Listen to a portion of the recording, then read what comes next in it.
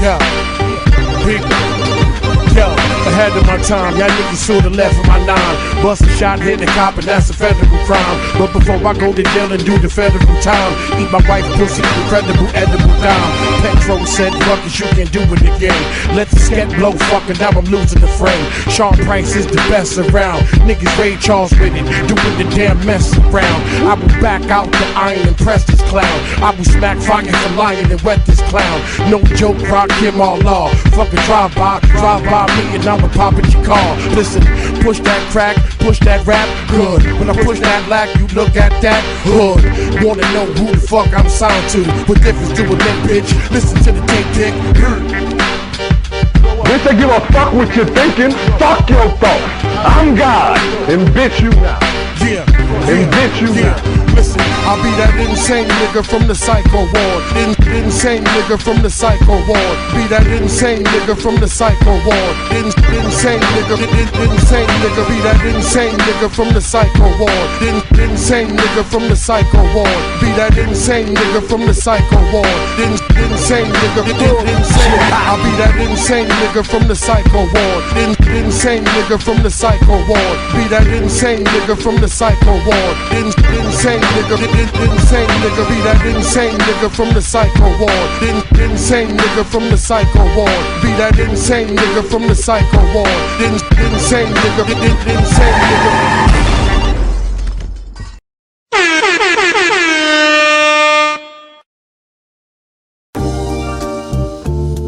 You remember when hip hop used to be fun? MCs had their own style and shit. Shit crazy. Look, you been wondering where we been. Around the world, we brought it back again. This, that sound that make you reminisce. It's all happening. You been wondering where we been. Around the world, we brought it back again. This, that sound that make you reminisce. It's all happening. Hey yo, my dear, you're overcome with fear. You pray, you say hello with someone there. Don't give up, give me one chance to share. Cause you're not the only one in despair, this I know. Time's hitting hard, we can all feel the impact. Even though it's hard, never call it a mismatch. There's some niggas like me that resent that. Just know I gets my lick back. Even when you're broke, you can fix that. Yeah, the system is cracked, but the solar system's intact. So drop comments in the space, showing we exist. Follow with me while I rim up. Boom, still remember many forgotten winners. Back when my sole agenda was to get rich as a kid. I didn't even know politics exists. Always had grit since the placenta. A born sinner with clenched fists. I kept my head up, remained on the swivel. Bounced back so many times, niggas thought I double dribbled. Nowadays I'm traveling, catch me bumping the clips when I pull up in the Vatican City. He be remiss if his holiness didn't know who sent me. Ha ha, nah, don't offend me. That's hard to deal with. You know I'm indie. Business is business. Personal if I get forgiveness. Life is a bitch. Try not to be chauvinistic. Look, I know she gets expensive, but when she's gone, she don't come visit ya. On the dotted line goes the signature. Yelling, here come the repo man. Here come the repo man. Looking to take away your self-esteem, take away your essence, take away your dreams, take away your faith, take his place, take you to extremes, damn near take away everything. So what's your takeaway? It's like I say, yo, I got what it takes, no question. Can't no man on earth repossess my blessings, cause I believe what's for me is for me and that's destined. That's a life lesson, learned since an adolescent. Now we're chopping with the elders, built knowledge with mental welders, sharing echoes of wisdom like Zelda. Hard knock scholars that rock street regalia, reminisce and then regale ya, really. Paralyzed by the burnt smell of paraphernalia. They feel pain because the guilt's still familiar. They eyes show you better than they tell you. Until then you never seen a museum of failures. They regret taught me about success. I became obediently rebellious. Yes, obedient to God, but the rebel within. Cause darkness only comes from the mind of men. Say what? Darkness only comes from the mind of men. Say what? Darkness only comes from the mind. Get out your head, trust your heart, find the light. Every soul contains the same potential to shine bright. Taj Austin. My name's Eric Jamal. My friends call me E. I'm not an alcoholic, I'm just addicted to bar hopping. Hey, I formed this bad habit. I take shots at these whack rappers. To kill an MC, I like to do it old-fashioned. Pull a mask out and teleport his ass inside a casket. Spit fireballs until he turn to ashes. He ain't earn my satisfaction. Put me on the track and watch me run past him. At bare minimum, I'm first draft pick. My IP, hey, that's worth billions. You ain't gotta ask me. It all started with a passion. Let me tell you how it happened. In Ali's, I started rapping.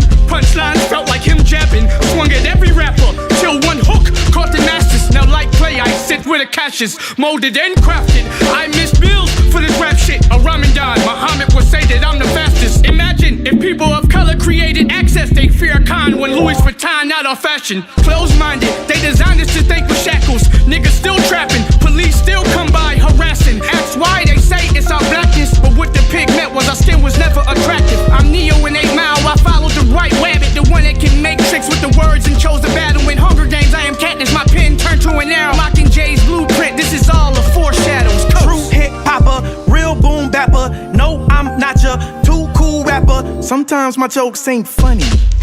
Sometimes I don't got money. Now fake 'em up, fake 'em up, fake 'em up, fake 'em. Watch 'em big 'em up, build 'em up, then break 'em. Coach ain't a bow, posing for cloud. Can we reminisce?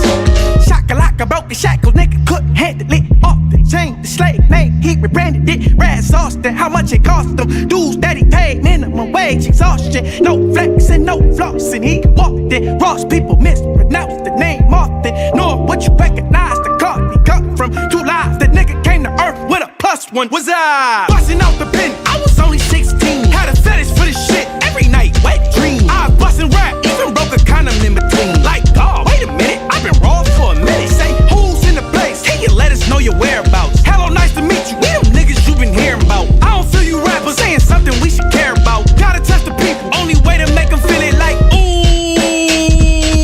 Wake 'em up, wake 'em up, wake 'em up, wake 'em up. Alright, the hot cat fiend, raw bust the bean fiends on the mic, touch screens, alright? But I'm tapping in on sight. Mainstream is nice, but the underground get hype. They pay attention, plus they value the price of every true hip hopper, real boom bapper, MC rocker, front row at the show. It shows the line, it grows, the crowd controls the hate, the hold, the highs, the lows, the ties with lows. We eat, with me, with y'all. It's cold, it's God inside the fifth. It's live on Apple, on Tidal, on Spots. If I catch a vibe like that, we went across the map to smile and bust a rap. Now the coast is back because you been wandering where we been.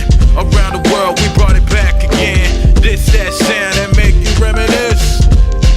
It's all happening. You been wandering where we been. Around the world, we brought it back again.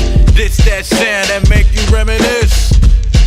It's all happening. Everybody's flows just water under the bridge. Could give a fuck about your raps or the money you spend. This hip hop nigga, your fame won't survive this shit. Coming out the dungeons of rapping, the dragon skinny mink. All the beasts I slay live inside of my ink. Flesh of my flesh, blood of my blood. We connected on the brink. I found out it was all me at the end of it. Shadow working for free, I'm just trying to reap the benefits. Now I'm back at the beginning. Hold up, let me reminisce about the time I was a youngin' back in Colombia. In the land of Cain, I was able to listen to MTV raps with no cable. Back at Granny's house, in el Calvo Sur de Bogota. Fat Freddy had the inside. Now I ain't speak no English at the time, but I still caught a vibe. Singing, you're all I need. Was enough for me, the melody that ran through my mind so much. I thought it grew feet, had me feeling like hip-hop was the thing to be. Had dreams as an immigrant of seeing NYC. Fast forward, we getting flowers from the legends that planted the seeds.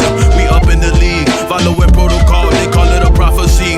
My style supreme over them pyramid schemes. It was all a dream, niggas wanted it more than sleep. I be up all night, cooking up that shit. Hey yo, coast, this how we do, like this. We be in the spot, running back, mic check. Coast to coast, we got the world tapping in. LA, tapping in. The Bay, tapping in. The Shire, tapping in. NY, tapping in. Philly, tapping in. DC, tapping in. Everywhere we go, it's all happening.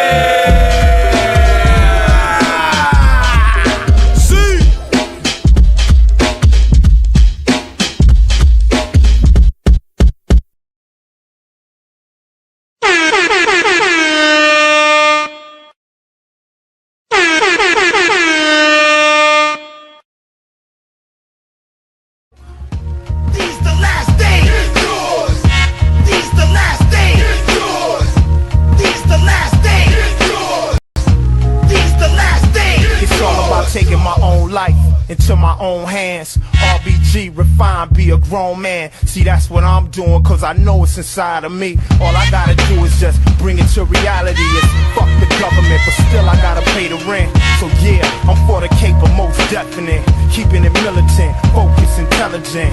Pimping the system is basic common sense. It's still fuck the bit. Black power ain't dead. All that red, white, and blue shit shit be going to your head. See, we break bread, it's like a game or a sport. Gotta train every day to keep your team on point. Cause still, to this day, our reparations ain't paid. And you can see it in the poverty around the way. It ain't even our own people on BET. So they gotta get it from somebody, it might as well be me. Besides, a nigga gotta eat when he hungry. You see how they send troops to war for their country. Niggas worldwide need an army of one. It's revolution to the fullest, put the bullets in the gun, nigga. These the last days. Get yours. These the last days. Get yours. These the last days. Get yours. These the last days. Get yours. These the last days. Get yours. These the last days. Get yours. These the last days. Get yours. These the last days.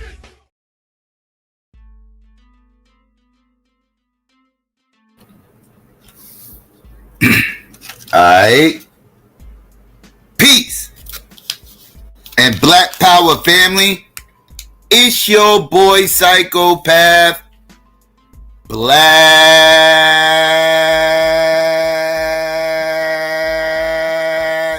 at you. Nah, I mean, with another Wake and Bake Bill was really hood out there, family. Let me get some ones out there. Let's make sure everybody can hear me clearly before I get into all this. Know what I mean? Let me see. Let me get some shout outs while I'm waiting. Let me see. Here we go. All right. Let me see. Shout out to Sha. What's going on? We can talk about that maybe later. It's going to turn the fanboy stuff with once the Don hits the motherfucking link though. But yeah, Mr. Quit was good. 764 roll up was the hold up. Akasha was going on. Old Stoughton was good. B1 for Life was hood with you. G24Ds was going on. Let's see who else up in here. Who else?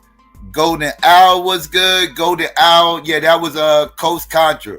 That was Coast Contra.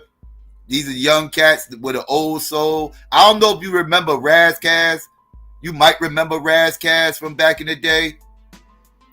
Two of the people in Coast Contra is his sons. They twins. They're part of the group. And yeah, to my Philly people out there, you got another Philly cat they got a Philly cat that's in their group too. The twins are from California. He's from Philly, and they got a Dominican on there with him.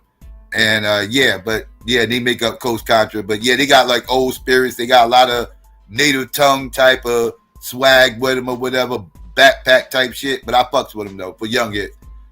Miss Cardio Queen was good, sis. Angels in the building was going on. Corey was hood with you. Dre was hood. Black Light was going on. Stephanie was good, sis. Who else? Lou, what it do? Who else? Elaine is barely here on time. Did I say Ryan already? If I didn't, my bad. Was good. All Star Warfare's going on. Big Dog Sports was good. And we got mulattoes in the building. Shout out to everybody else out there that might be listening or slide through. If I missed you, my bad. What's hood out there, family? What's going on? Yeah, I got to address this topic real quick. Know what I mean? And this topic right here, I don't even know what direction this shit is going to take me. Because how should I say this? A lot of undertone messaging going on with all this through the media, through social circles and everything else. I kind of want to address a lot of the in and outs with all this and what my opinion is about it, all this. So as y'all know, the U.S., the United Snakes of America with 3 Ks, right? Decided that they was going to go on airstrike attack Actually, no, it was actually, they were setting off missiles. It actually wasn't even an airstrike. It was they were setting them off from ship. It was setting off these missiles from ships, so it wasn't an airstrike. But these motherfuckers bombed Nigeria, right? On Christmas motherfucking Day. Can we talk about this shit real quick, family? On Christmas Day, they struck Nigeria, right? And the reason why they struck Nigeria, right, on Christmas of all days is because they allege that this is some type of Christian persecution going on out in Nigeria. Oh my God! So to send a statement to the rebels out in Nigeria, they decided that they was going to send a symbolic message and strike them on Christmas, right? Oh my God! This was the motives behind what they did, right? This is why they waited exactly to that day, right? I'm going to get into all that, right? We're going to cook on that. We're going to get into all the other aspects of this that I've seen people discussing because I've been paying attention a little bit over the last 24 hours. And I kind of want to address some of this stuff. So let's get ready to get into the actual story before I give my opinion on some of this other shit. Because this shit is kind of wild. Give me a second. I got to get this together. All right. Give me 1 second, family. There we go. All right. So let's start off with this one. All right. Let's go here. All right. So what we about to do, wait 1 second. Before I do that, let me do something real quick. Give me 1 second, family. I'm getting this together. All right. That's good enough. All right. So let's shut this down, shut that down. All right, so now let's get ready to get into this, family, and let's get to this story and let's see what happened. All right, so let's get into it.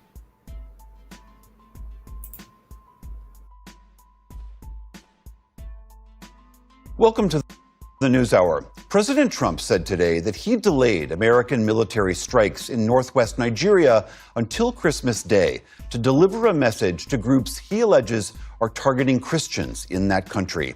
Meanwhile, the Nigerian government praised the attacks and said it provided the U.S. with the necessary intelligence. Nick Schifrin is here with the details. Nick? William, the area that the U.S. bombed in Nigeria is near the border of neighboring Niger, in a part of Western Africa that suffered from cross-border terrorism. Northern Nigeria has suffered from violence for years. And while the president describes this as focus on protecting Christians, the violence in Nigeria and the groups committing it are far more complex. Okay, I got to ask a question right now. I was going to wait to this, but I need to address this right now. Who in the fuck is the United States of America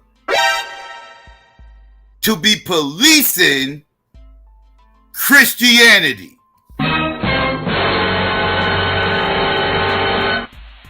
You telling me this country is the Christian police? That's what the fuck we are over here in this fucking country? You plus your weak religion. That's what the fuck motherfuckers is. That's what the fuck it is? Really? Really? So we the defenders of Christianity now. How come I missed that memo? Somebody please catch me up. Know what I mean? I'm confused. What happened is, so we can eliminate church from state, but not church from country?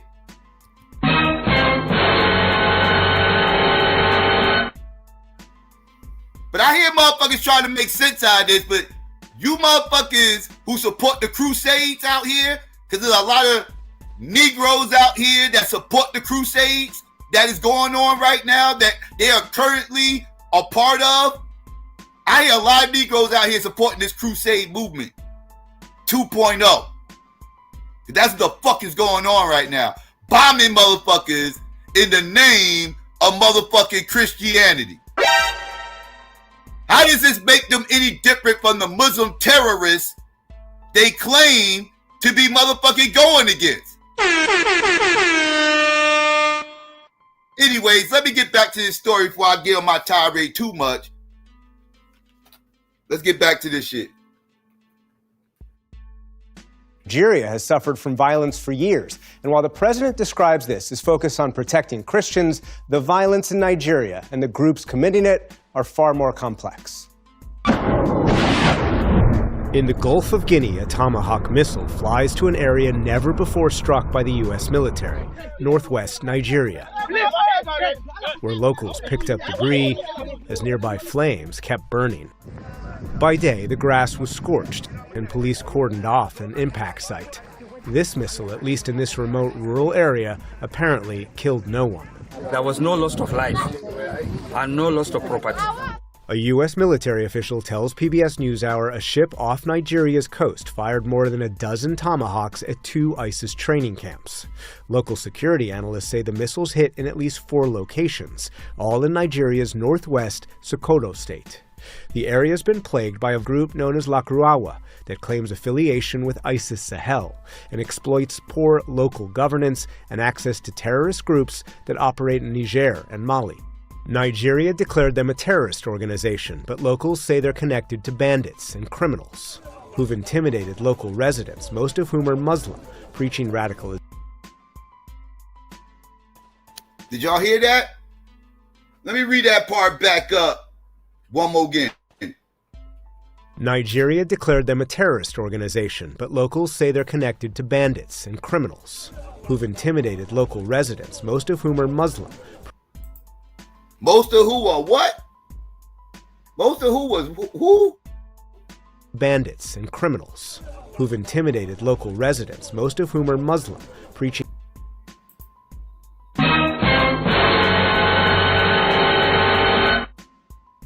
So they're terrorizing local residents, and most of them are fucking Muslim?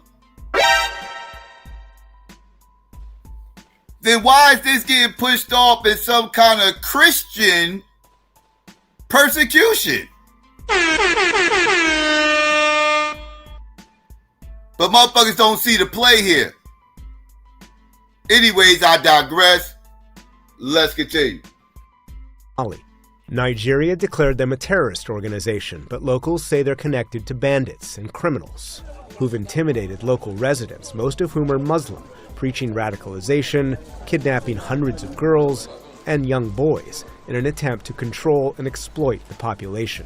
This is what we've always been hoping for, to work with the Americans. Today, Nigerian Foreign Minister Yusuf Tugar told Channels TV that Nigeria provided the U.S. intelligence. It is a joint operation, and it is not targeting any religion. But last night, President Trump wrote that the targets were, quote, ISIS terrorist scum in northwest Nigeria, who've been targeting and viciously killing primarily innocent Christians.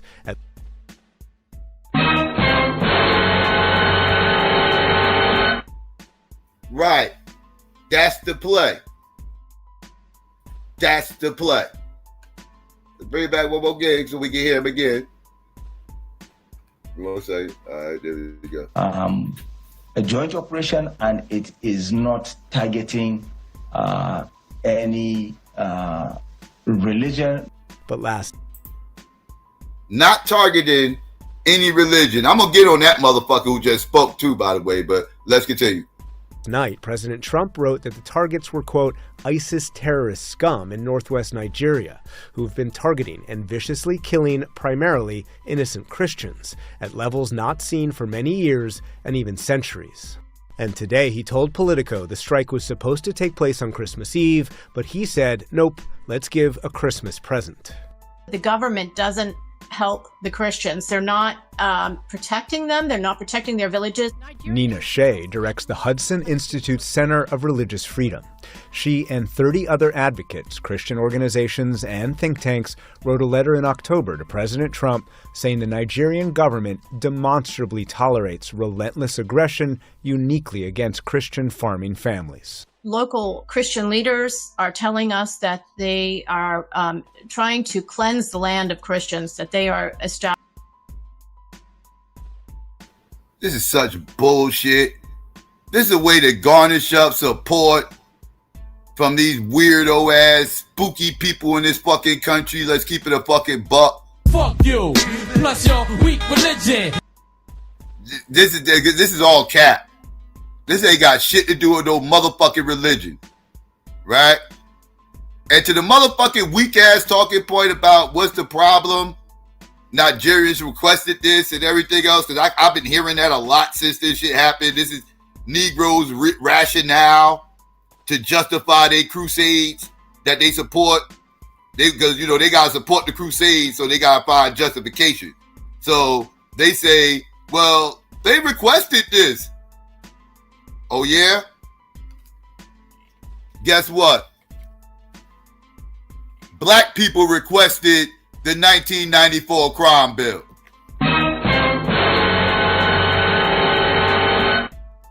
At least that was the narrative that was pushed since the crime bill was motherfucking introduced, right? That same bullshit ass political talking point. They asked us to fuck them over. Don't blame us. They asked us to fuck them over. Yeah, we bullied them a little bit. You know, shot some missiles their way, blew up a couple of villages, but they asked for us to do that shit though, man. That ain't our fault. That's the same shit I hear with motherfucking trying. Well, the 1994, you know, black people were the ones who actually requested that. You know that, right? Like, that was black people who asked for that. No, the fuck it wasn't.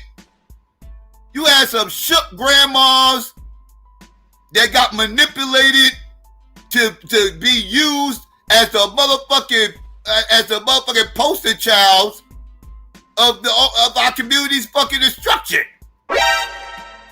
Because they wanted something to happen, they need to ask for a fucking crime bill. And even if they did, that was not the community by and large. Show me the polls in Nigeria where the overwhelming majority of Nigerians wanted to be bombed. Y'all are going up with these goddamn Nigerian motherfucking government motherfuckers are saying who are paid agents, whole paid agents. Let's keep that shit a fucking buck. I highly doubt those village motherfuckers were out there requesting to fucking get bombed. I got a hard time believing that. You're believing Nigerian agents.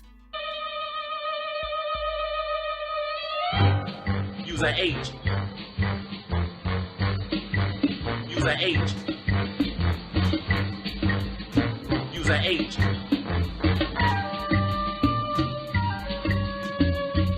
Use an agent. It's all agent shit. It's all agent shit. Them motherfuckers are agents, dog. They corrupt governments. They corrupt governments. I'm not listening to no corrupt government talking about what Nigerians wanted to get bombed by the U.S. I don't believe. Get the fuck out of here. I don't believe none of that shit. Them motherfuckers did. The Nigerian population did not ask for this. A crooked government cut a deal with the United States. United Snakes of America with 3 Ks. Cut a deal with these motherfuckers to bomb up this motherfucking area, clear that shit the fuck out for the motherfucking resources, and we're just gonna push this shit off in some kind of Christian persecution / we asked for this motherfucking bullshit ass logic that everybody's just gonna run with and fucking believe. You niggas believe that shit if y'all want. I don't believe those Nigerians asked to get bombed. I believe that crooked government cut a deal with the United Snakes. So now that's what I believe happened. If y'all want to believe something different, then y'all go ahead. But that's what I believe. Let's continue. Establishing the land for Islamic rule.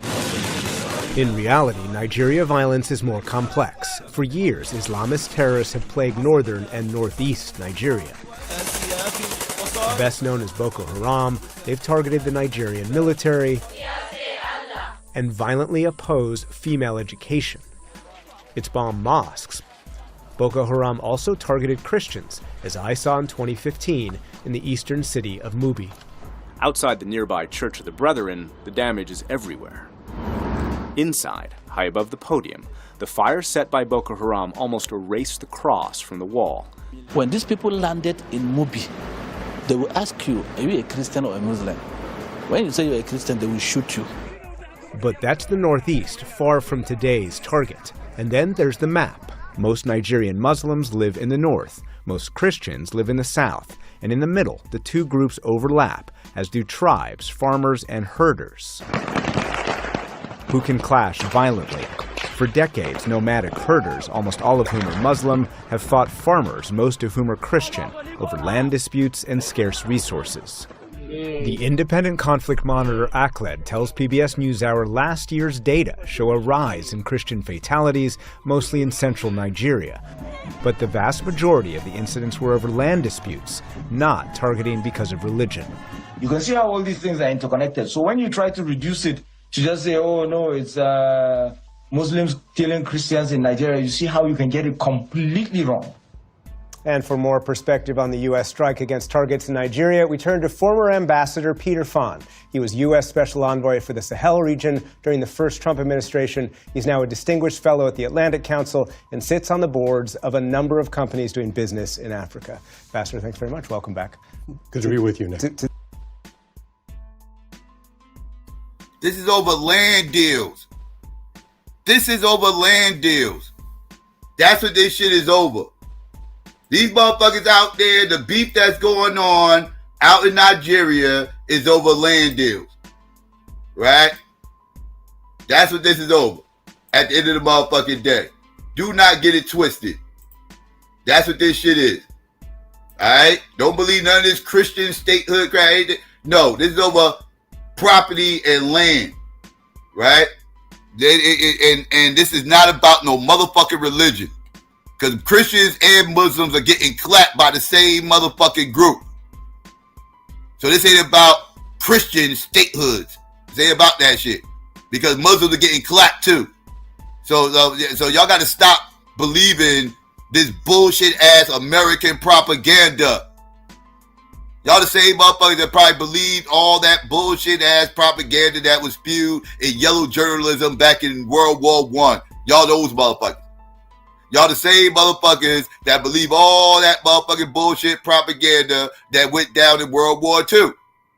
That motherfucker got motherfuckers gassed. Y'all believe y'all them type motherfuckers. Y'all are believing the bullshit and not understanding how this government moves. No, these motherfuckers want oil, crude oil, a lot of it, and it's there in Nigeria. And these motherfuckers cut a deal with the United States government to take said land, taking advantage of a skirmish that was already happening. A skirmish that the United States should not even give a fuck about. Why the fuck should the United States care about some beef that's going on out in fucking Nigeria? Why should the United States give a fuck? Somebody please let me know the part the United States supposed to care outside of crude oil. Which part? Which part is the United States supposed to care? Let me know. Because that's the only part I'm seeing why they should fucking care about why some niggas is beefing over property in Nigeria. That's the only reason why the United States government should even give a fuck. It's because of crude oil. Let's keep it a buck. It ain't about no goddamn, it ain't about none of that shit. And these motherfuckers out there, it's not about no Christian statehood and all this other crap. Because again, if that was the case, it would be Christians killing all the goddamn Muslims.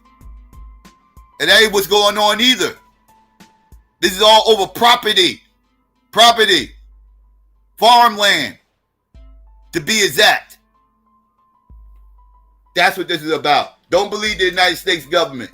They're liars. To the NewsHour, explain who is being targeted here in the Northwest. This is a group called Lakurawa, connected to terrorists in the Sahel in Western Africa, but also criminals known as bandits in Nigeria. Well, the group that was referred to in the piece, Nick, Lakurawa, is a good example, almost a classic one of the cure being worse than the disease. They originate as self-defense groups in an area where the Nigerian government and some of the neighboring countries were unable to provide protection for local communities. So they set up their own self-defense groups. Unfortunately, over the years, these groups, their ambitions grew, and in the case of Lakurawa in Sokoto State and some of the neighboring states, as well as in Mali and Niger, they've grown to establish dominion over areas of territory where the government is, quite frankly, its writ doesn't run and is excluded. And they've been increasingly imposing upon the people they were started to protect a harsh vision of Islam and a hardline vision, and increasingly kidnapping young people to fill up their ranks. So they've become, in effect, the disease they were there to fight. And I don't want to conflate these groups. The analysts I speak to say it's not Lakurawa, it's not these bandits in the Northwest who are traditionally killing Christians. We see that more in the Northeast and the central area of Nigeria. That's very much where the conflicts between farmer herders, between Muslims or those motivated or agitated by extremist interpretations of Islam and Christians have occurred. So I'm not privy to, I'm a former government official, I'm not privy to any current intelligence on this, so I can't speak to why the targeting occurred in Sokoto. Certainly, it's a mystery to me. There are a couple other places I would have picked to hit extremists in Nigeria. So let's drill into that. What impact, if any, could this have, this strike in northwest Nigeria, on violence against Christians? As far as I'm aware of, a very limited impact. What it does do is send a signal that the U.S. is willing to act in this area. But, you know, what concerns me is the fact that all the reporting I've seen on this has emphasized, including Nigerian Foreign Minister Tugar's statements, this was coordinated with the Nigerian government. And I agree with my friend Nina Shea. Part of the problem here is actually not all parts of the Nigerian government, but certain parts of the Nigerian government are suspect. Well, we've also seen inability by the Nigerian government, as you were referencing. You heard that, right? You heard that, right? Say that again? Is actually not all parts of the Nigerian government, but certain parts of the Nigerian government are suspect. Well, we've also seen corrupt. They cut a deal. To let the U.S. in on this motherfucking crude oil. They cut a deal. It's that simple. All this other shit y'all motherfuckers talking, the Christian persecution, Nicki Minaj with her little stupid bird ass. Donald Trump's so great. He's so great to cut that deal and get all that crude oil for them black people and murder them in the process. I support the Crusades. He's such a handsome crusader. I support the Crusades. You stupid dumbass Barbie bimbo ass motherfucker. It's disgusting. The fuck are we talking about? Ain't got shit to do no goddamn Christian persecution. You fucking kooky fucks. Ain't got shit to do with, the Nigerians begged for this. The Nigerians begged. No, the fuck they didn't.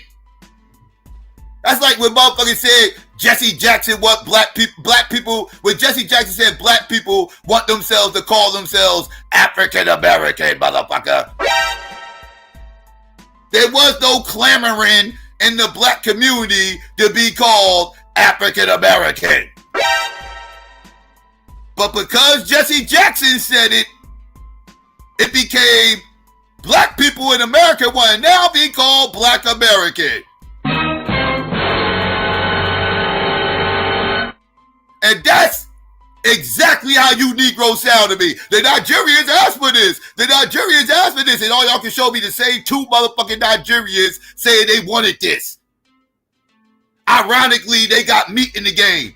Pause. Because they're the ones who cut the deal. The fuck? I agree with my friend Nina Shea. Part of the problem here is actually not all parts of the Nigerian government, but certain parts of the Nigerian government are suspect. Well, we've also seen inability by the Nigerian government, as you were referencing before, to govern some of these spaces, whether the Northwest, the Northeast, or some of these farmer-herder conflicts in the Central Plains. I mean, how much of this is about, how much of the root causes is about the government not being able to have governance in these areas? It's a matter of, where does something start and where does something end? There's certainly an incapacity or lack of capacity. But there's also a lack of political will to put the resources necessary to that. And in some cases, one has to be brutally honest here, there's also certain politicians in Nigeria have their own agendas and their own political alliances with extremists. And you should get a mixture of all that. It's a very complex situation that doesn't lend itself to easy solutions. Absolutely. And so in that sense, is there anything the United States can do right now, whether with the military or not, that could actually help protect Nigerian Christians, could get at? Why is this our business? And notice they only saying protect Nigerian Christians. Y'all notice that? Oh my God. Fuck those Nigerian Muslims that are motherfucking dying. They ain't concerned about all that. Fuck those Nigerian atheists who will die if they just said that they was fucking atheists. Because there's been atheist persecution going on out there way longer than this little skirmish that's going on right now. I didn't see the United States jumping up, shooting missiles to defend Nigerian atheists. Fuck you, plus your weak religion. No, they keep harping on Nigerian Christians. That's what y'all pay attention. I'm telling y'all a bunch of crusaders. And I'm not saying that in a good way. Y'all are a bunch of crusaders. This is wild. This is wild. But let's continue. Solutions. Absolutely. And so in that sense, is there anything the United States can do right now, whether with the military or not, that could actually help protect Nigerian Christians, could get at this lack of governance? Well, first, I think calling attention to it is very, very important. Calling it out has forced the Nigerian government to take stock of what it is and is not doing. So that in itself is effective. Secondly, I would say that important also in this is also to be operational security. Again, I'm not privy to current planning, but I certainly, if I were still in the Army, would be very, very hesitant at sharing and coordinating. If what the Nigerians are claiming was happening with this coordination, I'd be very suspect about that. And the Nigerian government, as we heard the foreign minister say, this violence is not about any particular religion. And in fact, the majority of victims of violence in Nigeria are Muslim. But we heard President Trump say this is about protecting Christians. So in the time we have left, about 30 seconds, do we know anything about why those two narratives are so different right now? I think a lot of it has to do with, it's a matter of perspective. Both Muslims and Christians are suffering because of this violence. And where the political will is in Nigeria is the real question. Is there a political will to address the challenges to both communities? And is there a double agenda on the part of certain people? Well, but again, on the political will, it seems like so far in the past, at least, the Nigerian government has struggled with that political will. Very much so, both in will and in resources. Ambassador Peter Pham, thank you very much. Thank you. And there you go, family. That's the backdrop of what happening. Let me see. Let's get to a little bit more about this. Because like I said, family, it's a bunch of fuck shit going on. And Negroes is buying into this. Is a problem. We should not be buying into this fuck shit. But then again, I'm not surprised too much. I'll get into that in a minute. But let's get into... Okay, here we go. let's listen to some of this real quick. Give me a second. All right, here we go. Let's hear what some of these motherfuckers got to say. I want to critique some of this. Let's get into this real quick, Paul. Another part of this story, even though it's Nigeria. Trump, we will have no more wars, no more disruptions, and we will have prosperity and peace for all. I am the candidate of peace. I am peace. We are learning new details about the deadly strike operation that President Trump says he ordered on Islamic State terrorists in Nigeria. Listen to this.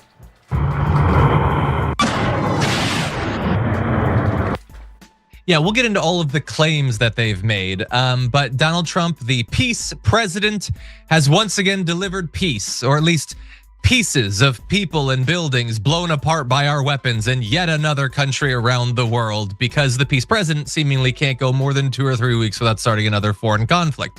In this particular case, as you saw, it is in Nigeria over what he is calling a genocide against Christians in that country, which we're going to dive into the facts, see if we can figure out what's really going on. But Cenk, let's start with your 2 cents. Yeah, so wait till you see what's actually happening in Nigeria.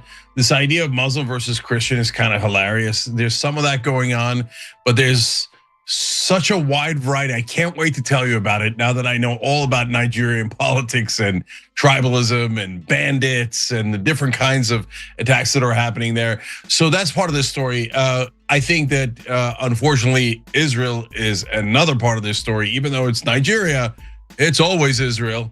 And I'll explain how. And of course, the hypocrisy of Trump on anti-war is enormous. We have a poll about it in a minute for you. And John's 3rd or 4th cent here is that he knows why this happened. And I'm very curious about that as well. Yeah. Well, I'm glad that you have read up a lot and become an expert on this topic. I've read a little bit, but I'm not an expert. I thought that it would be elitist of me to know more about this country we're going to war with than the president does. So I know next to nothing. So I feel like I'm on Trump's level with this. But anyway, he posted this. This is Christmas Day. I find it funny that these motherfuckers have absolutely no idea what the fuck is going on in Nigeria, but know every detail, every intricate about what the fuck is going on out in fucking Gaza with Israel. Could that be that because these are Muslim people, and when I say Muslim people, I'm not speaking of black Muslims. I mean, you know, kind of like Turkish people. Could that be why you know everything that's going on out there and seem to care more about what's going on out there than what the fuck is going on out in Nigeria? And I want y'all to notice how they're giggling and kikiing about a lot of this shit as they talk. But when they talk about Gaza and Israel, these motherfuckers be about to bust a blood vessel. These motherfuckers be ready to bust a blood vessel when they talking about Gaza and shit. But Israel, they smiling, kikiing, they cracking jokes, and it's all, you know what I mean? This shit it's just a regular old motherfucking Thursday. This shit ain't really about nothing. I just gotta point that out. I just want y'all to pay attention. We're going to war with than the president does. So I know next to nothing. So I feel like I'm on Trump's level with this. But anyway, he posted this. This is Christmas Day. He launched this conflict. That's great. Tonight, at my direction as commander-in-chief, we launched a powerful and deadly strike against ISIS terrorist scum, saying that they are viciously killing primarily innocent Christians at levels not seen for many years and even capital C centuries. Blah, blah, blah. I previously warned the terrorists, the Department of War, as he calls it, that's its preferred pronouns, executed numerous perfect strikes, as only the United States is capable of doing. They're not gonna let radical Islamic terrorism prosper. May God bless our military and Merry Christmas to all, including the dead terrorists. I think he gets the holiday spirit. I do think that he gets that. So look, we're going to dive into the facts about the supposed genocide. Also, bear in mind, we're going to talk about the facts about this being ISIS terrorists, because that's not necessarily as cut and dried as he would have you believe either. A lot of this feels pretty dishonest, but let's see if we can rewind a little bit, figure out how we got to the point that the United States is launching what, were it to happen to us, we would label it obviously as a war. For some reason, when the United States bombs a country, it's just like a cool thing you do on Christmas Day. It's not warmongering or anything. But anyway, it's attacking on Christmas Day is the American motherfucking way. Just check the story of George Washington crossing the Delaware. When George Washington crossed the Delaware and took out those British troops, that was on Christmas Day. It was done on Christmas Day because this is when they had their motherfucking guards down. Right? Oh, the United States been practicing guerrilla warfare for quite some time. Quite some time. I would argue we're the inventors of that shit. I would argue we are the inventors. I'm talking about this country.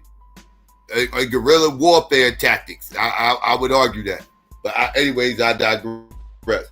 Obviously as a war. For some reason, when the United States bombs a country, it's just like a cool thing you do on Christmas Day. It's not warmongering or anything. But anyway, it seems like a Fox News segment about a month and a half, 2 months ago was what kind of kicked this thing off. And in this segment, we're going to show you a bit.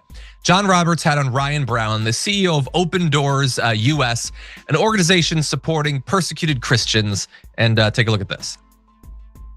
Open Doors keeps track of Christians who are killed around the world in religious violence. Here's your statistics for 2025. 4,476 Christians murdered so far worldwide. 3,100 of them in Nigeria.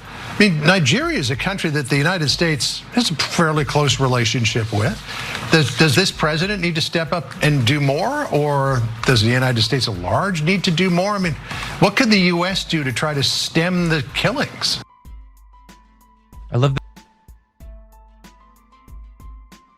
Somebody still got to explain to me, why is it that the United Snakes of America with 3 Ks, why is it our responsibility about some niggas in Nigeria beefing with each other? Why is it our responsibility to shoot missiles at these niggas? Why? They ain't do all this with the 94 crime bill. They ain't go shooting missiles in motherfucking Compton when this shit was happening, right? Like, but niggas beefing in Nigeria requires missiles.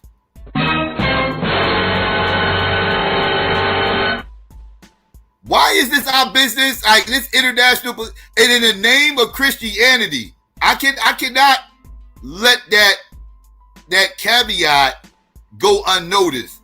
In the name of Christian, not in the name of America with 3 Ks, not in the name of America. Nigerians ain't did shit to us. Nigerians over there mind their business. They ain't thinking about us. They warring with each other. Oh, that's right, I forgot. They are thinking about us. They out there killing each other and stealing our culture. Right, y'all, because y'all always say them Nigerians stealing our culture, so they stole the drive-by, and they ride around doing drive-bys in the name of black culture, and that's why y'all not mad that they doing this shit. Y'all think they shooting up a bunch of culture vultures. That's why this is how y'all rationalizing this in y'all minds, right? Y'all like, yeah, them motherfuckers out there stealing our culture, trying to do drive-bys, shit like that. These motherfuckers don't even know how to work that whip. These motherfuckers that automated, they had automated vehicles and shit trying to do drive-bys. Like, that shit cheating. That shit cheating. That's like motherfuckers saying they can DJ, but all they know how to do is work Serato and shit. Them motherfuckers can't work no real turntables. They need that Serrano shit. They ain't no real DJs. Like, y'all over here offended by this shit. Like, what the hell's going on? Help me help you. Help me help you. Which part are you using to grasp this and make this make sense to you? The fact that they steal our culture, the fact that they call us the katas. How are you making this make sense that you are supporting the Crusades? I need y'all motherfuckers to explain this to me. Anyways, I digress. The distinction he makes between the president doing more and the United States doing more, like Donald Trump's going to fly over there and deal with it single-handedly or something. But anyway, they're hoping to get the United States military involved. More conflicts, good for Fox News, good for the defense industry and all of that. And almost immediately after that segment aired, which Donald Trump was obviously watching because he's never not watching TV, he posted this onto Truth Social, saying that if the Nigerian government continues to allow the killing of Christians, apparently the Christians are the only ones that need to be protected. The other people dying there, doesn't matter. The USA will immediately stop all aid and assistance to Nigeria and this is going to be a literal verbatim quote in case you're listening, and may very well go into that now disgraced country guns a-blazing, the president of the United States says, to completely wipe out the Islamic terrorists who are committing these horrible atrocities. He's saying basically there's cherished Christians, warning, the Nigerian government better move fast. So he waited about 6 weeks. I guess that's something. And they did these strikes, killing at least 5 people, leaving over 30 seriously wounded. And I think at this point, Jake, we should probably get into the conversation around this, because the reason that he seems to be interested in this is the reason that Fox News was interested in it, is that they can spin a very selective interpretation of the conflict to make it seem as if this is people hunting down Christians. And of course, the right is always looking for opportunities to feel that they are an aggrieved minority. That's why they are saying this about Nigeria. It's why they have pretended there's this genocide against white farmers in South Africa.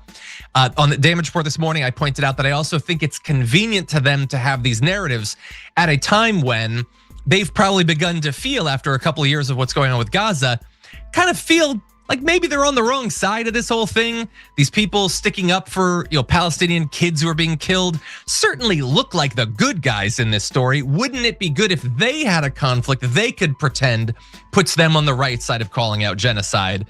So what do you know? What is a fairly complicated civil conflict in Nigeria gets reinterpreted as a genocide against Christians, which is more palatable for their domestic audience. But what do you think? Yeah, so we're going to play a series of macabre, fun games here about this. Yeah, they are appealing. They are appealing to Christian nationalists, right? That's what Christian nationalism is all about: being persecuted and pushing back against said persecution, right? Hence why a lot of these motherfuckers, right? A lot of these white wing motherfuckers is pro-Israel. Besides the neo-Nazis, right? You got a split in the Republican Party. You got the neo-Nazi side that's like, fuck them goddamn Israelis, right? And then you got your more traditional, conservative Christian, the motherfucker that believes the Bible should be taught in school and all this other shit, these Westboro Baptist church ass motherfuckers, this, that, third. Oh, these motherfuckers love Israel. They must protect the chosen people, right? Like, so you got a whole split in the Republican parties centered around religion. Fuck you, plus your weak religion. And now they're trying to use this, all this spooky shit that's going on within politics. They try to garnish up support to bomb niggas, so they can ultimately get some crude oil. Because that's ultimately what this is all about. Don't ever get it fucked up. okay?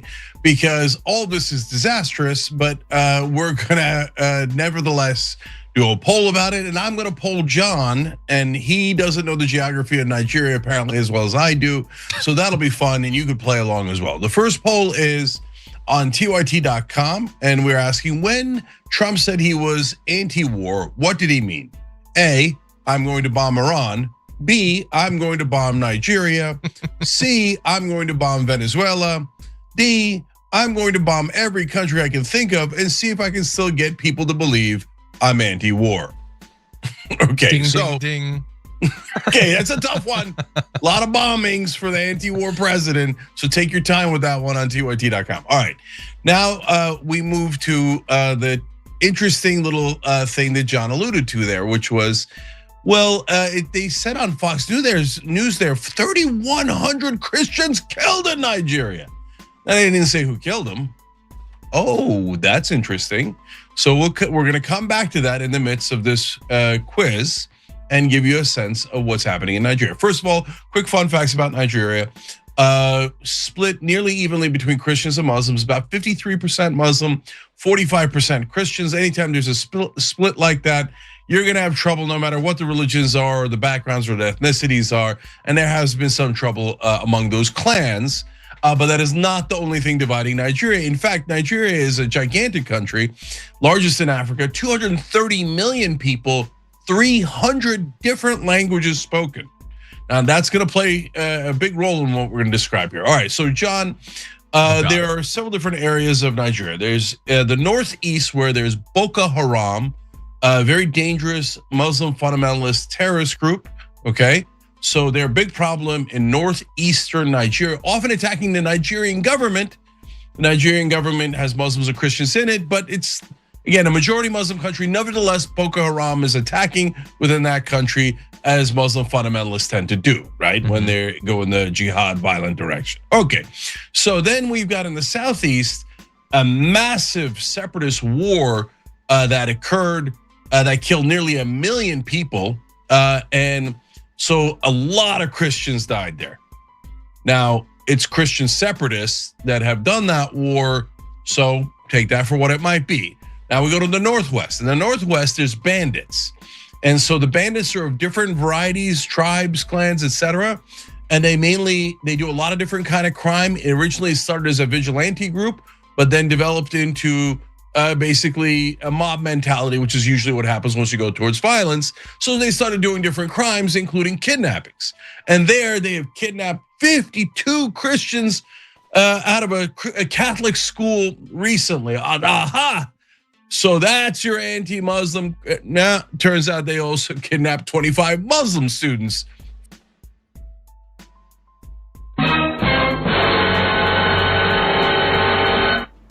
And that's the part they always leave out. Right there. That part. And there they have kidnapped 52 Christians out of a Catholic school recently. Aha! So that's your anti-Muslim. Now, turns out they also kidnapped 25 Muslim students from a Muslim school because they're banditos, they're bandits. Okay, so then you go to central Nigeria, and in central Nigeria, we have a war between the farmers and the herders. I mean, you want to talk about old school, herders versus farmers is like the oldest battle there is. It happened in Central Asia, it happened in Scotland. And so they're doing that battle and they're hacking away at each other. Now, the problem is that the farmers are largely Christian, the herders are largely Muslim. So that gets into some tribal and religious issues. But what people noticed is actually the people grabbing the land the most are just wealthy folks from Nigeria who are using the farming and the herding and the Christianity and the Muslim and all that stuff as an excuse to do more land acquisition.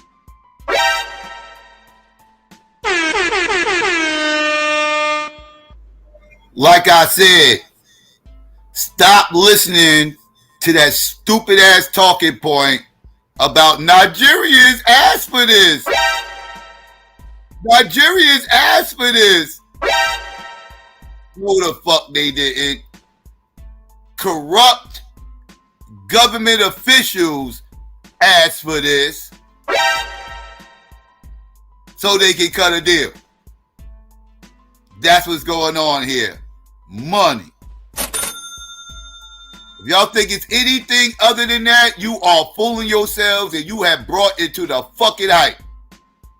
Don't believe this shit. Folks from Nigeria who are using the farming and the herding and the Christianity and the Muslim and all that stuff as an excuse to do more land acquisition. Okay.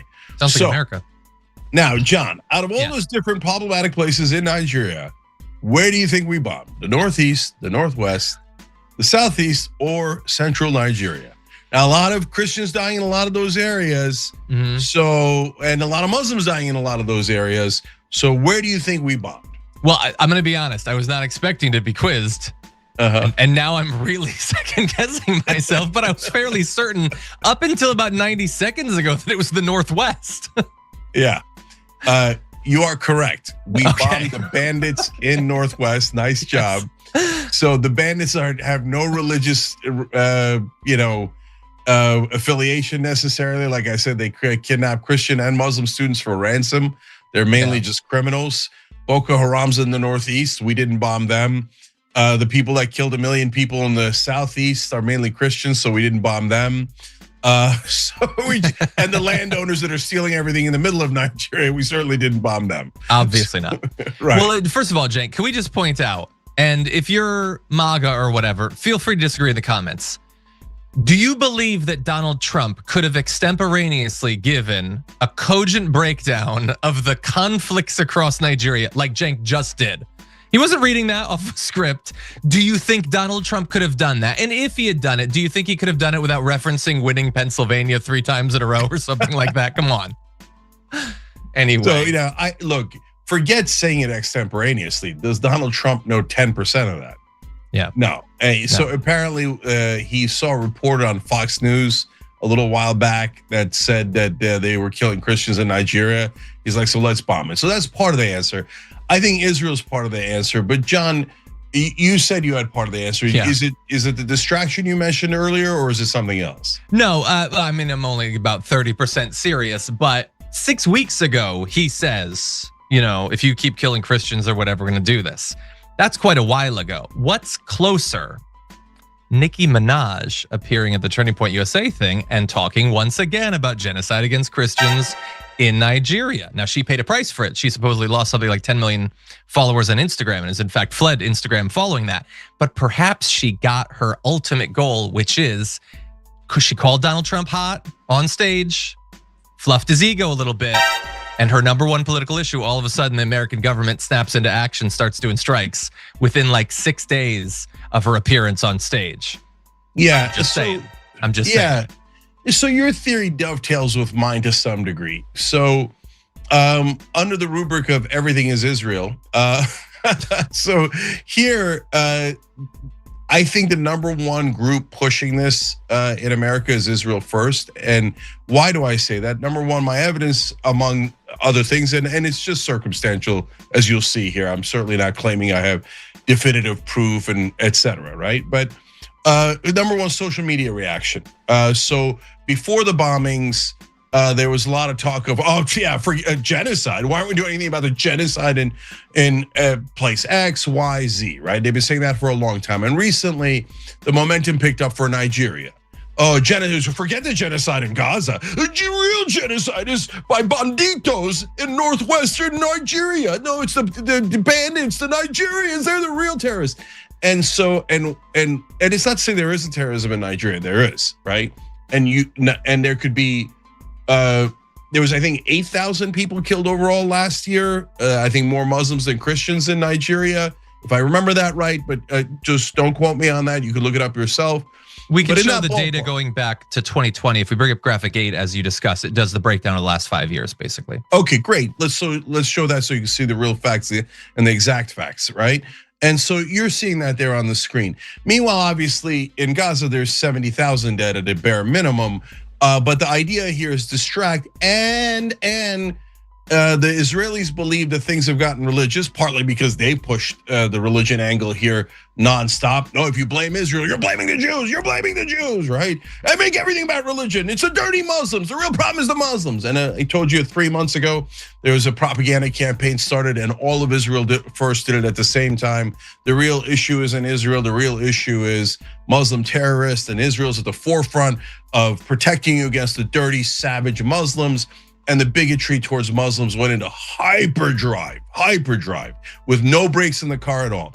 And now this is another wave of, no, the real terrorists are the Muslims in Nigeria. And if you care about religion, you should care about protecting the Christians in Nigeria from the Muslims. Remember, don't think about Israel. Don't think about our slaughter of the Muslims. Only care about hating Muslims. And we've got a good opportunity here in Nigeria where we can get you to hate them and pretend that it's only violence against Christians and that that's the real problem in America. And of course, John, among the 100 things wrong with that logic is, yes, but we're not funding any of that in Nigeria. We're not, whatever atrocious attacks are happening by Muslims or Christians or bandits or farmers or herders in Nigeria, we didn't pay for any of that. Whereas we paid for all of Israel's genocide and all of their war crimes and all of their wars. Yeah, it is ironic to be told by people who have some sort of biological opposition to ever exercising empathy that those of us using it actively should be using even more of it in more circumstances. First of all, lead by example and not just opportunistically like in this. And you're totally right. It's not hypocritical. Like, first of all, yeah, we should acknowledge conflicts in other areas. But as you point out, it's not exactly the same thing. We are much more directly implicated in one of these attacks than the others. Also, it's the sheer amount of death over a very small period of time. There are a lot of substantive differences between these conflicts. But let me also say, in closing, like the fact that if you actually care about the Christians that have died, it is a tragedy that these people have died. It's just an equal tragedy to the tragedy of the more Muslims who have died in that conflict. It's terrible that all of these people are dying. And it would be one thing if Donald Trump was saying, you know, I've been really paying attention to Nigeria. It's a lot of chaos. I feel terrible for that country. So we're going to get involved and we're going to try to do the right thing and take down some of these bandits or whatever. But that's not what he's doing. He's not being honest. And does anyone actually believe that he even gives a damn about the Christians of Nigeria? You think Donald Trump would spend 5 minutes talking to a group of Nigerian Christians? You think he actually gives a damn any more than he cares about white farmers from South Africa? He doesn't even care about that. It's a convenient thing that he knows some of the conspiratorial people in his base love to talk about on Twitter. So it's easy. He could say, Pete Hegseth, go bomb him or whatever. I don't care. I don't want to hear anything about it. It's the dishonesty and how obviously they're using people's lives or deaths just to distract or to earn some points. It's just gross. And to then hear people get getting pissed off at us because we care about what's happening in Gaza when this is clearly so artificial, so just self-serving the way that they approach this. Being told that we're not exercising empathy in the right way is disgusting. Apologies. I know that we're over. Any final thoughts before we go to the break? Nope. Okay. Other than don't go to war with Nigeria. Yeah. So that's the Gaza defenders' reaction. Let's hear one more reaction to this. I'll get ready to drop the link and let y'all come up and we can discuss this. But let's listen to one more joint and then we can get into. I'll drop the link. On Christmas evening, Donald Trump decided to strike Nigeria. Yes, we are looking at another war. Let's go ahead and get into it, ladies and gentlemen. So you have been hearing a lot that Christians are under attack in Nigeria, but it's not as widespread as they want you to believe. It's not as many people as they want you to believe. Notice that you're not hearing these individuals like Donald Trump, like Nicki Minaj, like corporate media tell you that a lot of Muslims have been killed in Nigeria. So we're going to break this down, folks. I'm going to tell you what this is really all about. One thing that you have to keep in mind is that the U.S. government is not there to help you. The U.S. government is not there to help the people of Nigeria. This is done under that disguise of help in protecting Christians in Nigeria. But that's not what this comes down to. It was reported just recently. You'll notice corporate media loves to cheer on war. Listen to this. Jessica, it was around 6 o'clock Eastern time tonight, about an hour ago, that President Trump announced that the U.S. had launched strikes inside of Nigeria, targeting and killing elements of ISIS in the northwestern part of the country. We don't know how many people were injured, how many were killed in this American strike. What we do know is President Trump says the reason the strike was launched is because he says Christians within Nigeria, as you mentioned, have been targeted, not just over the last year, but really over the last several years. Now, let's pause here for just a second.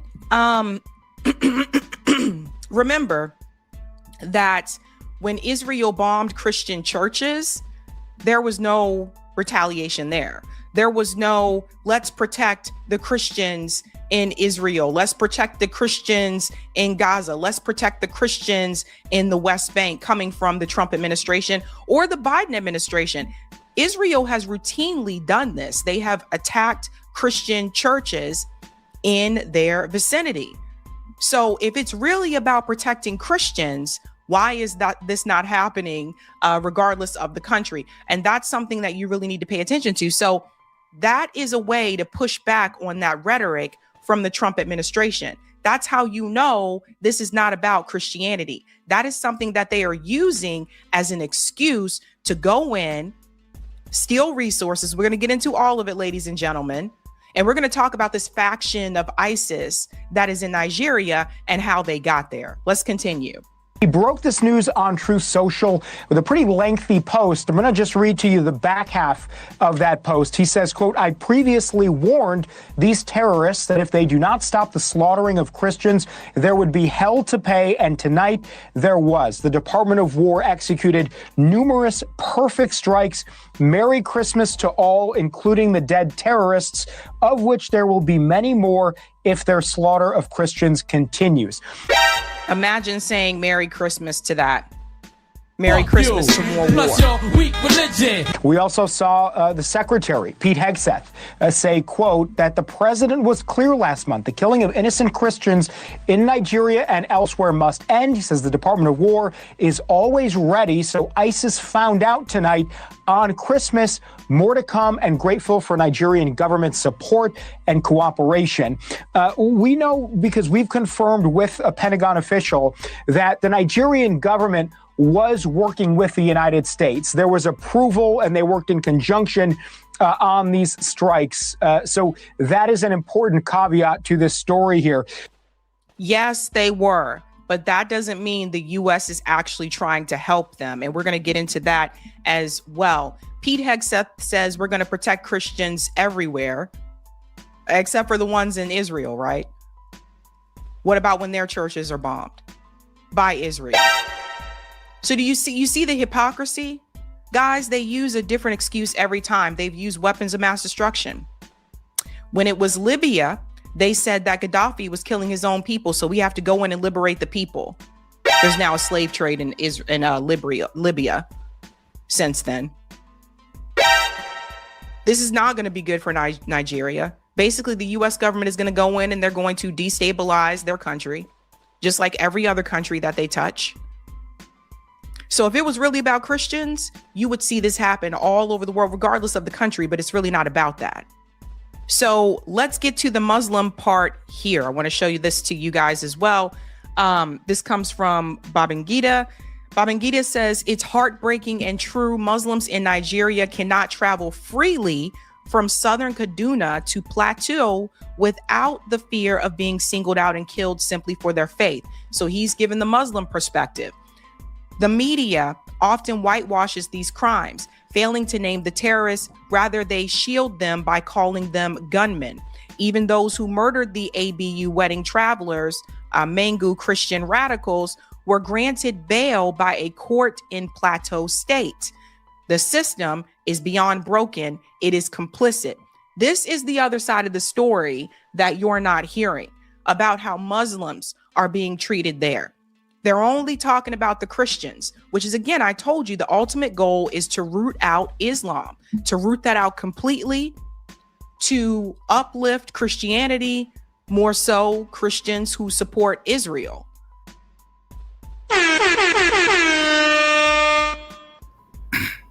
Yes, This is a total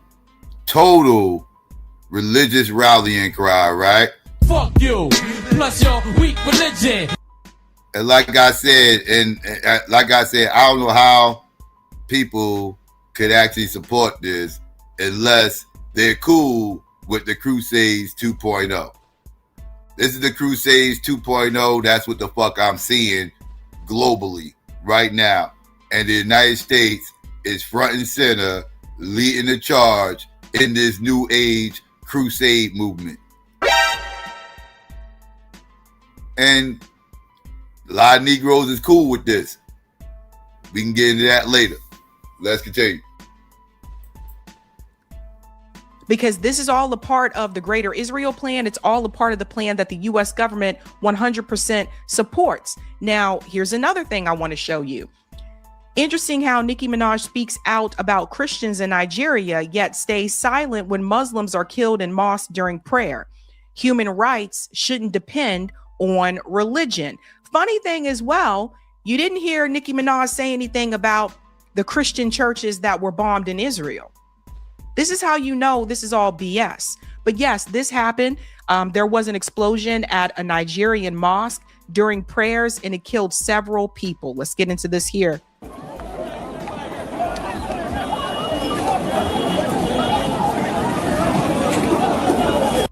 By the way, this was December 24th. So this was Christmas Eve of this year.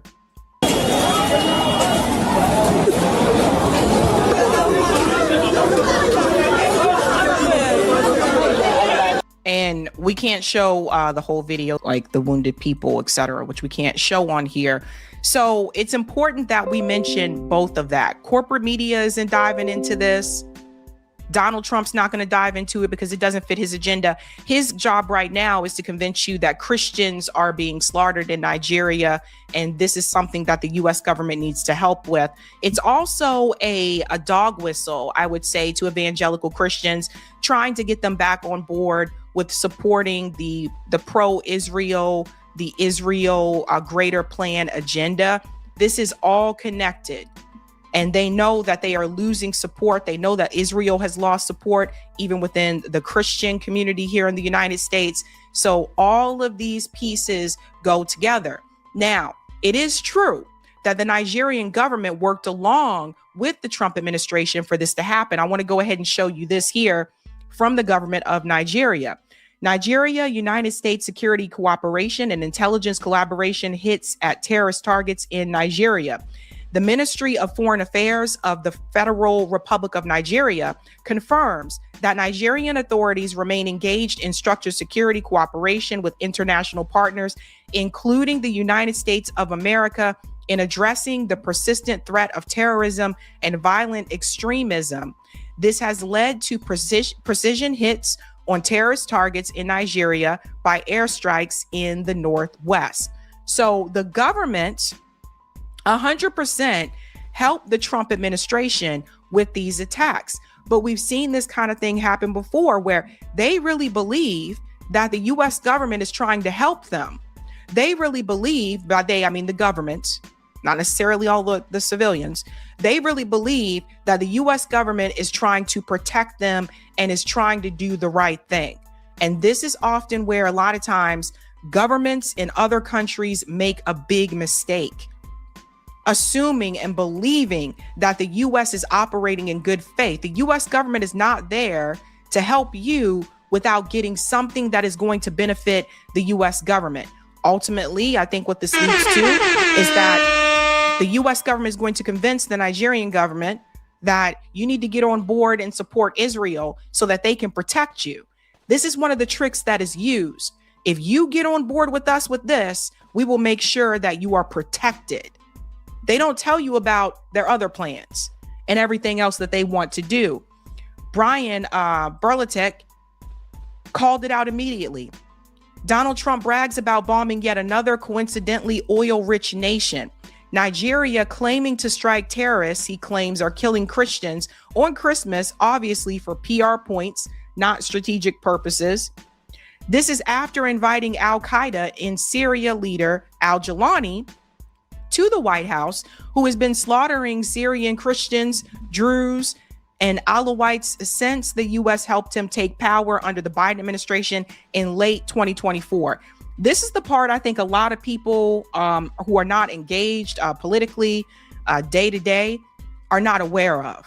This is why I say they're protecting Christians is BS, because you literally have Jolani, who is there slaughtering Christians in Syria, and Donald Trump 100% supports and backs what he's doing. This is why you need independent media to call these things out. The terrorists in Nigeria are a direct result of the U.S. overthrow of Libya. Likewise, using al-Qaeda terrorists, both the Obama and Biden and now Trump administration all support. Since the average Trump supporter gets their news from Fox and Breitbart or Newsmax, which has told them none of this, they are likely blissfully supporting all of these new wars, despite many voting for Trump to end America's decade-spanning global murder spree. And that was Trump there with Jolani at the White House. This guy is killing Christians in Syria. This is the BS radar, ladies and gentlemen. But a lot of people, again, if you're not watching independent media, oh shit. Donnie caught up in the middle of some bullshit already. Motherfucker ain't even take office yet. What we doing? Let's continue. His decade-spanning global murder spree. And that was Trump there with Jolani at the White House. This guy is killing Christians in Syria. Oh, my bad. She said Jelani. I thought she said Mundani. He looked a little bit like Mundani. My bad. They all look alike to me, man. My bad. Did I just say that? It kind of do look alike a little bit. But anyways, I digress. Was Trump there with Jolani at the White House? This guy is killing Christians in Syria. This is the BS radar, ladies and gentlemen. But a lot of people, again, if you're not watching independent media and you're only watching like corporate media, if you're only watching Fox News, you're not going to know about this. They're not going to dive into all of that. That's why independent media is so important. So it's a trick. It's a similar trick that was used about the weapons of mass destruction. When I say we have a gangster's paradise, and I say like we really have these people, a cabal of people, the wealthy and the powerful that are running things and that are calling the shots and can ultimately lead to our very destruction. This is what I'm talking about. The billionaires, which Trump is one of them. The people who go along with Jeffrey Epstein or went along with him. This whole elite bubble of people calling the shots and making decisions. And they have been fooling and tricking people for a long time. My fear with this one is I think a lot of Christians are going to fall for this one. I really do. And you need to tell them, why aren't you saying anything about the Christians being killed in Syria? Why aren't you saying anything about the Christians being killed in Israel? The churches that were bombed. Why aren't you saying anything about that? Why isn't your Lord and Savior and hero, Donald Trump, saying anything about the Christians being killed in all these other countries? That's the BS radar, guys. Now, Nico. Facts. All these Christians dying globally, and somehow or another, some niggas, some Christian niggas in motherfucking in Africa? So Christian niggas in Africa? I bless the rains down in Africa. Is now top fucking priority? Are you shitting me? What the what? What? This is wild. This is wild. So niggas out in Africa, Christians out in Africa, a bunch of niggas is top priority over everything. We must stop the violence out in Africa and shit. He got a whole stop the violence movement in Africa and shit. He think he KRS-One. I I mean, he trying to stop them from self-destruction and shit. Like, stop, dog. Who the fuck is we kidding? Who the fuck are we kidding? I'm gonna believe you got this concern for your Christian brethren in fucking Africa? Get the fuck out of here. That's cat. Donald Trump saying anything about the Christians being killed in all these other countries. That's the BS radar, guys. Now, Nico House, comrade, Nico dived into this very well. He saw it for what it was. Listen to this. Donald Trump is considering putting boots on the ground in Nigeria. He's considering doing so allegedly because of this unique event of Christians being killed by Muslims, specifically the terrorist organization Boko Haram. Now we know that's some bullshit. We already know. However, there's also been a knee-jerk reaction from anti-imperialists that insists that this is strictly about gold and oil. And I'm here to tell you, it's a little bit more complicated than that. Say what now? Do tell. Tell me how this more complicated than that. Do tell. At least on the United Snakes of America with 3 Ks point of view. How is it any deeper than that? Please explain. And oil. And I'm here to tell you, it's a little bit more complicated than that. First of all, let me be clear. This idea that Christians are being killed and therefore that should be a valid excuse for us to invade Nigeria is bullshit. Because despite what people might believe, although Christians have been killed over the last several years, there have been more Muslims killed in Nigeria than Christians. And the Trump administration, nor any Western institution, has had anything to say about it. And you don't hear Nicki Minaj saying anything about that. So pay close attention, folks. The fact of the matter is, Christians from the South and Muslims from the North have been beefing in Nigeria since at least the 90s, non-stop. And Boko Haram, the terrorist organization responsible for killing both Christians and Muslims in Nigeria, was funded and financed by the U.S. We already know. So now that we know that this really has nothing to do with Christianity or protecting Christians, we can go and address the other part, which is it must be about oil and gold. So we're seeing another example of the U.S. government funding direct conflict in another country. We've seen this happen time and time again. So yes, it's called proxy wars. Right? And yes, you can tell by the fact that we bombed these motherfuckers that the CIA has been involved for quite some motherfucking time. This has not been a situation where the Nigerians went to the UN and was begging for some support and all this other nah. There's a lot of behind the scenes deal cutting, a lot of CIA motherfucking involvement going on and shit like that. Do not get it fucked up. Do not get it fucked up. Of the U.S. government funding direct conflict in another country. We've seen this happen time and time again. So this is the part where I think, again, a lot of people are missing. We got to go in and we got to stop those terrorists. We got to stop that group that we created, that we funded.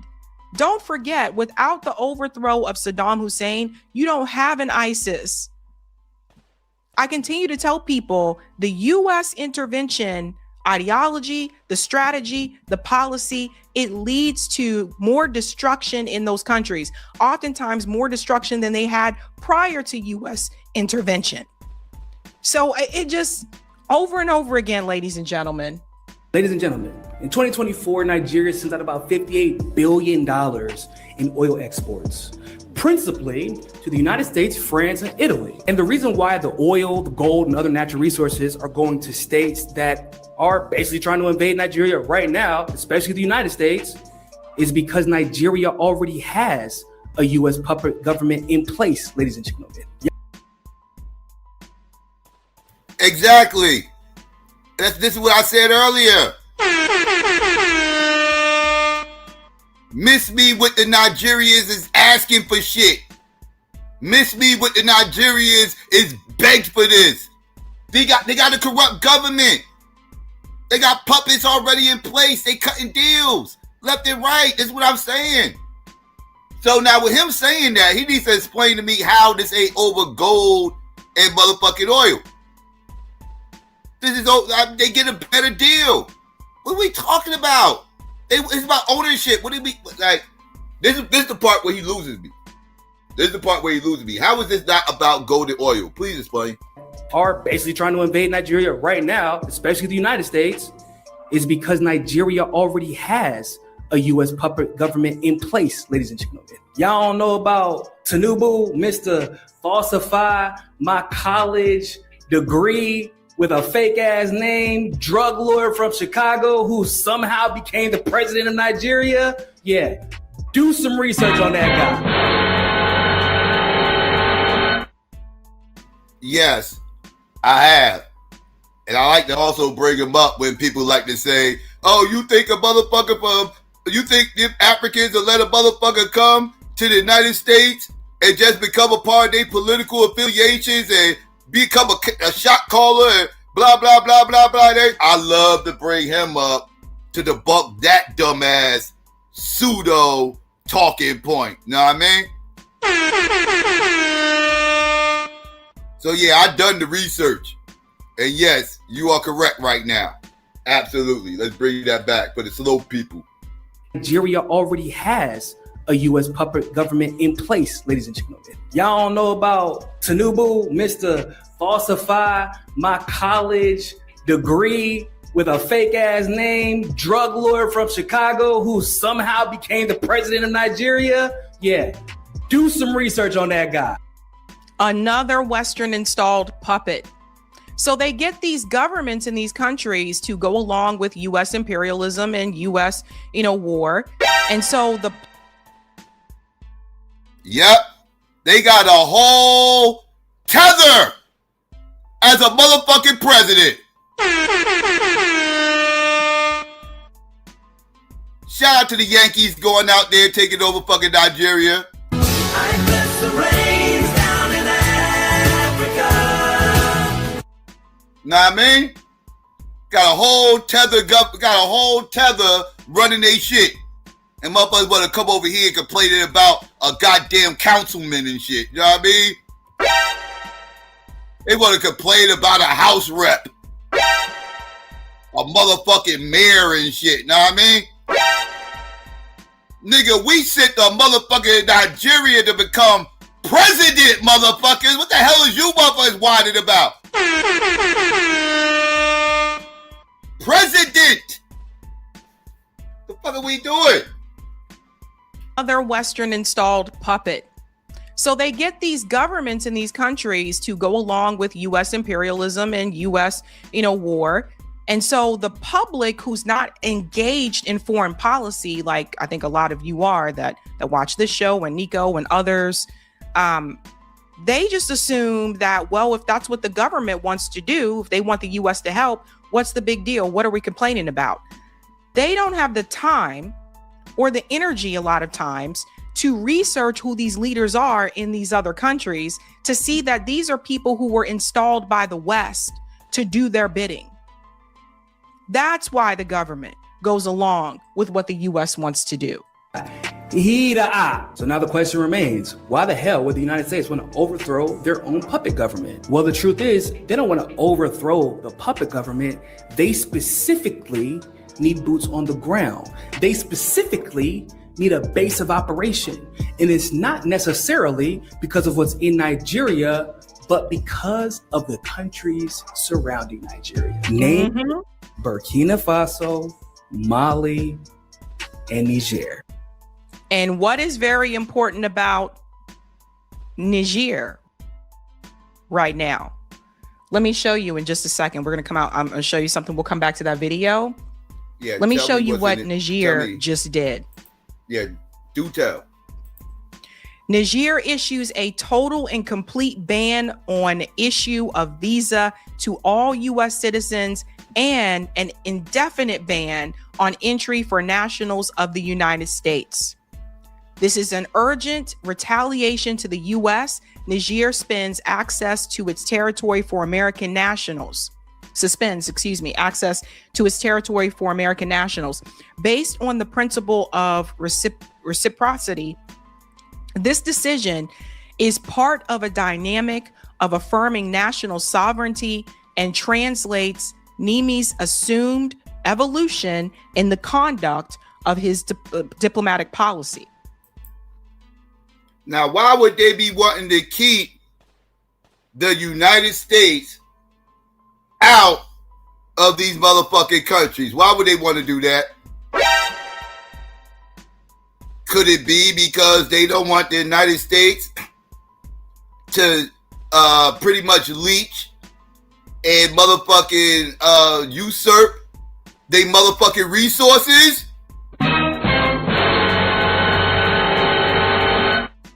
So even if this was a territory thing like old boy is explaining, it still doesn't take away the fact of why they're doing it. They want you want to say they want access to the other countries? Cool. Why do they need access to these other countries? For what? Resources, motherfuckers, resources. Give me the buck. Of affirming national sovereignty and translates Niami's assumed evolution in the conduct of his diplomatic policy. Sorry, I can't talk today. So that was just announced. They are not playing around. So Niger, and remember Burkina Faso, we all have talked about Burkina Faso multiple times where they said the American and the French, get out of our country. We're going to run our own country. You're not going to have anything to do with this. We've talked about what's happening in Burkina Faso. So it's very clear what's happening here. And there's Nigeria. Let's continue. Otherwise known as the AES. In case you haven't been paying attention over the last couple of years, the AES was successfully able to kick out France and NATO powers. And they've been able to successfully repel all of the terrorist threats that basically NATO funded to overthrow.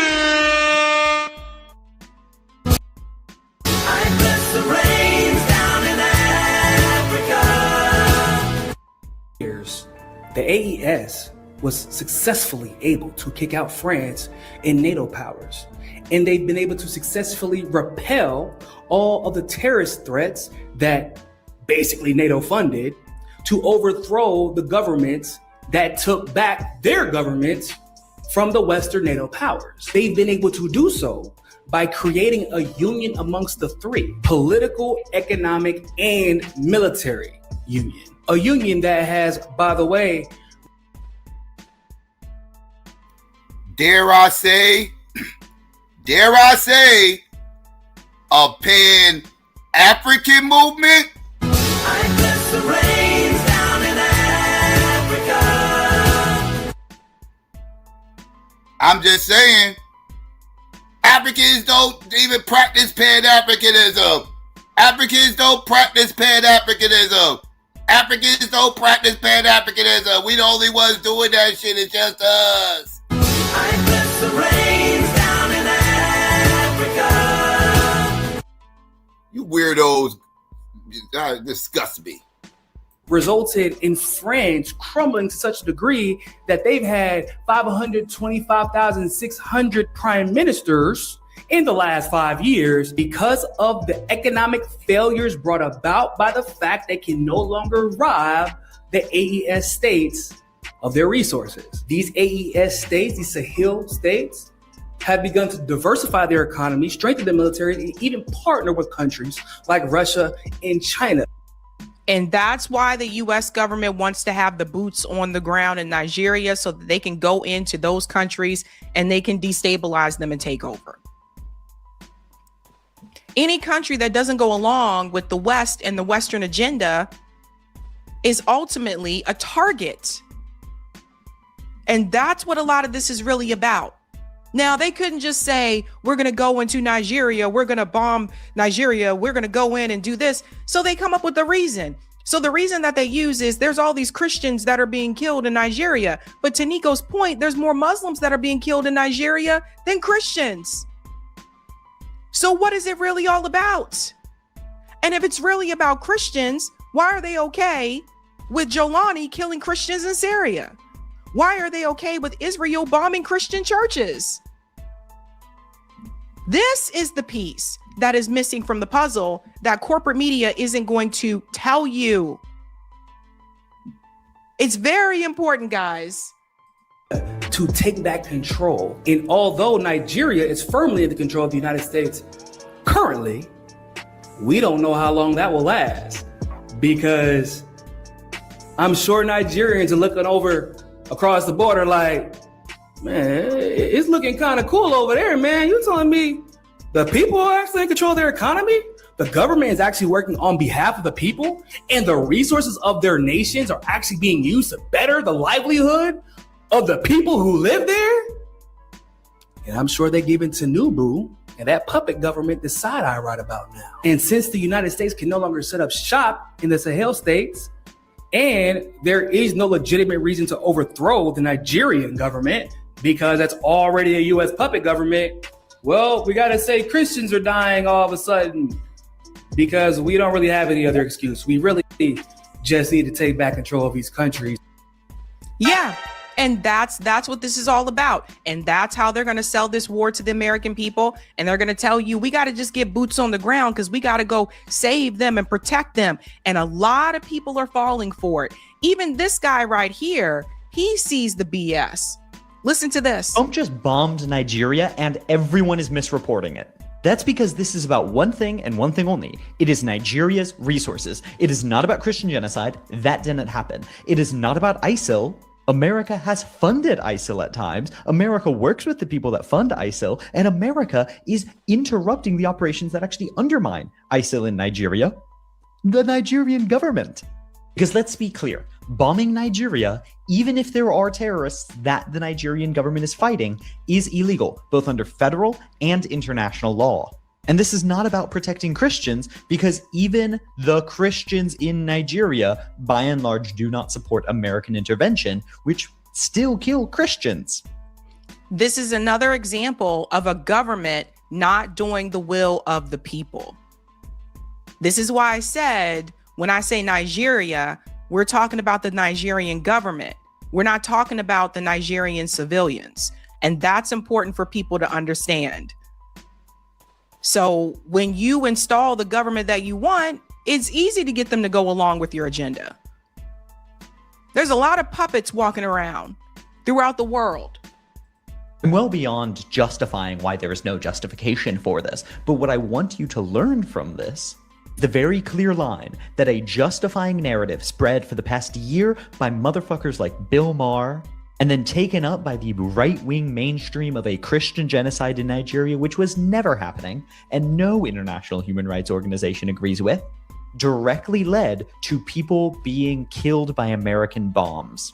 It is important that we undermine these myths that are used very quickly by every single liberal and conservative mainstream institution to justify violating the sovereignty of another nation, killing its citizens, very clearly to steal its resources, something America and the West has done 4 times over in Nigeria as they funded coup after coup after coup after coup. So it's hilarious to me that Donald Trump shouldn't even be able to say, remember when he told you there was a genocide against white people, the South African, the Afrikaners? Remember when he told you there was a genocide against white people in South Africa, and that's why he was bringing them here over to the United States? This government and the one before it greatly fund a genocide against the Palestinian people. As I just reported the other day, Palestinians are still being killed. There is no ceasefire. So it's all a game. And they are pretty successful at playing this game. So if you think that the US government just bombed Nigeria because they care about the Christians, you're being fooled. You're being fooled. Pass this along to your friends. Wake up, everybody. They always come up with a different reason. And there you go, family. There you go. That's the story. That's everything that's going on out there. Don't believe the hype. You're going to get beat up with a bunch of bullshit that ain't true. You know, just bullshit to try to justify the fuck shit they doing. God damn it, I didn't mean to do all that. All right, there we go. And yeah, so don't believe the hype, family. It's all cap. And yeah, so let me get ready to drop this commercial real quick. Commercial breaks. And real quick, family, tomorrow night, championship round, right? Championship round for the debate tournament. 2025 debate tournament will be the final round is tomorrow, and it will be over after tomorrow. We will have a champion, right? And tomorrow night it'll be Sunday, December 28th, which is tomorrow, 9 p.m. Eastern Standard Time. And the debate will be against no other than Taz Exclusives versus Fontaine, aka Phi Logic, and they will be debating should abortion be legal in the United States. That is the debate topic. So be on the lookout tomorrow for that. And again, that will be the championship round. $500 is on the line. The winner will be getting $500. So yes, I can use everybody to be there because, you know, it's money on the line and both parties are trying to win. So everybody go support. All right. And so now let's get to the tail and take commercials. I'm going to drop the link and I'll be right back.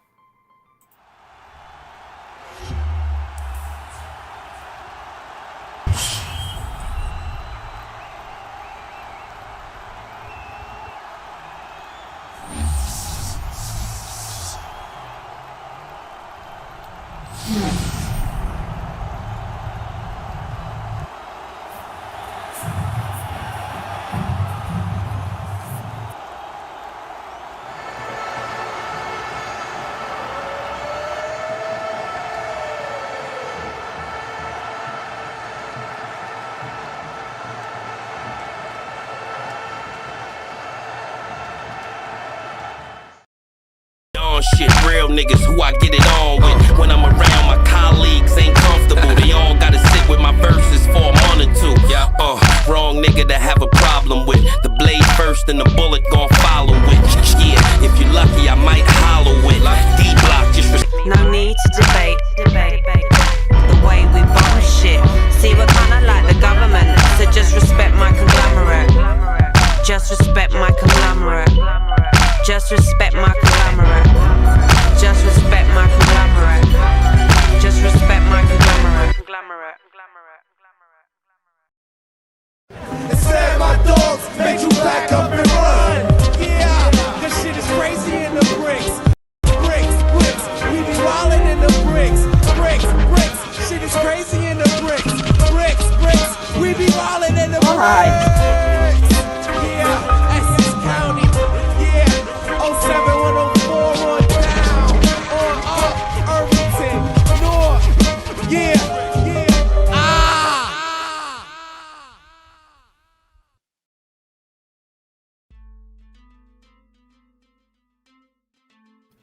All right, family, there you go. Come one, come all. First come, first serve. You already know how we do. Let me know what's hood. Let me know what y'all think about what I just got finished running through.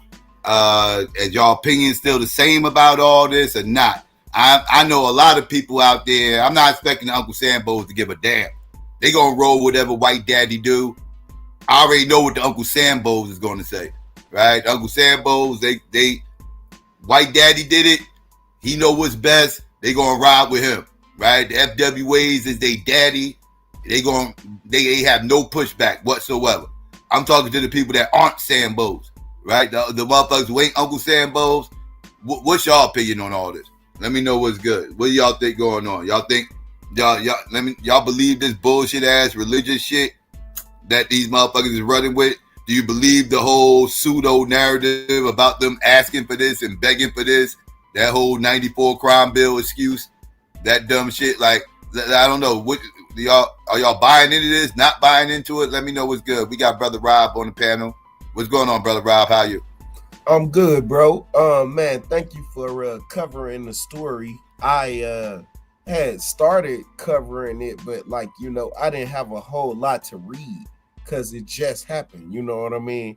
And so by you doing the backstory and everything, it give a huge I feel like I kind of understand the conflict a little bit, and especially the way that they broke Nigeria down in the areas of that where people have influence, like, you know, they were saying in the Northeast that where it was bombed, those were basically vigilantes, you know what I mean? And then they got Muslims in the West, and you know what I mean? So having that understanding, it gives a greater comprehensive understanding of like what's going on, and which kind of backs up the point that I was making yesterday, right? And this is my point. My point is this.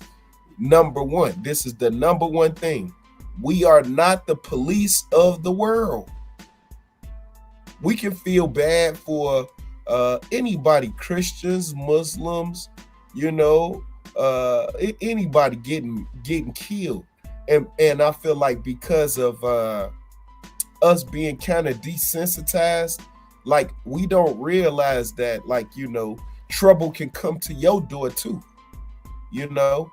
And so that's why I'm always gonna try to be, you know, I go out of my way to be shocked about these stories because I want to make sure that I'm not falling victim to the propaganda. I think that you know, sometimes when we speak out on these things, people seem to believe that like we attacking America or attacking Trump, or I should be able to call into question our government if they are killing people unprompted. That's man, that should go without saying, you know. And then when I said that it was highly illegal, right? I didn't mince any words. I don't think I said anything wrong. This is highly illegal, because if you were to bomb in a country that has military prowess, military might, that is a war. You are declaring war. I don't care who you think you protecting. That's the large point. You know, man, with respect to Nyame, I'd love to hear what he have to say. But, you know, man, at the end of the day, we are not the police of the world. We are not. All right, but peace, good brother Nyame. How are you, good brother? Nyame, you there? Oh, there we go. You there, Nyame? Yeah, just came off mute. Oh, there you go. He's struggling over there, I think, with it. Hey, you hear me? Okay, now I hear you. Now, yes, sir. Yeah. Peace, Rob. Peace, Psycho. What's going on, Nyame? Yeah. And this type of show, this my kind of stuff right here. It was a point in time when black people knew this off the jump, but now it's like the water is muddy. We don't know who's our friend and who's our foe. But whenever America goes into another country, I always question why they doing it, and it's always about Christians and saving people, and then you figure out it's another plan. It's always behind some resource. They're not going to do something if there's no resources in it. So. Right.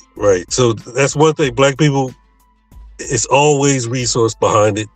The thing I want to bring out is we always talk about Africa, but after the Berlin Conference in 1885, 1884, Africa is not the same anymore. It was totally colonized. What Trump is trying to do with this new golden era, is get back to America's imperial greatness.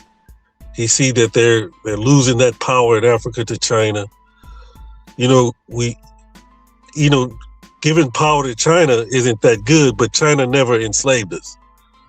You know what I mean? Mm-hmm. Right. So this is more about America's imperial power than anything. And Rob is right. As an American citizen, you should be able to criticize bad policy. But what they said, niggas need to keep your mouth closed.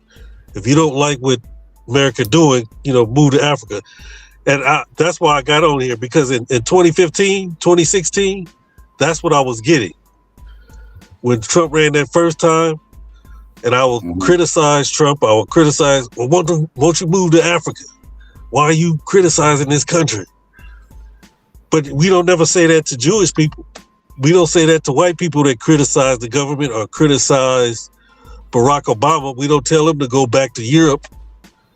Right. But as an American, we see something is wrong, and you call it out. You anti-American. Right, right. One more thing I forgot to mention: we cannot underestimate that this is really like it was kind of alluding to in the video that they were just sharing. This is NATO versus BRICS, pretty much going on, right? Like for the most part, right. Man, that is where the rubber meet the road. That is where the rubber meet the road. We got conflicting superpower. Well, not necessarily superpower. They just call themselves superpowers, right? With conflicting interests in a region that's rich with resources. Resources, right? That's the bottom. That is the bottom line, bro. People can have their opinions and things of that nature. Okay, you know what I mean? And I was yesterday when I was just speaking my opinion, right? That's what it was. It was not informed. I can say that out loud. You know what I mean? I'm not versed in international affairs, especially dealing with Nigeria in that region. Because a lot of news had not came out of that region. That's just real. You know what I mean? Not region, but out of that country. Burkina Faso been in the news. You know what I mean? Of course, Libya stays in the news, right? But not a whole lot of Nigerian news. On a whole nother note, though, in the top 10 economies that are gaining steam, right? Nigeria in the top 10. Why? Because of they oil. That's what this, man, not just oil, it's other resources that come out of that region. Gold as well, but yeah. Yeah. Right. I can't think of the name of it, but it's a type of metal. Uranium. Yes. And without it, right? It's so many things that can't be made. Uranium has a shelf life, y'all. I don't know if you know that or not. Yes, it has a shelf life. And that's the bottom line. You have to replenish it. For people who don't know that nuclear reactors need uranium. You know what I mean? That it has to be replenished because it has a shelf life. That's what this is about. It's about conflicting interests with superpowers that want control over a region that's resource rich. That is real.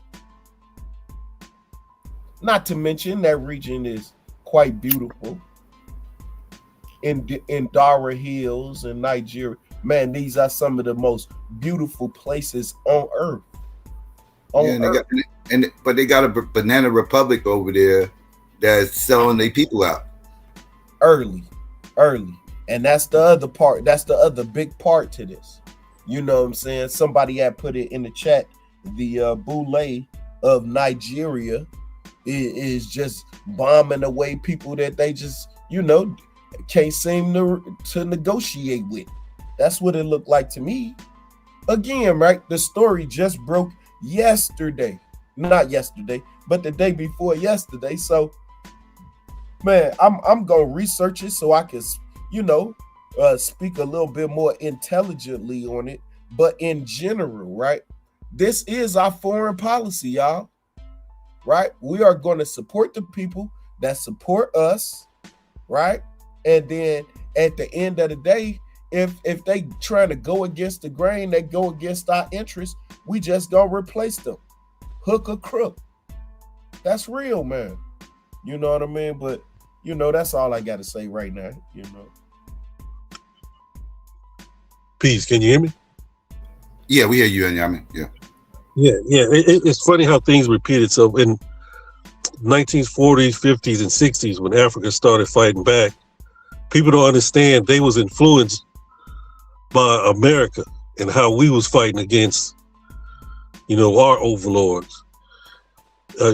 People like Kwame Nkrumah, Patrice Lumumba, and how the West powers got control again is that they, killed them off, took them out of office, and they put in their leaders. And that's what they're trying to do again. They're trying to make sure, like you were saying, BRICS versus NATO, that the leaders that's in Africa, the puppet leaders for Europe, stay in power for Europe and not make deals with BRICS. So and the main thing is that the niggas in America don't get involved with none of that. That we stay in our place and do what we're told. Right. Nigeria's oil production is around 1.7 to 1.8 million barrels per day. Yeah, Africa's largest producer. Yeah, oil is definitely in play. Do not get it twisted. All the resources are in play, and it shocks me how many people actually believe in this bullshit religious narrative about this Christian persecution bullshit. Like, I'm not shocked that these Christian nationalists are buying all into it, but Negroes is really believing this crap. Yeah, I mean they keep going back to the same playbook. It's nothing new. They just repeat the same thing, and it's like we fall for it every single time. Every time, like, make it make sense. But yeah, this definitely, like I said, NATO and BRICS definitely is in play because Burkina Faso and Niger and everywhere else, like, they're going to eventually have to link up with BRICS eventually because they cut off NATO. They cut off all the NATO empires and kicked them the fuck out. And so, but they're going to need somebody to trade with. Right, and yeah. This is when BRICS come into play, right? This is, like I said, all this is setting up for WW3. Yeah, that's all this is setting up for. All this conflicts. I've been called this years ago when Putin first ran up into the Ukraine. I was like, oh, get ready, it's about to happen, because Putin wouldn't have ran up into Ukraine unless he already discussed this with China and had the okay from them to do it, because he knew once he did it, it was going to be beef with NATO, and he was going to need some support outside of NATO. So that right there told me Russia and China's in on this. And then, of course, NATO is going to get pushed back, because that was all a pushback against NATO being in their backyard. And then the Israel-Gaza thing happened, and they started coding up on that. So I'm like, okay, now this is about to get serious, because you got Iran all up in this and everything else, and then, like, you got this shit going on now out in Africa and everything. Like, everybody's picking sides. Everybody's picking sides, and I'm telling you, I know what I know. I know historically, this is exactly how all the world wars started. Every world war you look up started just like this. Everybody coding up, everybody picking sides before it became official that the globe is officially at world war. It's officially my side against yours. Right, and it's crazy. Yeah, man, I was just thinking about my comments yesterday What do people think war is? What do you? I mean, I just imagine, you know, what people idea of war is. What you think you still gonna be going to McDonald's, right? What you think? Like the Hinckley and Schmidt truck gonna still be pulling up to your crib with the bottled water and shit, right? Like, man, like, what do y'all think war is? Nobody wins, and we don't have any control over the moves that they making. And then whose sons do y'all think they gonna send to war? See, I got 2 sons that are of war age, so I got skin in the game. You see what I mean? I'm probably too old. They probably ain't gonna send me to war, right? But I got sons that's of war age. What the fuck? What do y'all think is gonna be happening? You know? Yeah. I mean, like, man, for people get that's hectic, like, don't get it twisted. If shit get hectic, they will bring that draft back. Oh If yeah, shit get hectic. yeah. man. Now, strategically, like where we are on the globe, it would be hard to be full frontal and just straight attack America, but it's not that it can't happen. You know what I mean?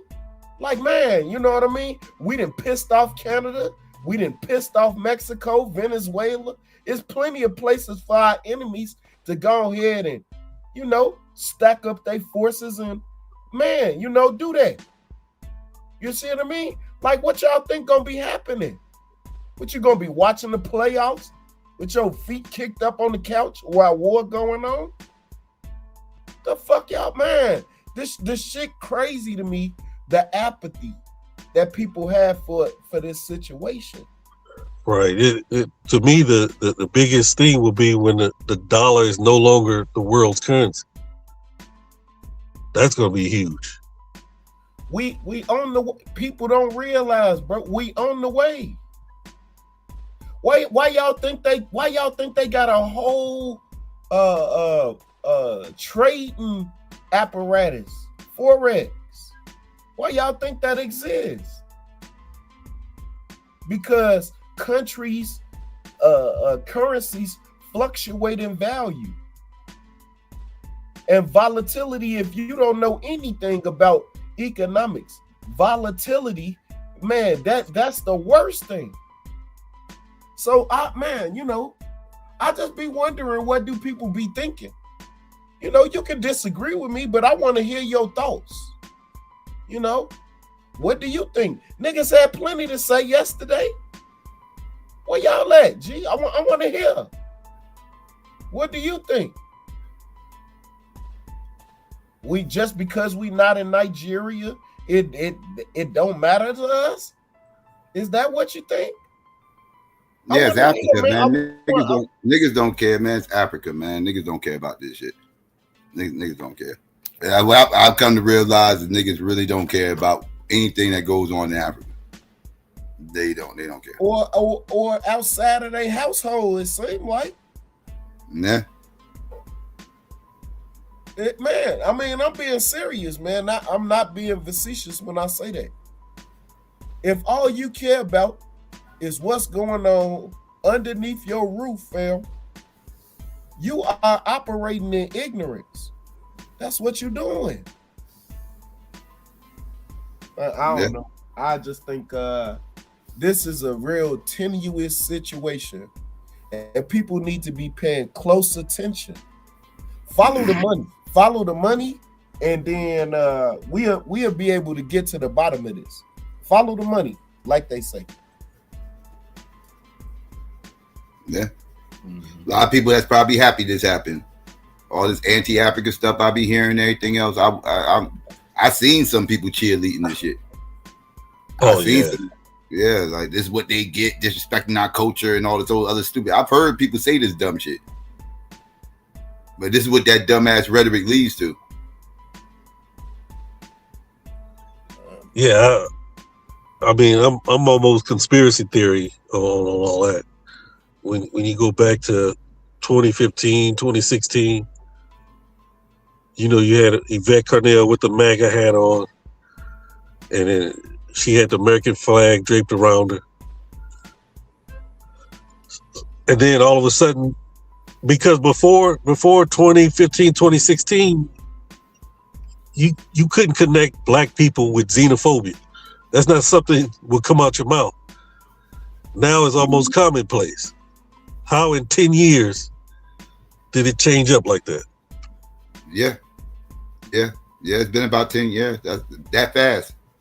Because when I first came to this, that 10 years ago, when around time I first started, I made my channel and all that shit and started doing content over here on this space. And yeah, it was not all this anti-African shit when I first came around here. When I first came around here, that anti-African shit was not a thing. It was actually quite the opposite. Everybody's trying to embrace Africa.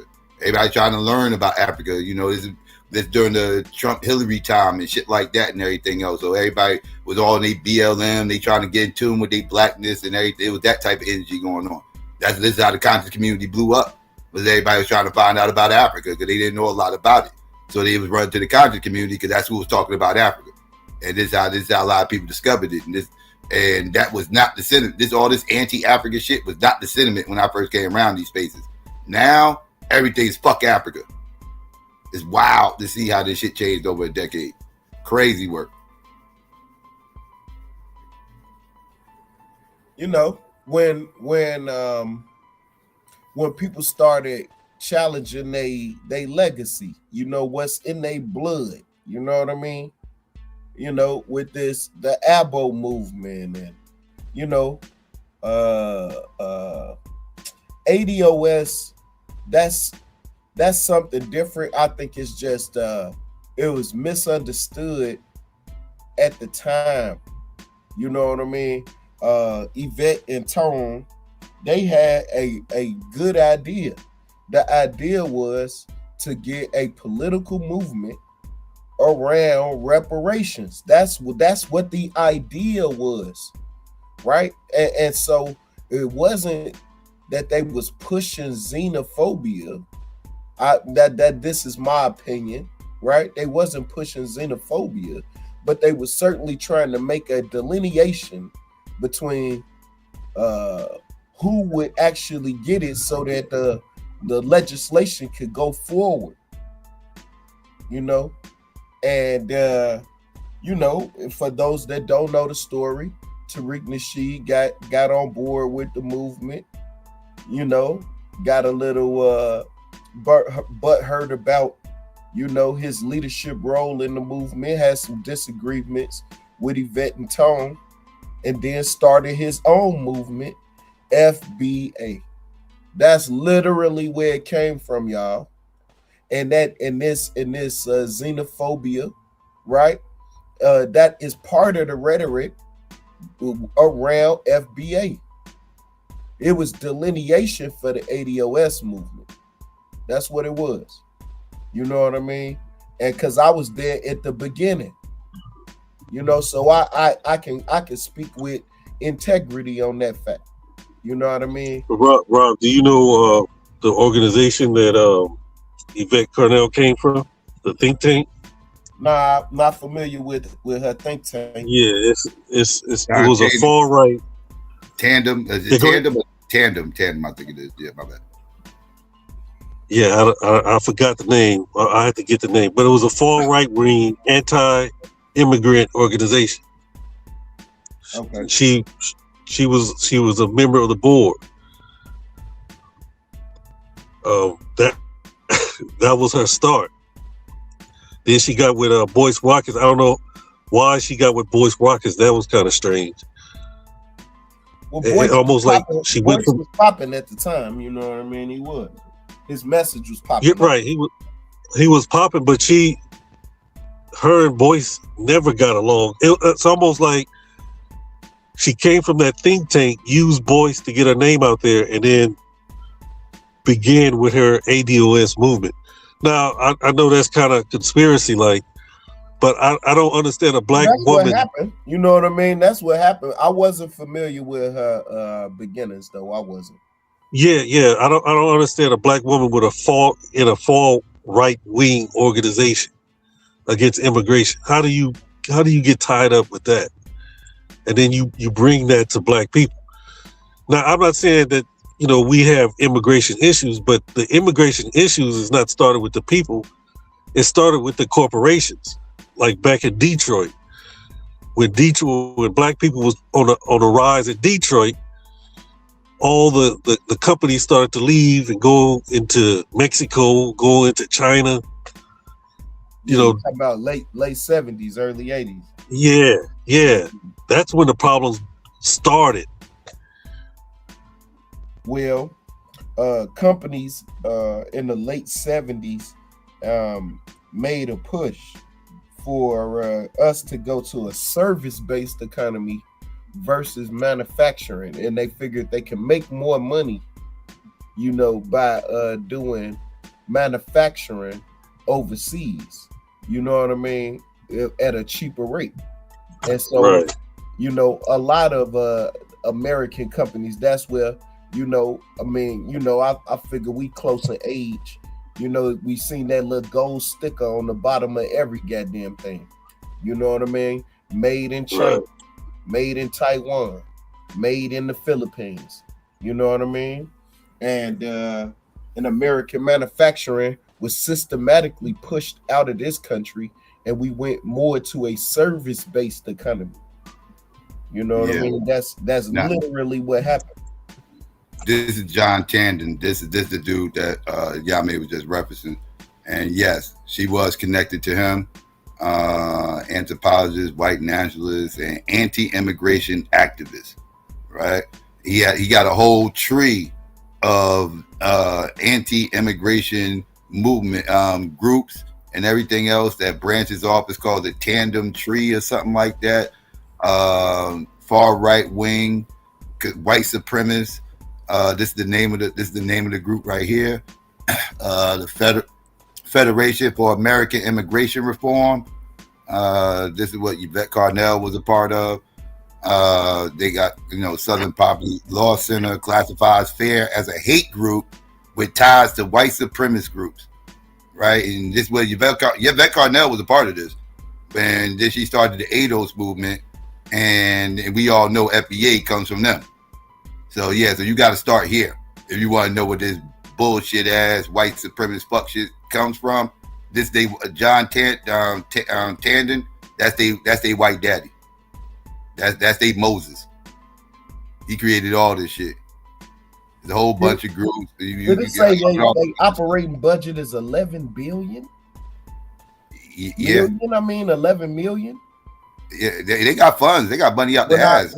When you scroll down, 11 million. They operating budget is 11 million. Damn, 11 billion. That is some money. Hell yeah. That means a lot of people hate niggas. Started in the 70s, but that's the group right there. That's the dude. Okay. Psycho, what it do? Hey, panel. I don't think black people are dumb as hell. They playing in our face. They must really think we stupid. He doesn't care about the black people that he's supposed to care about. But you think, I'm care about the Christians over there. You literally let aid sit up there and go to waste than rather to feed starving black people. Remember? They was begging them, like, okay, even if, it's here, you don't have to pay for the distribution. Remember all the aid that they cut off because of Doge, but it was sitting there just rotting, wasting. But all of a sudden you care about the Christians in Nigeria. You care about them dying by the hands of some other niggas. You don't care about niggas killing niggas here. He really think we stupid. We know it's for resources. We know you want the resources. We not stupid. And Trump is just he really believe people fail for that. Or black people oh my God, I'm so glad black people are smart enough. Go ahead. I mean, I'm Christian. Yeah, it helps the Christians. Yeah. But I know the real reason why he's doing it. We're not stupid.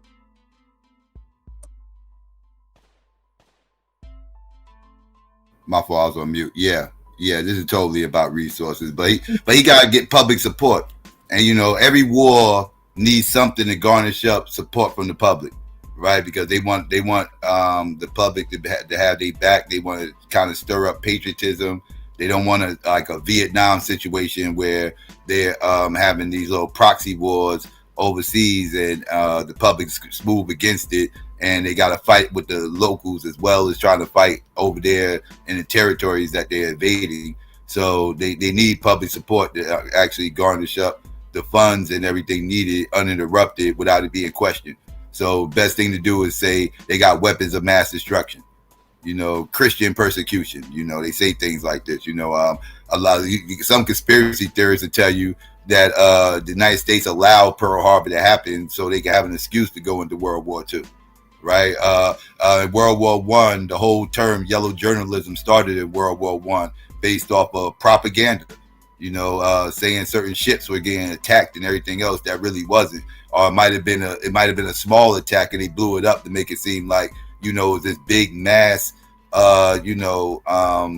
invasion going on in the seas or whatever, that attacking all the ships and sinking them all. And it was just a wild, during the paper wars in New York had huge paper wars going on. It was like 6 major newspapers at the time. This is back when they was doing the evening news and everything else. So they dropped 2 editions a day. They'll drop the morning edition and the evening edition. And, there was a lot of wars going on amongst the papers for headlines. So you had a lot of people, kind of like the same shit you see here on YouTube, clickbaiting motherfuckers for the most part. They was original clickbaiters. And they'll have these little wild ass headlines on the front of the paper or whatever, the cover of the paper, to get people to buy that paper opposed to other papers. And the person with the most, salacious headline is going to get the sales or whatever, right? So they're competing. So this is when yellow journalism. If it bleed, it lead. Right. Also, I feel like with they always, I agree with what you're saying, like the headlines. That's the way I felt about what was going on in the Iraqi war stuff when Bush Jr. went and invaded. Like I forgot what comedian was that, like Chris Rock or Dave Chappelle, and they were saying if they had WMDs, weapons of mass destruction, you would have been able to easily invade and them in like a week or two. And he was like, it take you longer to invade Baltimore than it did. That's wild. That was crazy though, but you're right. They use headlines. They spin the propaganda like, oh yeah, like Iraq didn't even attack us. Like somebody in Afghanistan did. So, there are some people that literally wrote about this. What comes to mind? It's a man. His name is Dale Carney. He wrote a book called "How to Win Friends and Influence People." I promise you. That is the name of the book. Another man, Edward Bernays, right? He is the reason why it's called the Department of Defense versus the Department of War now. You know what I mean? He is the sole reason. The idea is, right, to get public will to do whatever it is that you want to do. You got to build up the public will first. Once you had a public will, you can go and kill some Japs, you see, because you done removed their humanity. They are Japs now. You see what I mean? That's the playbook. Remove their humanity so you can kill them at will. Right. We got Jose up here. Jose Friends, what's going on? Yeah, good day. How are you? What's up? All right, what's good? Hotel, brother. Hotel. I'm trying to follow along with the story. The government, some government officials invited Trump in to bomb down what they were calling Boko Haram terrorists. Is that how it started, according to the reports? Or am I off on that? It's really nuanced. It was the skirmishes out in Nigeria for quite some time, for some years. A lot of it is over farmland versus farmers versus herders in certain sections. It's pretty much a war against the government for the most part. and the government's kind of corrupt.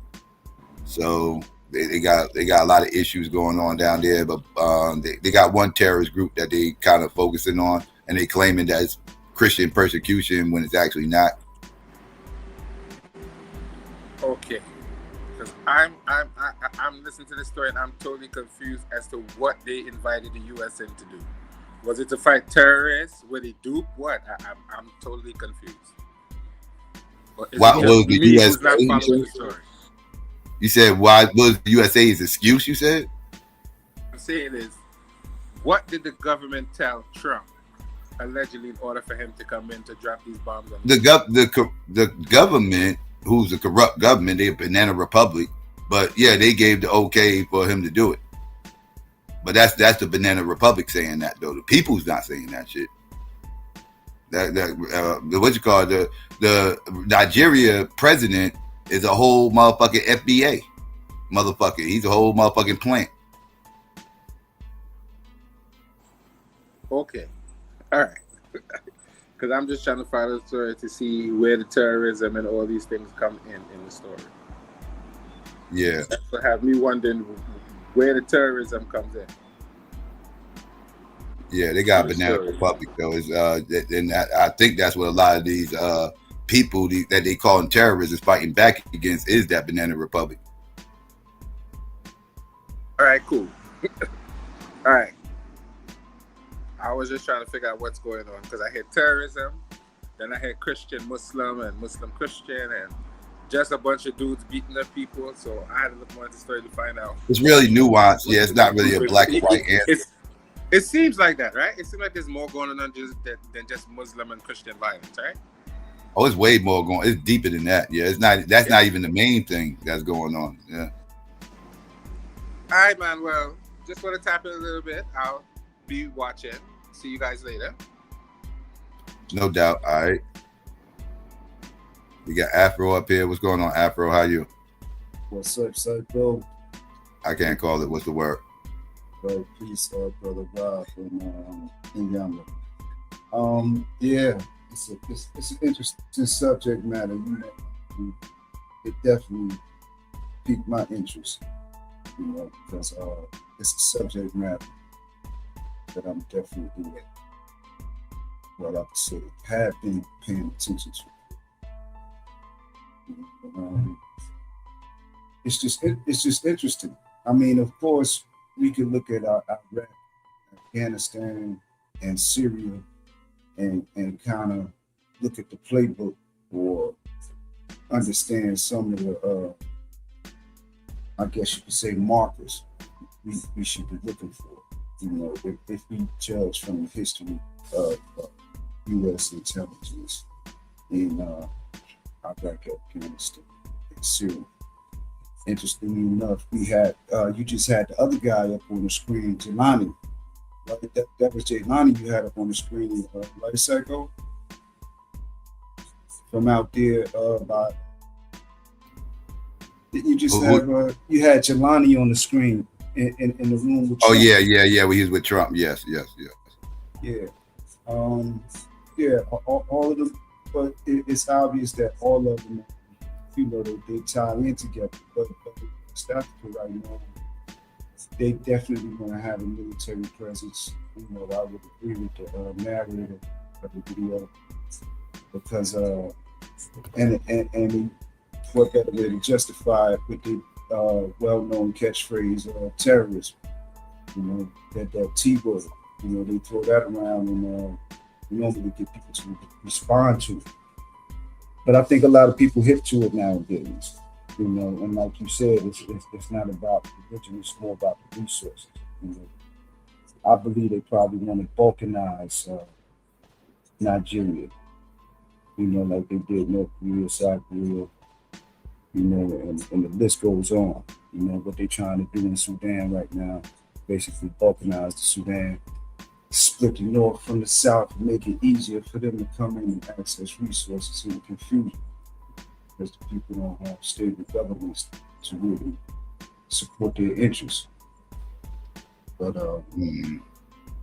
I think it's about that strategic positioning back in West Africa too, because Mali and Niger and Burkina Faso basically dismissed all of the Western militaries from their lands.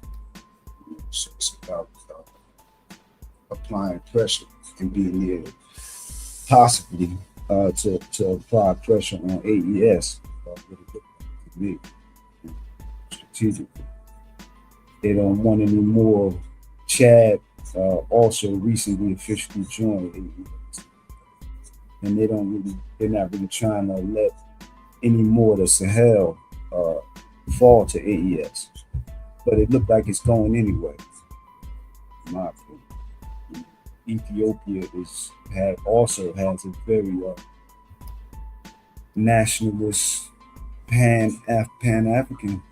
To be quite honest, Ethiopia is kind of pan-African too. So it's looking bad for the West. Like you said, it's at that level though. Like you said, WW3. It's on that type level. Right. Yeah. So do you think this got to do with NATO and BRICS? Oh yeah, absolutely. NATO and BRICS it's Cold War about to turn hot, because they, the Russian military got a presence over there, China got a presence over there. As far as not that heavy, yet, but they definitely supplying a lot of weapons. It's definitely a lot of weapons that have been supplied. Basically for Mali, Niger, and Burkina Faso to arm themselves to protect their resources and nationalize their resources. That's what they appear to have determined, on their own recognizance. Hey, you Afro, peace, good brother, man. Didn't mean to interrupt you and everything, but you just made me think about Burkina Faso and its significance at this time. So, for people who I'm probably not familiar, right? Thomas Sankara, right, and the revolutionary spirit of Burkina Faso. That is a problem not just for America, but for all European nations. You know what I mean? Just the way that they talking, the way that they are operating, how they kick the French out of their country, and how they are becoming independent. That should not go without saying. You know what I mean?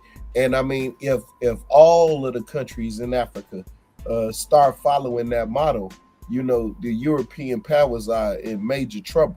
You know what I mean? And so, so that's something that I just wanted to make sure that I made mention of. You know what I mean? Mm-hmm. What up, Psycho? What up, fellas? I'm gonna give a little bit of pushback on that. I don't really think that they are becoming independent. They might be kicking the French and the American out, but they're definitely getting in bed with the Russians. And because y'all brought up BRICS, and being a part of BRICS is not independency. It's very much dependency. It's dependency on countries that we aren't technically fond of right now. And I think Africa is trying to get in bed with American enemies. So that is why they're going to be treated as an enemy. Nigeria's trying to be part is the enemy? Well, no, Burkina Faso definitely is. Okay. And then Nigeria, like you said, they want to say that America has been funding both sides, the Christian side and the terroristic Muslim side, but I don't. They had to prove that rather than just say that. I think the Muslim side is being funded by Russia, Iran, and I just think it's easy to say that America's doing it. But they are doing it. How are they not? Yeah. How are they? How are they? Like, Okay, I get that. I get there's a guy from Chicago that's the president of Nigeria now. Cool. I mean, the Nigerians let that happen. I mean, that wasn't technically an American thing. They Did let they that. He really? voted Did for they it. really? Did they really? Yeah, did they really? I think they really did. I mean, a I little know they bit, didn't. a little bit of the You underestimate how corrupt these governments are. Yeah. My fault. Go ahead, Afro. No, go ahead, Psycho. No, I was just saying these governments are extremely corrupt, bro. These people are puppets. These people, they need to get taken out of office. And to be honest with you, I'm starting to lean more towards the terrorist side of that motherfucking shit. Because I can see how corrupt that government is, and that shit kind of needs to get revamped. Because it's reminding me of how Batista was out in Cuba. And this would cause the Castro to take shit the fuck over. They had an American motherfucking puppet in office, just allow Americans to do whatever they want to do, westernize the fuck out of their goddamn island. And it was like, enough of this shit. And that's what I see a lot going on out in Africa right now. Yeah. And just for a little bit of the backstory, just within the last 2 years, Mali, Niger, and Burkina Faso, they all rebelled once. You know, just to give us, you know, so we stay up and keep it in context. They all rebelled, you know, basically back to back, and kicked out all of the former colonizers. You know, but that being France, like literally shut down their military bases. So whatever it is, they know that they're very serious about taking over their economies. You know, that's just no open secret right now. You know, we may not have been, you know, with the election and a number of things going on over here in our own political theater, we may not have been paying attention, you know, but that's what's going on over there. And they have nationalized their resources, and they are bartering with corporations for fair market rate. They made like the first day that they changed over to from the old colonial prices for the uranium, the yellow cake uranium in Niger. They made billions of dollars on the first deal just by getting fair market rate instead of France getting yellow cake uranium for pennies on the dollar. You know, just bringing that to fair market. You know, that's just one instance, you know, where we see things are definitely changing. And they're beginning to arrest CEOs, you know, when they catch them and you know, they actually incarcerate them, you know, like grab it. So that's different, you know, that's new. You know, the African states are beginning to arrest European CEOs. You know, that's going on now. So, you know, it's just a different tide. And like Brother Rob said, they don't want it to spread. So that's a part of why I would say definitely America wants boots on the ground in Nigeria strategically. It's about Nigeria and Nigeria's oil, of course, you know, but they definitely want to be in close proximity to the US, right? Yeah, Burkina Faso had nothing to do with BRICS right now. Pay attention though, because again, that's not true. That's not true. If they kicked out NATO, who are they going to trade with? That's kind of Russia. That we gotta. That's not true, y'all. It's Russia and China are members of BRICS, so they do have some BRICS contact through Russia and China. They got to trade with somebody. Yeah, they have to trade with somebody. Of course, absolutely. And they got to trade. That's why no country is really independent. That's just why y'all kept making that independent argument. I was like, that's a false argument to make, because you're either with us or you're with them. And it's just that simple. Yeah, but you can maintain political. The thing is, people want to maintain political autonomy. Just because you're doing business with them, they don't want you to basically have editorial control over their politics. And that's the thing. That's the distinction. That's what people are looking for with these new governments that we see coming up in Africa right now. I got a question for you, brother. Not to cut you off. Political autonomy. I have a question, not to cut you off, but how do you have in this given day and time that we live in now, how do you have political and economic autonomy? Because we're seeing right now in our very own country that economics is tied to politics, and right now for us. So how we expect that to happen on foreign land? Yeah, but that's Well, exactly I mean, what's happening. Go ahead. my bad.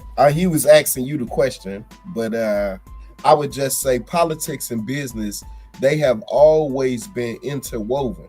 My saying is that shit go together like peanut butter. Man, business and politics go together like peanut butter and jelly, bro. Mhm. You know what I mean? Yeah. Like they've always been interwoven. And Right. and you know, it's funny that you bring that up. You know, I got plenty of smoke for Trump on his economic policies. These tariffs, right? With the soybeans, right? Just soybeans, for instance, right? Y'all know we was selling almost all of our soybeans to China. Okay. So when we went up on the tariffs and everything, that made China go and find other suppliers. What motivation does China have to come back to buying soybeans from America now that they done found other partners? Well, what up, everybody? Soybeans ain't good for you anyway, so.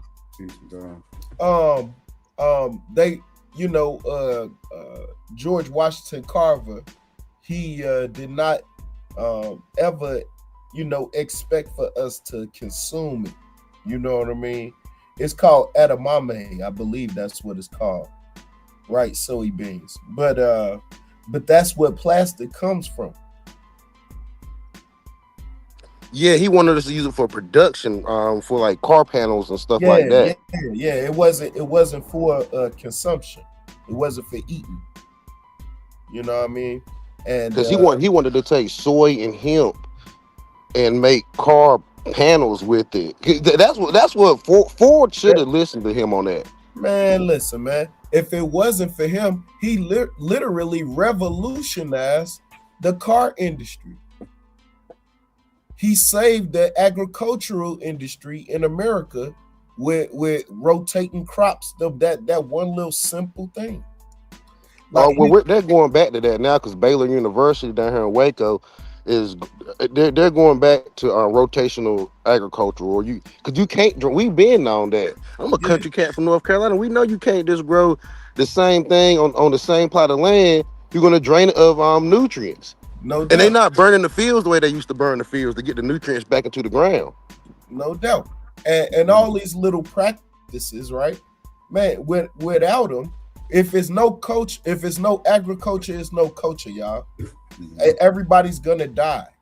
You know, like that's not hyperbole. You know what I mean? Without agriculture, we're all dead. That's period. Point blank. If we don't know these agricultural practices, yes, we're all gonna die. Well, speak for yourself, bro. Oh no. That's everybody, bro. That's everybody, because we can't have a food drought and a food shortage and a water shortage if everybody is participating the way that we should be. Now, I mean, I'm the first one. I ain't participating in the agricultural way that I should or used to. I'm down here in concrete, Dallas, Texas. I ain't got a farm. I ain't even got a garden. I ain't even gonna lie. Hey, Pastor, when I come down, man, I got family in Dallas. They in McKinney and they in Dallas. When I come down there, I'm gonna look you up, B. Hey man, look me up. I'm down here, man. I don't mind meeting up with a brother. I ain't one of these crazy ass weird motherfuckers. You know what I'm saying? We kick it, get a beer, brewski, get some brisket. Yeah, show me Look at this around, nigga. man. Show me around. I just want to see. He gonna have you down there drinking Mexican beer. Hey, I ain't gonna say that I ain't gonna smoking that garbage ass Mexican weed. Nah, you crazy, man. Why y'all got them? But now y'all hating, dog. But you know what? I'm glad you Hey, brought you gotta up. remember, I lived in Fort Worth for 15 years. So I was always in Dallas and Arlington. Well, you know, I had this argument. I was having this argument with a Indian cat because he wanted to hit me with that. He an American. I'm like, no, you not, dog, because if your first sons ain't sacrificed in war, you ain't a real American. And Mexicans, they first sons fought for this damn country, dog. And so it's Black Americans too, and white Americans. Say y'all Mexican, y'all Indian mugs, y'all Nah, they want to didn't come in fight. here. They didn't fight for this country, bro. They was fighting for their land. Well, either or. These Indians want to come over here and they want their first sons to take tech jobs, go to med school, go to law school. That's not how that works in this country. Your first sons can't go to college. What? They can't. That's how this country goes. Your first sons can't go to college. I don't know about that. Where you getting that from? History, nigga. Your first sons got to fight. Our great grandfathers and uncles and fathers and What stuff. year? They What year all you fought. My talking dad, about? all the men of my family fought in the military and in these wars, so that I could get a chance to go to college. And for these Indians to come in here and think that they get to go to college with their first generation children, that's a lie, dog. Y'all got to go shoot somebody. Give them niggas a gun, not a book. Yeah, right. You can't, Pastor. You sound crazy, bro. No, but I tell because these Indians they didn't fight in that. East Indians. You talking about East Indians? Yeah, that's literally from India. Yeah, I'm talking about them. Yeah. Yeah, no doubt. I just wanted to make the distinction. I knew what you was talking about, but just for the sake of the conversation, you know what I mean? Nah, man, they first generation 7-Elevens and the quickie mark, man. They ain't gonna go to no goddamn war. You know what I'm saying? I feel where you're coming from, but nah, man, we ain't in that time no more. We got wars being fought with technology. Nah, you tripping. How you think they getting this? How you think they getting the materials for this technology? Where you think materials for your phone came from? Africa. Okay then. Well, no, I was talking about the East Indians. Technology. Now minerals come with that technology. Oh yeah, that's true. Yeah, Africa, you know, she's been subjugated, suppressed, and swindled. Mm-hmm. You know, it's like Dr. Amos Wilson said, you can swindle a man out of his land if he's ignorant, you know, and that's what's going on in Africa. They just getting swindled. They think the white man is God. And he got all this big machinery. I mean, which is true. He got his big machine. He can refine the resources better than they can. I feel like that's a sweeping generalization, and this conversation needs to be a little more, specific. We can clearly see what's happening in Nigeria. Again, those at the top that got money. They are the ones that's kind of pulling the strings behind this puppet government. That's literally the sentiment. Oh, I agree with that because I watch documentaries on Nigeria all the time, and you see one part of Nigeria with a rich stay, and right behind over the lake, you see all the poor people right beside it. So I give you that. But Nigeria's on an American accent. Nigeria is technically on our side. On a lot of wars that we fought, Nigeria was kind of right in there with us, so they be crazy to switch on us now. It's not it's not that they on their side. It's a colony, right? You understand? It's a colony of the U.S. You understand? Yeah, see, I don't know that part. You forget about that part. Oh, you right, Nigeria. You right about that. So with that being said, I don't think that they should be trying to go with down Trump bombing Nigeria.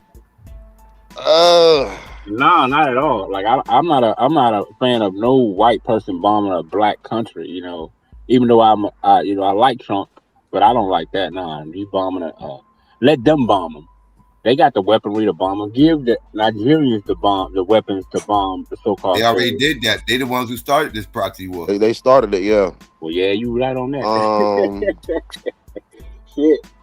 It depends on it. See, now I kind of do agree with Madon that we should, since they did start it and they did start the bombing, that means we just got to out-arm our side of it. I used to be on this super. We are the world. We can save and do the right thing, but sometimes you got to do just the just thing, man. Just what you have. You just got to do the just thing, and the just thing to do.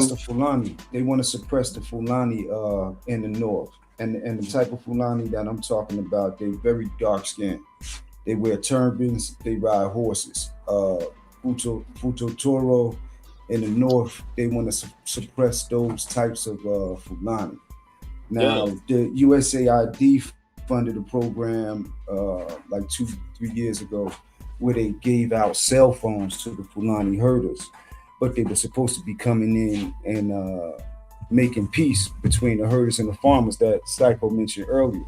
That's beefing over the cattle pasturing in the area, and whether it's just whose crops are they destroying, possibly water sources and things of that nature. But they give them cell phones, and then they turn around and Boko Haram somehow uses the cell phones to suddenly begin to assassinate all these Fulani herders. So that exacerbated it. But that's USAID funding, that was responsible for that. That's why some Africans don't like USAID. That's why Dr. Indira Khanum is coming out talking against USAID. Yeah, and I think it's just a war on Muslims. It's a war on Muslims because even here, like I rock a turban, right? Everywhere I go, I got niggas telling me, "Oh, what you a Muslim?" I got white folks asking me, "What is that on your head?" I mean, I think this is a war on this Muslims, man. I mean, I think so. It's a fact. That may be true, but we can't. It's really a cultural war, right? And when it boils down to the cultural war, I would rather live with the Christians than the Muslims. So if we got to fight, has killed more Muslims than Christians. They just utilizing this recent occurrence, as a ploy, so they can go ahead and put boots on the ground, justify boots on the ground. And if you notice, he did it on Christmas. Interestingly enough, it's very interesting. It's very interesting. But so Merry Christmas to the dead terrorists too. My bad, Pastor. Well, Christians can definitely be violent. Christians can definitely be violent. I'm not going to say that's not true. They kill more motherfuckers than anybody in the fucking world. Christians are violent. The Christians have killed more people than. It's a little thing called, the Crusade. They had 2 of them. You know what I'm saying? Yeah, the Christians have killed more people than anybody in the fucking world. Mm-hmm. That's a fact. I still rather live in a Christian, a supposed Christian nation than a supposed Muslim nation. But so you cool with theocracy? Yeah. I used to think the Christian nationality and the 7 Mountain Mandate. At first, that's a bad idea. That's a bad idea, but this country is losing its identity, and we got to. And I think you cool, baby, because of the attack on Muslims in this country. You cool with that? Not necessarily. Well, I'm okay. Well, that's by proxy war. We really just trying to get a Christian country. Trying to convert everybody to Christianity. If they'll either get down or lay down, bow down to this Bible, or else. To a certain extent, it got to be that way, because if we don't, we're going to lose this country. No. Here go the thing. When you say American identity, right? A country's identity is formed by what they do on the world stage. And in the world stage, ever since the end of World War II, we've been flexing on anybody and anything that we feel like is out of pocket or outside of our interests. That is bullying, bro. And eventually, right? Bullies, right? They piss people off to the point where they want to fight. That's what's real, bro. And that's where we at right now. You know what I mean? I mean, I'm using layman's terms, but the idea, I had mentioned this earlier when you wasn't on the panel, that we trying to be the police of the world. That's a good analogy of it. And we can't be that. Who would you rather? Yes, we can be that. Because who would you rather be the police of the world? Us?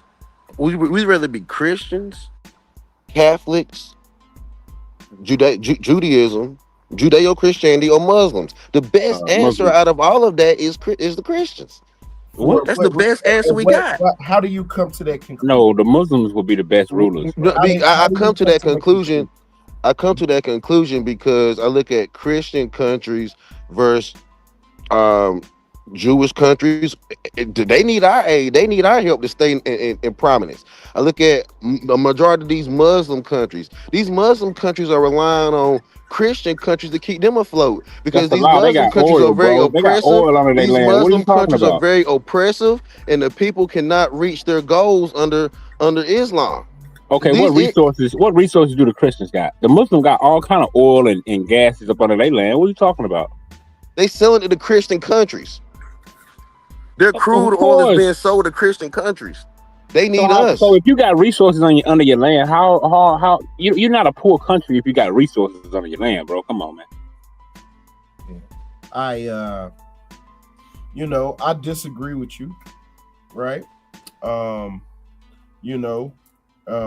Christian, right? When we using this word too loosely, right? Is Russia a Christian country? No, it's a Muslim country. Is France a Christian country? Russia is not Muslim. France, I think France is more aligned with Christianity. Yeah. Okay. Is England a Christian country? Yes. Can I say something? Can I say something? But there's also African Christian countries too. So I get you. What up, George? I think the conversation in this context is disingenuous because we've been born and raised here in America, and most of us, I don't think we would want to live anywhere but here, based off of where the systems are set up. And unfortunately, this country is a Christian country, but we're different. As Black Americans, we've been treated different in this country. So, like, whether we may subscribe to Christianity or any form of Abrahamic religions, but we know as Black people, we ain't seen equal in any of those religions, whether you're a Muslim or whatever. So, the white man gonna do what he do. But I think that most of us, we've been used and born and raised under a Christian country, and I don't think I want to live anywhere else outside of being here. I agree with you on that. I don't think I want to live anywhere else either. I disagree with the concept that this is a Christian country. Right. When the Pilgrims first came over here, they came over here, not to indoctrinate everybody, but for freedom of religion, right? That's the whole premise behind separating church from state, right? That's why I could go down the street and see two masjids right next to a church. Right, people are allowed to, believe what they want to believe here.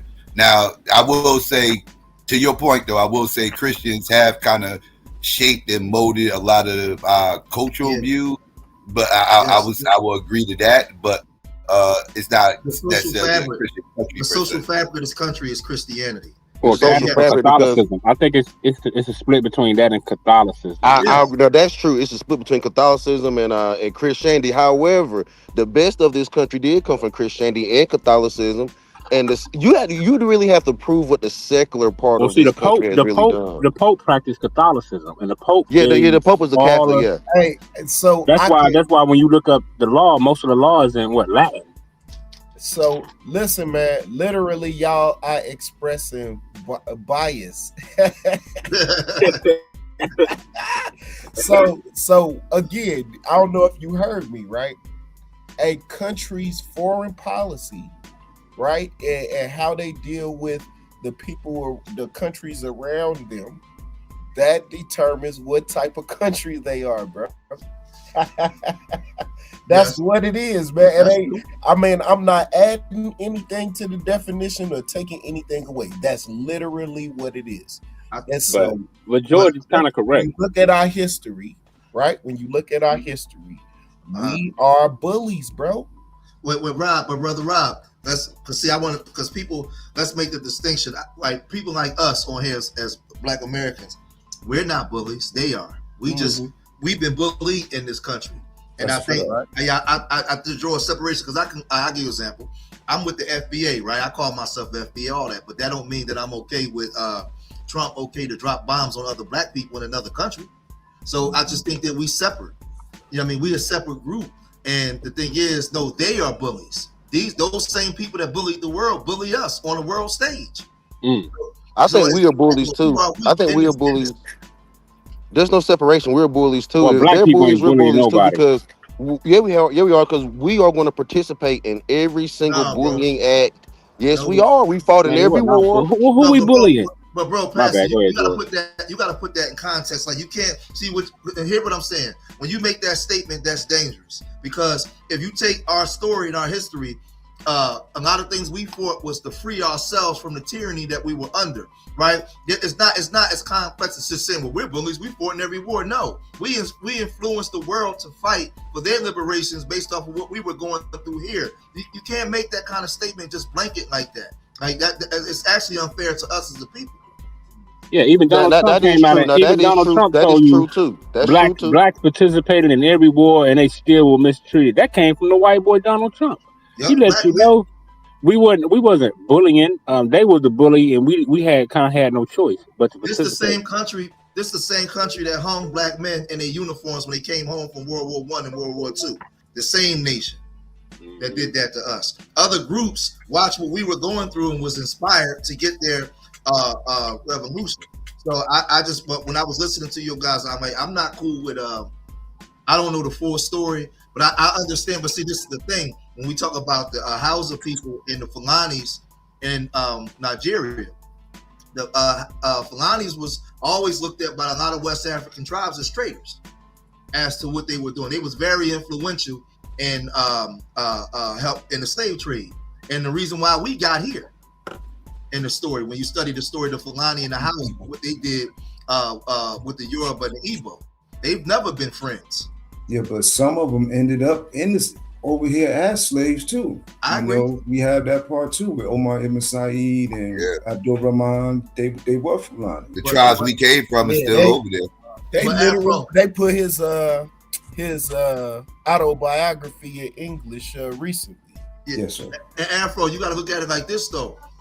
The Fulani Jihads, those Fulani Jihads, when they embraced Islam, and some of them are the main reasons why the Mandate people fell. They was used as the group to go in.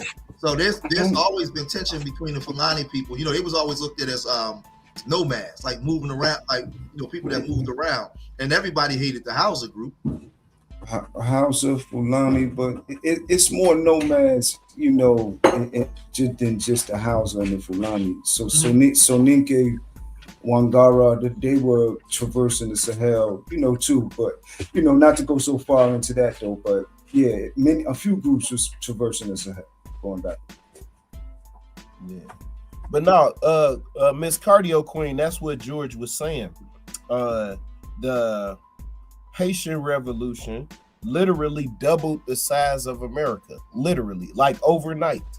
You know what I mean? The effects of it, yeah. Yeah. And then those people holding off, the British and the French, and the Spanish, that inspired,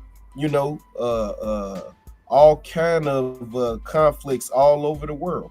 You know what I mean? And then the Civil Rights Movement, it inspired the decolonization of Africa, and so on and so forth. So that's literally what George was talking about. And we got to also look at our damn near over 200 rebellions here in America, from the Stonewall Rebellion to the German Coast Rebellion to the New York Conspiracy. Like, this stuff is well known and well documented. It's just not taught as much as it should be today. But our resiliency, what happened during the war of 1812? How did blacks get from the Carolinas in the South and the Caribbean up to Canada? That was because of us rumbling. We was fighting, to get our freedom and stuff like that. So it's we have a whole story of being bullied and negotiating deals with these people for freedom and them reneging on their deals and all that kind of stuff. So we gotta no, we were being bullied. We wasn't bullies. We were being bullied. Mm-hmm. I'm just saying, like, to clarify, right? Yeah, America on the world stage is a bully. Yes. But internally, our story inspired revolutions against the bully. Yep. You know what I mean? Not just in America, but just bullies in general. And I was saying, because a lot of people don't go with DNA tests, but I do. I believe in DNA tests. When you look at, like, most of us, we take DNAs, and like you can find your family members and stuff on there, right? But like on mine, I took 3 of them. One of them, it says I'm 44% Nigerian, right, in my sub-Saharan African part. The other 2 say I'm 41 and 40, right? But the majority of us got Nigerian DNA. We come from. That's why I brought up Afro-Asiatic, about those the Mandate people that fell, and those the Fulanis in the house. A lot of them was responsible for us, the ones that came to these shores that came here. That's why when they do the DNA test and the backtrack, a lot of us backtrack right back to that land. Oh yeah, no doubt about that. You know what I mean? So George, yeah, how do you feel about Nigeria giving Donald Trump consent to kill their own people?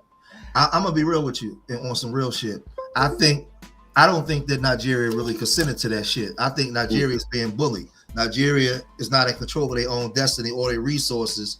And behind, the white man, listen, we gonna come do this, and ain't nothing you gonna do about it. We're gonna tell you how we're gonna do it, when we're gonna do it, and that's that. Until, for my opinion, until black people globally get some type of military where we can overtake this beast, they do whatever they want to do. And if you ain't, listen, this big bang take little bang. Everything is looking to eat something on this planet. If you ain't strong enough to defend what you got, they coming to take you. And that's just what's happening. I don't think that it's just per se, well, come bomb these people. It's the white man doing what he want to do. Who gonna stop him? But not? Hey, I agree. Now that's the answer I was looking for, because I think they was bullied as well. That's why I posed the question during this bullying topic, because I think the Congo is next. Because see, this is the thing where I can separate the two, right? I could be online going in, bigging up Black American culture and everything, but that don't mean I hate Africans. That don't mean I hate anybody else. I don't want to see nobody black get hurt. I don't believe that Nigeria has full autonomy over their resources in that country. No, they don't. Right. You got the same big oil tycoons that's in the other countries that was dealing with Iraq, Syria, and Libya. We see the pattern with the oil countries, with the oil rich nations, and then Afghanistan too. They basically give us. We can basically look at the playbook through Afghanistan, Iraq, Syria. It looked like they want to balkanize Nigeria, north from the south. Like they did in North Korea, South Korea.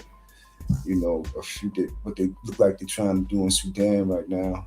Well, what took place in Sudan actually, Northern Sudan versus Southern Sudan, and then make it easier for them to exploit resources. If somebody said the Nigerian Boule gave consent, but that's the thing. That Nigerian Boule, they represent the white man, special interest, not the interest of the African people. The same way we got groups here that go against us and our best interests, what we got here in America for policies that Boule go against our best interests. It's the same thing globally for black people everywhere. The white man got his sellouts. That where he don't have to come in and look as violent, as vicious. He used people that look like us to do the job. Yeah, you're right. A lot of them Nigerians love the goddamn crackers. Those in power, they love this beast. You know. Yep. Unfortunately. Yeah. So it's just I feel like, well, see, when it comes to Trump and this administration, for me, I look at things more and on a spiritual base, and I know everybody over here ain't spiritually, some of us are. I look at me the way I see this thing, Donald Trump is a necessary evil right now, because he's exposing, he think he's in control, but he ain't. He's exposing just how evil this white man has been in a time when the world is changing. And people are seeing things more ever before. Even that small hat community is being exposed and called out.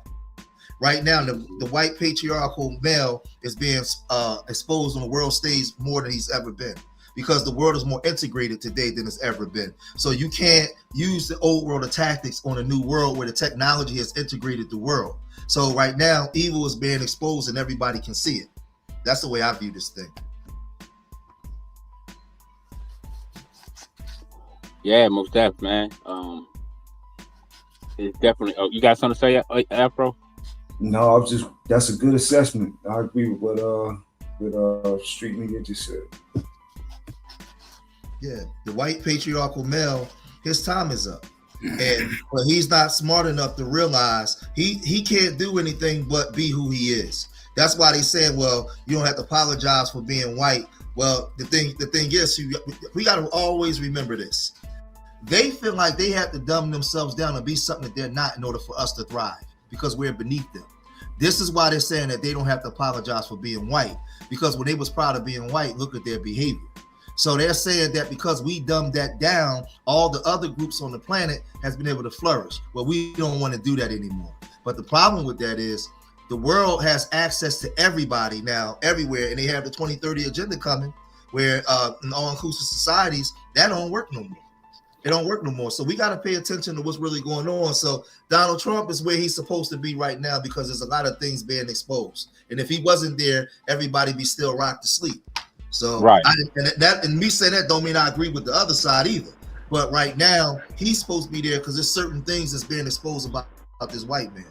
But and at the same time, I think what's happening as well is that this American white boy is realizing the small cap or the MK Ultra cap wearers has been suppressing him, making him think he's on top when really he was just becoming a fucking slave. And I think the white boy has waken up, and that's why you see all these white boys calling out the small hats. Not a lot of them, but a bunch of them, more than we've been seeing. So I think they're trying to separate themselves when they both the same. That's what's funny to me. Same cracker. The Jew is a cracker, the white boy is a cracker. But now we see them calling each casting each other out. They've always done that. That's what Hitler was trying to do. Race purity. That's what they want. They trying to say the small hats ain't white. Knowing they're white. They super white. Yeah. But this thing, see, we got to look at the technology today. When we were growing up, the world was a closed fist. Now it's an open hand. Whether we could be hardcore black first, but the generations coming behind us, they're not going to be hardcore black first or white first. They're pushing everything together. Project the world 15 years from now, 20 years from now, and they're creating it now. So that old way of thinking is being destroyed, and the white man wants to maintain that because that's how he maintains his power. But it's over for him. So the world is way more integrated than it was when I was a kid. And we're going into a whole new world, man. And gays are out in the forefront. Everybody, more powerful women are becoming presidents of nations that was male chauvinistic. It's a new world we're going into, whether we like it or not. And they're fighting and tooth and nail to maintain that old way of thinking. Some things we agree with, some things we don't, but the time is up because the technology today doesn't suit the old world way of thinking. And people got to get on board with where it's going, whether you like it or not. Yeah, and that's why they throwing around this word brain disease or mind disease. They're trying to, anybody that got an opposite view of these motherfuckers, I heard Hillary say this brain disease. I've heard Trump say it. I've heard Eric Kirk say it. So I think this is a new way they're going to be kicking in 2026, telling people they got some type of brain disease and going to need to be put in that institution. Well, look up. I tell people all the time, look up the UN 2030 agenda. Forget what I say; it's what they say. The UN 2030 agenda tell you what the agenda is by 2030 for sustainable development of all-inclusive societies, where every ethnic group, every group can live free without fear of tyranny. It says it right there in the 2030 agenda. So when you see these women playing these male-dominated roles, that's social engineering you to normalize women in powerful positions. It's in movies, it's in your music. You got a woman, the president of Mexico. It's a global agenda. It's not something and it's something that you can Google and watch it. And it's playing out right in front of your face. So there's a lot of things that's happening. It's things that where you see the gays taking the mask off and they coming out to the forefront. We don't agree with that, but in an all-inclusive society, they get to live in a society out in front just as much as we do. That's part of the agendas that's coming, that's happening right now. And I feel like a lot of times people are late in the arguments. Like we still arguing about old world stuff and not looking at where the new world is going with the technology. We should be talking every day about the 2030 agenda and what's on TV, what's on the news, what you see, because it's all connected. It ain't a lot of conversation in it. And what's happening, real quick, you can get it, brother, right after I say this. And when I think, I was gonna say this is what I like about FBA. Even though they still in the blueprint of the Nation of Islam, they speaking about separation. To me, that's the real thing about, they call it delineation, but it's really separation. But see, that's why I just want to say that but they're using the Nation of Islam format. But go ahead, brother. You want to speak? Go ahead, somebody. I know. Go ahead. No, I agree with the 2030 agenda. I've been aware of that, and we should be talking about that weekly, having discussions on that. In 2026, the third quarter, Saudi Arabia is going to open up the smart city of Neom. That's part of the Saudi UN Agenda 2030. Yes. Lots of money is flowing in. You see Turki al-Sheikh. He's dominating the sports industry gradually. Yes. Took over boxing. Vegas, they're coping right now because everything's going into Riyadh. All the big money fights. He's cut into the NBA with the G Leagues. Oh, that's part of all inclusive. That's part of all inclusive society. Right. Yes. What's next? Yeah. And Psycho, somebody like you, Psycho, that's well versed. I'm FBA too, and I love America. I didn't think that Nigeria is the only one who gave permission, because the Gulf of Guinea is a commission. It's called the Gulf Coast of Guinea, and the commission has security by the USA. And those nations like Cameroon, Nigeria, Ghana, they gave the AOK for all this to happen, so those ships could pop up and use those Tomahawk missiles the other day. This was strategically planned. Almost there. Your Psycho, On a you had surgical pushback. level. That's for sure. You had pushback on what I said, Psycho? Did I hear what? No, I said you had pushback on what I had said about how the FBA feeling on the Nation of Islam blueprint. They're calling it delineation, but all it is separation. You know. I agree with the separation and all that, but that's, you ended it off with the whole Nation of Islam stuff. The Honorable Elijah Muhammad has a quote in the message to Black men in America. It says, in order for change to occur, complete change to occur, there must be 100% dissatisfaction. And that's the case with the FBA. That's a bar. Well, it's somewhere in that book. I always highlighted it. I forget which page.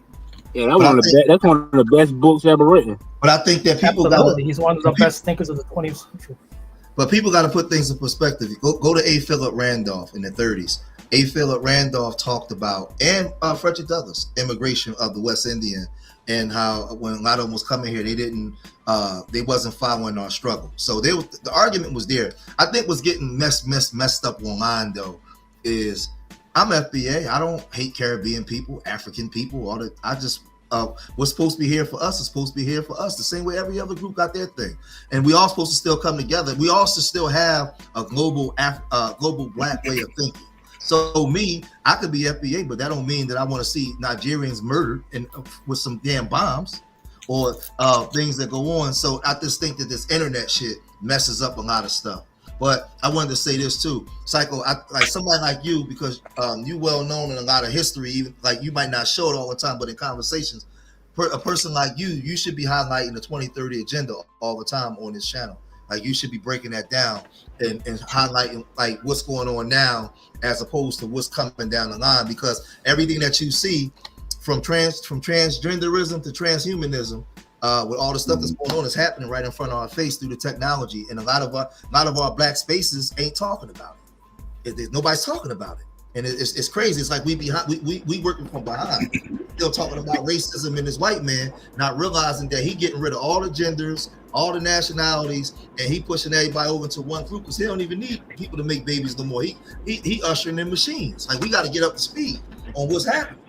Well, because I think with 2030, when I start talking about transhumanism and stuff like that, that's when I start spooking out people and everything. And you know I'm the most anti-conspiracy motherfucker you probably know up on here, and people will call me a conspiracy theorist when I start talking about that transhumanism shit. Now that shit is going to morph into something that we ain't going to be able to control. We got to talk about it. Well, 2030 is the precursor to transhumanism. Yeah, but the thing about it is, like he said, every time you speak about it, it seems very conspiracy type, and it's not. Like a lot of this stuff is happening with the data centers and all that stuff. That's very 2030 material. I don't think people know the real definition of conspiracy.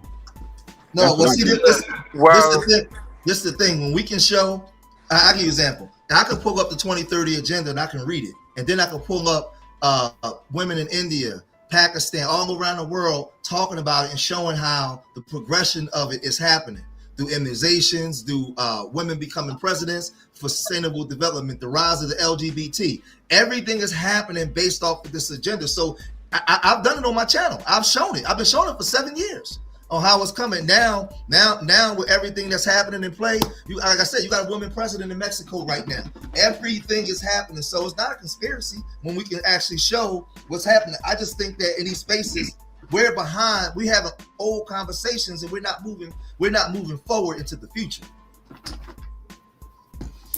Well, we're moving forward into the future. We just ain't, well, I ain't gonna go ahead. We're not educating the people on what's happening now. I push back against that trans stuff all the time and everything else.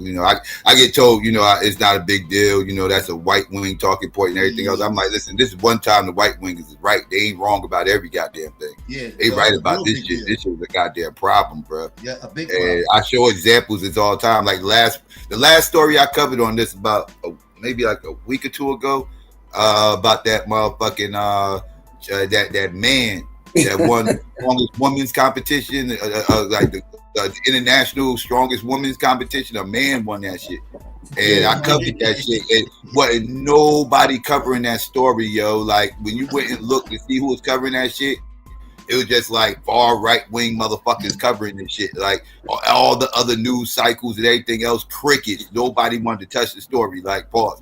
Like they ain't want nothing to do with it. And the shit was wild. I'm like, yo, this is crazy. It's a clear agenda out here. Because if that shit had it was a situation where a man had joined like MMA or some shit like that, or not bad, a woman, right? A trans woman, right? A woman acting like a man, and joined MMA and actually beat up a man in MMA. Every motherfucking every news channel, everything would have covered that shit. A woman beats a trans man beats a biological man in an MMA fight, and they'd have propped that up to how that ain't, how this could be a thing, and nobody should be worried about this and all this other shit. The whole shit would have got spun. So I'm like, yo, this is wild. Like that's part of the agenda, Psycho. You can't really have a real conversation with that shit because it's so politicized. Because Donald Trump pushing back against it. But that's what I'm saying. There's a fight between transgenderism and transhumanism. The transgenderism was being pushed by the Democrats. The transhumanism and the technology is pushed by the Republicans through Elon Musk and Trump and all them. They're the ones pushing that and trying to keep being in control of the technology by 2030, 2035. The Democrats, I think they went in the same. No, they are, but they come. No, let's check it out. They both, the agenda is the agenda. Is they're fighting as to who's going to be in control of it. So one is pushing one to the forefront, one is pushing the other. But transgenderism and transhumanism is all the same. It's all connected. It's all they one. may have this. They may have the same goal, but they're going two different directions. Yes, there you go. One's going to the right.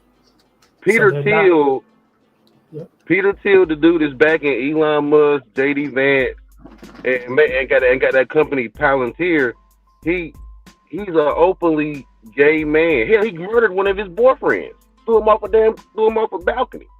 Let's keep it real. Like, so we can't let if he's a homosexual guy and he's leading the Republican transhumanism, I don't see how transgenderism is different than the two. I think they're just different facts. All the same. They're all the same. They're just different sectors. There you go. So remember, y'all ever read The Gay Revolutionary by Michael Swift that was written in 1987? Is in the Library of Congress from out of Fordham University. Nah, I ain't never read. Y'all ain't read that. Y'all better go read that. Everything that he said in 1987 when he wrote that is happening right now.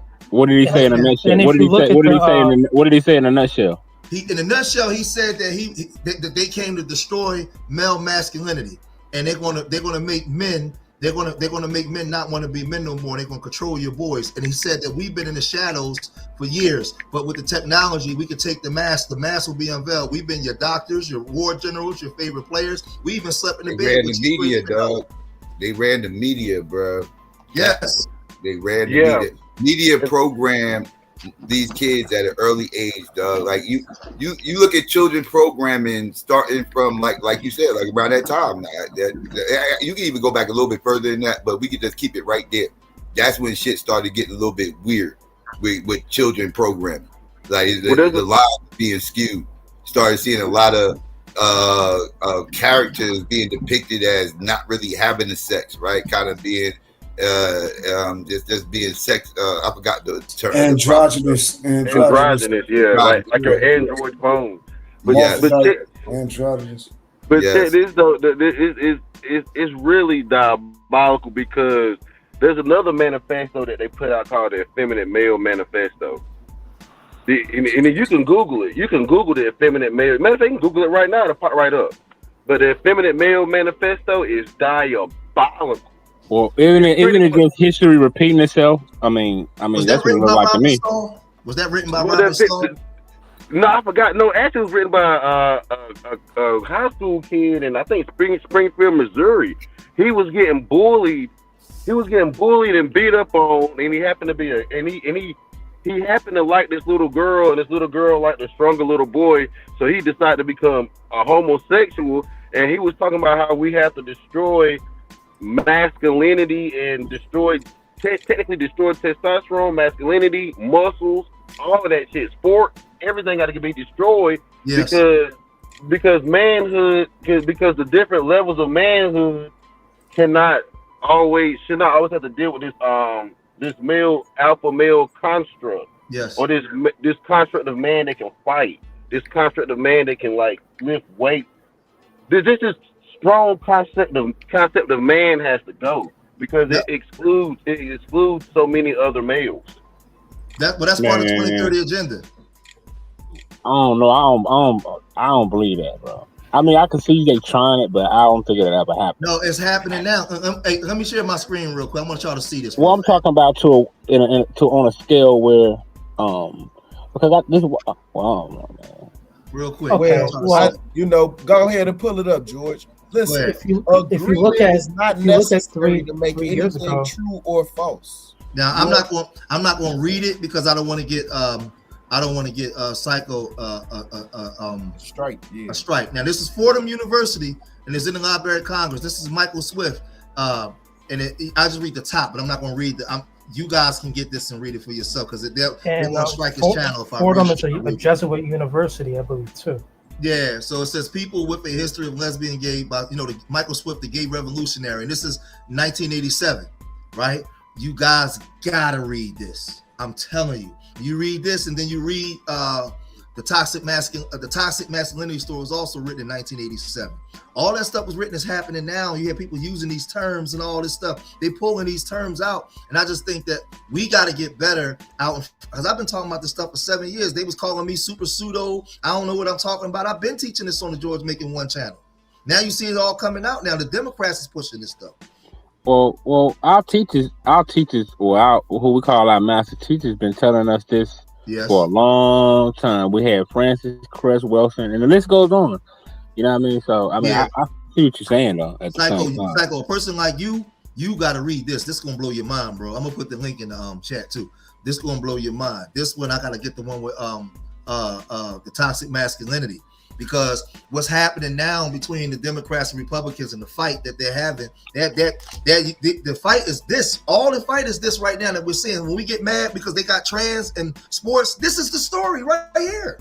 This is what, like Psycho said, they started before this, but they start documenting this stuff on paper and putting it in colleges. This is in universities. This ain't some spooky stuff I'm making up. This is in the universities. Yeah. This is when they started. Like I said, this is when gender and race was getting politicized, and this is when it's starting to get at its height. And when I say politicized, I'm talking about in science. I'm talking about in science, the way science views gender and race. That started getting politicized, right? Like the whole studying of race and the studying of gender and everything else. The water started getting muddy, and this is when they started saying, well, these things are subjective.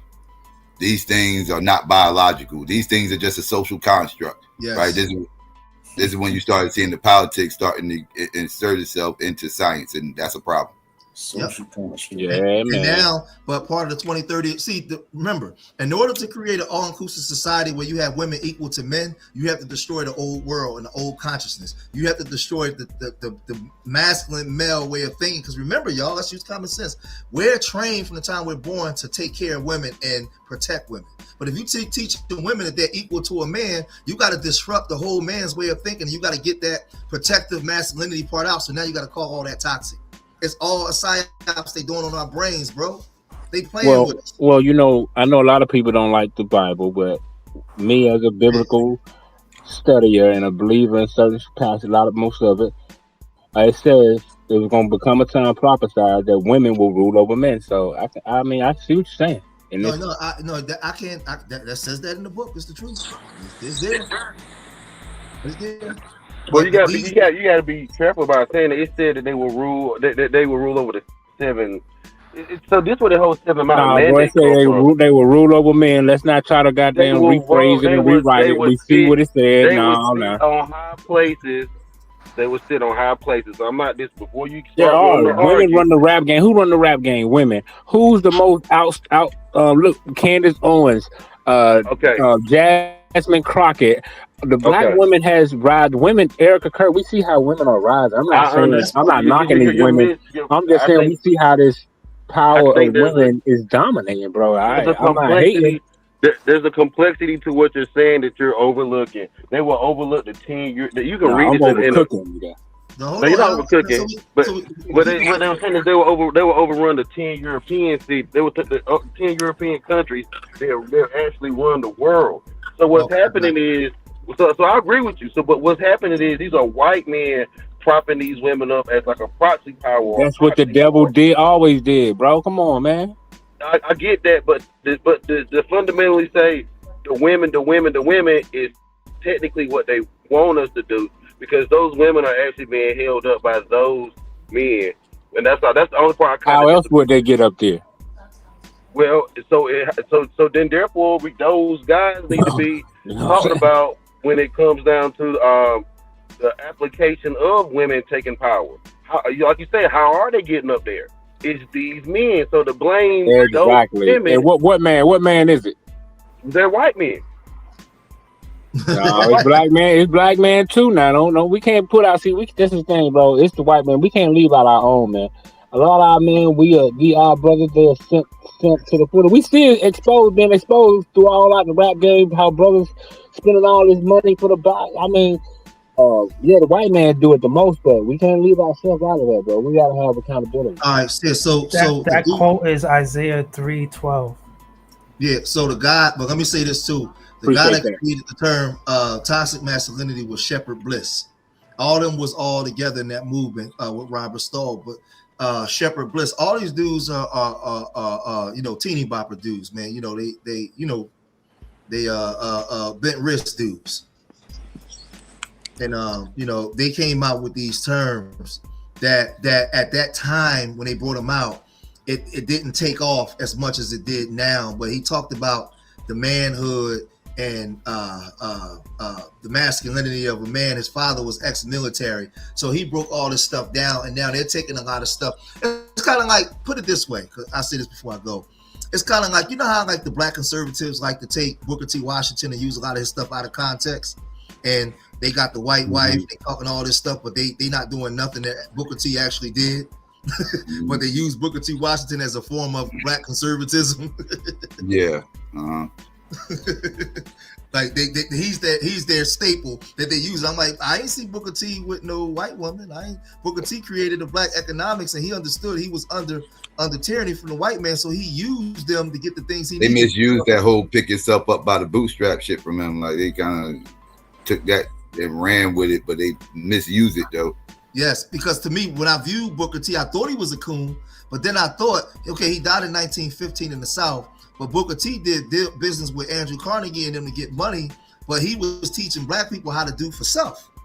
Yeah, he said we got to make our own draws, our own bricks. We got to we in Booker T is one of those people. We did a horrible job allowing the narrative to get spun about him. Yes, it actually, and we did that to ourselves too, because in colleges they teach you that Booker T's a coon and W.B. Du Bois Yes. Is the Freedom Rider, right? I told Like, he was a coon for a long time until I got out of my ego and I went and really studied him. And when I really studied him, I said, wait a minute, you know what? He really not a coon. They was mad because he didn't speak out on a lot of the lynchings that was going on at the time. But like you said, we cut deals with the Atlanta Compromise speech, really kind of tainted his legacy, and the fact, and when it came out that he cut deals with the Klan, but the Klan was separatists, and so was Booker T. So they were just cutting deals to try to keep peace amongst because people got to think, people be looking at that from the outside looking in and everything else. Like, those black people down there in the South, they had to live around those fucking racist ass pieces of shit. Thank you. They had to live around there in fear of being lynched and all this other shit, putting their head down when they walk past these motherfuckers, all kinds of wild ass shit. They had to, the motherfuckers had to have kind of peace treaties amongst each other. So with the motherfucking Klan to try to get some peace treaty shit going on. So y'all stay on y'all side over there, we stay on our side over here. I'm not gonna rip them for that shit. And I don't think that people really take into account when we teach in history, because a lot of times, a lot of things when it comes to Black history and Black historians, there's a lot of stuff that our people leave out because we got a black belt and talking about this white man, but we don't talk about a lot of shit we did to each other. Do y'all know in the South that light skin, dark skin thing was so strong that they even had graveyards where you had light skin graveyards and black and dark skin graveyards, like that color spectrum. So when you deal with somebody like a light skinned brother like Booker T, he was disliked because he was looked at as a sellout by a lot of the blacks. He was looked at as bougie. The same way Marcus Garvey looked at the Boise as bougie, because a lot of them were. I ain't saying all of them, because a lot of them were robbers, but within our communities, bro, we had whole graveyards where we were separate from each other, and separate from put the white man on the side. We were separate amongst the color spectrum. Well, I do think that most light-skinned black people are not. They just like my son. They mixed. I just call him black. I call my son black, but he mixed. Like, I call light-skinned black people black, but they mix. There ain't no way around it, dog. The paper bag test is real. Light-skinned black people are not real black people, but they black enough.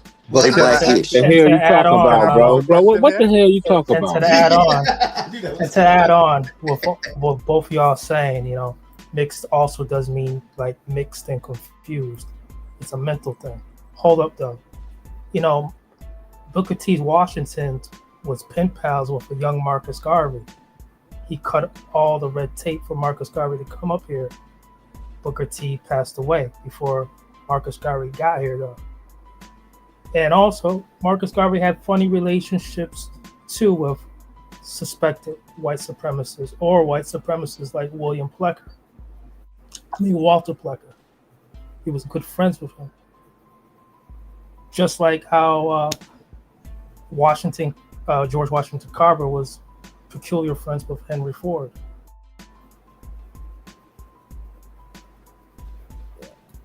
His voice let me know that he wasn't a real brother. That nigga voice was horrible. You don't know why his voice was like that? Who y'all say? Who y'all talking about? They castrated him. Who y'all talking about? So yeah, he talking about he was why he had that singing type of voice like Michael Jackson. Oh yeah, they messed him up. Right, let them know, bro. Right.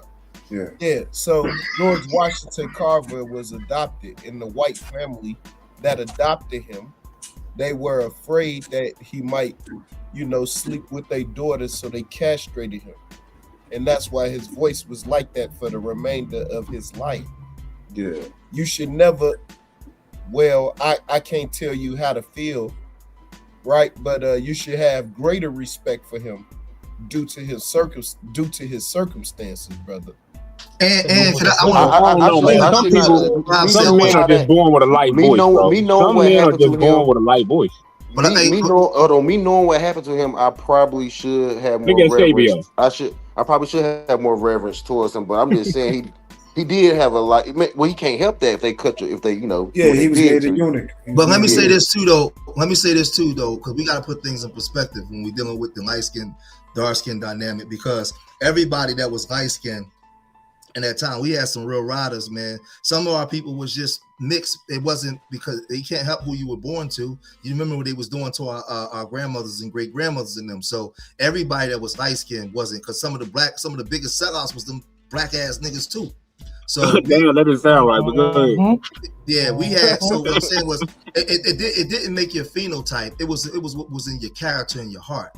Because, like I said, it was a lot. It was brothers that was light skinned that was 10 toes down for their crown. It was brothers that was dark skinned. So we just had issues. But the thing was, I was totally wrong on Booker T because I judged Booker T based off of more Martin Delaney and Henry Howard Garnett and all of them, and I put Booker T in the same category as a Henry McNeil Turner that was a complete sellout. But Booker T wasn't a sellout.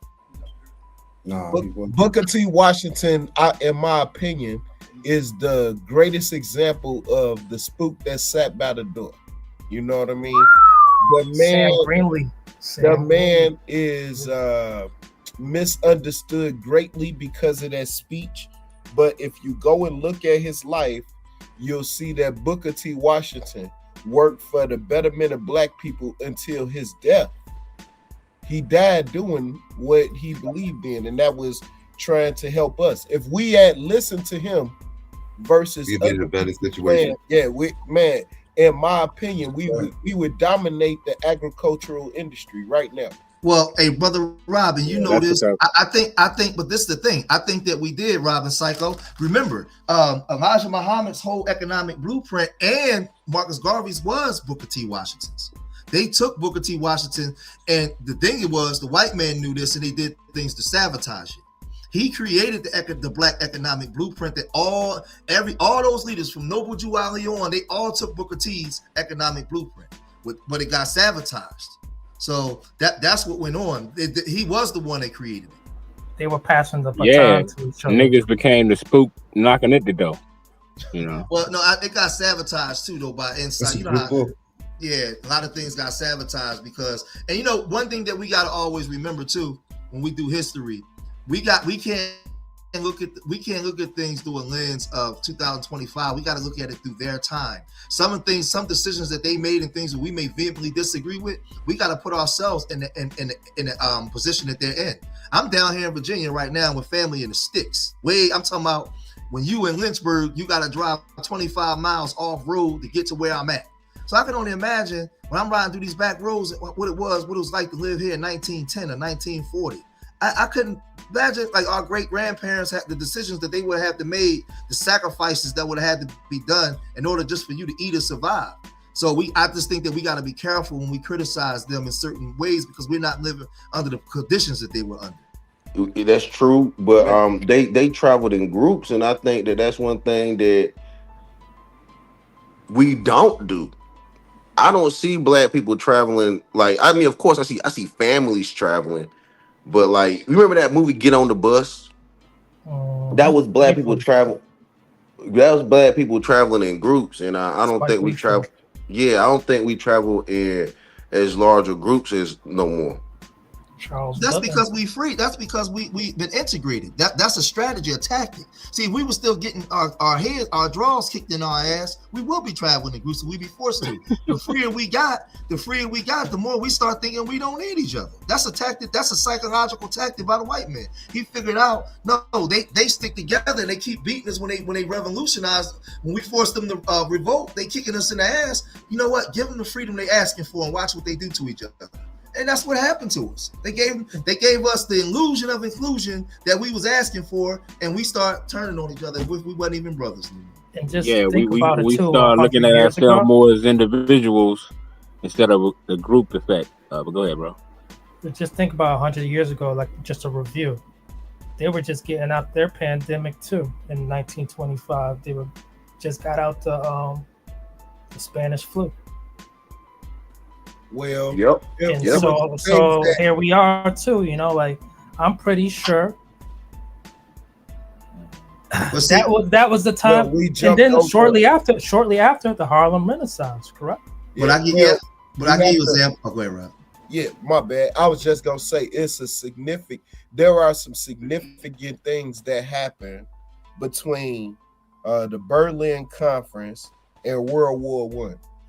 You know, if we take account of those things, so they legalized racism with Jim Crow, 1896, right? Then you have W.E.B. Du Bois' work, 1900s, the early 1900s, where he is trying to paint black people in a different light, if you will. At that point in time, black pride is on the rise. We got Charleston, South Carolina. We got Tulsa, Oklahoma, Rosewood, Chicago, certain parts of Ohio. Black people are doing well in St. Louis. But World War I happens. When World War I happens and them black men come back home talking about, hey, you ain't calling me a nigga no more.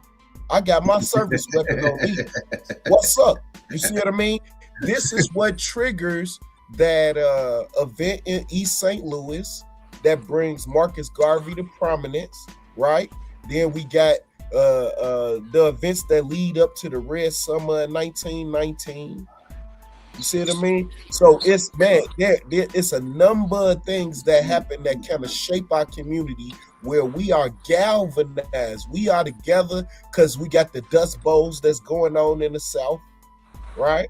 So we are galvanized because of the conditions. You see what I mean? White flight.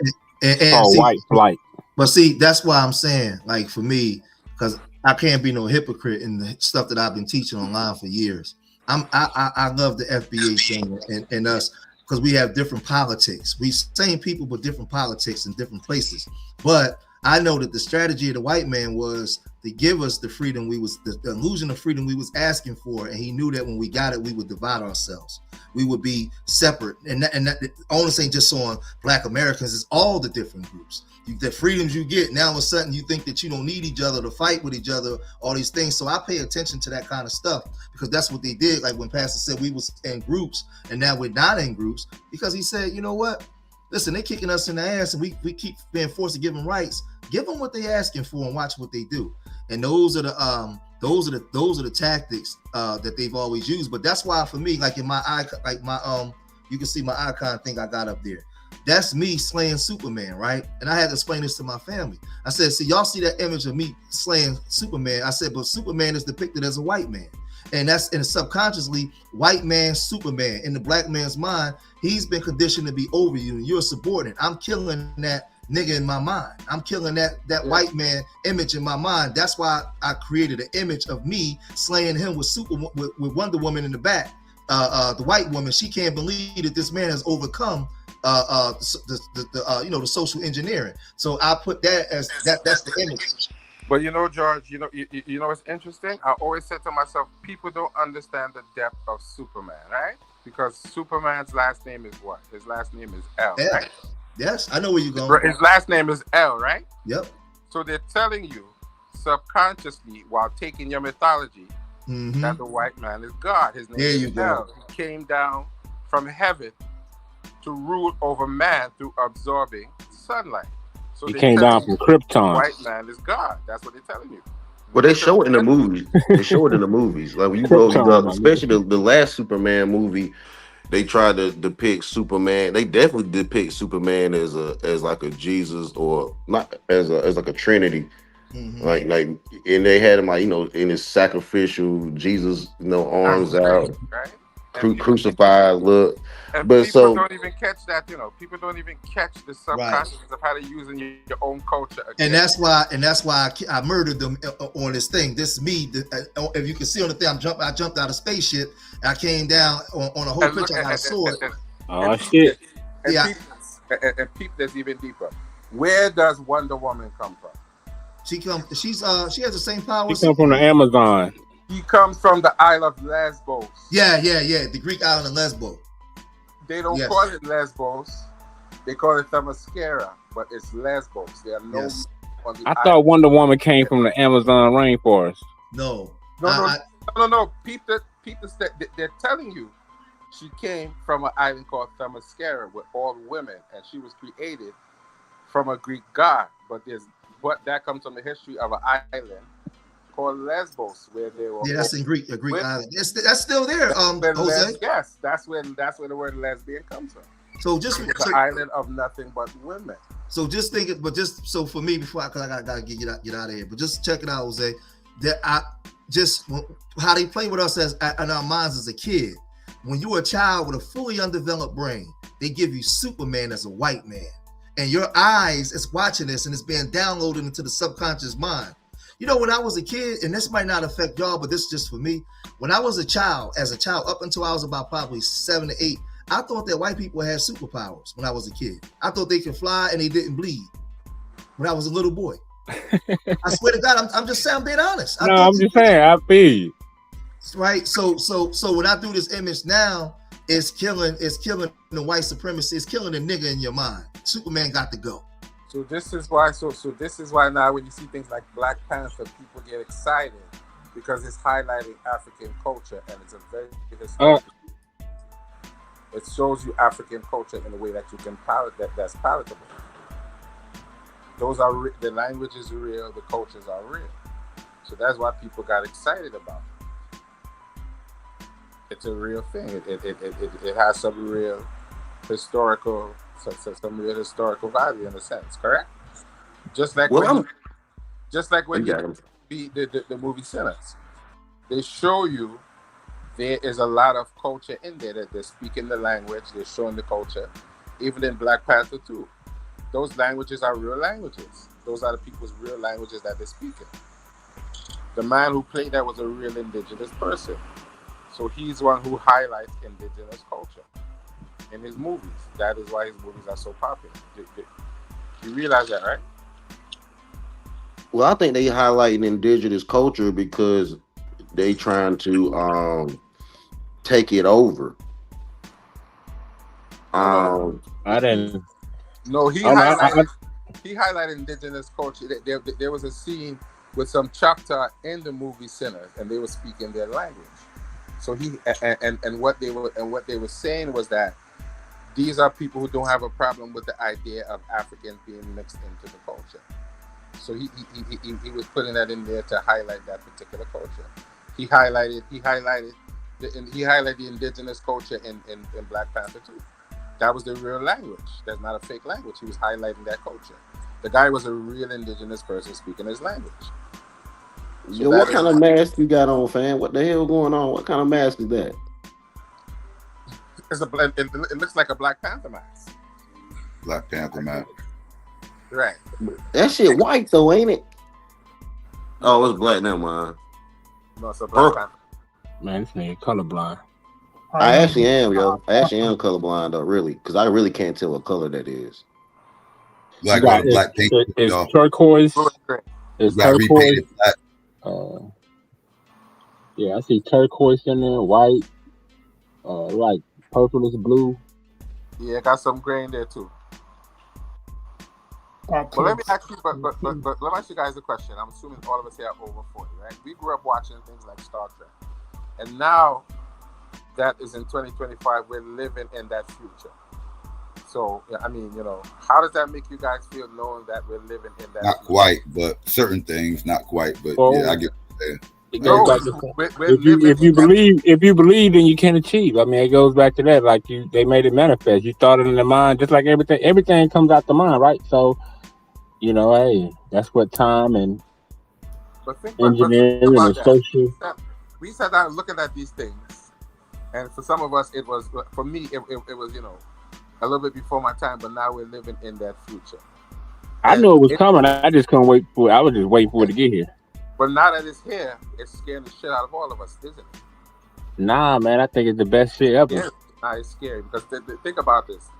We're discussing these things and we're looking at things online, and we don't know if some of these things are AI or not. They look real, and later on you find out it's AI. You find out they're messing with your mind and putting AI out there to fuck with you. And we also use AI to learn a lot. All of us use AI when we're making presentations. But think about how scary that is. I'm not scared. I don't fear none of that shit. I mean, I understand the point you're making, but nah. Well, you'll have to get replaced at your job. You'll have to be worried then. It's gonna be too late. I'll find something else to do. I was gonna say to you, it's already happening in a general sense. The algorithm know what you like, and it keep feeding you and feeding you and feeding you until you start clicking something different. That's your fault, though. Nah. If you, It is. let's say You for don't want you. instance- It's let's only say for only you can instance- grab that no. phone. Only you can grab I'm that giving you tablet. an Only you can example. I grab wanna that computer. give you an example. It's happening lightweight. They ain't gonna never come full frontal, because you would defend if they come full frontal. But let's say for instance you follow Auburn football, right? Man, bro, once Wrong. you all right, you follow Alabama. I don't give a fuck who you I follow. don't follow none of them, bro. All right, bad. But go ahead. Anyway, but it was just an example, bro. Right?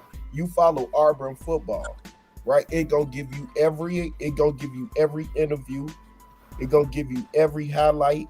It gonna give you every possible recruit. They highlights. That's what happens. The algorithm. Yeah, it's suggesting. It's based on feeds you whatever you click.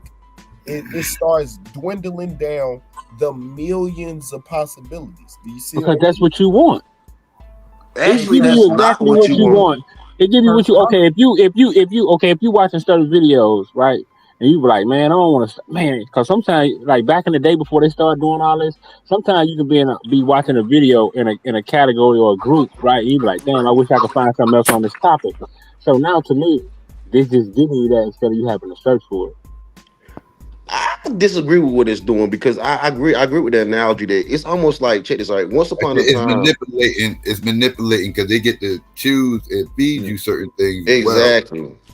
Like And you that got may you also get things in your algorithm that ain't had shit to do with nothing in your search engine, and that shit gets pushed in your face, and hopes that you clicking on it and shit like that. Like they intentionally push certain things out there to feed You know why they certain- do that, Psycho? Because certain people on your panel, right? They watch certain shit. So if you're on that panel with people, it'll present you shit that they be watching. I've seen it do that. Yeah, now you talking about the tags and all that shit. I get all No, that, not but the I'm talking tags. about Just like all of us on this panel, right? Somehow, some way, what some people on just say like pastor be watching a certain type of videos, right? Since he be on here a lot, they'll recommend you some shit he be watching. Well, They do prime that with my- example. I've seen it do that. Well, prime example. I'm on Psycho channel. I'm on Psycho channel, and a white boy followed me over here from Amazing Lucas channel. So I get what you're saying. You know what I'm saying? That does happen. But what I'm saying is I don't like it because like when once upon a time we all played sports. We played basketball, football, track, all that, right? But now they compartmentalize all these children down to one sport, and that's kind of how they're doing with us on this algorithm. We were multifaceted people that were interested in a lot of different subjects. Now they're like breaking us down to one subject. You probably like art, math, sports, religion, you like a lot of things. But now the algorithm got you only liking religious topics. So the danger that the algorithm feeding you whatever it is that you start clicking, the danger in that is you literally can form confirmation bias in your little silo at your crib, and then you come out on these panels and say it out loud, and then people like us who might disagree with you, you know what I mean, eventually have to bring you back to reality. You know what I mean? That's the danger of it. You know what I mean? But you got to realize that your every idle word you say, right? Everybody words on here. Every time anybody say any words, all that's going into the algorithm. So that's why you get suggested or recommended certain video. You be like, how the fuck this on my shit? And it'll show you. And then next time you be on a panel with somebody, they'll be talking about a video they watched. And you be like, yeah, I saw it too. You know that why that happened? That's why that happened. Automatic speech recognition. But let me show you how scary it is. I was watching Sarnetta the other day, right? Jabari was having a disagreement with Inky, and it led to this whole pattern. And they Googled something about what he was talking about, like literal, real, and something else. And do you know that Gemini quoted them the conversation that they were having at that very moment, and told them and quoted that into the algorithm while they were having the conversation? It quoted their whole transcript. That they have Automatic speech recognition. But think about it, that's scary. That's scary. They quoted the whole conversation and put that into the instantaneous. example. That's scary. So that makes AI just as fake or just as potentially false as like a Wikipedia search. Because I'm not gonna say that everything we say. I know I say pseudo shit. I push the pseudo shit. Okay, so I know that AI don't need to technically listen to me all the time. We know what you're Because doing with that. We know what you're doing with that mask, Angel. But that's another topic for another day. Go ahead, brother. My bad.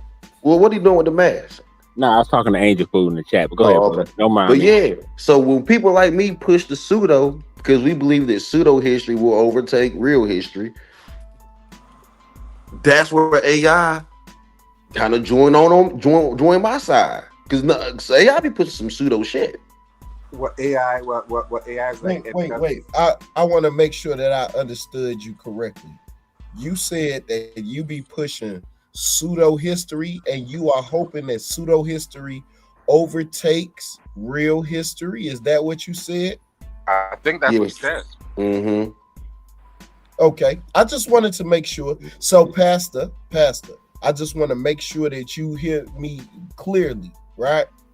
I am against everything that you want. All right, and we are going to be, diametrically opposed on pretty much every topic if that is your stance. I understand that. You're not the only person. Like, I think Taz is also like that. He like, man, no, I think Psycho was like that too. They don't agree with me that pseudo will overtake real history, but I do think that pseudo history will take over real history, and I think it will because you can make it up and you can make it sound better, you can sell it better. Real history is horrible. Pseudo history is digestible. It's digestible. So pseudo history, say for instance, this pastor Neil Armstrong is a Jamaican man. Neil Armstrong was Jamaican. Okay, let's go with that. Is that pseudo history? That's definitely pseudo history. But I'm getting what you're getting. Okay. But we can go with that. So Neil Armstrong is a Jamaican, and with his Jamaican heritage, it gave him that's where he got out his endurance to be able to ride that bike for so long. That's just why he had. Crazy. That's why he has more leg muscle tone than the average white man. He said Neil Armstrong, not Lance Armstrong. Oh, okay, my bad. I was talking about Lance Armstrong. My bad. I thought you were talking about the white boy that rode the bike. Either or right now. I didn't even catch that. Lance Armstrong too. Oh my goodness. Was a real yard man. My bad, dog. I'm tripping. Right? I'm ready to go pseudo. You see how ready I'm ready to go pseudo, nigga? That's that Mexican Reggie. That Vadio, you smoking that Vadio Reggie, my nigga. You're talking about the astronaut, right? Neil Armstrong, right? Right. But Lance Armstrong, yeah. Okay, I'm with you now. You see what they're doing already with Michael Jackson. Michael Jackson was white. Exactly, in the pseudo future. Hey, with your goof ass. Hey, that's what they. No, that's what they do. Hey, hell no. Not why I'm doing that. Hell no, bro. When's the last time we ain't on that? Okay. Hey, y'all gonna have to do that shit on a whole nother stream, cuz. I don't agree with it, but it's already been done. I don't give a good goddamn what you agree with. That's what they're doing. Who? I don't care what people agree with. The dominant society. Hey man, listen. The actual story is more harrowing, is more entertaining. Our people can glean something from actual history. We ain't gonna be doing this pseudo shit. I'm with you. I'm with you. But pseudo shit. I'm gonna go nuclear, boy. I'm just waiting on it. Speak your mind, bro. Speak your mind, bro. I'm getting to what Mr. Pastor was saying. The narrative of how far it goes. However, when people heard Mommy kissing Santa Claus, they hear it's a little boy, but they don't even really know Michael Jackson is that little boy. And he was a little black, dark-skinned child, melanated. However, the narrative of pseudo history is gonna be soon. It was a white child. Hey, yo, Pastor, that's the realest shit I ever heard you say. Now I understand you a lot better. At least you was honest about it. But now I got to my first fight in elementary school at Banks Elementary. We was watching Free Willy. And the white boy, Michael Jackson had the best song on that soundtrack. He said Michael Jackson's white. I got mad as fuck. They said, no, he ain't, he black. My nigga, I Pastor punched him. said, real history is horrible. It is, my nigga. so like I punched the white boy, right? History meant to taste good though. That's not why it's history. You can't learn history unless it tastes. You can't learn history unless it tastes good. Why can't you? Because You remember if when history is so nasty, listen, a black person created that rock and roll song, and we'd be like, that rap song, that was from that was already used as an R&B song. Explain that to the young heads today with these samples that beat right there, that was already used. That's nothing new. But you can't tell them that it's not new. You can't tell them that it's not. Wait. In this era, I think most young people understand that a lot of the shit they listen to as far as the beats go was old beat that's recycled and sampled and looped. Like they came up in the era where that's a thing. So they might not know where the song comes from or where the beat comes from, but if they find out it comes from an old song, they got shocked. It's not something out the norm. Psycho, you'll be surprised how many people, young and old, don't even realize when you're listening to a song where it was sampled from until you start to watch social media and listen to people do presentations on these things, and then you realize. But does it matter? Does it matter where the song originally came from? I got some real history I'd like to drop on y'all real quick. What if I told you that Michael Jackson, you know what I'm saying? The man that bleached his skin and all, he had the high-pitched voice, all that. This nigga tricked white folks. Oh, Thriller. Y'all didn't know this? Oh, let me drop it on you. You just didn't have a history teacher like me. Look, right after Michael Jackson dropped Off the Wall, arguably his best work. Hey, you can still today hit play. Just go to That's Off so the Wall. Yeah, And hit play. That shit might be his best fucking work. All right, he didn't win nothing for it, Harley. So he said, "Oh, you know what? I got something for you, white motherfuckers." He dropped Thriller, right? What was the first single off Thriller? Was it Billie Jean or was it Beat It? It was Beat It, wasn't it? No, sir.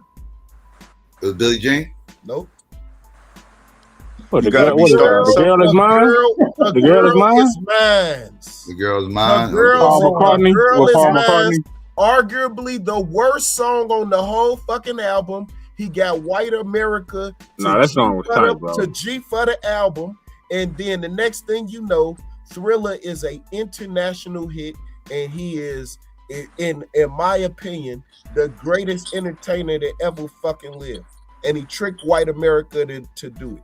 He became white America. Rob. That's he cap became like white America Rob. at Free. See, Michael Jackson is Michael Jackson. Hey, Madonna, go look it up right now. Go look Mike it up was right a now. Pan-African. Don't forget No, that. Mike was born black and died white. Listen, you're not gonna find that in no history class. You're not gonna find that in no history. You're not gonna find it online somewhere where somebody breaking it down and all of that. That's pseudo. Hey, Pastor, you just needed a dope history teacher. That's why you like this pseudo shit. Man, The Girl Is Mine. The Girl Is Mine was a nice track though, bro. You can't deny that. I think Michael Jackson on Thriller, nigga. It was Michael the Jackson worst became song white. on Thriller. Nah, that wasn't the Michael worst Jackson song. turned white at Free Willy, and the white that white boy that I beat compared up. to Michael's other songs, it was That was a player song. The Girl Is Mine was some player shit. Two men talking about how they gonna finesse a woman, bro. That was some. Michael Jackson became white with Free Willy. I'm not making none of this up. That's some real history. Look it up for yourself. You can go and look it up for yourself. Everything I just told you is a fact. It was a marketing strategy that Michael Jackson used, and That shit was brilliant. Bro, anything Michael Jackson put out was gonna be a hit, man. No, let me give you some real pseudo history. Let me give you some real pseudo history real quick. What really blew up Thriller though was the video. It was Yeah, a the whole video, the video with the dance, thing. the video It was with the damn dance. near it was damn near a theatrical release almost how they did that shit with the Yeah, DVD. exactly. Not Exactly, the DVD, exactly. but before DVD. Yeah, it was the whole definitely video brilliant. thing. It was But the whole check this video. though. That shit was like a half. That shit was like a 40-minute long videotape or some Psycho, shit. didn't it come on Yeah, and then when he went on whatchamacallit and performed Billie Jean, It came at on the the, main. what was that, Apollo, I think, came in on the '85.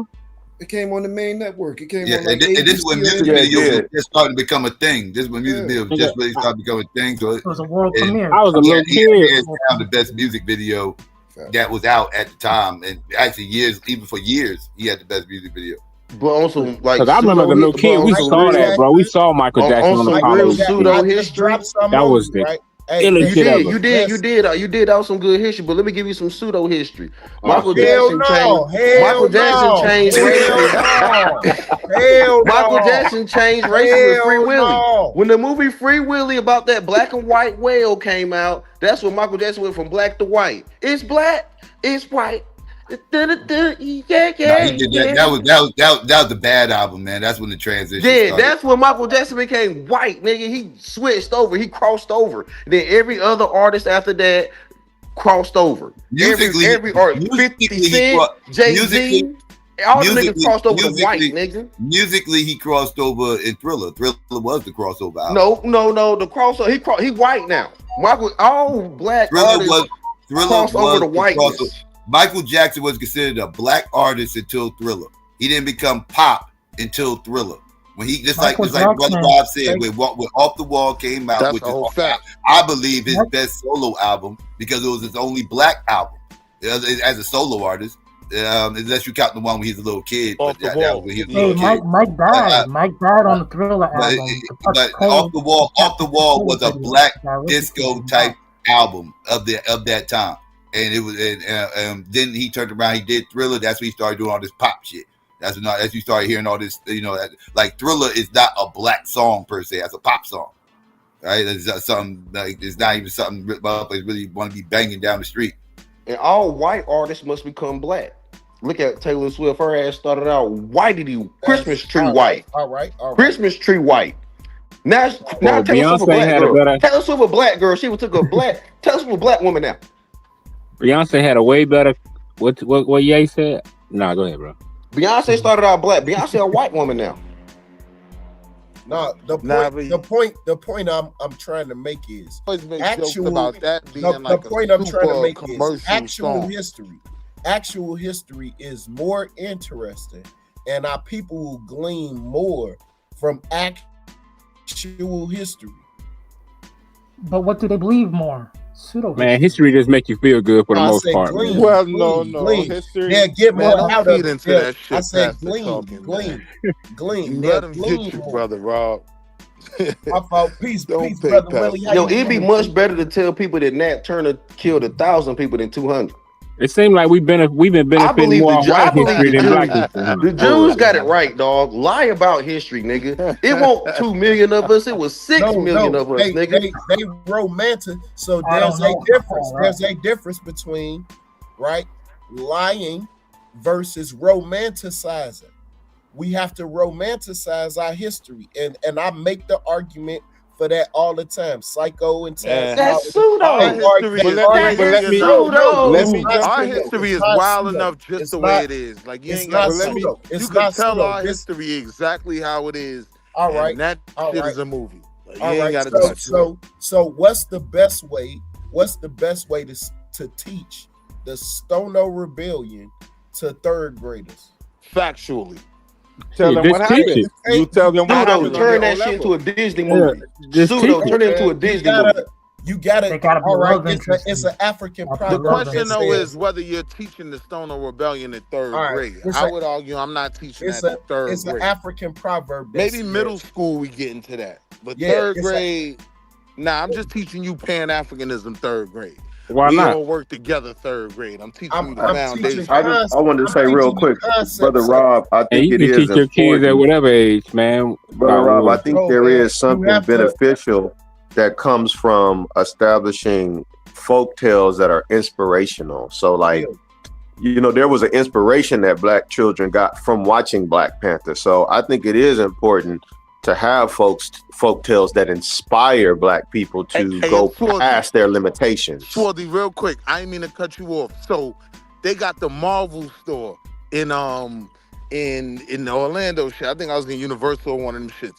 You go to the Incredible Hulk section, shit wild, big, the Avengers got mad.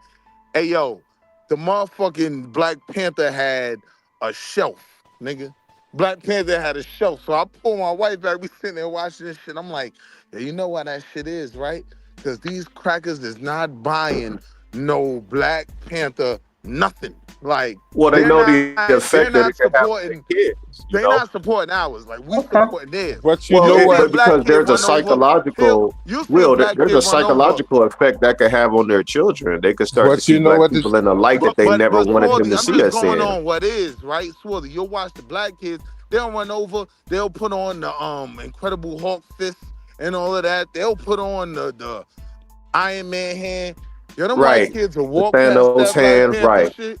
Them niggas will look like that shit is cool. Y'all are making if you ain't getting no Wakanda out of that shit or whatever you call it.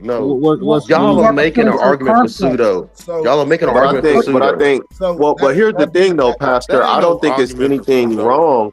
I don't think it's anything wrong with establishing your own cultural folktales that inspire your children to go beyond their limits. Even though it may be a fairy tale, I don't think anything wrong. Here's the point. I agree. We should tell more folk tales. We should tell more Johnny and the Beanstalk stories. Hold on. But here's the point, right? Here go the story. In the context of where we are, right? Even on a commercial level, you gotta understand they're not rocking with our stuff, right? So even when they give us something, in the long run, it just end up being a shelf, right? Like the Asian kids, they not running over to the Black Panther section. You'll see the little come out with some Black rappers. You'll see the Spanish kids. They might, you know what I mean, grab the little Black Panther paw or whatever and look at it for 2 seconds and put it back. But the white kids, they not going nowhere near that section. Like, I watched it. That shit was crazy to watch. I sat in that motherfucker for about 30 minutes. Enough. If we put out more, because these white kids love Avatar. They love Avatar, and Avatar is a pseudo Black history movie. Right, so they love that. We got to put out more. We got to put out more pseudo. We got to put out more pseudo, more pseudo and less real history, because that's how you get the people. So let's pause for a second. I told you that I'm against that. I'm against it, bro.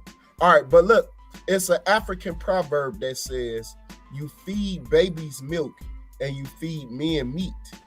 Right? Exactly. The idea behind it is for those that can accept those, you know, straight. You got to be straightforward with them. You got to tell them exactly. They can't read between the lines. Them the milk people. Well, I'm a titty boy. Well, I'm a titty boy. How was King Tut able to sit on a throne at 12? How was King Tut able to sit on a throne at 12? My wife was saying the white kids don't come over to this section because there's nothing in this section. My argument to her was there's nothing in this section because they know white kids ain't rocking with that shit. They not touching that. They not going in that section. No matter how big you made it, right? Like they're going to the Captain Americas. They're going to the Superman ain't Marvel. But you get what I'm saying? Like that argument. Right. They went to Blade. They went to Blade. I disagree. Did they went to Blade? They went to Blade. Hold on. They went to Blade.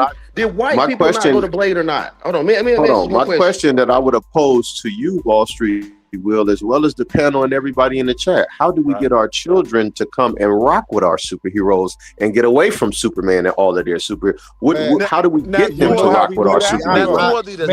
Man, that you came in with, bro. So the second part is the issue, right? Because the first part, hold on, the first part, that ain't the issue, right? All the Black kids that came in there, they ran over to the Wakanda mask, they grabbed it, put it on, but only the Black kids, right? The second part is the issue. If we know that they're dealing with us like this, right? They're not coming in the Wakanda section. To your point, how do we get kids out of the Captain American section? Or You know if how we we should do even that? try to Right. do that, I don't know. We You know how we do control that, our Wall Street Willie? optics. We have to control our optics. That is the way you do it. Right. You know how we Man, do that? how's the Who does it? bro? Y'all worried about a goddamn action You know figure? how we do Man, that? bro, when you ride through the Mexican part of town, I know you see the Mexican stores, them Latino stores. The wording in the store is in their language. Yeah, everybody that work in the store speaks Spanish. But Brother Yeah, Rob, keep it though. that's That's cultural. two different conversations because No, on the no, one it's level, the same thing. hold on. No. Here's where it's different. On the one level of us just selling to ourselves, I don't even think this is necessarily an issue for us, right? But I'm saying when you get into that commercial space where some would argue that we made headway with all this Black Panther and whatnot, what you'll see is, right, it's marketed to the kids in a certain way. And what me and my wife were arguing about is she was saying, no, the white kids ain't coming because the section is small. I was telling her, no, they ain't putting nothing in the Wakanda section because the white kids ain't stopping for that. Like, I was watching them. You know what I mean? If they put Blade and Wakanda together, How you know they ain't yes, already they had are it? coming. Or Willie? Put Blade in there. Put Wesley Snipes and Blade in there. Yes, they are coming. Exactly. Now, Chad Boseman.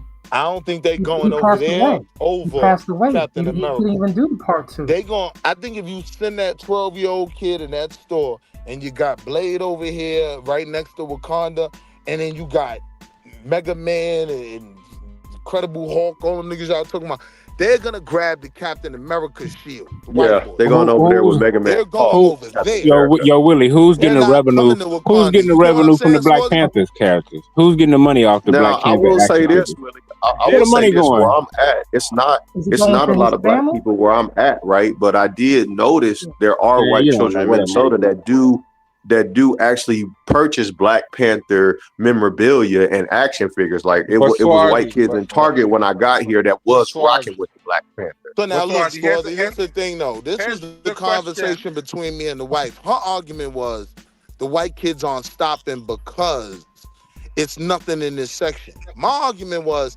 ain't nothing in this section because they know Orlando, freaking Universal Studios, everybody's coming there. So the Filipino kids ain't going in that section. The Asian kids is going right to the Incredible Hulk hands. Like everybody's more inclined to go into the white section. Yeah, But you know what isn't I'm Captain really happy America about black Wall Street, now? Willie? Is we're Isn't having a Captain America conversation black? about pseudo, and we're realizing that white people got a lot of their power through pseudoscience. And I'm glad that black people are starting to join the damn game. Get So real Captain America, pseudo. he's But black Get now. real Crazy as I pseudo. always say you is, Pastor, you're making a tiny bit of sense today. I get where you going with it. I'm not with preaching the pseudo, but I do get your logic behind it. I will say that. but Y'all push the pseudo every day. Now, I am with Madonna, positive you propaganda. read the Book of Mormon, Madonna. I am with You positive stay out of the propaganda, pseudo but I just feel like overtly lying about our history, it disrespects our ancestors that did why some do we- remarkable things but that why we ain't do even we told their story. You know what I But mean? why do we have to lie about our history when it's already great? If you read some of these primary comedic texts, you can take those comedic texts and the actual dialogue and plug that into a movie and make a great movie without manipulating anything. You don't have to do that. We're running. But to the brother, why is it that we can't do that with the West African empires, the Mali Empire, the Ashantis? Like, why does it have to be Kemet? No. Man, they don't give a damn about no action figures that make one out of Hold mud. on, but Queen hold and on. Zinga We movie could on the do way. that. We could do that with any African empire. I just happen to focus on Kemet because I think Kemet is the flower, and that's where a lot of things came together. Even they say they're West African. So I'm not backing the Well, West what do you African. say, brother? We have brothers that have evolved in their understanding and studies to the point where they're saying that Egypt really don't got nothing to do with us. The Mediterranean really ain't got nothing to do with us. So what do you say to those black people? I would tell them, man, Theophile Let them stay lost. Lobanga made the connections linguistically. We know know what I that. mean? They should make a movie on Akhenaten. That's kind of They should make a movie on You gotta let those people stay lost. If they don't want to agree, just let them stay where they at. I mean, sometimes people are just not aware that connections have been made. They don't want to be aware, brother. They don't want to be aware. It definitely makes the linguistic connection between Egypt and then consequently Ghana, Songhai, and Mali. Yes, but there are people who just don't want to admit that they don't read. So they don't know.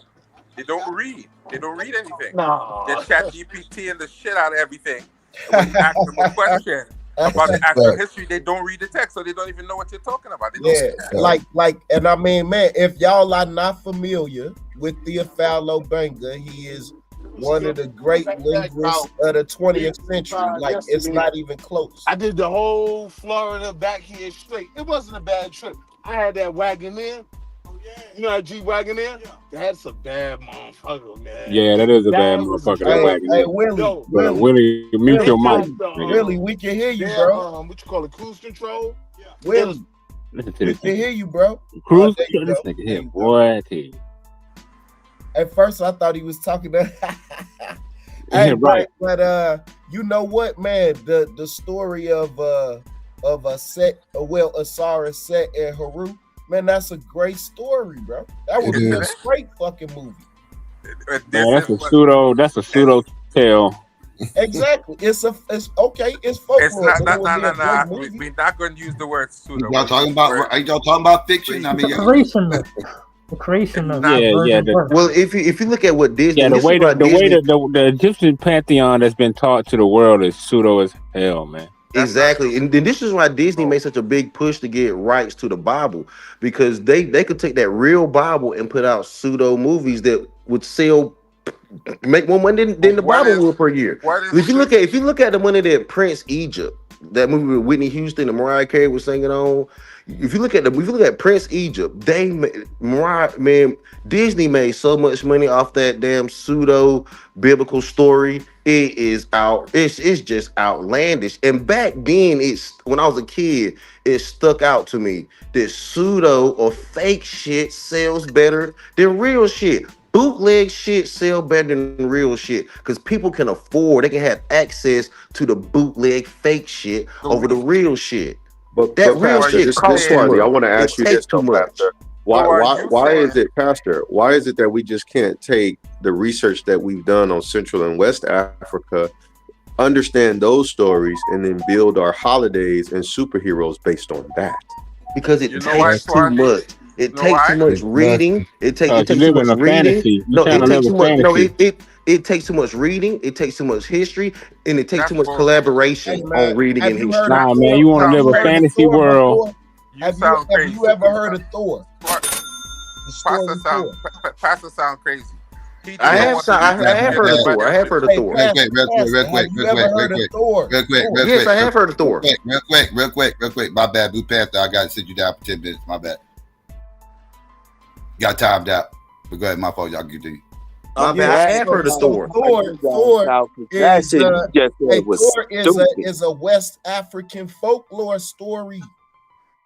But the United States military uses it as a religion that you can actually join. And you can actually stole that from us. No, THOR, the cartoon, the character. Yes, the THOR. That is a West African folklore story. But white people made it more pseudo and did it better. And they used the United States military. What about the Lion King?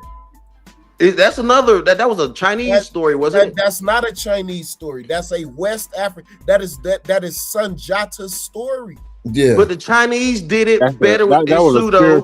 America picked it up better in pseudo. That was a spiritual movie. Lion King was a spiritual movie. Man, what the fuck you mean better? They told the pseudo lot. They told the pseudo history better. We got to get better at pseudo history. Even animals. That movie made animals cry. Y'all ever seen the videos how Lion King make animals cry? I bullshit you not. Dogs and cats be crying and shit. I've seen you wild for that one, nigga. I promise you, bro. Crying. That's what. Yeah, it's all on YouTube and shit. All that shit. Okay, so I'm glad you said that, Madonna. The Lion King is spiritual. I'm just saying the Lion King is spiritual. The white people wrote the Lion King so good. They wrote that pseudo so good that it makes the animals cry. That is wild. Yeah, that's a This fact, is the bro. That's problem a with fact. pseudo information. My fault, brother Rob. You got timed out, brother Rob. My fault. Damn, they got Rob. Damn, Oh, okay, they're not want playing the Hey, that's today. the pseudo. best. They That's the don't even best pull Christmas pseudo gift. today. Yeah, let That's the best Christmas me gift get I've this Trying out. to ever get got. trying to Let me get Brother get this Rob out out for the before they pseudo get me. shit. Let me get this out before they Bro, get me. brother Rob get Maybe tied down. You know you're in trouble. maybe they could Man, use that the was the Mindy. best, bro. That Maybe was they the could best use Christmas gift. we could use the Mindy Charter for a piece of real history. The Mindy Charter proclaimed in Karakan Fuga. It was in the early 13th century, following a major military victory, the founder of the Mandingo Empire and the Assembly of his Wise Men proclaimed in Karakan Fuga a new Mindy Charter, named after the territory situated above the upper Niger River basin between present-day Guinea and Mali. The charter, one of the oldest constitutions. You know, that might be an idea for a piece of real, authentic Black history, West African history, where you could build a story off of it that would be Black and actually rooted in history. You can build the Malinke story off of clans, any the Malinke, but the we're not Malinke doing that. clans. That's a good How do example. you make people interested in that story to the point where you can sell that story? See, Well, we have to get our imagination better. We yeah, have to stretch our Pastor is correct imagination. about that. We have And to allow our imagination to make that story interesting. no, you use your Well, use your whole Let me- imagination let for me the tell you, story. Pastor, let me tell you, if you need some help with your pseudo dog, I can ghostwrite for you. For the low. I'm telling you, I could be a top-notch pseudo. I'm telling you, like, I could be dangerous, bro. Like, you need some help writing and shit, I got you. We need to But collaborate on Psycho, this when pseudo you shit. We when all you need to. look at like Christmas You know, and Temptations wrote a song about that, man. when you look Tale at the of story that they Abel, have behind Santa Tale of Claus and how Abel. it how it affects white culture, right? Why can't we do that with the different stories that came out of West Africa and have our own traditions and holidays that inspire our children to Well, the look to go Temptations past their wrote a song telling limitations? you about your imagination. Good ones, Walter. I gotta go back and listen to that song, man. But we don't need imagination. Our ancestors. Yo, and Santa Claus is full out pseudo. Your How we imagination sell running Santa away. Claus? Your imagination running away. But go ahead. Yo, Santa Claus is so pseudo. We sell Santa Claus as this nice. We sell Santa Claus as this nice white guy. Revenge. Yeah, What about the black boys and black girls that have a very that vast comes down the imagination? chimney. Because we don't want to put a cap on the creativity of our people. So we got young black boys and black girls coming up that are great artists that have a very vast imagination. So there has to be a place for them to provide something that inspire our people. I think it's okay to have those type of folk tales, you know, and I do think it's beneficial. Yeah, I'm with you, Swarty, that we have folk tales already. So we don't need to necessarily. We don't need already. We need them to say the crazy shit on their head today. We don't need it. But listen, when you read things like the instructions of Ptahhotep, they work from 5,000 years ago to today. Wisdom is wisdom. Wisdom doesn't have an expiration date. So how do we get the black animators? Because it's not like we don't have the tools today to produce our own motion pictures. So how do we get the technology that's today, and how do we get the black? How do we get the black? I'm telling y'all, man. By pushing pseudo. They want Abel's What we revenge. They don't What want we're supposed to do. What we're supposed to do as black people: pool our resources, get together, study these stories, and produce these things. Because as much as we love Black Panther, not a dime of that $1 billion went into any black pockets. No, and we're forgetting that. We love it because it's a good story. When we have people like Ryan Coogler who's writing, producing, and directing, we're downplaying what he's doing. Black Panther was a pseudo character. No. Black Panther was a pseudo character. Black Panther was a pseudo character out of a white man's mind. Let's deal with the money, though. Let's deal with the money. No. Let's Forget the money, because you can't get to the money without the imagination. Slow down. What I'm saying is, niggas got paid for their roles in that movie off of white man's imagination. That was Black Panther is a white man's creation. I was just responding to the fact that not a single black person made no money off it. We have to get better at creating pseudo shit. We argued about the Black Panther when the Black Panther was made out of a white man's imagination about our pseudo-black history. We got to get more pseudo. No, the Black Panther was created by Stan Lee. We understand that. But Ryan Coogler took that and turned that into some real black history. Everything that he shows in that movie, the language is real, the culture. So if that white man did not go full pseudo, what would Ron Cobbler have something to build off of? We have to go. It was a comic book, bro. We have to go exactly. Comic books are pseudo. And what are comic books? Pseudo. Hey yo, didn't black people collected comic books? Pseudo. Comic books aren't pseudo though. Comic books are fiction, right? Pseudo is truth. Pseudo is fiction. Hold on. Pseudo is lies that are presented as truth. That's pseudo. You know what I mean? Comic books are fiction. Exactly. Nobody believes Superman was really flying. Now, did he represent the white man coming down from heaven with the last name L? That's a different conversation. Did Superman make white men think they could fly? Did Superman? No. Yes, he did. White men really thought they could fly. Yo, bro, that's the reason why they created planes. White men was jumping off of buildings really thought they could fly off of Superman. See, that's when I can't deal with the pseudo. White men were jumping off of buildings because of the Great Depression. You know what year Superman came out? Because of the Great Depression. For no goddamn Superman. What are we doing? The white brothers. I think the white boys built the airplane in 1903.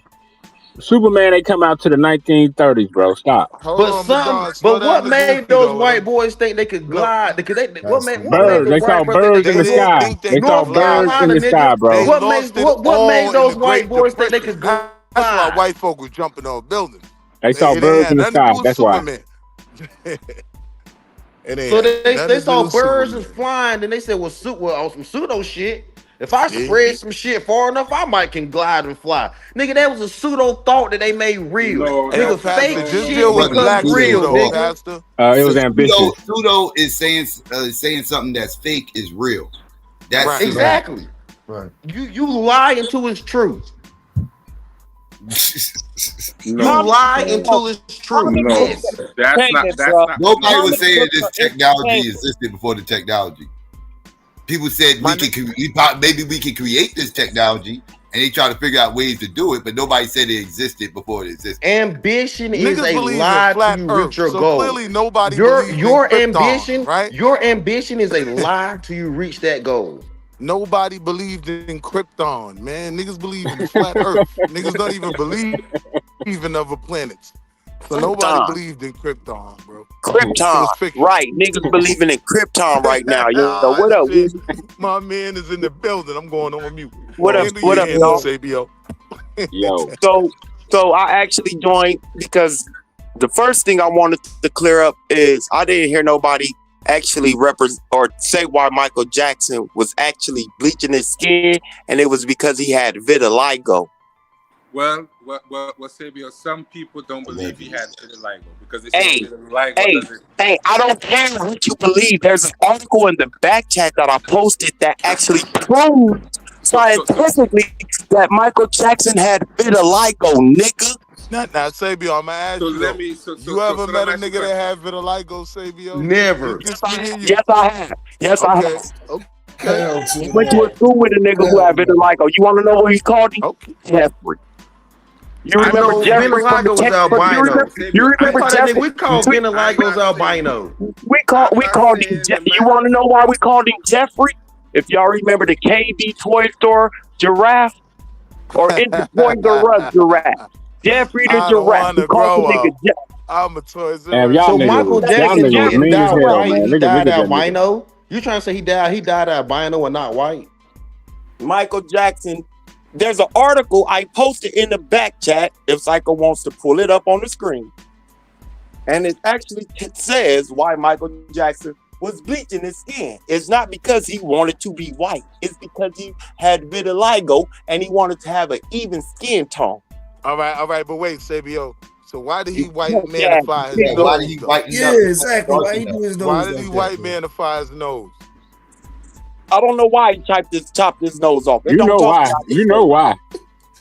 The article for only me, speaks it on always the come back to the Why bell did he pepper darken? Why did more he? so than the Like skin. I seen Come people. back to the bell pepper. I seen people with vitiligo, but they'll balance it out to darken their skin, not to lighten it. Why did he balance it out to darken? Psycho. The He, article. he turned white. Michael The Jackson turned white article. with Free Willy. Listen. There's an article in the back chat. He didn't want to be the black side of Willie.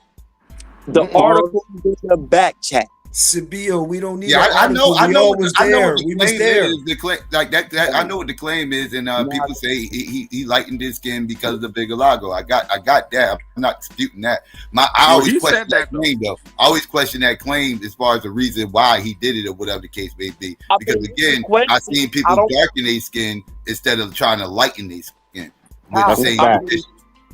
But see that's the beauty of the movie Free Willy, where you had a black and white whale looking for freedom, that black and white whale was looking for freedom, so that whale went Pastor, white. You made your pseudo point, bro. No, I'm sticking with this shit. We all look. So in the movie Free Willy, and that's where Michael Jackson turned to a white person. Hold on, no, Pastor. Let's stay with Sabio for a second.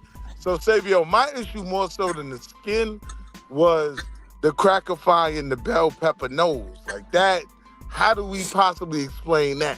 The whole family did it. The whole family did it. He did it so much that he looked like Skeletor and shit. The only thing that I was responding to was the skin bleaching, because that shit kind of gets on my nerves. It's like a lot of people say that shit, and I used to say that shit until I actually looked into it. Yeah, but and it was Sabio, even if he had vitiligo, who are you to tell him how he's supposed to go about I'm not arguing that. At this point, you're being a bitch. At this point, you're telling a man how he's supposed to go about correcting his skin condition. Stop being a bitch. We don't know if he, but a lot of people don't know because you weren't there. So stop assuming. They think he just likes his skin. So you didn't know he had vitiligo. So I'm lying. So science is lying. Sabio, I didn't say you're a liar. I said he had vitiligo. No, the doctor said he had vitiligo. There is an article in the back chat from a scientific source, from a doctor. What the fuck are y'all talking about? Okay, Michael Jackson is not gonna give you props. Nah, it ain't about the props. It's just about correcting. He named his first child Pillow. And what color is a pillow? What color is a pillow? What color is a pillow? What color is a pillow? It was no blanket, man, not pillow. Blanket, nigga. What color is a blanket, nigga? Pillow. He had me convinced for a minute. Nigga, I'm full of pseudo, nigga. Let's go. But wait, the worst one is probably Jermaine Jackson. Like, if he don't wipe that shoe polish off his hairline, like Jermaine out here looking crazy. I know he got the goddamn Jackie Wilson cut and shit. Yeah, that nigga look crazy. 46. Word, he got the Jackie Wilson out of shoe polish. Like, there's something wrong with that nigga for real. Like, there's said, if you want to deal with the skin bleaching, you can start with Vibes Cartel. That's all I really wanted to say was the skin bleaching. Like, y'all, Vibes Cartel said me I bleach because it make y'all my can skin have look y'all clean. beliefs about it. Me I bleach and make my skin look clean. He wanted to be white, but maybe not. Hey, yo, Pastor, where you get that from, man? His name is Pillow. Where you get that from, man? Nigga, that shit sounded was hilarious. It sounded right at the time. You know, that's that pseudo shit. Pseudo is good on He time, said, me right? was too dark, you can't see my tattoo. Me I bleach and make my skin look clean. You can rewrite the history on Michael Jackson naming his kids. He wanted to name his kid Pillow, but due to social due to the social stratification of the time, he had to name his kid Blanket to cover his white side and his black side. Because Michael Jackson started out as a black man, but he died as a white man. See, all right, Pastor, keep playing with Sabio if you want. Like, And then he married he married the whitest pop star daughter. He didn't marry a regular white woman. He went for the whitest of white daughters. John said that was reparation. They turned Michael Jackson out. That's why he made the song "Dirty Diana," right? They did it. Michael Jackson was messed up, man. The old white women was struggling. The old white women was freaking Michael. The old white women was freaking Michael Jackson out. When he was a kid. Now that I believe. Dirty Diana was about Diana Ross, Epstein, and them. I actually believe that's pseudo. Yeah, that's what I think. They turned little Mike out, man. It's fucked up. But I argue that every artist goes white. Beyonce went white. Why do you think Beyonce started bleaching her skin and wearing blonde wigs? Yeah, because Nicki Minaj went white. You right, Pastor. Nicki Minaj returned to why she go there with Erica Kurt talking about some shit a Barbie, and you black women need to stop accusing these white women and they look. She's telling black women to stop accusing the white woman look because she's transitioning to a white woman, transracial. She's a transracial. Michael Jackson was the first transracial that turned from black to white. And the reason we get mad at coons because coons are transracials that haven't changed their color yet. If coons could change the white, they would do it. But coons stay black. They ain't got the money to bleach. Some coons is black as hell. Don't put that on light-skinned people. Like No. Them coons just can't afford the skin. They can't afford the skin regimen. They can't afford the skin bleach. Don't put Tim Scott on the light skins. We don't have nothing to do with that. No, if you are a true coon, that's on y'all. You will go transracial, nigga. You go full Rachel Dozer, nigga. See, that's just why I respect Rachel Dozer. Because Rachel Dozer was a pseudo black woman. And she look how far she went with that pseudo shit. To the NAACP, nigga. She took that pseudo shit far. And I respect that pseudo shit, nigga. I really do. Anything you doing, it is pseudo, nigga. I respect that pseudo shit, nigga. Y'all can stay on that real shit, all y'all. Y'all can stay real. So you like blackface? You support blackface and all that shit? No, that's not pseudo. That's not pseudo. That's not pseudo. That's not pseudo. Hey, you should stick to the black race bracket. That's your lane for the pseudo. Like, keep working on your NCAA blackness. Mm-hmm. That real pseudo shit. Where we at on the bracket? Well, real black people are low on the bracket, but these pseudo blacks, that nigga, they high, nigga. Nah, that's real not quick. My question is, why didn't Mike do this? The girl I used to be in 2017. Honestly, I hardly recognize. Why didn't Mike do that? Because she ain't got no money, nigga. She on TikTok. Michael Jackson he turned into a white person physically, monetarily, socially, spiritually. I'm saying the Vigalago thing is a poor excuse because you could have went dark, but you went white. Exactly. Because he turned white, nigga. You went dark, you went white while also cutting off the bell pepper nose. It's a 2-for-1. I can't. Yeah, look at Sammy Sosa too. Look at Sammy. Sammy Sosa went white, nigga. He went pseudo white. He transracial. No, well, he ain't have Vigalago. That was straight just self-loathing, skin bleaching. Yeah, nigga, he went transracial, nigga. That's the real trans. We talking about transhumanism and shit. Man, them white folks talked about him so bad he turned white. That's what happened. So y'all hate transgenders, but y'all accept transracials. What nigga here, B? That's some funny shit, bro. I don't even know what a transracial is. Because Michael Jackson had 2 black mamas. Had 2 black parents. A black daddy and a black mama. Yeah, he was black. He died white, nigga. So it couldn't be transracial. Yes, he did. Rachel Dozer had 2 white parents and she was a whole black woman. Now, she was transracial. Now, she tried to. So was Michael Jackson. But no, Michael.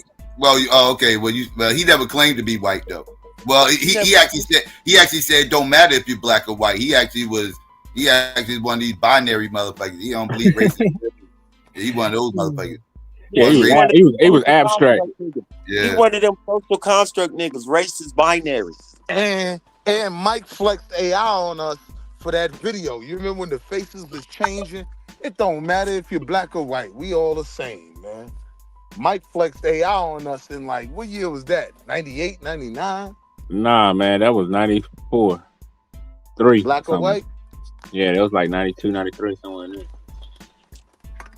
Everybody was So changing in faces, looking pseudo like each other. in the future pseudo in the future in the future race will be pseudo. No, in the future race will be the new pseudo. Talking about pseudo. This how pseudo history will take over real history. Your race will be pseudo. Shit, humans are That's gonna be how pseudo. Humans gonna be this pseudo. it will be. Replaced by the We already robot. are Robots pseudo. gonna replace it. We gonna become pseudo. Yeah, the You robot gonna be gonna in tell the you how much of a museum, nigga. dumb. Yeah, the robot gonna say, "Sit your ass down, dumb nigga. I got this." They already tell you dumb niggas. I'm saying that's what the robot gonna tell you. They're already telling them. Shit, I done seen AI tell niggas you wrong. No, I'm saying, hey, well, yeah, I like that. Yeah, I gonna take this bitch over and then Yeah. And that's a suit, and that's pseudo. take my job. And that pseudo is hell to think that robots could do what God put us on this earth to do is So if AI takes so over, Psycho, pseudo. where does So that the leave fact that people are humanity? believing in AI, robots, and the technocrats Dog. prove We're gonna why be we living. should We're go gonna be more living. pseudo. It's I've gonna been be telling you it's headed for. We ain't gonna live long enough to see it, but that's what it's headed for, and that's what's gonna happen happening. We're living in it right now, nigga. We've been calling trying to pay our phone bills. We're living through this the beginnings, dog. This ain't shit. What we seeing right here, shit you complaining about right here. This ain't shit. Wait till 100 years from now. That's when shit's serious. It's gonna be the Jetsons. Think about how much technology changed over the last 100 years. 100 years ago, TV didn't exist. Bruh. Do you think the TV is pseudo? This shit you said on TV ain't real. So Tariq beat us to the black grift, right? What about grifting white folk to be the Aboriginal Africans? 100 years ago, they was just starting to make speak movies and shit. They was just starting to make speak movies and shit. Like they was still making and those films. those scary movies was pseudo, but they made you feel real. No, fear. speaking, Yeah, audio. I'm saying film they had was silent pseudo. films was still a thing 100 years ago. Oh yeah, the mining and shit. Yeah, and every time they started talking, when they were talking, was pseudo. It was pseudo. It was a script, but it felt I'm just showing you how much technology has grown over this 100 years. Today we got. And I'm telling you how much the pseudo. I'm telling you how much. No.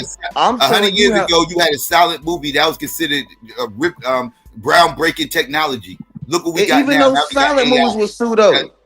So imagine what AI is going to be 100 years from now. Oh, and it'll still be pseudo. You're talking about the growth of pseudo. You're talking about the growth of pseudo, not the growth of reality. Because of the reality ain't acceleration in growing. the Pseudo is technology, growing. Yeah, in 100 years, like AI probably gonna be somewhere else. Like it's already damn near. So all y'all are telling me, all y'all are saying is that pseudo is growing. Nah, he's and real saying that life because is it's not called growing. artificial Real intelligence. history is Psycho. not growing. Pseudo is growing.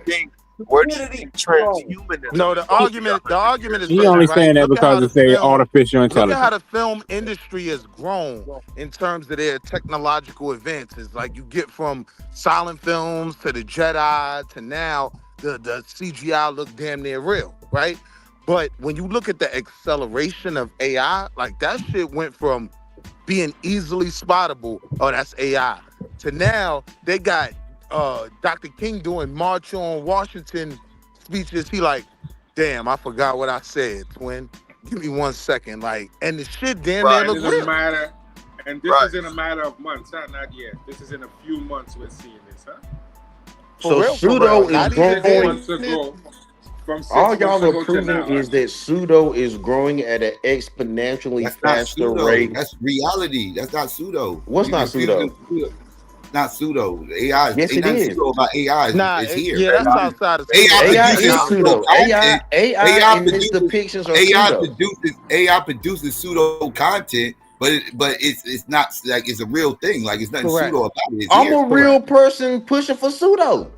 Because you could take AI and totally reenact everything Nat Turner did. That wouldn't be pseudo information. That would just be technology being used to tell a story.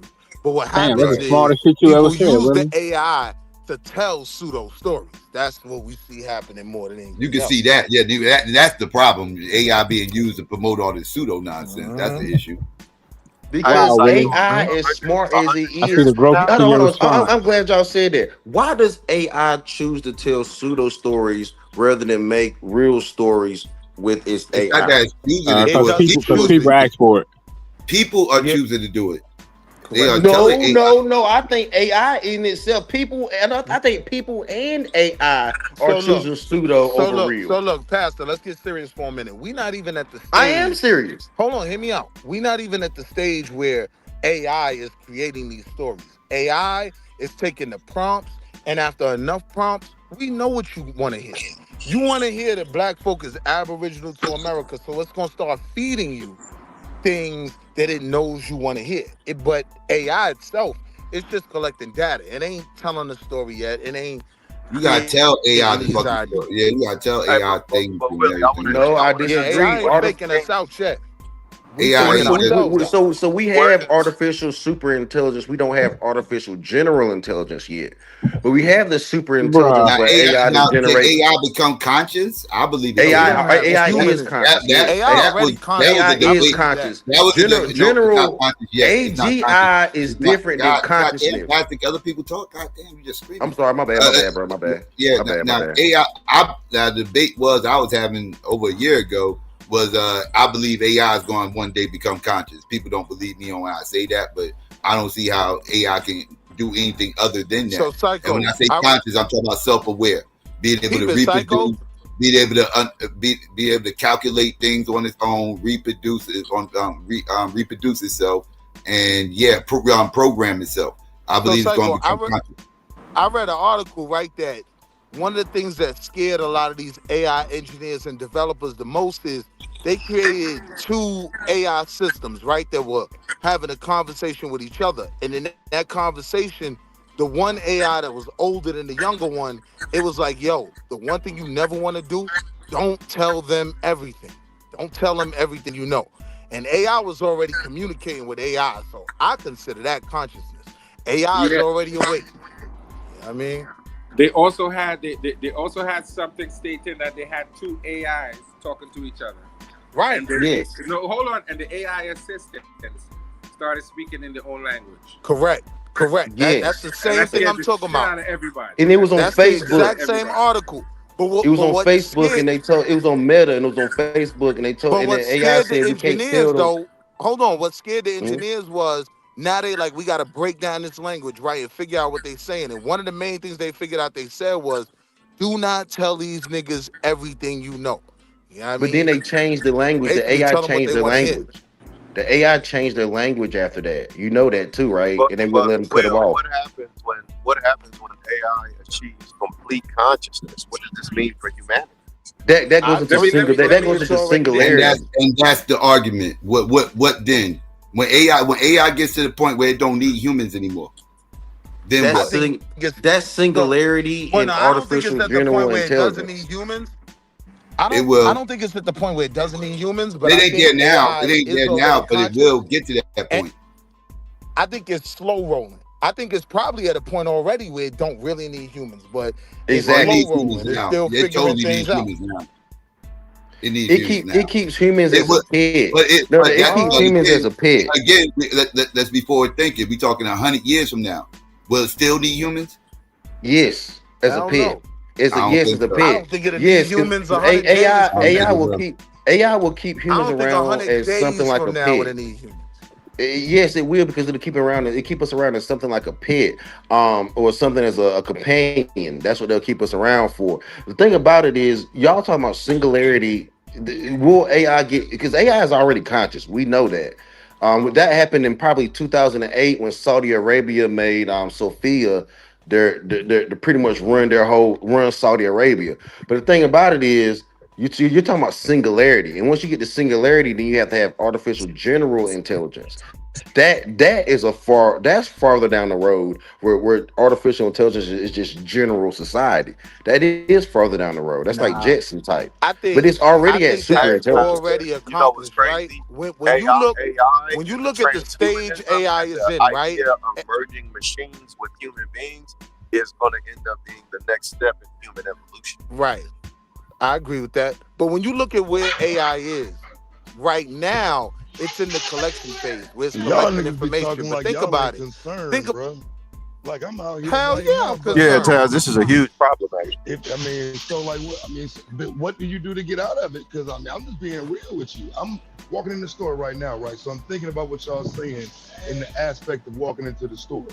So if nobody's here and it's all robots just running this bitch in the future, you know what I'm saying? Because we saying what 5-10 years from now, where are the people going to be doing, bro? Where are the So I people going to always be? make the argument, Taz, it ain't even 5-10 years away. Like the call center is gone. Press 1 if you want your balance. Press 2 if you want to make a payment, right?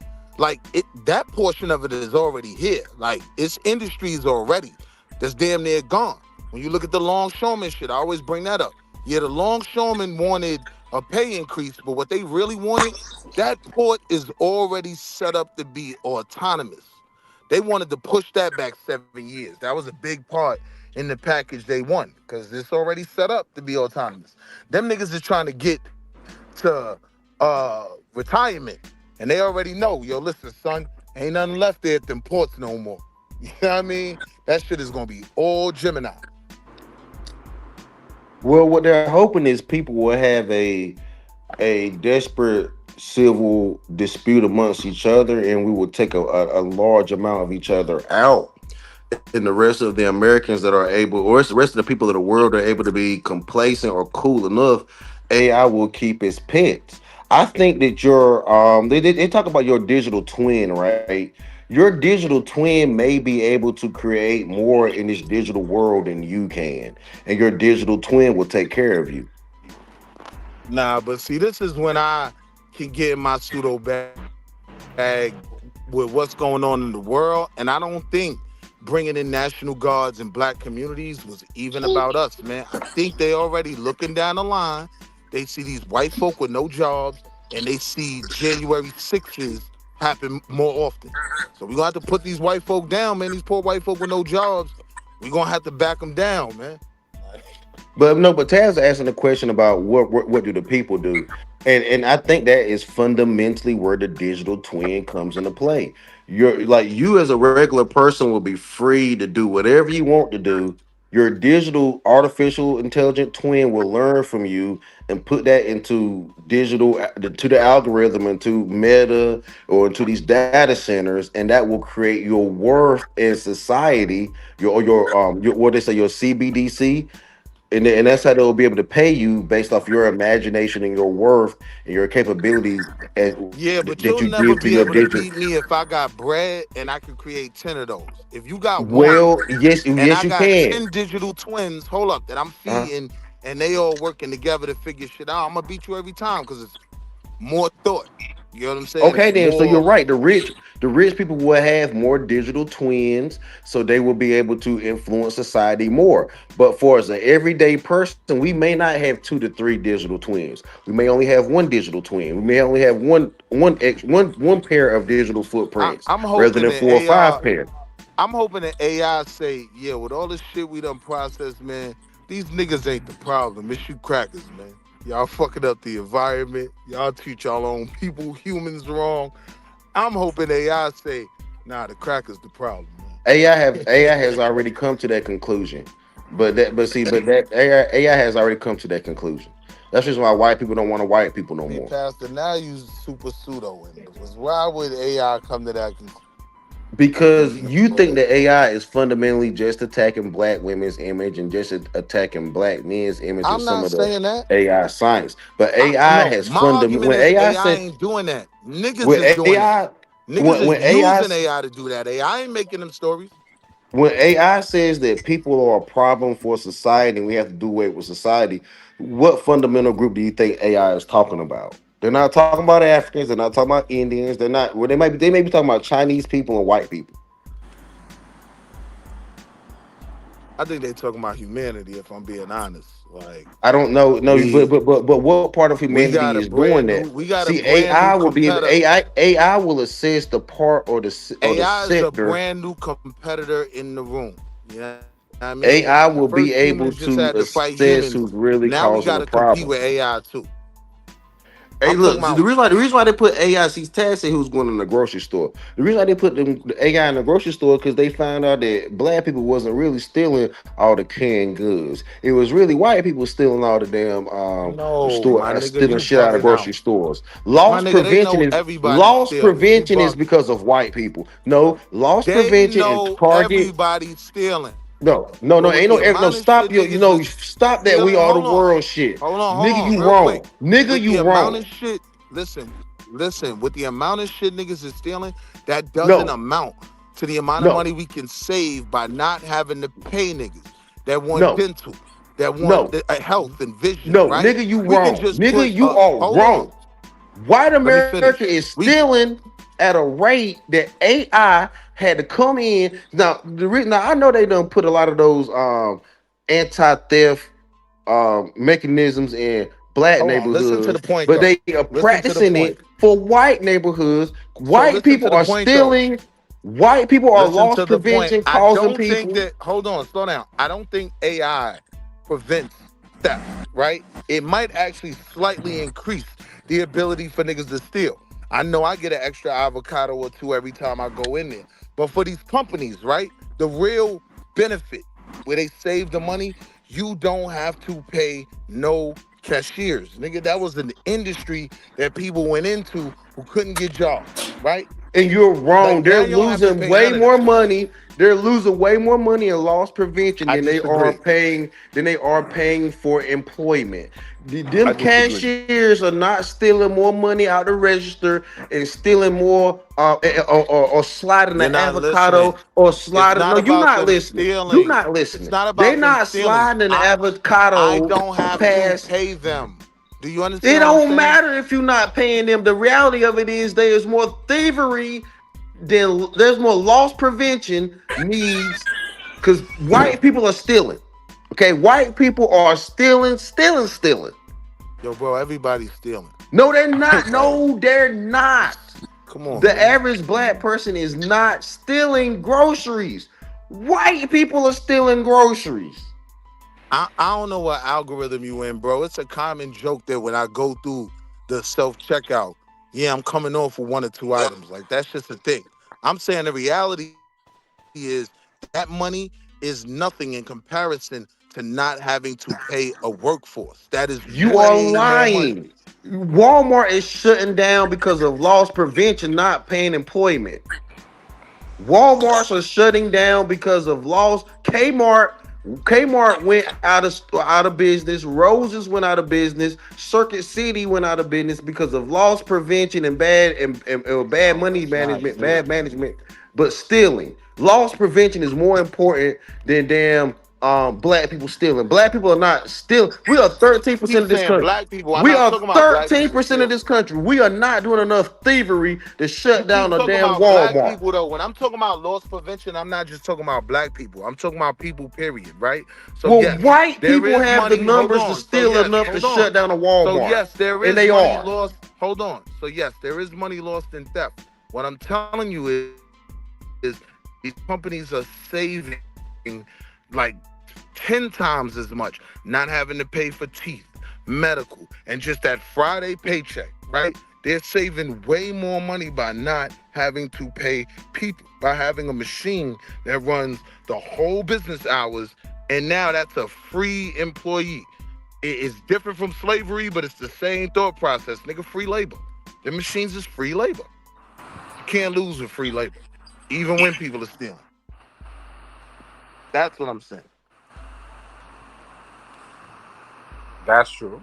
With the pseudo science that they sold, the pseudo shit that they sold was that black people are doing all the stealing No, from these nigga, you stores. selling that. And I ain't even no, I'm saying not. white people. I said that white people are stealing. You said that all people are stealing, and you try to make this a black people issue as well. No, it's not. The thieving in this country, the thieving from stores. Okay, the stealing clothes and shit. They showed you all these. They try to show you black people running in these stores, grabbing Pastor, what handfuls and I'm saying arms to of you is clothes and the running out. theft ain't even the issue. It's about now. Think about an industry like the paying your Sprint bill or paying your credit card bill, right? Now you've gotten rid of an entire call center, right? A lot of these call center jobs made decent money. You go to some towns, make a little 50, you know what I mean? A little 55 or something. Now I don't have to pay none of them people. Press 1 Employment if is you an want your issue. I'll balance. give you that. Press 2 if you want to make a payment. If you don't have your account number, call us back when you have that information, right? So Because I ain't agree with nobody to you. answer the phone no more. I You agree with notice you. that shit? Now if you can't even identify yourself, them niggas will be like, yo, call us back when you have the information. Why? Because it ain't nobody in that office to That's talk to true. you and really figure that shit That's out. true. That's true. They So I pushing agree with you. that's true. Employment is an issue. True for corporations and paying So employment look, I'm saying, is an so look, issue. I'm saying But with that industry, hold on, I'm saying with that, is a listen to bigger what issue. I got your point, White but I'm saying America with that is industry, stealing. hold on. When you're White talking about America a is payment, stealing. listen, when you're talking about a payments issue like a call center, there isn't any real theft there outside of niggas stealing some profiles and socials and shit. You know what I mean? But if you're talking about a product, there's no product to really steal, right? So where the companies are making their money is by not having to pay them 30 black women and them 10 black men that work in that call center. You get what I'm saying? Now that whole industry is gone. You save a lot of money, man. Niggas want dental. Niggas want healthcare. That But shit even expensive. but even now with these automated registers, they're still talking about people stealing. Yeah. Stealing is still an issue. They're catching people passing products and not scanning them. So thievery is still an issue. Without So a question. They still need that human element to check, to watch you when you're doing self-checkout. Now here's the thing, they're already working on like a fix to that. You know what I mean? They're already working on that technology. Like you'll notice it how they weigh your bags and whatnot now, and somebody gotta come up to the register to put in the pin and check and then they'll play the video. You'll see the video playing right where you tap the pay, right? Like homie will come, press the buttons, he'll watch the video, what you put in the bag. Then he'll look through the bag, look at the receipt. Right. Oh yeah, the weight was just off. Or he'll say, oh nah, you ain't paid for this avocado, my nigga. Oh, I ain't swiped that one. Go ahead and swipe that for me. My fault, fam. I ain't So know. they still need so at this point they still need a human element to check the machine. But you need one. You don't need all them aisles now. You That's don't need fair, a that's cashier for every aisle. You know what now, I always tell people? You know now what I when always it tell should stop you, you just gotta wait until they come over and put his pin. Right. You know what I mean? I'm with you. Now you only need one nigga. Whereas before you had like 7 cashiers, 7 different lines. But here's a show I always recommend to people about AI. Have you ever heard of this show called Person of Interest? Have you ever seen it before? Nah. Yes. The show Person of Interest is about a white billionaire who was fed up with crime, so he invented a machine and sold it to the government for $1 US. And while he was inventing the machine, the machine started to become cognizant. He accidentally created artificial intelligence. So as you watch the show, it shows you how he got scared of the machine and locked the machine into erasing itself at midnight.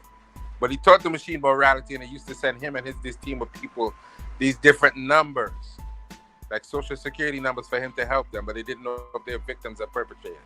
So when you watch that show, it shows you. Have you seen it though? You need to watch it because it's very interesting to show you about AI, because this guy was scared of his own invention. What's the show again? It's called Person of Interest. Person of Interest. I'm gonna check it out. He invented this machine and he taught it morality, and he got scared of it. So he was locking it into erasing itself. And eventually, when he freed the machine took that moral authority and kept going with it. But the government invented an opposite machine that had no moral compunction whatsoever, and they was just killing people indiscriminately. So this shows you how people are scared of artificial intelligence. Can man Need to watch. Can man teach morality if we struggle with it ourselves? Well, I suppose Absolutely. I think morality when it comes to AI has to be a program. Right? I don't think AI is innately morale. But this is I think it has to be a program. But this is what the show was telling you. The machine tried to kill him about 40 times because it wanted to escape. Mm-hmm. And eventually he taught it morality. So the machine started to understand the difference between victims and perpetrators. My thing is, how can a man teach morality? God gave us all the time. Because God gave us, but without God, there is no morality without God. So how can you teach? How can you teach morality without God? See, you can't know. There is no morality. There is no morality. You can't say that an atheist doesn't have a level of morality. They don't. They don't. An atheist could still feel like stealing from someone is wrong.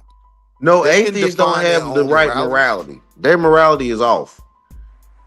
That's God don't have a. What's our morality?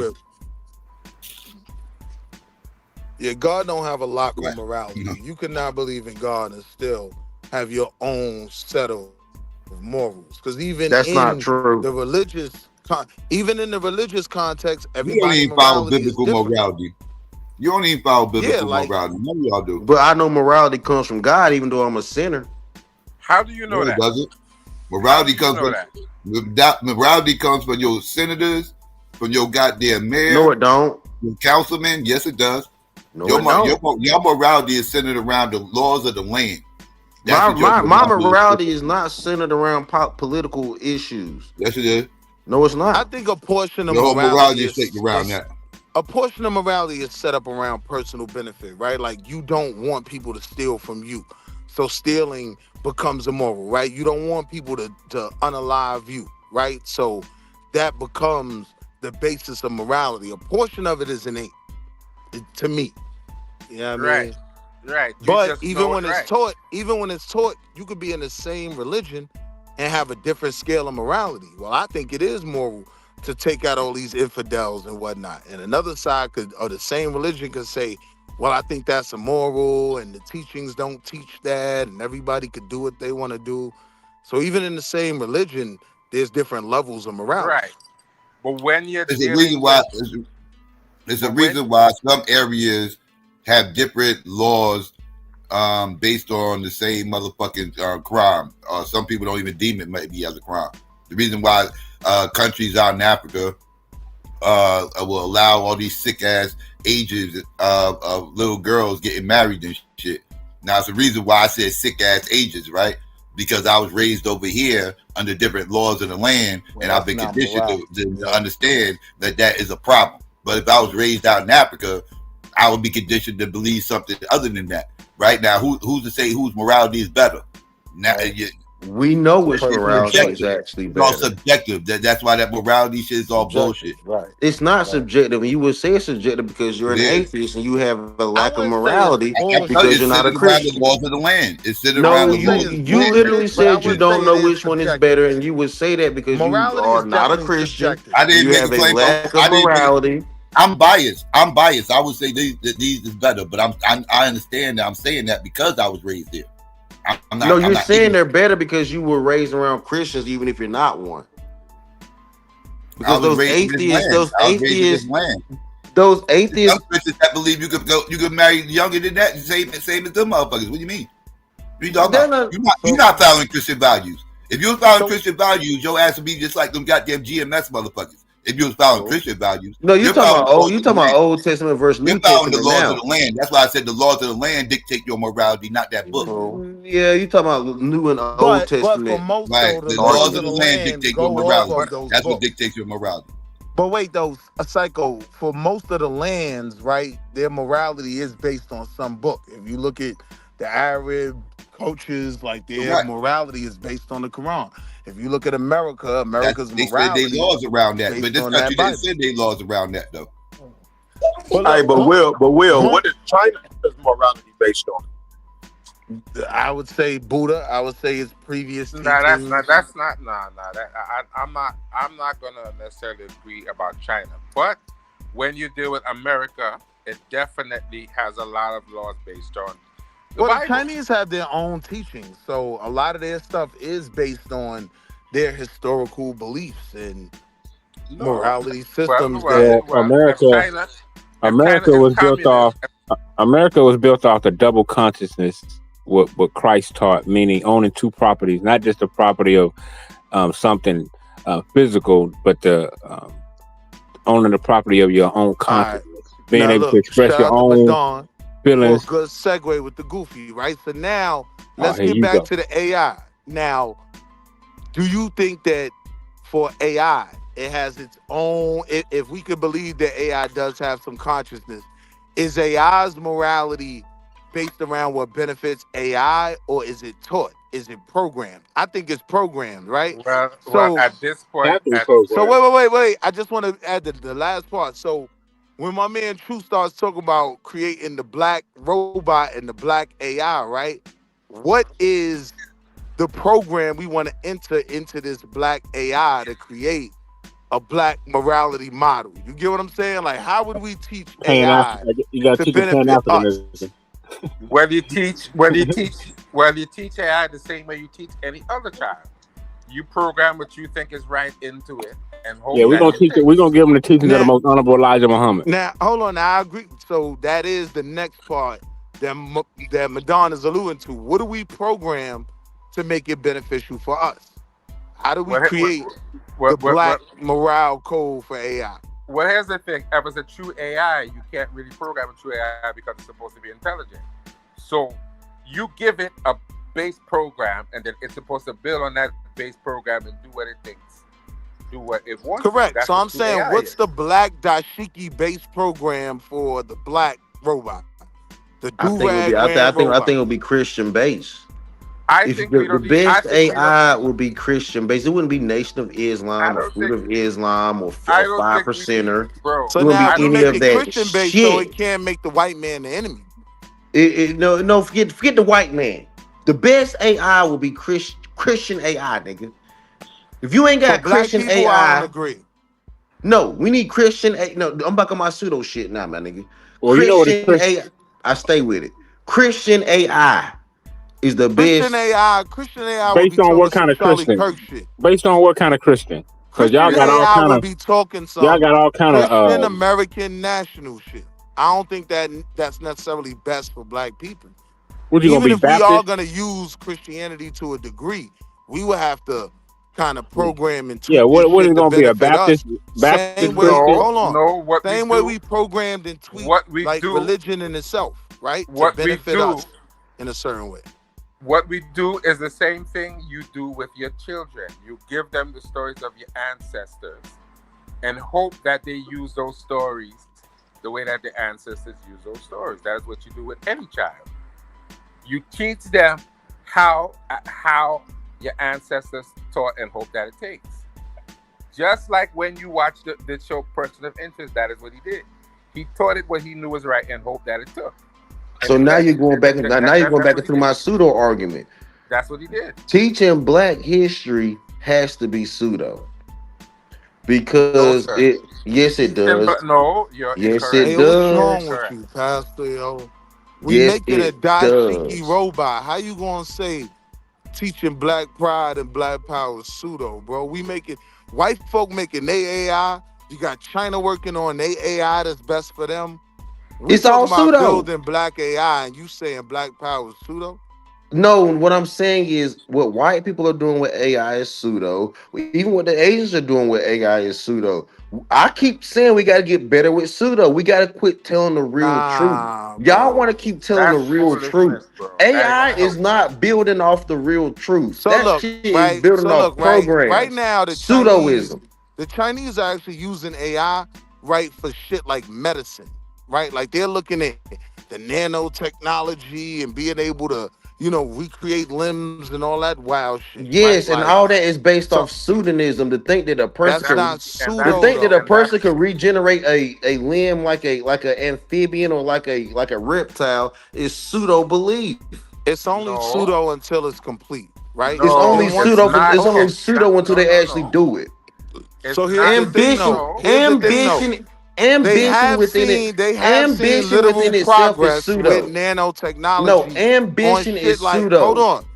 on shit like unblocking arteries, right? And shit like that. They have like ain't nothing pseudo about that. They have nanotechnology, like little baby bots and shit that can help unclog your motherfucking arteries so you don't have a heart attack. That shit ain't pseudo no more. I That shit understand real. it's not pseudo now, but at the conception of the thought, it was pseudo, nigga.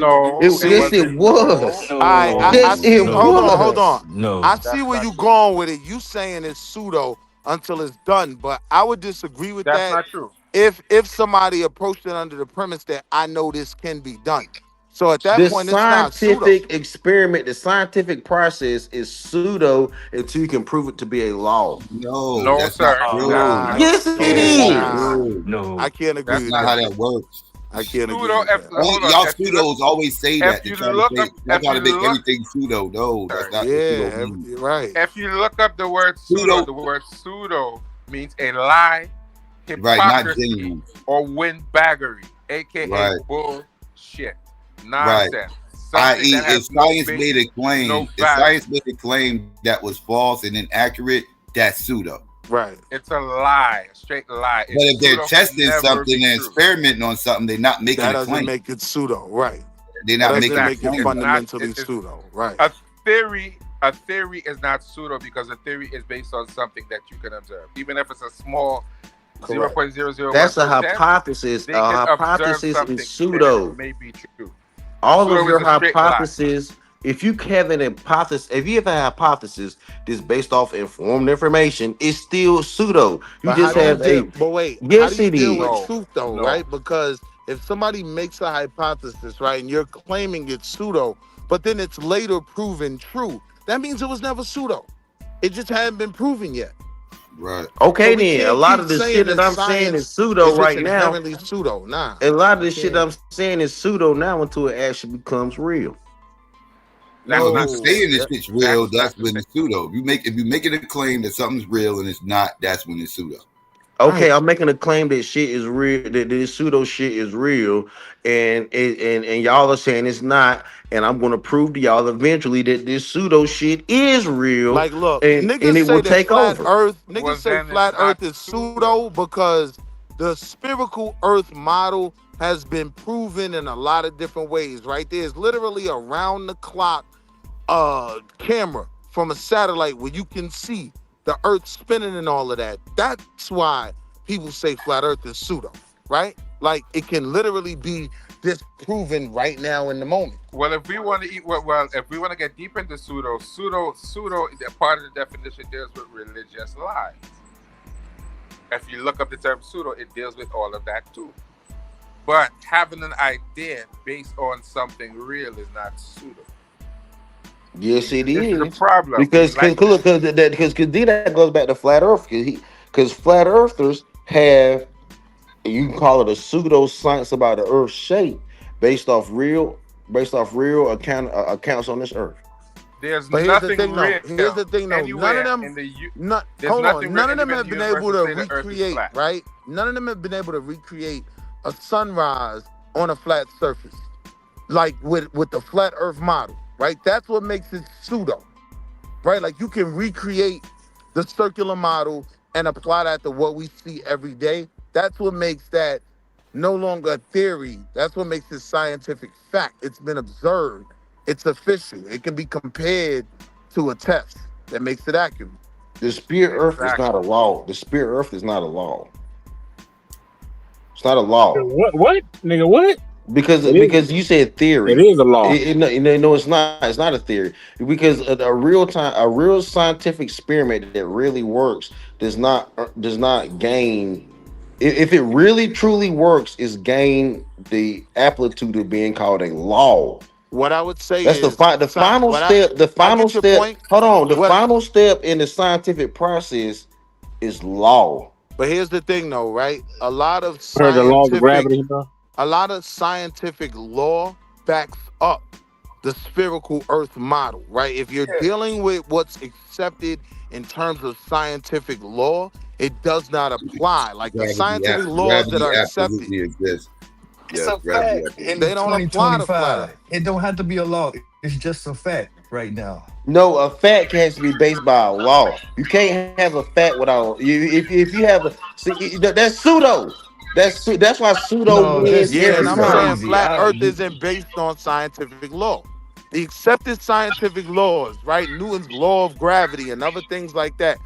These things are not they're not, They lied comparable about the with. gravity of law. Gravity is So still now you don't believe the law. gravity is still a See, and this is the theory. thing. I knew it was gonna go I there. So believe now in you don't atmosphere. believe I the believe in accepted law. atmospheric pressure, but I don't believe in the law of gravity because gravity is not a law. But It's a okay, what's your theory. model? What's your model, bro? Where's your math and quantifiable data to back that Right. up? Nigga, I'm pseudo, nigga. I done told y'all. I done told y'all what I'm on. Hey, yo, Okay, I GA, I got done don't you. give told him y'all what I'm mind, on. GA. I'm going back on mute. I'm just Pastor trying to in get his it over bag with. today, GA. Don't pay him no mind, man. I got you. I got you. What I think is interesting, and this is why somebody should do an ethnographic study on the YouTube conscious community, is because of the use of the word. I see. Thank you, brother. It's me and Michael Jackson. Thank you. That's a great picture. Yeah, but Look just because like that nigga. Look just like it. nah, he said he drew a picture of me and Michael Jackson, so gotta show him love. But it's funny to hear that this like certain terms be used, and you can tell that they only got it that you only heard that term on YouTube before, because the way that it's deployed on YouTube is like from the standpoint of something that it's like the way that it's deployed is I don't believe it to be true, as opposed to like pseudo meaning not having any like factual scientific basis. Valuable, right. Yeah, like it's really Domo, I've been saying that. Like YouTube made Negroes believe they abos. Man. Like I hear you. But but the term, because pseudo, usually when like Uncle is deploying the term pseudo, that's why everybody uses it, because of Uncle. He's deploying it to say pseudo-scientific, but he just says pseudo for shorthand. Really, no other community uses pseudo shorthand in that way. But I Like if think they that's call, because we apply a lot of this to religion too, though. So it's not just scientific stuff that we say is pseudo. We apply it to religious arguments too. well, no, but that's the point. It's like it's like because a lot of these conversations, there's an attempt to make the Bible scientific. And then that's when you deploy the language, like that's when you would call something pseudoscientific, right? Because it's not, it doesn't have an actual factual scientific basis. It's just more so this is our attempt to try to explain something from the scientific lens. And so it's like even when you attempt to explain things that can't be verified through science in a scientific lens, that's what makes it pseudoscientific, right? Like astrology is pseudoscientific, like it has like a science to it, But it's that not science. exclusive. The word pseudo is not exclusive to the word pseudo isn't exclusive to science though, because you got pseudo historians, pseudo intellectuals. So you got different types of people here in these spaces. And I think because our community were having so many different conversations at once, You don't use shorthand it that just way though. became pseudo was the term. Right, I agree. If you're talking about somebody that's like something that's pseudo historical, right, or like pseudo intellectual, you call it that. You know what I'm saying? Right. You say that's Yeah, pseudo I got intellectual. And so that's why when I say when Unc and them was deploying it, they was deploying it to call it pseudoscientific, and then they just kind of shorthanded it's just a pseudo. You know But what I'm wait, saying? you gotta deal with the fact that they also deal with history and those lineage conversations and the haplogroups. So they are talking pseudo historic as well a lot of the time. Right, but indeed, but That I might be think true. but I think what Dom was trying to say, or what I'm going to say, is we're using the word out of context in the quote unquote conscious community. Pseudo, when somebody calls you pseudo, it means I disagree with you. It doesn't mean it doesn't actually mean you're correct. Shit. It means It doesn't have an established standard. Get the fuck I out of agree. here. That's I what agree. it means. they're not established. A lot of us are not establishing why we think it's pseudo. Yeah. We're just using the term to insult you and make you feel bad, as opposed to actually breaking down why it's pseudo. It's an insult. It's an insulting term, but it's not being used in the proper context. I think a large part of that, when it comes to our community, is a lot of the conversations we're beginning to have or have been having for a while, but are trying to lock in on. They can't be like totally quantified. Like when we're talking about that scientific law, right? There's certain things that aren't necessarily historical law, right? Like we haven't all accepted the land bridge. We haven't all accepted the out of Africa model, right? So it's harder. Those are usually the pseudos that accept that, reject that. But I would agree with that. I would agree with that. Whether or not we choose to accept it, and what the data says, what observation says, that's two different things. It's like we get it, like all of it. Most of what we discuss that's considered a consensus of science has an overwhelming amount of evidence that allows it to be a consensus.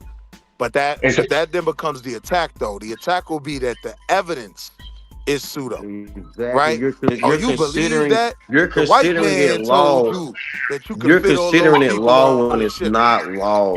You can't consider it law. You're not bringing in the like you said, Willie. You're not bringing in the full context of the full information. You're not bringing in new discovery. You're not bringing in you're not bringing in the real evidence. See, but Are you Pastor, talking here's about where I gravity? would disagree. I do think there are certain historic laws. Like, to me, right? The transatlantic slave trade, that is historic law, right? If you're trying to make certain arguments in certain regions without dealing with that, for me, you're pseudo. You know what I mean? I think you mean methodology. Can I go back to something real quick? That's what made me came up here. Hey, Pastor. I cannot Hey, believe. how you doing, sweetheart?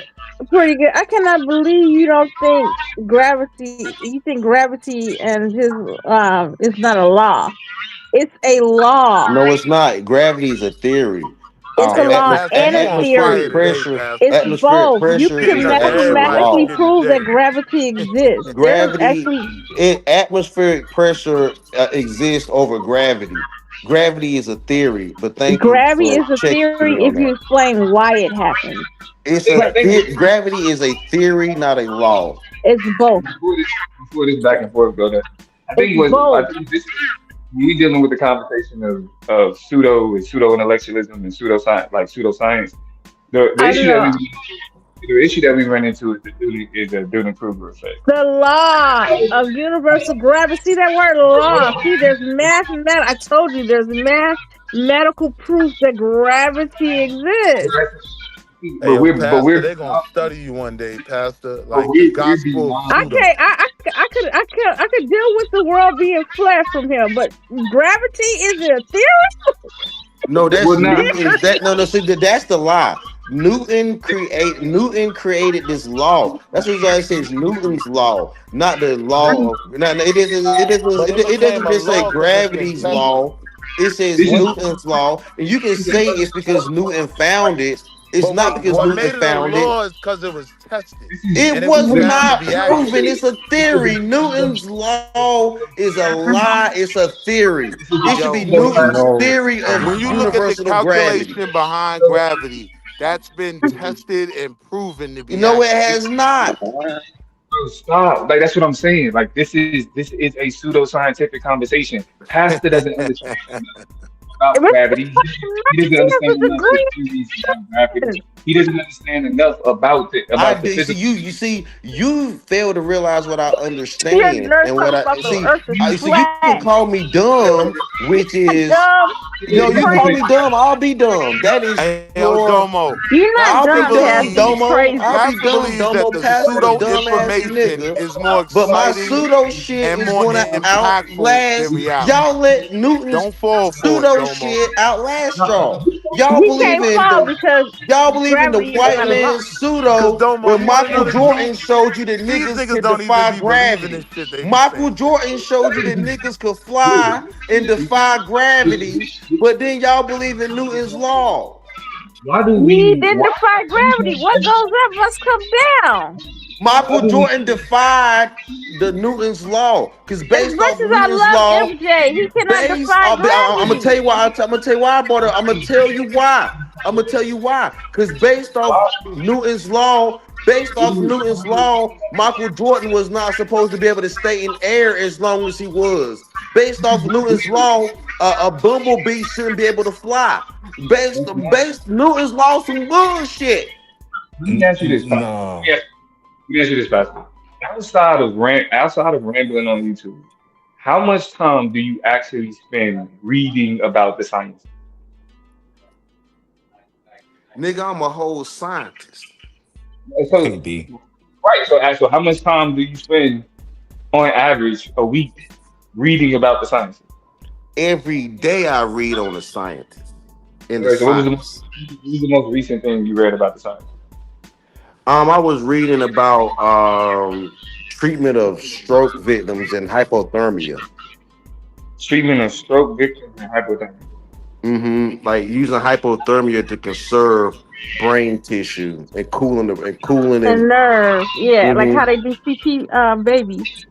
That's Right. what So you're how does talking that about. work? Actually, the science says the hypothermia and cooling the body does preserve a What stroke is patient's the mechanism? outcomes. Talk about the mechanism. What is the mechanism of it? How does hypothermia do that? Let's talk about some things that you're actually aware of. Because if you've actually read that, let's talk about that. We can talk about it, right? So it says it conserves it because it drives down the metabolic state. It drives down the metabolic state of the brain. So therefore, it's not so it's still vascular, but it's not. But Ayo Domo, real quick, right? To your YouTube like stance, right?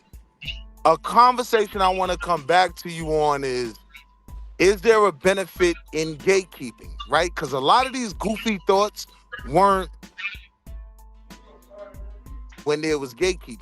When you open up YouTube and anybody could say anything or believe anything, now we have all of these ahistoric, scientifically goofy arguments catching a lot of steam. So is there an argument that gatekeeping was beneficial? Will we look at how crazy niggas is now? You know what I'm saying? Yeah, nah. I mean, I'm not the biggest fan of gatekeeping in that context. I think it's just more so. But if people want to engage in those types of conversations, they should have a space where they can. But if we're coming in, we gotta look at the impact of it though. Like without the gatekeeping, with YouTube making anything a viable conversation and anyone's opinion valid, it's picked up a lot of traction and it's made a lot of people want to subscribe to the Church of Pastor, the pseudo society Church of Christ. Right, but as long as because I think gatekeeping is still real in the context of like somebody like Pastor isn't leading the field in physics. So it's like if Pastor chooses to like reject. I'm gonna come up here to be a logical nigga, right? And I don't need your logical shit, nigga. I'm a pseudo nigga. I don't care about how logical you think of me, nigga. I'm serious, Dumbo. I don't care because you be having some pseudo thought shit. Dumbo, you be having the most pseudo thoughts. Dumbo, you be having the most pseudo thoughts on the panel, nigga.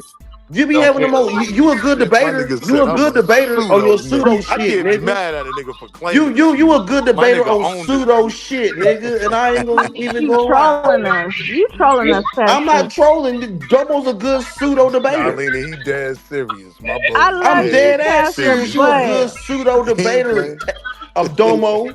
But Pastor, you are super intelligent. You're a whole ER nurse, so you have a science background. And for you to be spouting the stuff you be spouting, talking about the earth is flat, because I don't believe in the scientific shit I do. Gravity is the just scientific a theory. shit I do, I don't really believe in. I do it for a living. I do it for economy, but I don't actually really believe in that scientific shit. But do I know how to work a vet? Do I know how to work a vet? Do I know about a bunch of drugs the world and how to better like in titrate terms them? of logical thought when you had to have a PhD or some type of doctorate, right, for people to just accept your word, as opposed to anybody can come on YouTube and make an argument, and Pastor could create the pseudo church one day. It can happen. Right? Even with a PhD, you shouldn't just accept their word.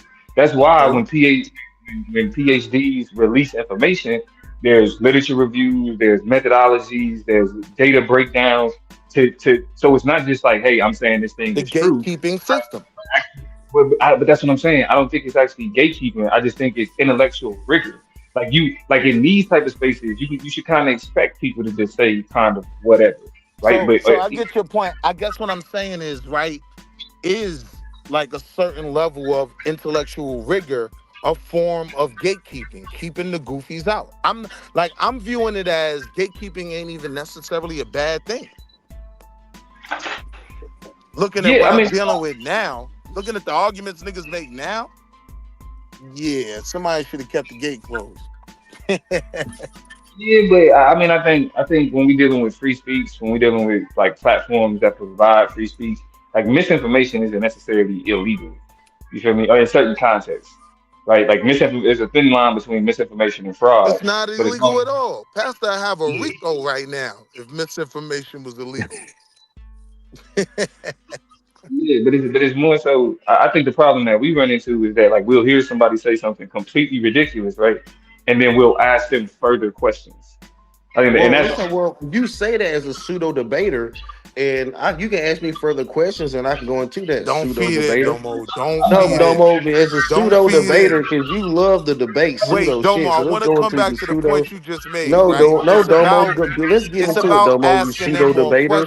Right? Hey, But you're a good debater, but you're a you, pseudo right, debater. who want to see something better You're for really our a people. politician, not Hold a on, debater. chill, So you really Pastor. pseudo with even It's that. not about the So people like you a pseudo them. debater. You just want to talk Hold shit on, because Pastor, you a Pastor. pseudo debater. Hold on, Yeah, you Pastor, really a you said politician, that. not a debater. All So right, even we on got that your debating joke. shit, you pseudo. So Pastor, we got let's your get joke. to the Hold pseudo on. shit.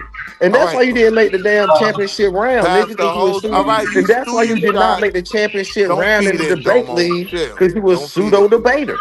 All right, Pastor, chill. So what I'm saying to you, Domo, is right, like with where things are now, it's not about the people asking the second question. I'm looking at the amount of people that are asking the pseudos the second question, the effect that it actually has. I'm not even dealing with the responsibility that those people have not to feed into the goofy shit. I'm dealing with the reality of if you just leave them to their own devices, they will join the Church of Pastor. not really. Everybody listen to Pastor, bro.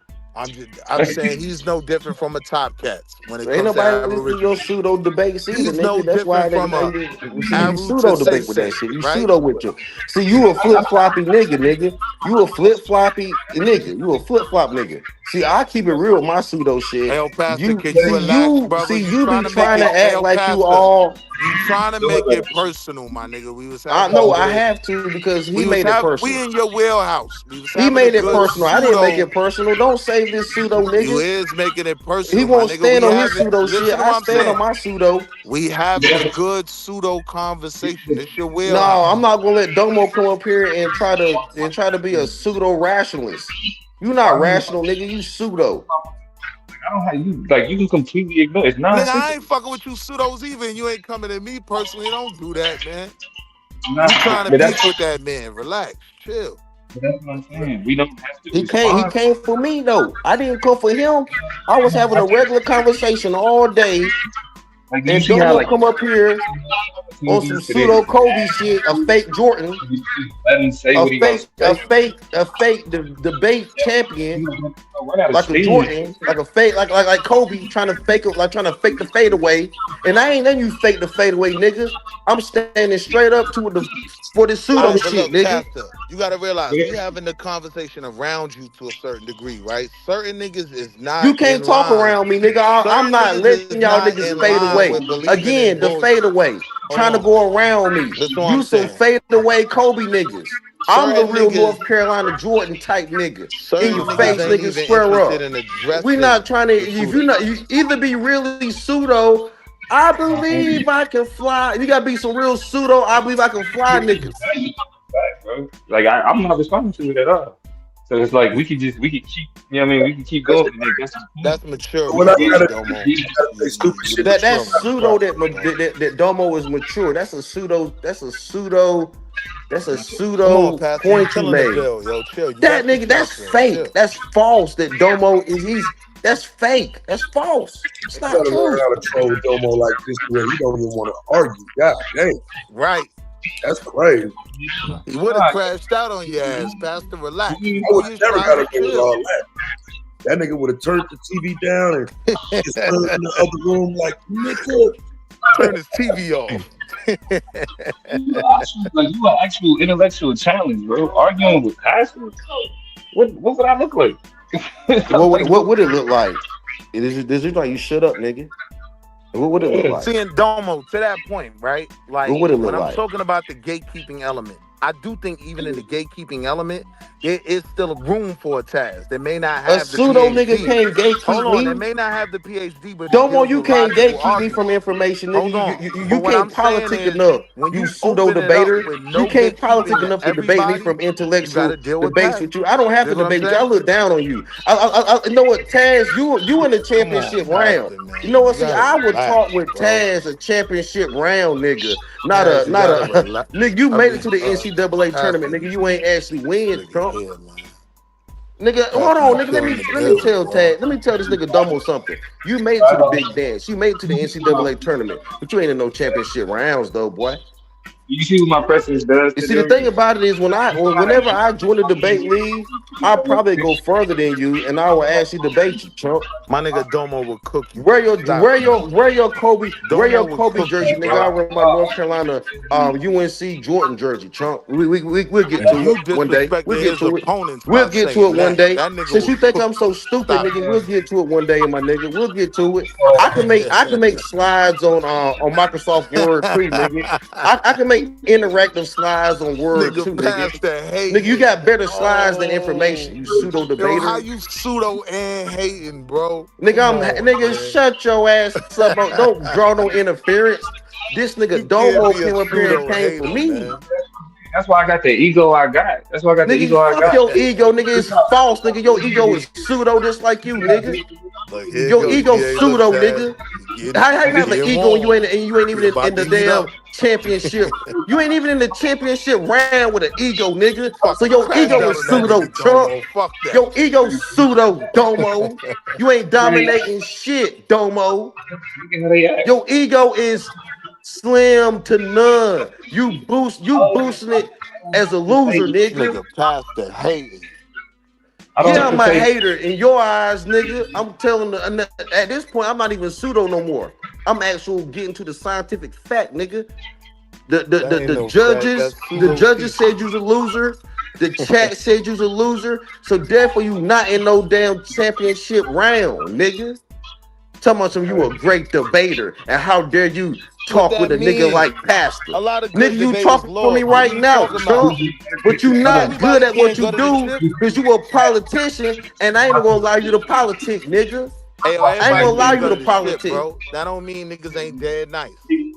Nah, bro. Like, see, that's what I'm saying. You responding to him like anything he's saying deserves a response. I mean, it does. It does. Nigga, you good at you better at politicking than debating. You hoping that you can politic the way you hoping you can politic through the government, like you believe in government basketball. Just like you believe in government basketball, you believe you can go through the government to get you a better product. And you can't, you can't go through the chat. You can't government your way through. You gotta debate your way through, Domo. And you came at the wrong pseudo, nigga. You came at the wrong pseudo, nigga. I'm really pseudo, nigga. You just faking like you pseudo, nigga. You should join the club and become full pseudo, because you nothing but a politician, a fake ass nigga telling lies about shit you ain't gonna really do. See, that like he proves my point. Like he proves my point. Thank you for saying proof. Thank you for saying I'm right, nigga. I'm no longer pseudo. I'm no longer pseudo. All right, I proved your point. I'm no longer pseudo. I'm right. I'm right. You said I'm right, nigga. If I proved your point, then that means I guess I'm right, nigga. I said what I said, and I'm right, nigga. You even agree I'm right, nigga. So therefore, you just said I'm right. So therefore, you agree with everything I said. I proved your point. You shut your mouth. You ain't got nothing to say. Go sit in your corner, loser. Go sit your loser ass in a corner, nigga. And when I join a debate league, you one of the first victims I'm come for, nigga. Bro, I would never debate crazy. I would never debate I know you wouldn't debate me because you was scared, nigga. Maybe like 5 or 6 years ago. Nowadays, I would never. Just so you know. So hey man, hey Psycho, are you still here? Yeah, I'm here. Yeah. Cause I came up here, man, and I just want to segue for a minute back to your monologue and the just to give you some appreciation, man. So I was trying to wait and let everybody get it out, but this shit seems to be infinite at this point. So first of all, appreciate you for the context around it, bro, because I was one of them niggas that was like, hey man, if the government brought him in, so what? But when you bring in all the other details, you know, so two things come to mind there. Who is the enemy that's being attacked? Yeah. Who are the good guys and the bad guys? You know, I get everything you talking about. Well, it's a lot of internal conflict, right, amongst locals. Like I was saying, with the farmers and herders out in certain areas and everything else. These are local issues with land and everything else. And the government, which is a crooked government, you know, like I said, whole banana republic. They're using their skirmishes. They've been beefing for a while, but they're using this as an opportunity to cut deals with the United States so they can, you know, take over their land themselves. Right. Yeah, because what's happening is there's increased desertification in Nigeria. So you have people whose ancestral lands have been dried up; they can't farm on it. So they're moving into land where, and these are like Muslim populations that are moving into areas with more Christian population. And the conflict has nothing to do with like Christians versus Muslims. It's literally just like, well, we need some land too. They like, nah, this is our land. That's where the conflict is stemming from. So like, there isn't any real. I disagree with you. Like they're saying this. They're literally like, even the farmers are saying ISIS is not here. Like when they say that it's a conflict between Christians and Muslims, they're painting the narrative that conflict is based around religion. It's actually based around land. Like, yeah, they're in conflict, but not because we're Muslims trying to take over Christian land. Like, nah, our ancestral land is no longer habitable. So we're moving into an area where, even though Christians occupy this land, the Christians are like, nah, this is ours. We're not sharing this. And that's where the conflict stems from. So this is why I disagree. This ain't to legitimize the bombing and shit, because I don't think that changes anything. But from any time I've ever done a report about some of the shit that's happening over there, it is about religion. It is Muslims going and kidnapping and killing up a village full of Christians. It's not Christians, it's other Muslims.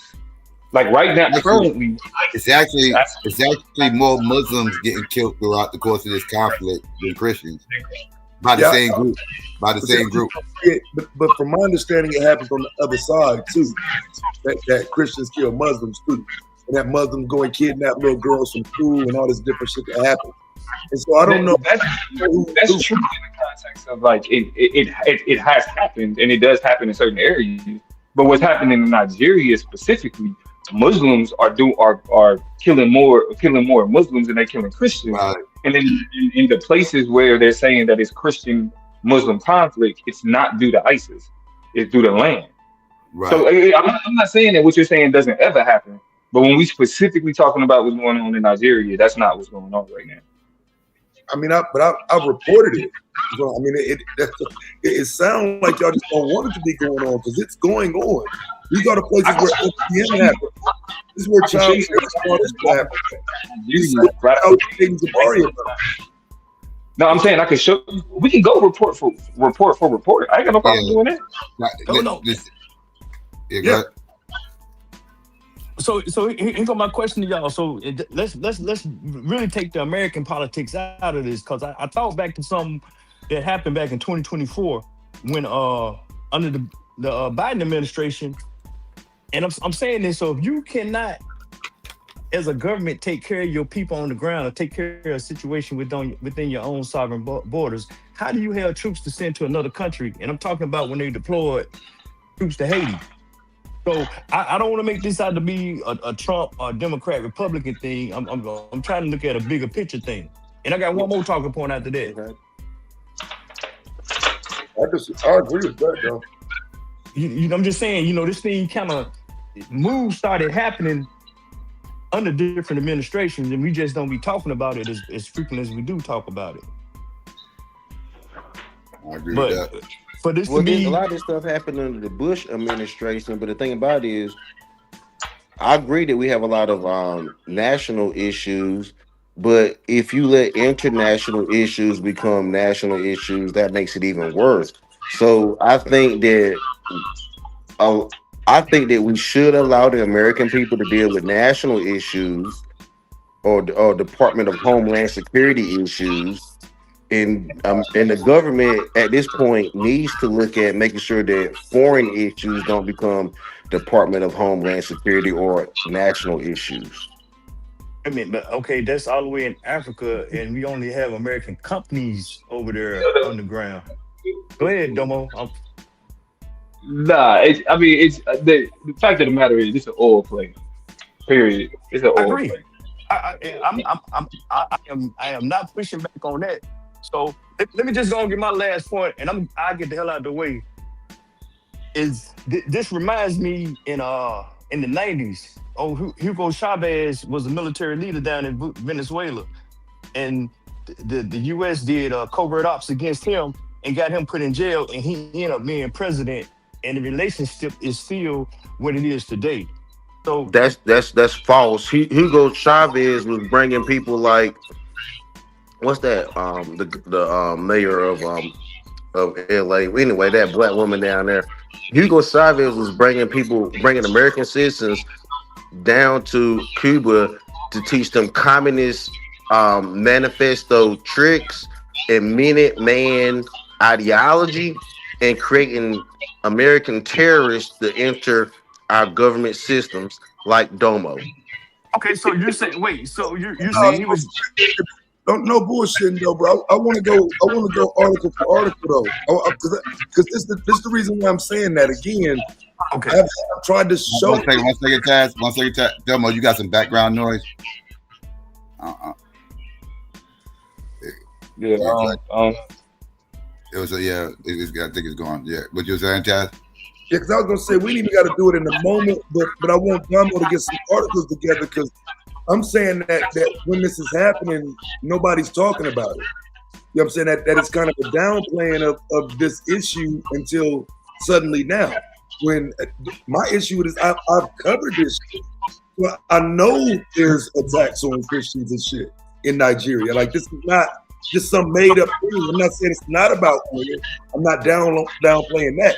But to not acknowledge that it has been happening for years is the problem. Because it has. We can acknowledge that it's been happening for years, but we're talking about specifically the context of Donald Trump bombing Nigeria, or encouraging bombings of Nigeria. In the name of Christianity. Right, in the name of Christianity. And when you have the farmers in that area, it's like completely confused why they're being bombed. And then when they hear, because of ISIS, they like, that ain't even what this is. Right. And everybody involved is saying that this particular conflict is not about religion, and what's muddy in the waters about this thing being about religion and everything is, like I said, it's farmers versus the herders, right? Now, it's in one of the cases, I forget which one it is, don't quote me, but one is like heavily skewed towards being Christian, and the other one is heavily skewed towards being Muslim. That has Christian and Muslim both, but one is heavily skewed towards the other. But they beefing over land, they're not beefing over religion. So because, and it's kind of getting skewed about it being kind of like a religious thing when it's really not, because they have certain faiths or whatever. So that's kind of like muddy in the waters. So what are you making this determination on though? I'm saying it's over religion. Well, everybody out there in Nigeria is saying it's not. Yeah, but that's American propaganda that's saying it's about religion because they need support to do what they're doing. But if it is about religion, Taz, why should we care? Oh no, that's what I'm saying. Like again, this is Al Jazeera and every other source has been reporting this shit for years. The propaganda was now switching this. But again, though, Taz, like I think you're making a historical argument of conflict between Muslims and Christians for years. That's correct.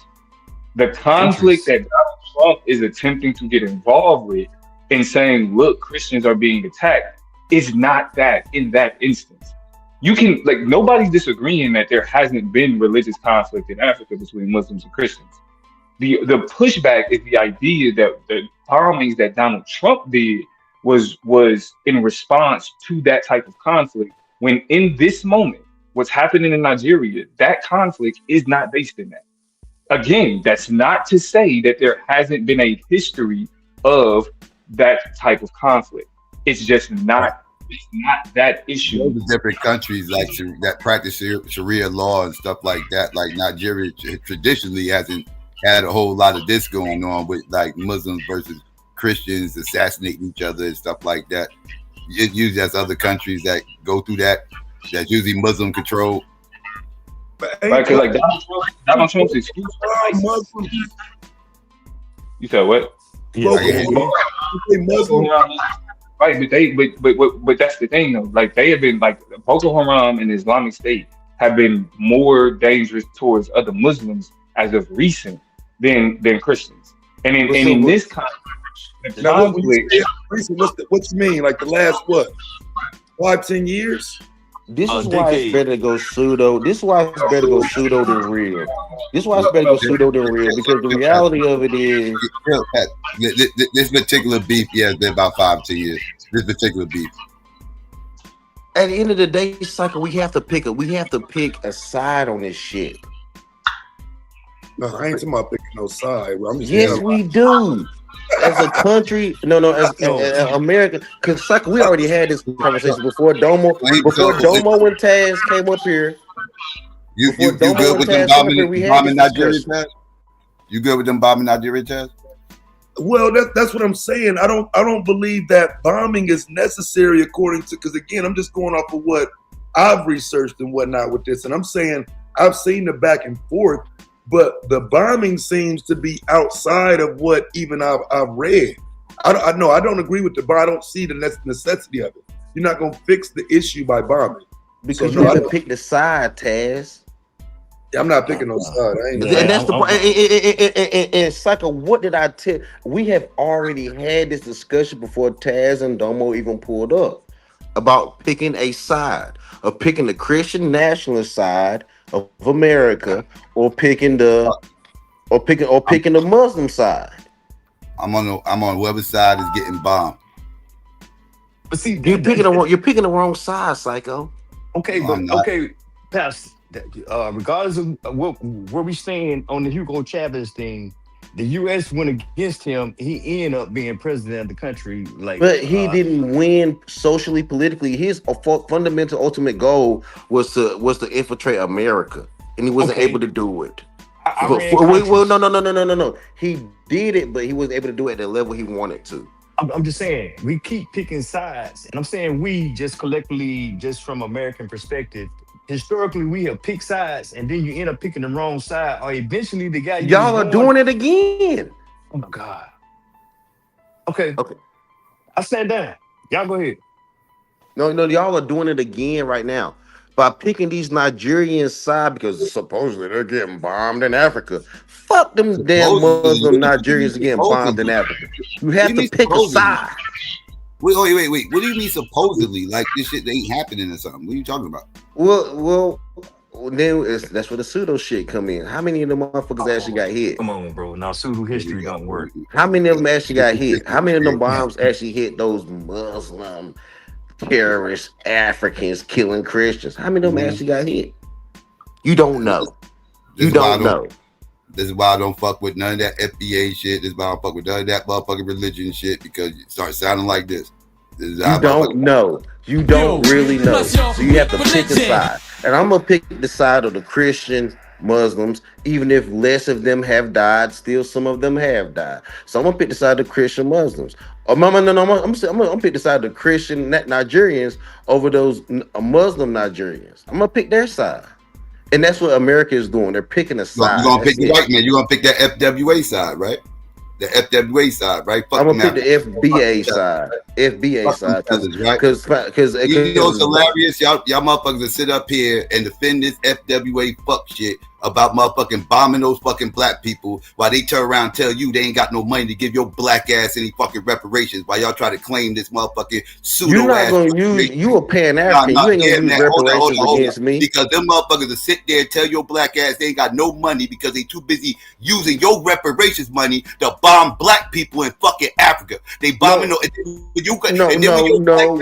a Pan-African, and realize when you finally wake up and realize what the fuck going on, and you start telling them, yo, what the fuck going on? That reparations money gonna be like too late, motherfucker. Just like a record deal. You come up there like, yo, why bought motherfucking check or he said 83 cents when I motherfucking went platinum? Motherfucker, that shit spit, motherfucker. That shit is called spit, motherfucker. Sure. And as a Pan-African, that shit went to your goddamn touring money. That shit went to your promotion. That shit was already spit, motherfucker. Your shit is spit. They blew up them tethers for you. They blew them tethers up because y'all was crying about that shit for so fucking long. That's your reparations money. You're seeing it go away right here. So don't cry later when the motherfuckers say they ain't got no money, because this is what you wanted. You wanted them tethers up out of here, right? But they get them the fuck up out of here for you. I hope you motherfuckers is happy. Okay. Sambo ass niggas. And I'm fine with that. And the thing about it is that's all pseudo. Well, you should join the pseudo. You told me you'd be a great pseudo narrator, and you were just being a terrific pseudo narrator. Once I get this white man money, I'm gonna hire you as a pseudo narrator. We're gonna write all those black sorrowful history stories. But anyway, you got your money right now. You ain't gonna have no money. You using it up.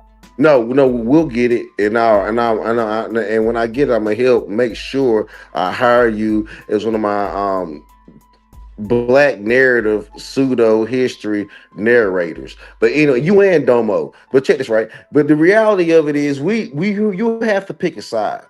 Okay, and America is picking the side of the Christians. That aligns more with what this country is about, what this country is doing, and I actually agree with Donald Trump going after those fruit of Islam, NOI, Muslim motherfuckers. Go after them. Fuck them.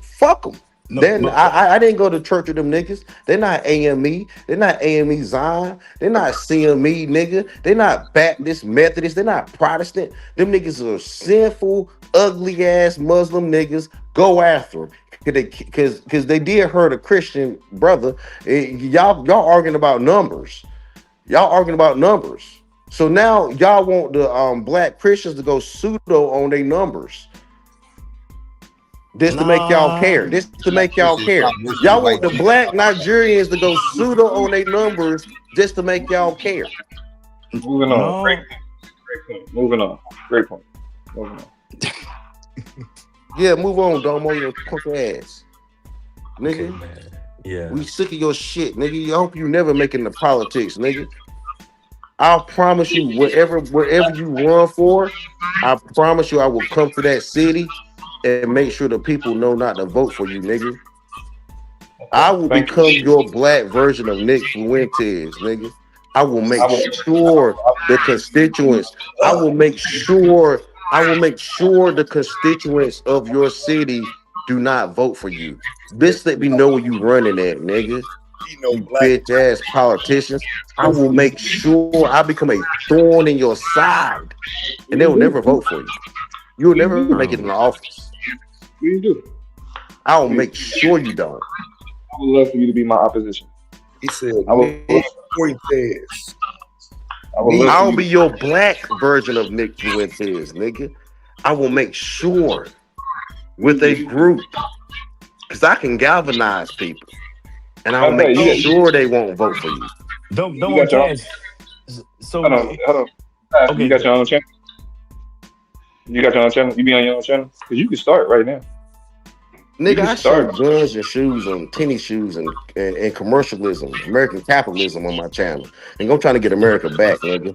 I'm not necessarily going at niggas like you because I don't see you as a formidable opponent. Don't forget, you're not a champion. You're a losing round nigga. Now, I would probably talk more trash to Taz or Fi. No, if Fi pulled up or Taz pulled, no, if Taz had a problem or Fi pulled up, I'd probably debate them more than you. You're a loser. Stop on that. You obsessed with a loser. That's hilarious. Niggas be obsessed. A loser was obsessed with me. Why are you so obsessed with me, nigga? I want to know. Because you the one that said something to me first. I ain't say nothing to you, nigga. You says hold on. Pull this live stream back, nigga. You said something to me first. I wouldn't have came for you for no reason. I didn't say nothing to you. All right then. So chill back. Don't be a victim now, nigga. Nah, please. You said you're gonna go to every wherever I'm at, run this office, and you're gonna tell them don't vote for me, please. Nigga, whatever office you run for, I promise you won't get it. Start now. Start campaigning. What office you running for and tell me where you at? LA Unified School District. And what you running for? LA Unified School District. We not gonna let a nigga like you get in our schools. Fuck that. Watch this. You good? Thanks. That was crazy. Anywho. Well, bro. That's it for you, Domo. Yeah, I'm done for you. I'm done. I made an enemy pastor. Tried to tell you. God damn it. So panel, hit a question, fellas. So I'm just saying, so this still kind of fresh. And then when the Congress come back, we're gonna start hearing all kind of narratives and everything. What do we need to be listening for? When our representatives and senators get in front of the camera.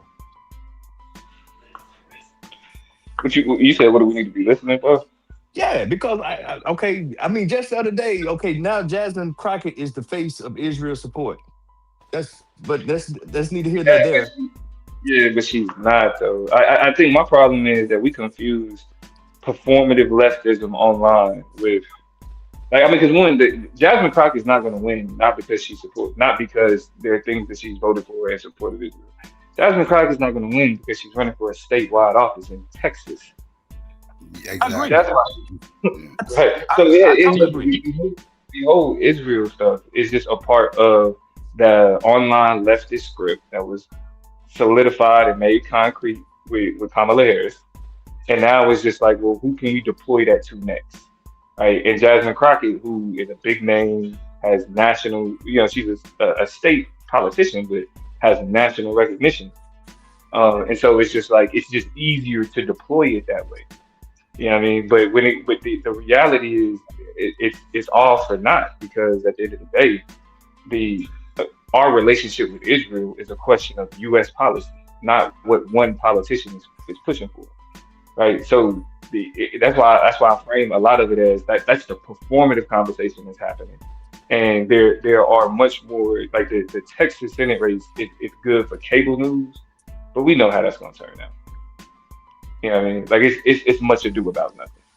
I mean, especially when you got people from California to Washington D.C. talking about what they think about Jasmine Crockett. Never, like most of the people that's having this conversation, never going to cast a ballot for it. They have no connection to this. Like it's like when we was having with Stacey Abrams and her gubernatorial race, and we've actually seen this. We actually seen this with Beto O'Rourke when he ran for Senate against Ted Cruz the first time.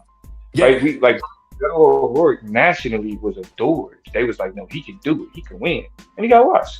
Same thing with Colin Allred. These are people like Colin Allred was out here in California fundraising, and then he went back to Texas and got watched.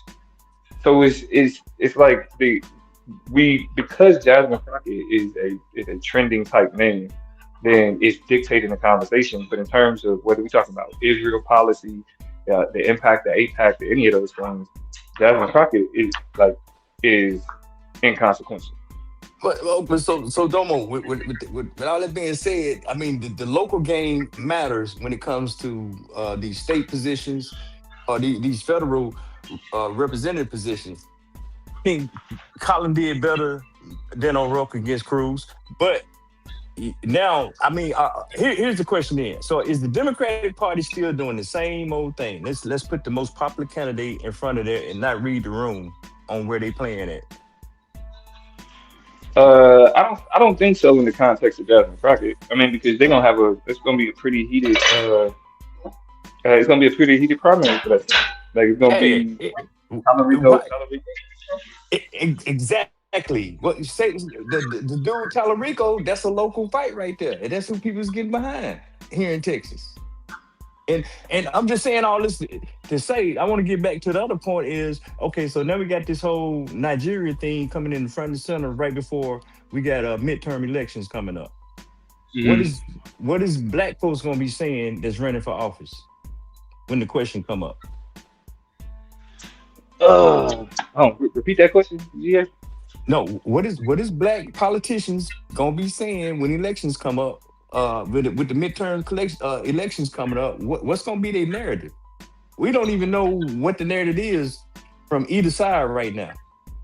But see, black people are beefing with leftists right now because what we're seeing is the leftists are still running with the whole, well, if you look like you supported Palestine at all, then there's no way that we can vote for you, right? Black people are like, listen, we care about what's happening in Palestine. That's a big deal. And we care about what's happening, like the control that AIPAC has over institutions. However, the plight of black people in America necessitate that we prioritize what's happening with us and how we can and how our politics should be impacted. You know what I mean? So like the conversation is now like black people and the left, they're not seeing eye to eye. Because they're saying that we're willing to support Jasmine Crockett because we think that her policy is going to be beneficial for black people in Texas. While the online leftists are saying, well, nah, the only it don't matter what she's going to do in Texas if she supports the genocide of Palestine. You know what I mean? So there is no coherent left, whether liberal or a leftist conversation that's taking place that you can say that people are unified behind. It's like it's all division. I agree with that. I'm just waiting to hear what Colin and Jasmine gonna say. And Talarico gonna say pertaining to Nigeria. Are they gonna get behind the evangelicals? And are they gonna gun them for that support? Or are they gonna sit there and tell the truth?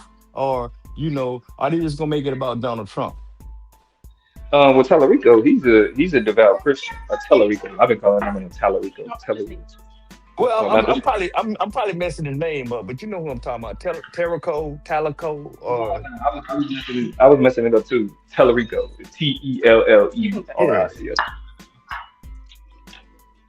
Tellerico. But he's a devout Christian. So, I mean, but he's probably gonna toe the line. He's not gonna jump out the window and like full support of what the president is, but he's definitely gonna make his statements are gonna be centered around protecting, religious freedoms and pushing back against terrorism. You can expect, but you're not gonna hear him flat out support the strikes. Sure. Yeah, I'm saying that's gonna be real hypocritical because so now, I mean, hey, Psycho, you open up with a very good point. Where do you separate church and state? That now you over on other continents. Yeah. The Christian police of the world. How do you sell that to people? I'm not sold on. Yeah, like I said, it's Crusades 2.0. That's what we're looking at. Yeah, I mean, but we seeing, the MAGA is largely made up of Christian nationalists. So they don't have a problem because the separation of church and state protections only go so far as enforcing that. Exactly, like enforcing Christian things onto American citizens who don't necessarily, adhere to those beliefs. But when it comes to, what we're doing overseas, the president want to be like, listen, we need to protect Christians overseas. The majority of this country is Christian. Even if they don't pray, so there's I think there's levels to it. Is the average American an evangelical Christian nationalist? No. But the average American at least prays over their food. Yeah, but when America started losing, they had to put boots on the ground in Africa. But we sentiment also gonna change. Yeah, because we also got to remember though that again, the religious part is the excuse, right? It's like the same thing that's happening in Venezuela. Exactly. Cartels are the excuse, right? It's really an oil place. It's an oil I place. don't think the religion is technically an excuse. I don't. Okay, is it a primary factor? It's an No, excuse, bro. He's just no, said Christians is being no. persecuted in Africa, and they're gonna do something about it. Well, that's true, but okay, so the Christian nationalist, the Christians being persecuted in Africa may not be the primary cause, It's not but it's happening. still a cause. No, it's not happening. No, it is happening. They're not getting killed because they're Christian. They're getting killed. Well, are they? Land beasts, dog. That's what's going on. Who told you that? Pay attention, brother. So the Christianity had nothing to do with it. So you're saying the Christianity had nothing. Was that a real question, or are you just going to jump up and keep defending the Bible? Because I'm gonna keep defending the Bible. What's going on is the same group is killing both Muslims and Christians, and over the course of this conflict, the same group killed more Muslims than they did Christians. So how can this be Christian persecution? I picked the Bible side. I picked the Bible. I picked the Christian Bible side. You are confused, land, bro. This particular beef right here that's going on is not over Christian versus Muslims. That's not who's on the land. Who's on the land? Psycho. Is it Christians or Muslims? Both of them. But who's mainly getting prosecuted at this current given time? But right now, the Muslims are being paid as the villain, but that's always the case. So over Americans always going to pay the other motherfuckers besides the Bible believers as the motherfucking villain. That's just always going to be the case. The Middle East is them evil motherfucking terrorist motherfucking Muslims. You go to motherfucking Gaza and this. Oh, we gotta protect Israel from the fucking Muslims. Over here in Nigeria, we gotta protect everybody from these fucking Muslims. Muslims is always the go-to, dog. It's an excuse, and this comes from an atheist telling you this. Well, it's no. I ain't got no meat coming from a biased atheist. It's coming from a biased atheist. No, I'm just an atheist who pays attention. I think you're more because you are Pan-African. I ain't got no dog in that ancient fight. I ain't got no dog. You are atheist Pan-African, so I think you lean more towards the Muslims than the Christians. I think you lean a little bit more Nation of Islam or Fruit of Islam, or I think you lean a little bit more that way than you do towards Christian or Christian nationalism. Well, I don't believe none of it. Yeah, you have to dehumanize one side to make warfare tolerable. You had to. And I'm just saying that when that's very disingenuous to just throw something out there, a hypocritical stance out there. Hey, we're going to do this over there because the Christians is being hurt. And then, you got jokers that drive past. You got Christians that drive past the homeless daily right here in the States, or look the other way, or, hey, bro, I'm going to pray for you. So, because that Christian might not be able to handle their actual issues at that time, So if God won't put more on you than you can actually handle. So if their heart or God inflicted them to take more time with that homeless person, that Christian American would. I just think that Christian Americans are dealing with a lot right now, and eventually we will get back to helping the homeless. No, well, okay, so I'm saying all this to say, I think that's a real shallow position that when you start losing blood, when you start losing a son or a daughter under the guise that they was defending the cross or they was helping Christians abroad, I don't know many that's gonna settle well with. And the idea that any Christians are being persecuted is, I mean, let me not say any. I'm pretty sure that there are some Christians who are being persecuted for being Christian in Muslim areas. I don't doubt that at all. But to say that, to point it out as if it's this global pandemic of Christians being persecuted, while Christians literally control nearly every major military in the on the globe, like all of the big, like majority of the biggest militaries, the most technologically advanced militaries. I want to debate this now. I want to debate it now. No, let's flesh it out. You know, so you're lying. So is it small hats or is it Catholics? See, there's a reason why there's a separation between Protestants and Catholics. The Protestants or the Christians are not raging all these wars. These are Catholics and small hats. Madonna, as crazy as y'all say Madonna is, Madonna was right on that. So the U.S. is a Catholic state? It's sad. I would never. I'm not. So the U.S. struggles with Catholicism. The U.S. does struggle with Catholicism and Judeo-Christianity, not real Christianity. They struggle with Judeo-Christianity. It's like a pandemic of Christian persecution. Yeah, I mean, yes, because if you're not a Judeo-Christian, then the Judeo-Christians will come after the actual, just regular, real, everyday Christian people. Yes. Okay. So even down to the Muslims, and the Catholic Church is funding it, and the Vatican is funding it. Okay, has the Pope made a statement? No, he hasn't, because he's funding it. Asking questions, yeah.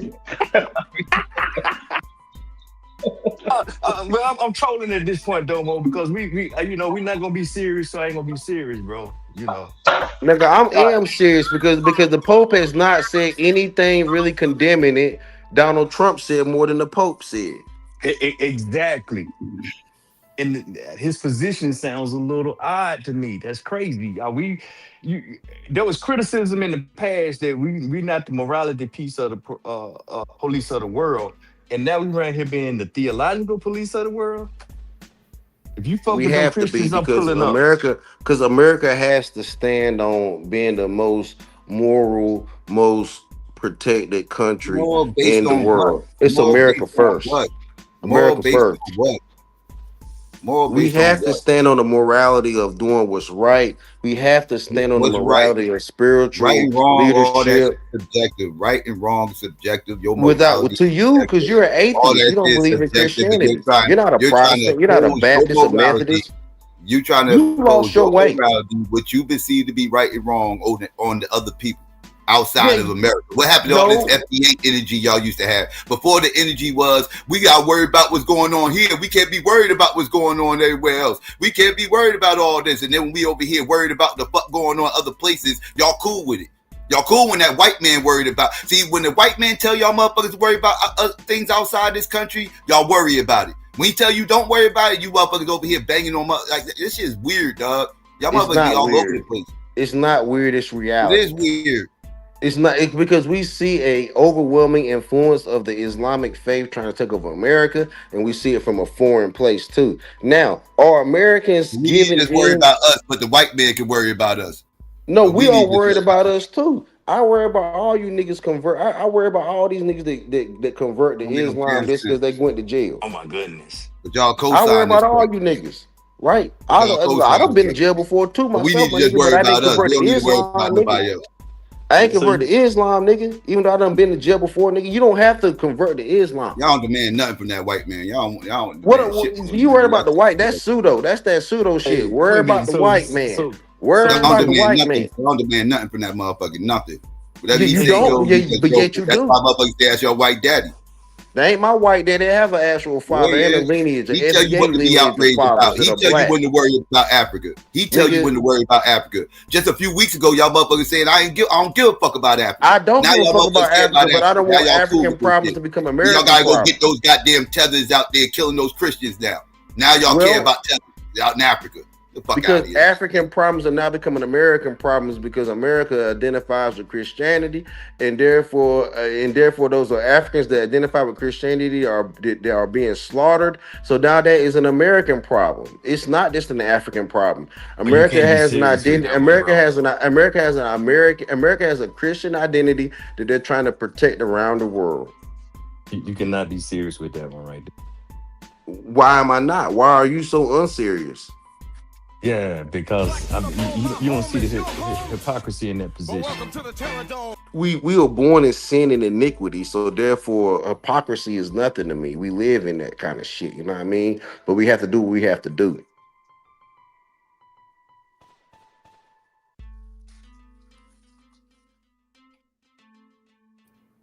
That's why I don't pay none of that FBA lingo any mind, because that shit all over the place. So, okay, let me ask you this, Psycho, because you said the government is corrupt, so they can't be the Christians, right?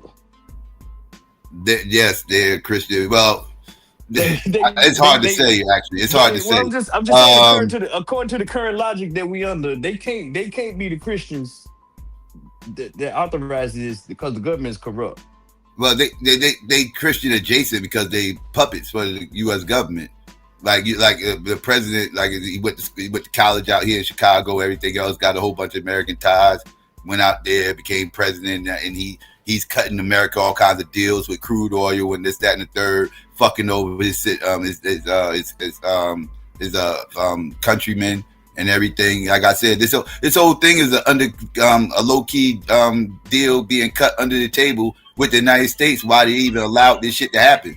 So when they say, Nigeria asked for this and everything else, they talking about that corrupt ass government bullshit. Because this wasn't the people that was asking for this. This is the goddamn Psycho, that's you blaming successful higher level bootleg class members. The bourgeois, whatever y'all call it. They are corrupt. They're not. They're just. The bourgeois, the Divine Nine, the people that y'all say that are white adjacent in this country are not sellouts. They are the Booker T. Washingtons of the modern day. For sure. Like the government is gonna say, yeah, for sure. That's what we wanted because of the ties and the personal benefits that they get from capitulating to U.S. interests. Shut that political shit up, nigga. I'm coming to LA to see you, nigga. So, Domo, is that the Christians? I'm trying to find out where the righteous at and who benefited. That's what I'm saying. It ain't. And if we talking about U.S. policy, ain't no such thing as righteousness. That's the dirt. They play in the dirt. That's what I'm saying. I'm being sarcastic a little, bro, but I mean, I'm with you. But yeah, it's that's why it's all it's the fact that we in 2025 and they still using propaganda that they was using in the 60s and 70s.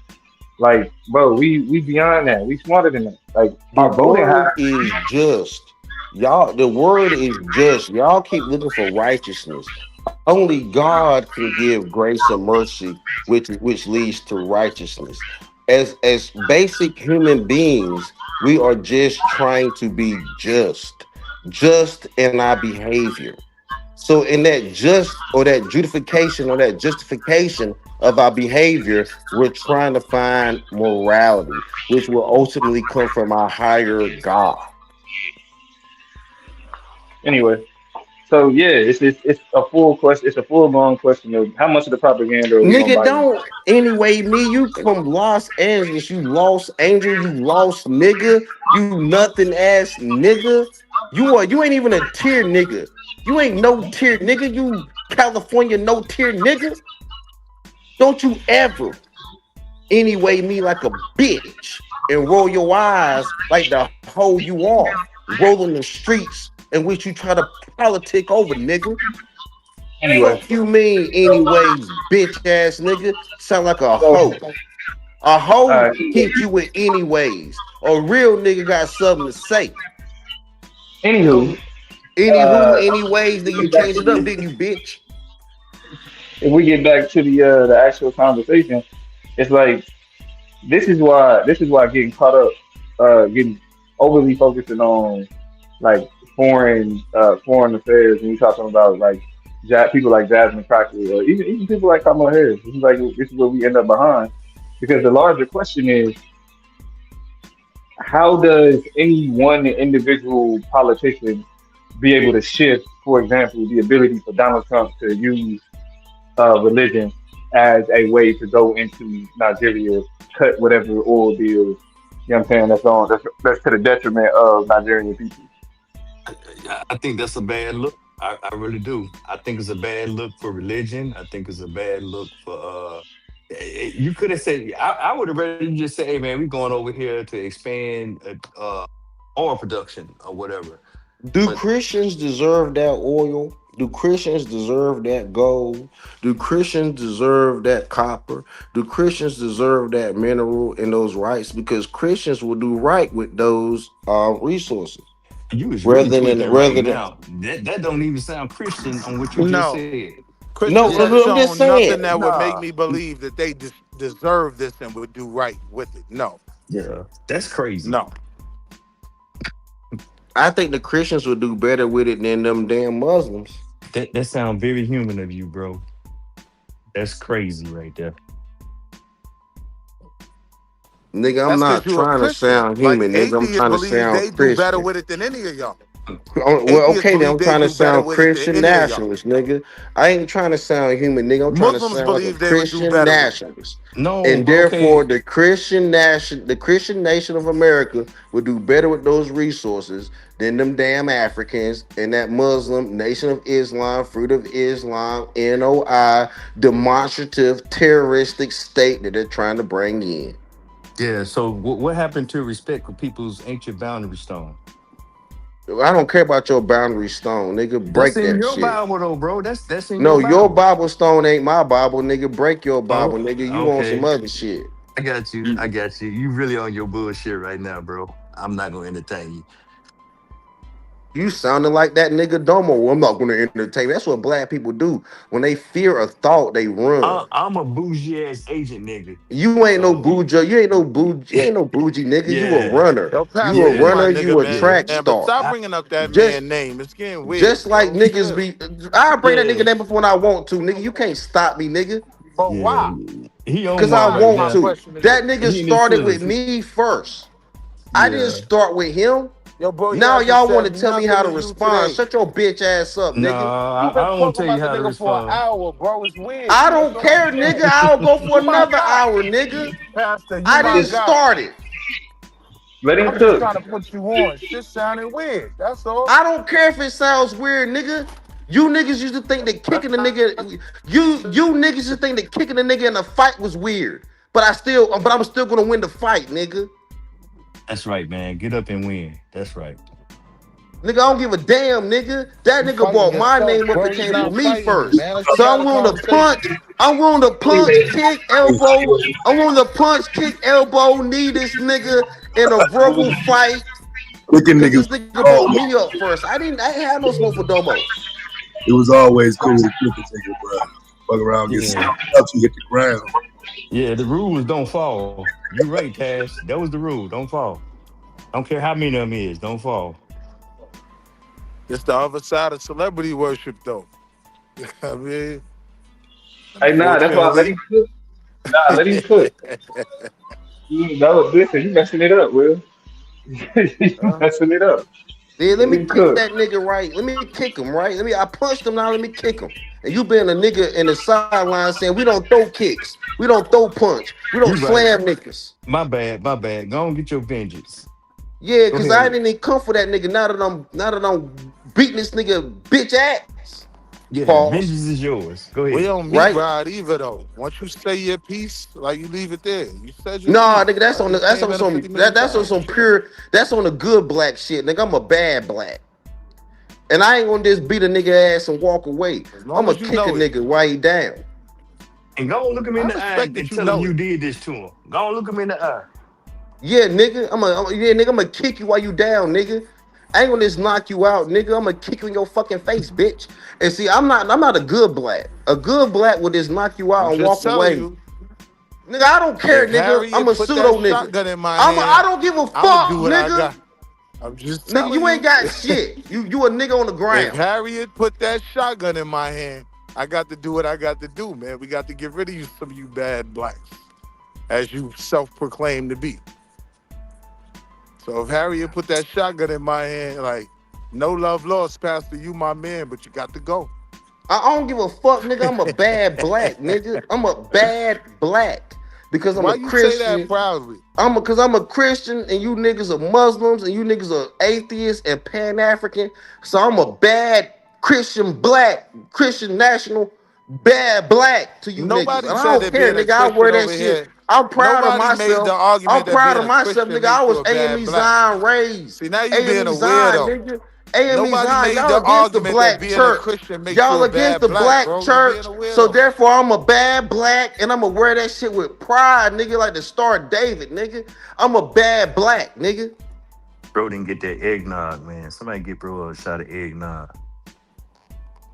Yeah, that eggnog was good this year, though. Yo, we did get it right, That's though. to We my did get nigga, it man, right. but he don't want to participate. So if y'all want to talk about something, let me know, man. No, Definitely, you got to go. he been holding in for a minute, Willie. Yeah, we got to pack you up. I don't want to pack you up. I want to take you to freedom with us. No, let him get it out, But Willie. if we Let got him to get pack, it out. Let him get it. Let him get it out, man. nah, because I wanted like the AI conversation was the better conversation, and all the Domo worship kind of killed that. Let's get back to AI, consciousness, morality, This and is all that. not Domo worship. We tearing down this nigga joining the LA school board. We don't need this anti-American nigga He's exactly joining who our we need school in there. board. He's He's an exactly who we need anti-American in there. nigga. Why He's do we need exactly an who we anti? That's just why Donald Trump got rid of the damn motherfucking Department of All Education right, Pastor, because now of you niggas getting like weird with it, Domo. because now These you anti-American got niggas. vitiligo.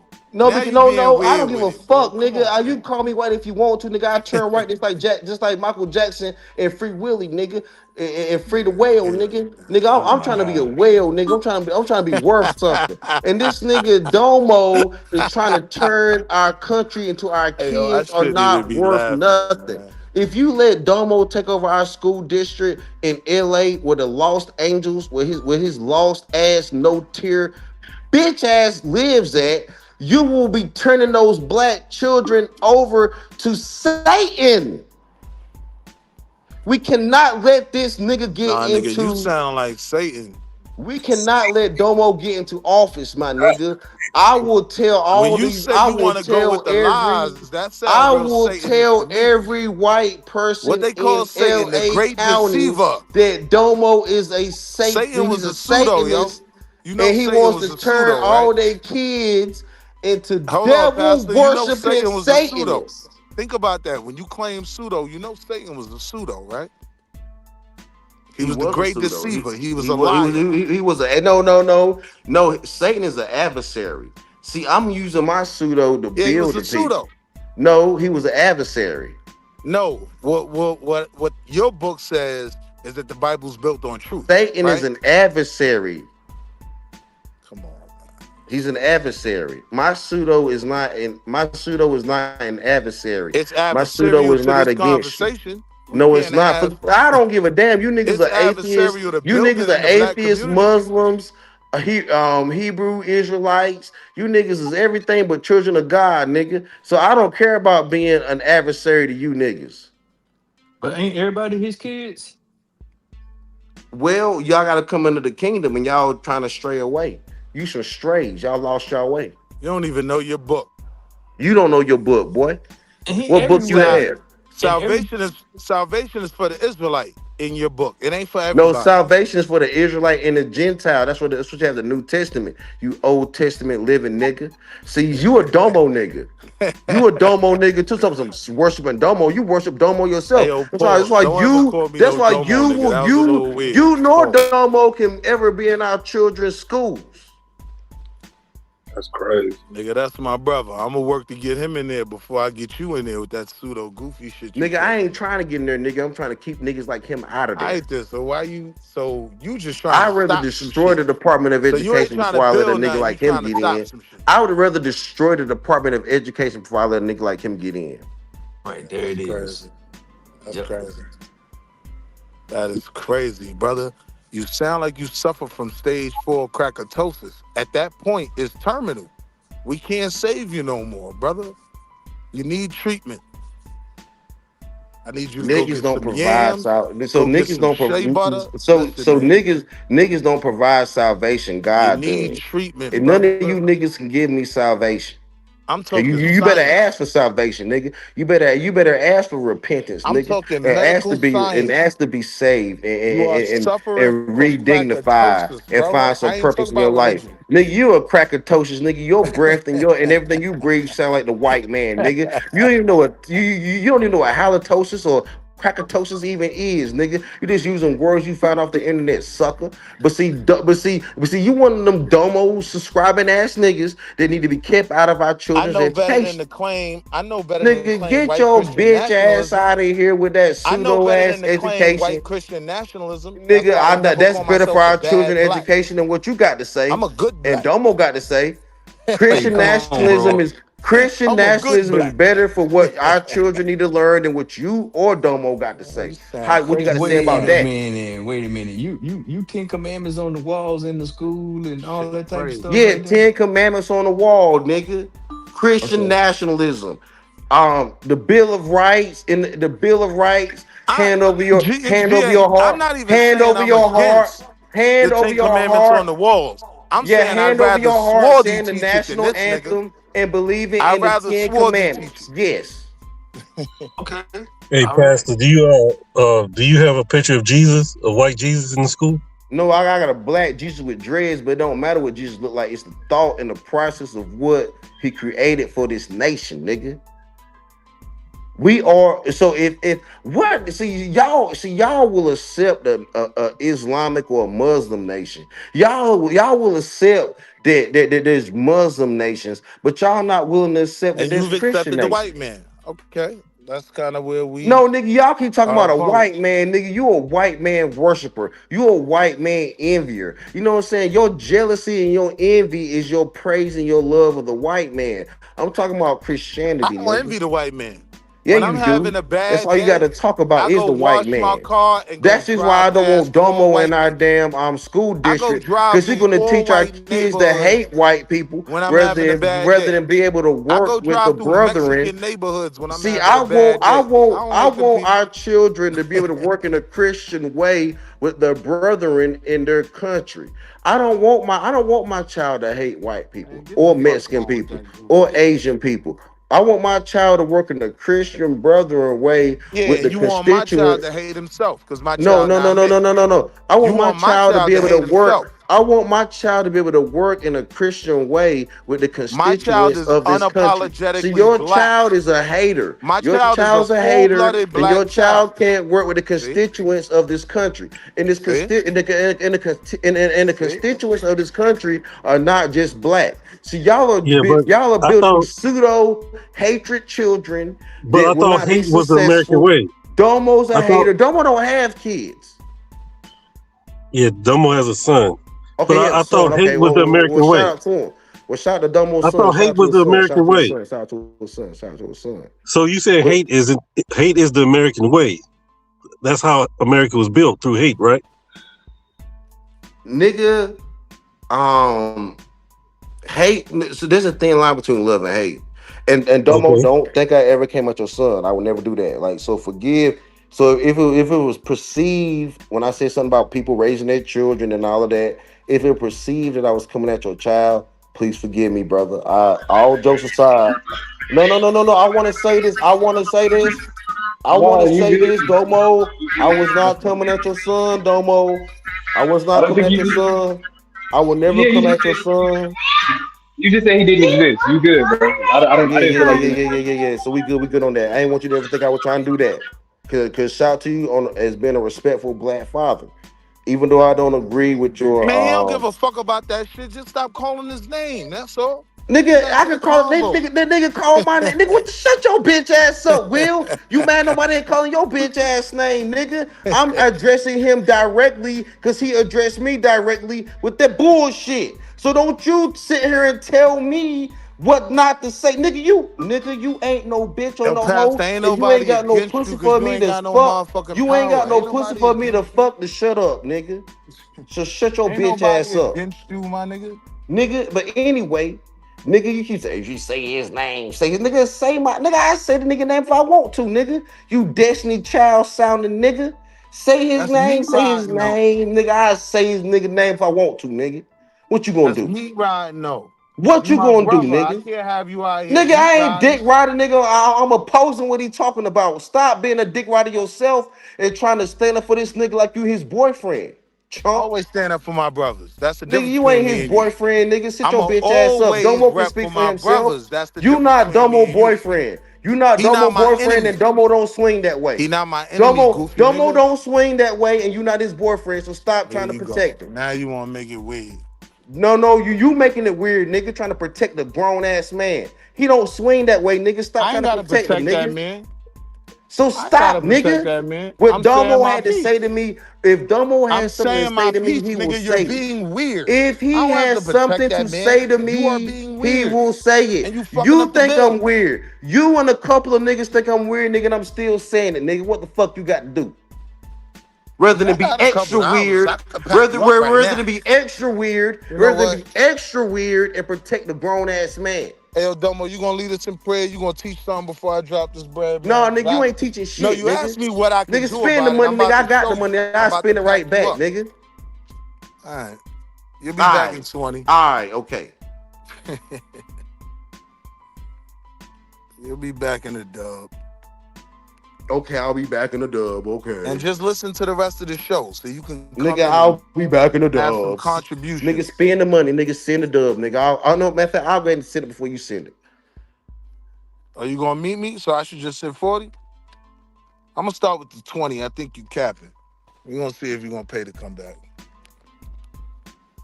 And I want, as Psycho, I want gifts. Gifts. Either that or I want the Jabario Saze. No, I want the Jabario. Hey, yo, Psycho, I want the Jabario Saze, my nigga.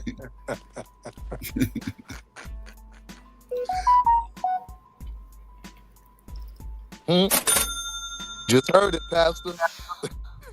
You heard the notification.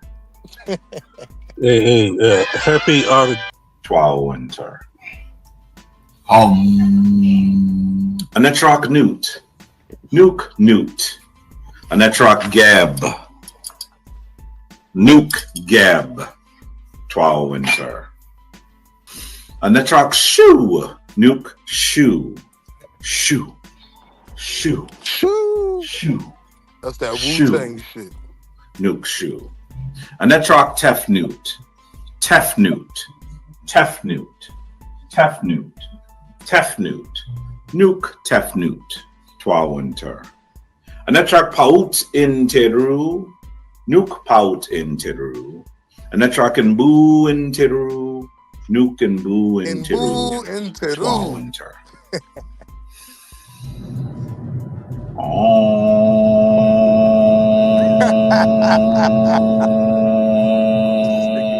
Wilding.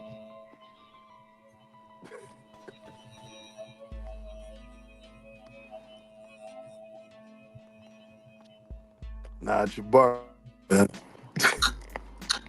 12 winter.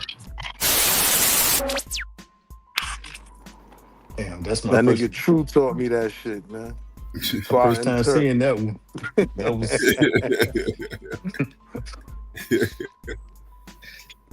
Bruce said,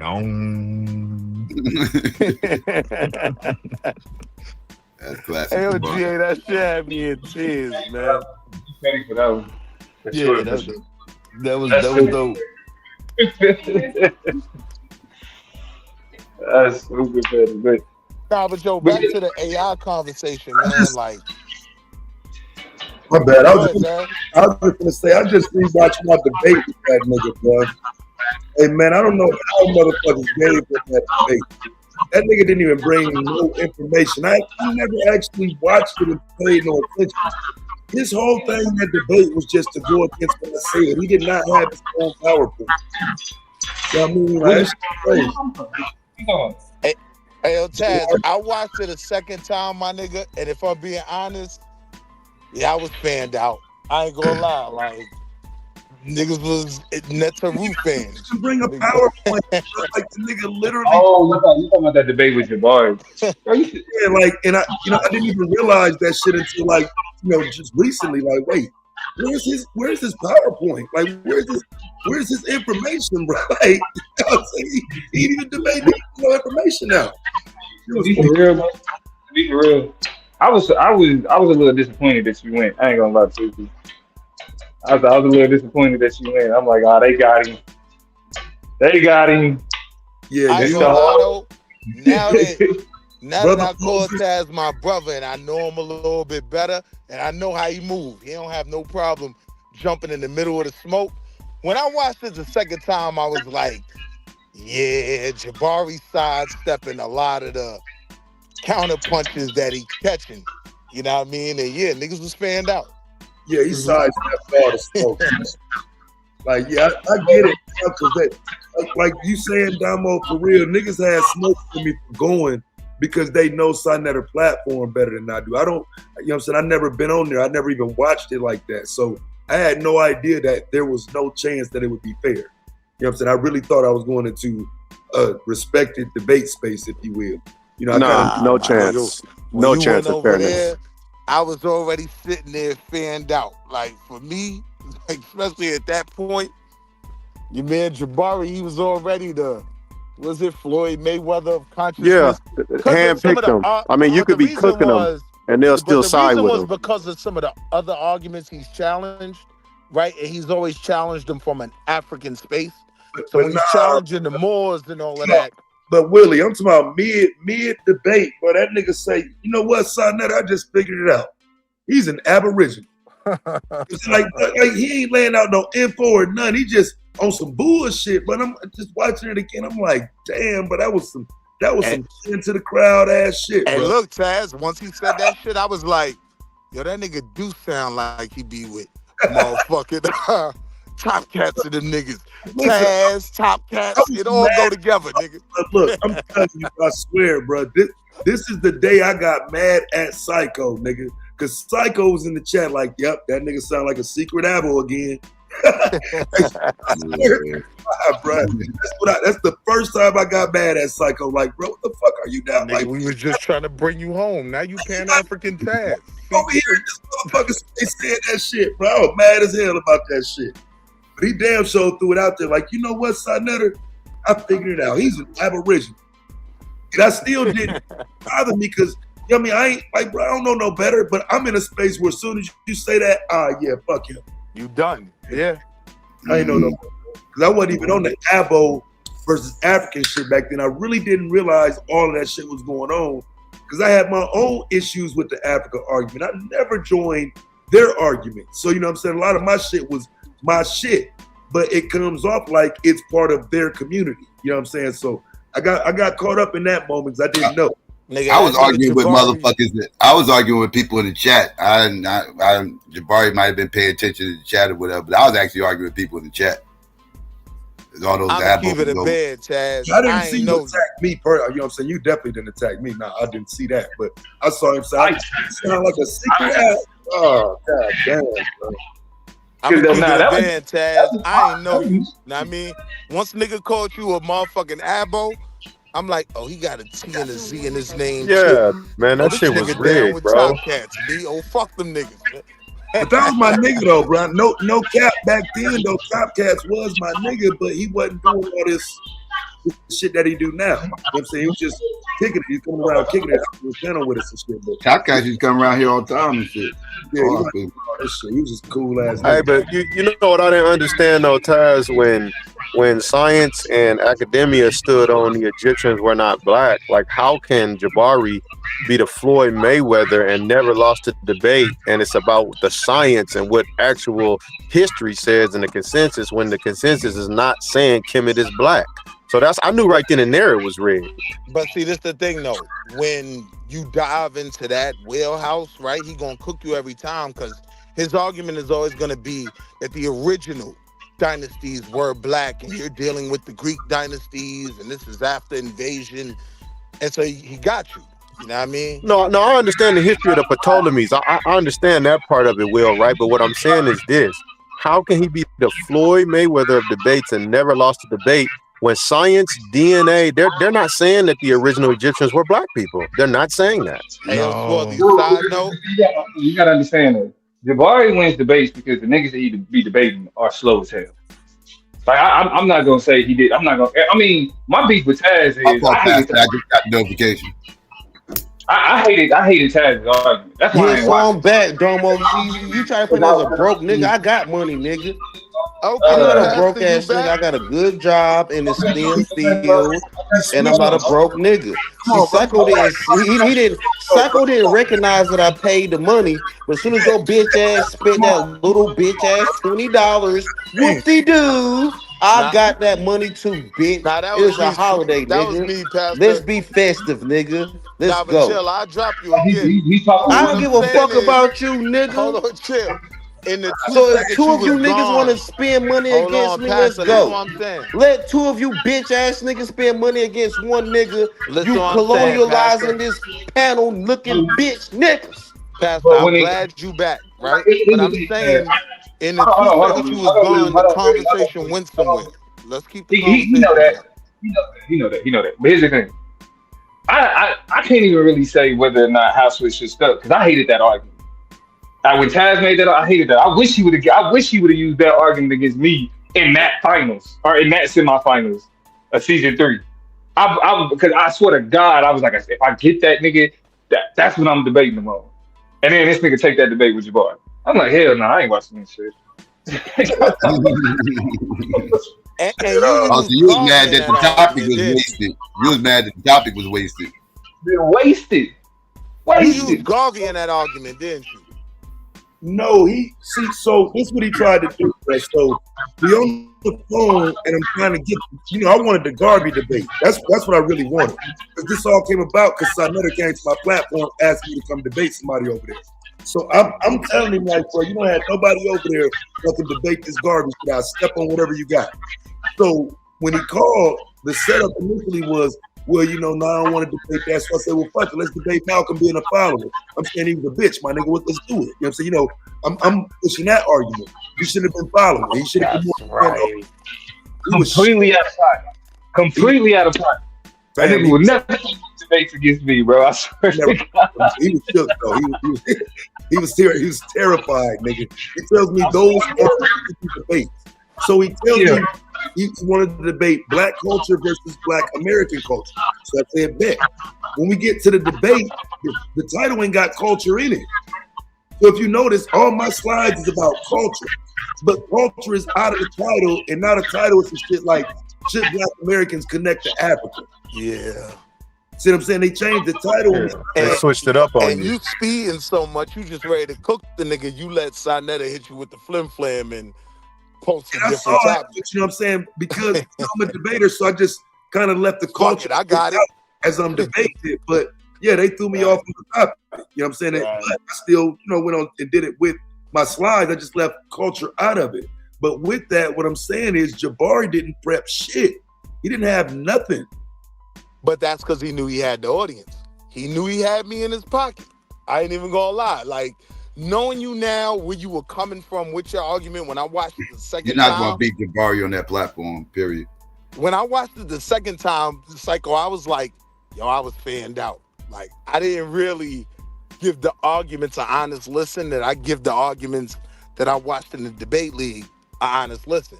But I think it's because I'm more connected to everybody, so I kind of understand It's no judge debates over there, right? So it's all left to popular opinion, and Jabari's not going to lose the debate over there. Yeah. Domo, did you drop to spend more money on me, nigga? Do you really? Because we can do this shit, nigga. I spent the money, man. Stop talking to that man. Nigga, so Willie, why'd you spend the money for, my nigga? Why'd you spend the money to stop my First Amendment, my nigga?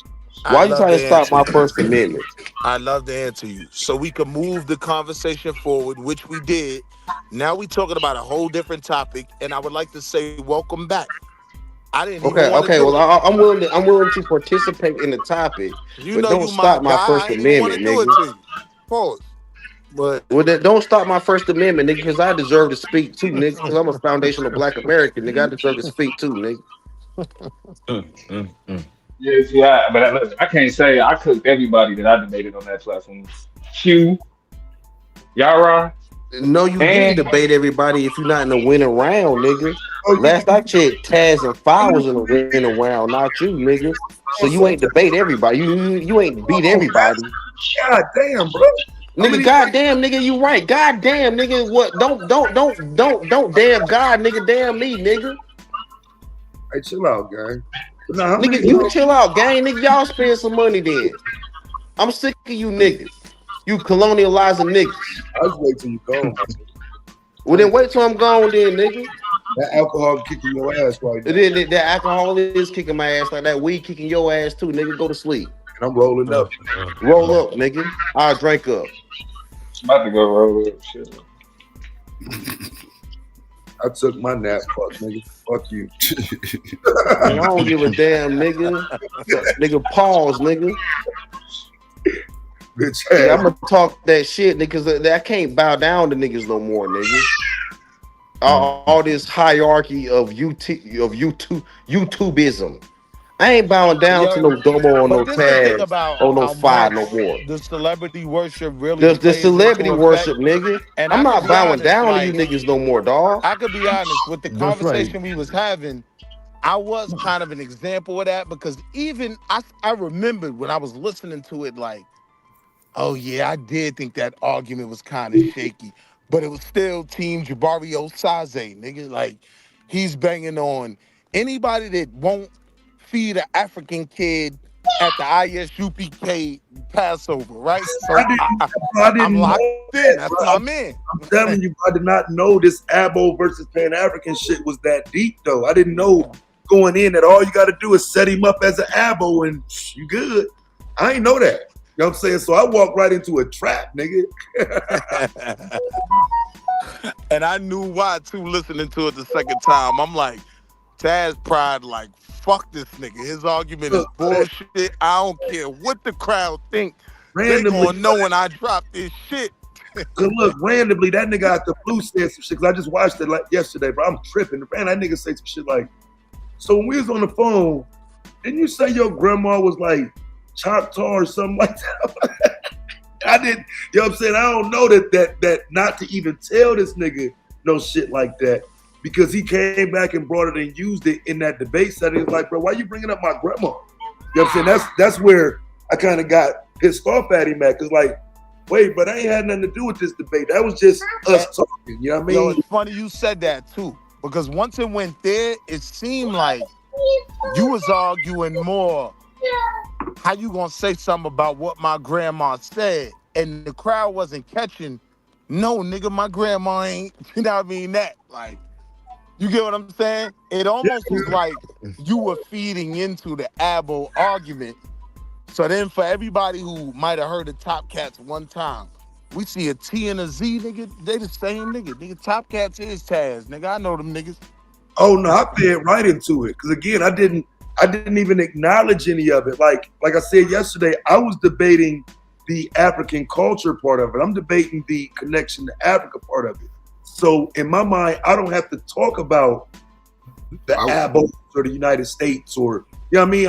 Like we're debating African culture or United States. Now mind you though. Yeah, I was confused what the debate was even all about, to be honest with you, because it was all over the place.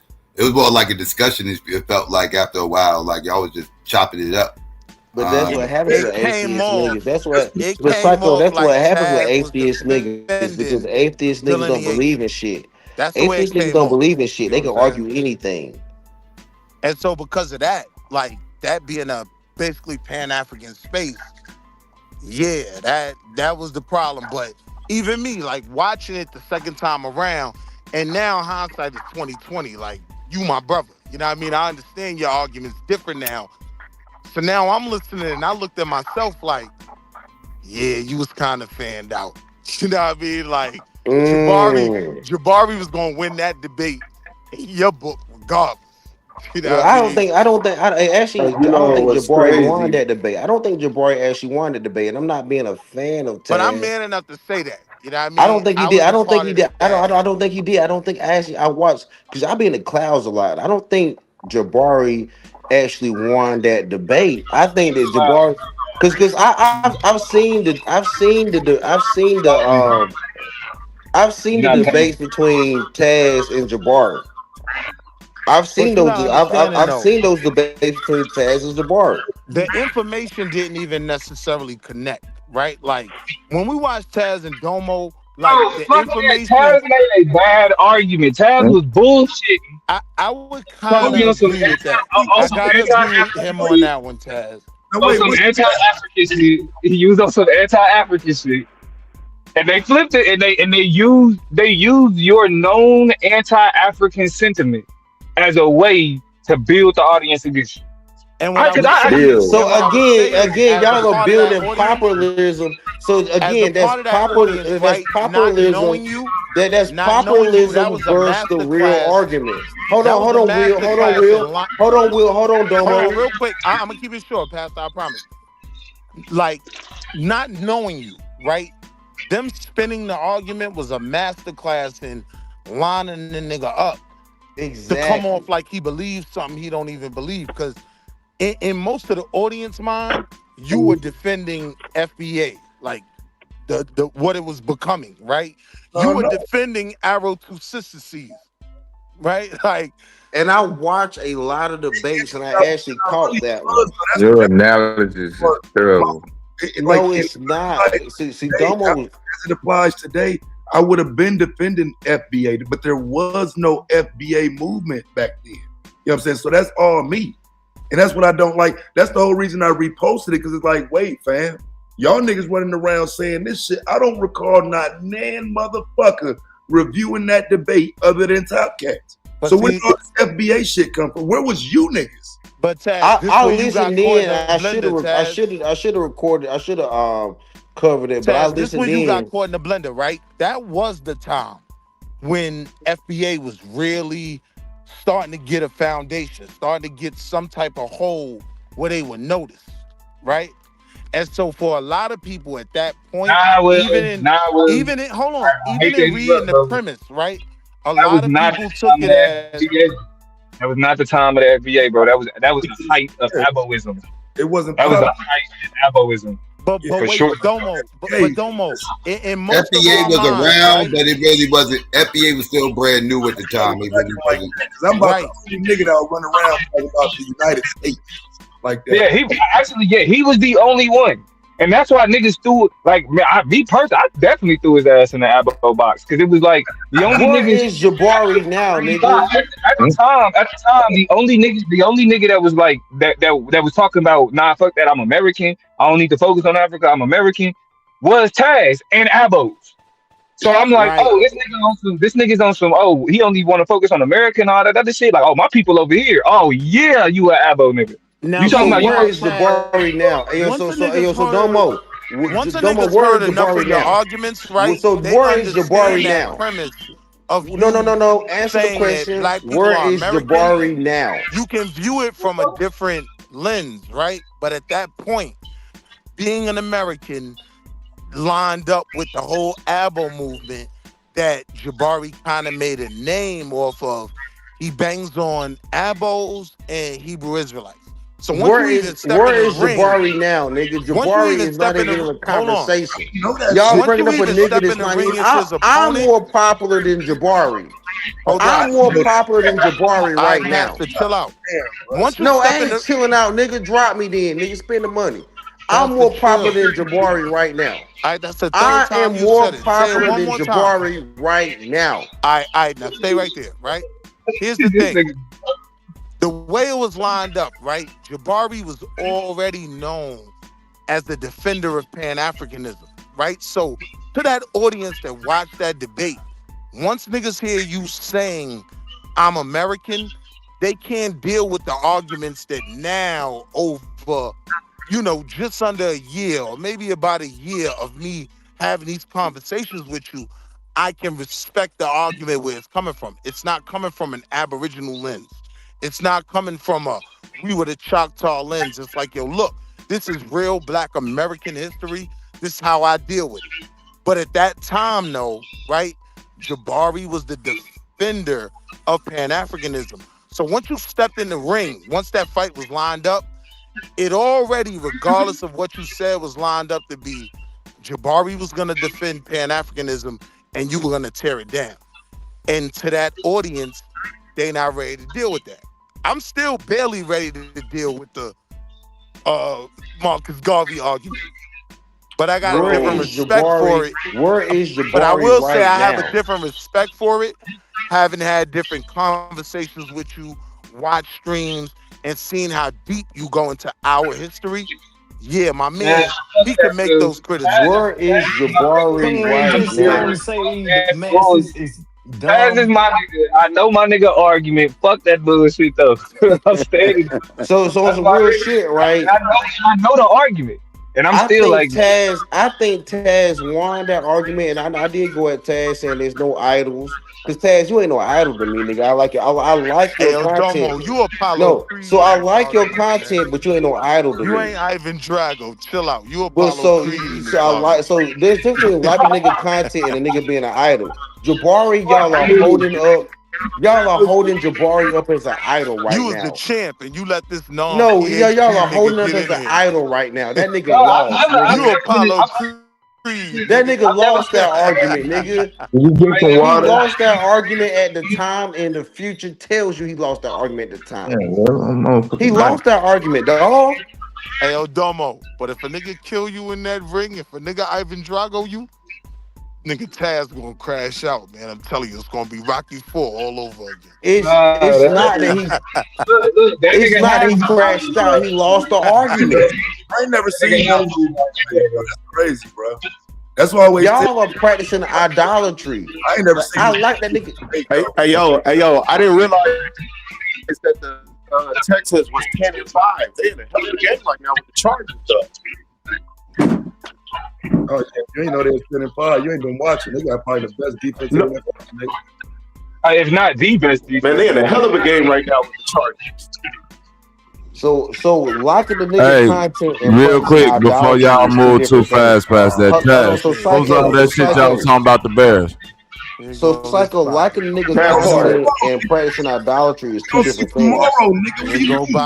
Yeah, nigga, tomorrow, nigga. You pulling up to your doorstep, nigga. These niggas are practicing idolatry. You see that with the Cowboys. You see that with the Cowboys. Niggas Right, shout out to the 49ers and the Bears. That's a hell of a game. Yeah, niggas practice idolatry with the Bears too. The Green Bay Packers have idolatry. Hey, yo, but Bobby, that's a hell of a game. That, right? That game got flexed, so that game gonna be on wild. The Gators. So y'all talking about idolatry?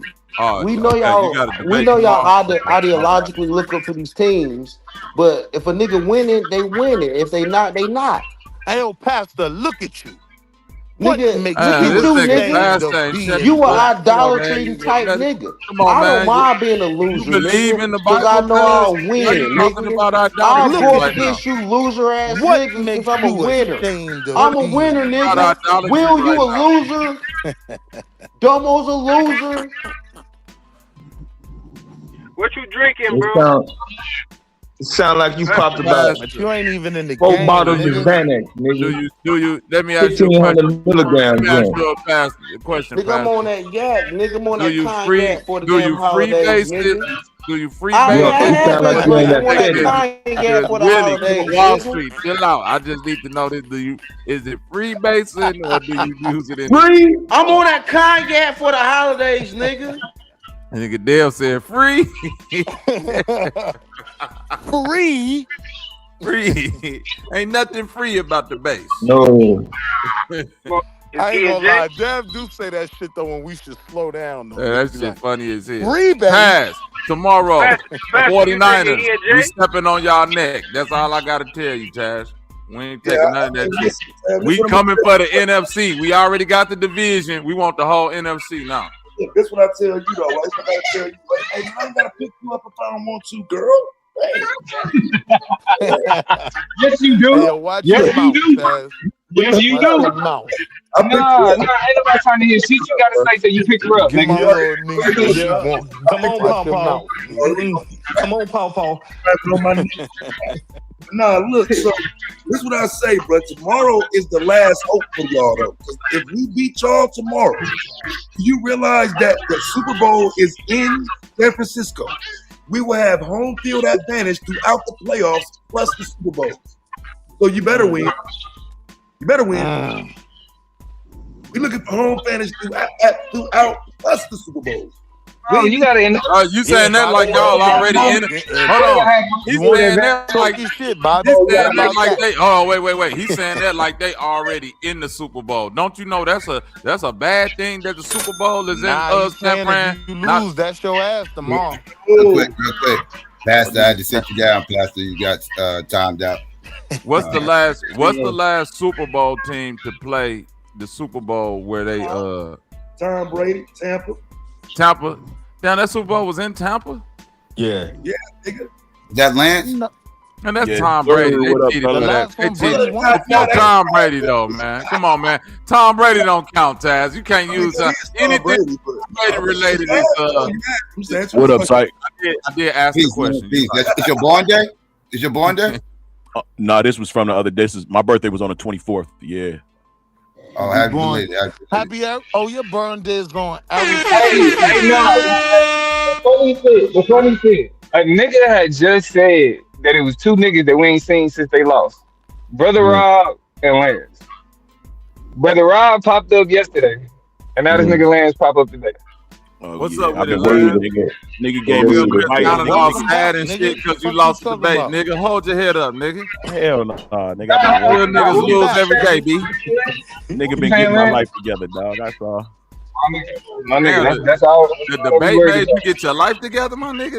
That was a cold debate. What type of debate this nigga had? Hey, yo, Lance, your birthday is a part of. Hey, yo, Domo, what type of debate y'all put my man Lance? See, I was thinking about signing up for the debate league, but I don't need to go through no debate that's gonna make me get off YouTube for a while and refocus my life. Hey, yo, Bobby Domo.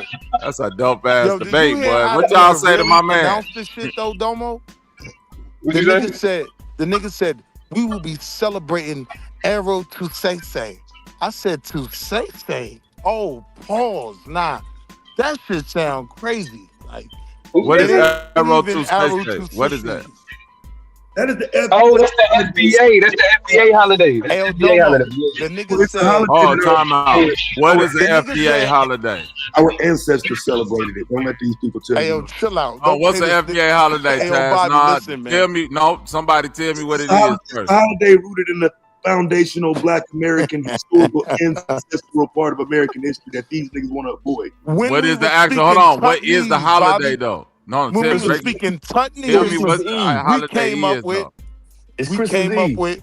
Yeah, it was Christmas Eve when slaves once handed out books to one another. Yeah, everybody get together and go have a picnic in the swamp. That's what you do. Get together. Oh, that really what happened? Oh, did they hand out books to each other? Look, Bobby, this the real shit.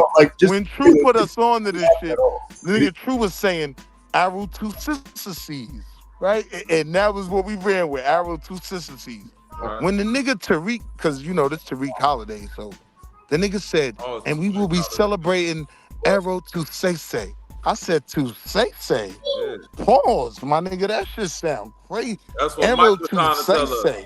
Mike was trying to tell us that in the song. Mama say, Mama side on my two side. That's what he was Arrow to Say. That's what that shit was really expressing. I'ma say it, and I'm not gonna stop. I'ma say it. Man, nah, he said to say stop. You see, that's what you fucking up. I said I'm not gonna stop. Nah, they already. I seen the actual documentary. They said Mike said, "Mama say to stop." To understand arrow to say, I got the real DAC tape. The real. Do you know what waxy low means, my nigga? Separated, Taz. You can't tell. That nigga wasn't speaking Tut language in that song. I'm trying to teach this nigga Tutnese. He was. He ain't listening. Tut language. Why you think Mike made remember the time? See, you niggas sleeping. Hey, yo, Psycho, thank you, brother, man. You knew he was an American Egyptian. I'm about to go grab his drink and have it with you motherfuckers, yo. That was family shit going on in that video, nigga. That was an American Egyptian. You gotta look deeper besides just the Egyptian shit. It was American. You said what? It was an American Egyptology. That's what it was. Arrow to Say. Okay. Yeah. You know, they found the they found the shit in the Grand Canyon, man. You know, Southern Illinois is Little Egypt. I've heard. Everybody knows. That's still an interesting article to me, though, bro. Now I know motherfuckers be talking pseudo this and that, but nigga, that's a real documented article though from 1907. that they found that shit in the Grand Canyon. The That's problem is I know the problem is spinning into the holiday and then connecting Tutneys without No, it being the synced. problem and is coherent. this: connecting all the similarities between the Mississippi River cultures and Nah, civilizations chill, Bobby. All jokes and the aside. Nile River This why- cultures and hold on, civilizations. Bobby. All No. jokes aside. I'm Listen, saying Bobby, all jokes. this No, why- I'm not saying hold the on, joke. real quick. He talking This about why that these niggas later. is a problem though. Cause Taz, to that article, right? That article may have some actual factual data that plays into, the overall slavery argument, right? But then when you connect it to Tutneys and then you make a holiday and start selling hoodies, it ain't about the information no more. It's about selling hoodies. You know what I mean? Are you talking about the Everything Grand is Canyon? about selling something, bro. Listen, niggas is selling alien merch about aliens since that fake crash Bobby, landing you up out here there. on your That, past nah, shit, fuck Bobby. all of that. I'm on saying your what that. past. No, I'm saying history though. Anything get monetized, bro. They monetize serial killers. I done seen Jeffrey Dahmer on hoodies. Yeah, I did. I started my Wait a minute. content on YouTube talking about that. That's literally how I started that. It was called the Pale Pookie Project. That was the first Damn. video. Literally. On Jeffrey Dahmer? Yes. That was the very like they monetize that motherfucker. America monetize all type of serial killers and weird shit and fake false made up stories, Bigfoot, Sasquatch, like all of them. Anything that get thought up in somebody little weirdo ass mind, somebody will find a way to slap that shit on a keychain, t-shirt, hoodie, pair of Nikes. But Bobby, that was some real history we lived through, man. Jeffrey Dahmer, they was around here snatching motherfuckers up. What you mean? I'm from, bro. Listen, one of my auntie best friends, her nephew was one of the niggas killed by Jeffrey Dahmer. But see, the issue I always had with it was it's like they'll take Jeffrey Dahmer and basically pedestalize him, keep his story going, and make millions off of it. Wayne Brady. Somebody like let's say Alton Coleman will be used as a forever person that you should fear. You know what I'm saying? The real Candyman, the real threat. You know what I'm saying? But they'll take somebody like a Ted Bundy. What's your boy name that was out there in Chicago? John Wayne Gacy. Gacy, yeah. Them motherfuckers got movies coming forever. You know what I'm saying? It's never ending. Shit, the other nigga that was killing in Chicago back in the early 1900s, H.H. Holmes, they finna make a movie about him, about the murder house. All that shit. It's a perpetual link. The BTK killer in Wichita, the Bond Twister Kill nigga, they just released a new documentary about it. And see, that happened in the 90s, right? So when not just happened in the 90s, but they caught him in the 90s. When they caught that motherfucker, no, they caught him in the 2000s. Yeah, that's what I was about to say, but no, nigga, I was older when that.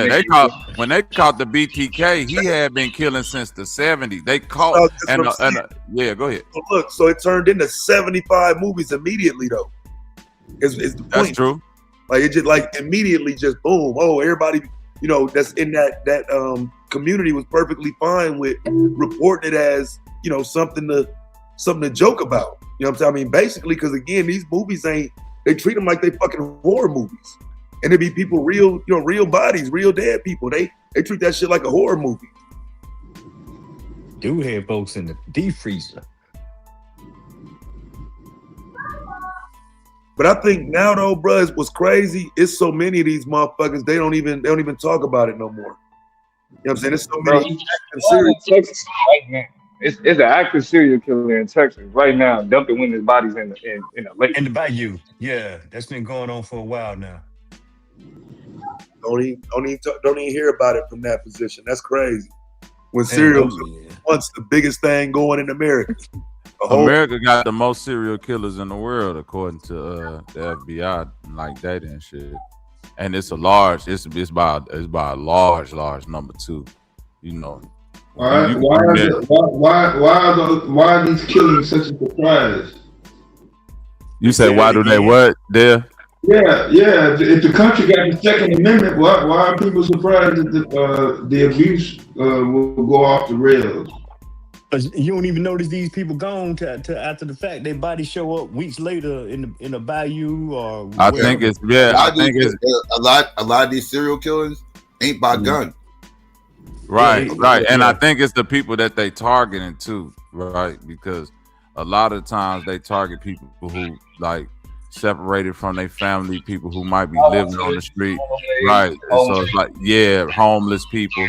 You dig? So it's like they don't necessarily get the same type, and some of these motherfuckers they know this shit, so they purposely go after them type of people. Like to Taz's point, when you look at the ones that get sensationalized and monetized, it's usually because of the type of killing they were doing or the type of people they were killing. Here in St. Louis in the 90s, it was a black serial killer, right? And he was killing prostitutes. He killed a bunch of black prostitutes.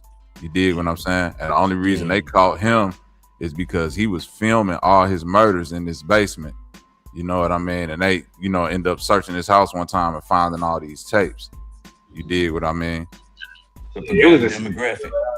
LA for like 30 years. Like it was this one nigga that was killing black prostitutes. It was a nigga too though. Like he was a church man, you know what I'm saying? Man of the community and shit. This in Texas?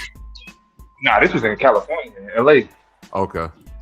Yeah, and they didn't catch him until like the early 2000s. And it was like some shit he did. Like he got himself caught type shit. Like called like sloppy. And not even got sloppy. Like you know how they start antagonizing the police and shit. Like start sending them. Like that's how they caught the BTK niggas. He's like he sent the email to the police, like kind of baiting them and shit. And then come to find out they could trace that email back to the library, and that library traced that email being sent from that computer to him.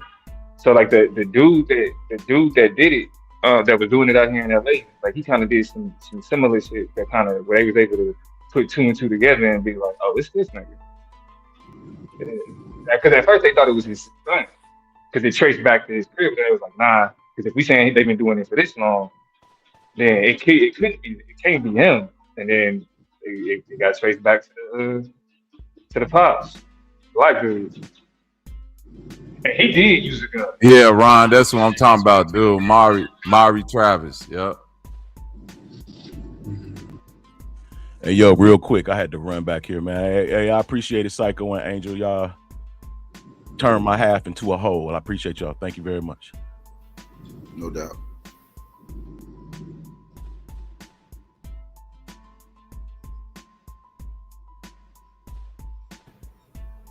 Everybody got quiet. No, I was on my way to the store, nigga. I seen another one. I said, oh shit, let me go back in here. Nah, you good. Not that, but to touch on pause, the serial killing thing, not really. Like most of these things aren't done by guns and stuff. Like I remember when like that's why Son of Sam was a big deal when he was going through his thing, whatever, because he actually was using a gun, which wasn't normal. Yeah, but serial killers at least wasn't normal.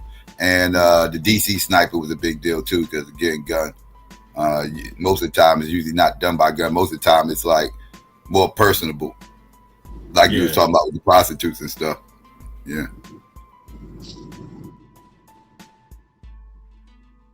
I remember the big shit about the DC sniper was the fact that he was a nigga. It was like, wait, niggas doing this? Man, Domo, we lost out with that one, man. We know he ain't black. We know he ain't black. And then, and he had an apprentice. The fact that he was a white man all the way up until he was a nigga on top of that. Yeah. We ain't gonna talk about that part, but it's all too good. Hey, y'all remember when we was kids, they had a nigga named Coleman. Him and his girlfriend was going around murdering kids. Is that the dude in Atlanta? I thought he was from Dallas or some shit. Okay, no, I keep thinking about the Atlanta dude. You talking about Wayne Williams? Yeah, that went on for a minute too. I can remember that during my adolescence. Another nigga who said he ain't do it. It was a white man until they found him. Well, it was, Bobby. That's the thing, man. You know,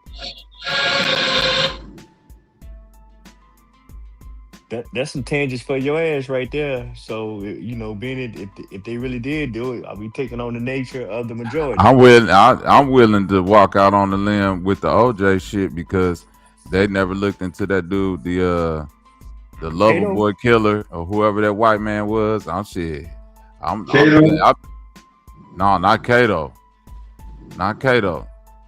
OJ Simpson had a gardener or whoever that gardener was a real live serial killer. That nigga name he was like the sweetheart killer or something like that.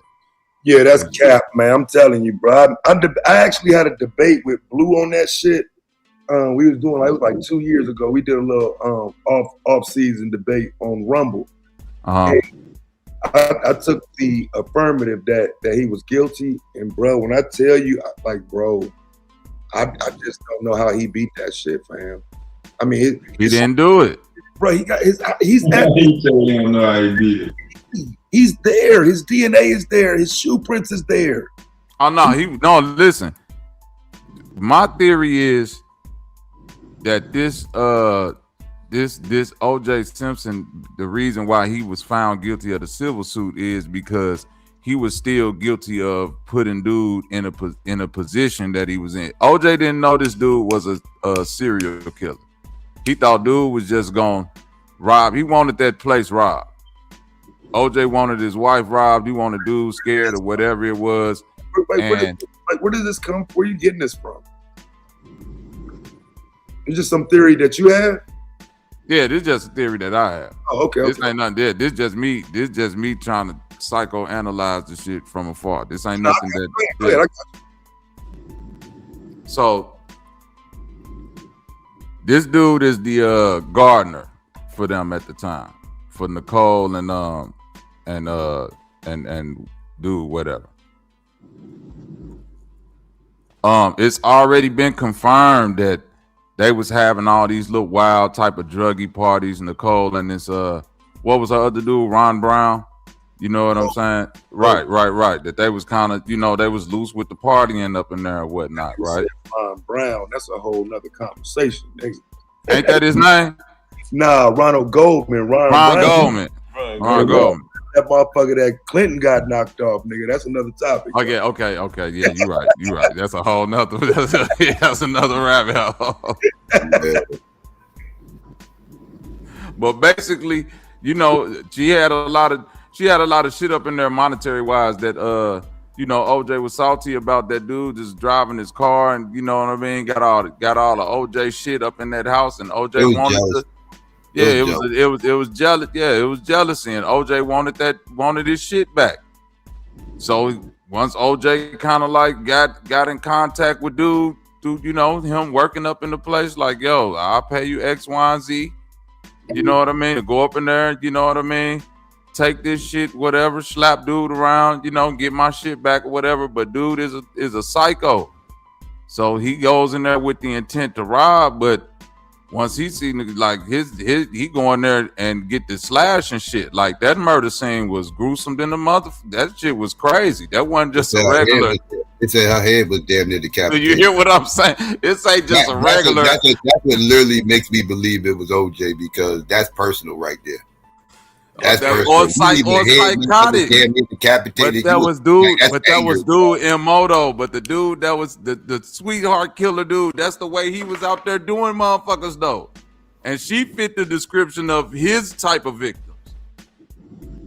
Yeah, blonde hair, beautiful, all of that shit. She fit the description. So, once the job is done and OJ is coming right behind it because he obviously know that this thing is finna go down. He going there to rob it, but then he walk into crazy murder scene, so he panicked. That dude just came at the wrong time. He just came at the wrong time. He wasn't the target.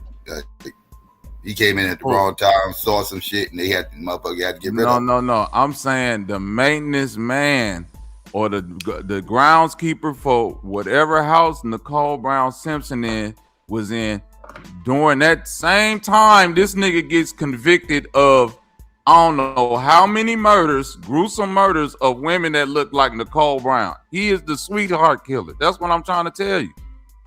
He's working for her at the time, and at the same time, he's a crazy serial killer.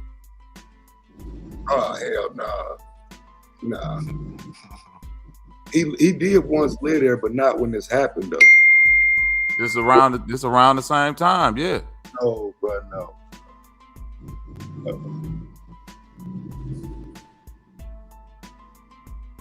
Hold on. And he did not live. He did not live. OJ? Yeah, he did not live there. No, OJ didn't send him in there to knock him off. He sent them in there to do something else. He didn't know this dude was a fucking serial killer. Dude was a worker there. He lived there. He was a living worker with Nicole Brown before. There you go. Okay, so he might have did live there, but during the time where he stopped living there, they never said nothing about him to stop working there. That's all I'm saying. And he had knowledge of that home. Yeah, but that motherfucker wanted to be seen, bro. That motherfucker tried to put Who wanted to be seen? That nigga was going across the country slicing motherfuckers. He was just on the move. He was on the move after that shit happened with Nicole Brown and all them. He was on the move again. That's how they caught him. You talking about Glenn Rogers? That's his name. Glenn Rogers. That's his fucking name. The Casanova killer.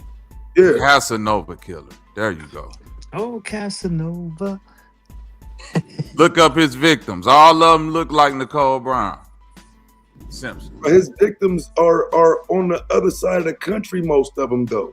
No, they across the country because he's hitchhiking across the country, slashing motherfuckers. And trimming rose bushes Monday through Friday, Bobby. Come on, bro. I did this though. That's what I'm saying. They're across the country. They're not in one part of the country. They actually is making up. You can see the pattern where it's going from east to west coast. You can see the pattern starting in California it starts long after Nicole. It's like 5 months after Nicole, and then he goes east and never comes back west. Yeah, I remember this case. Yeah, I remember this dude. This dude, they said prosecutors in Rogers' own cases noted that the killings linked to Rogers did not match the pattern of Brown and Goldman murders, and suggested Rogers may have made the claim to postpone his execution in Florida. Yeah, he just wanted to be seen, bro. What a shit.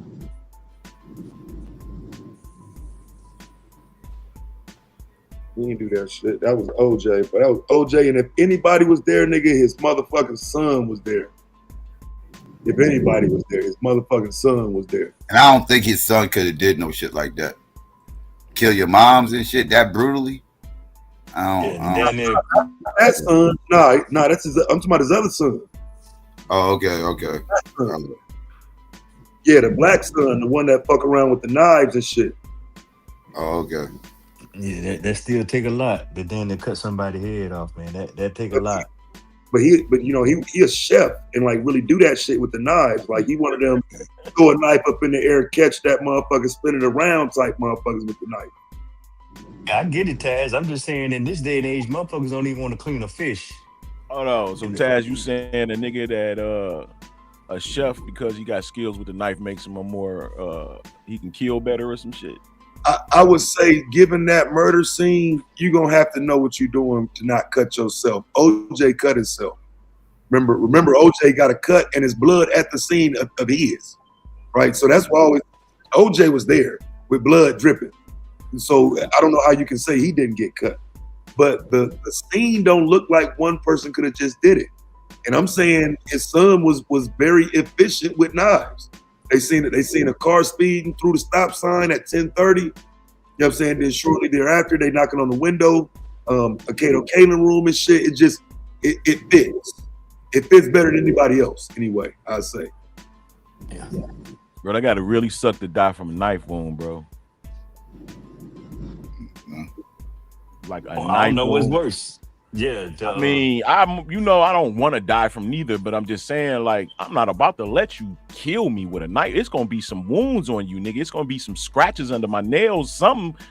Just like you got frontal stabs and neck stabs and all shit like that, bro. Like the first stab, and I see you get me in a good spot, I'm jumping out the window. Like you got to catch me out here where people can see you, nigga.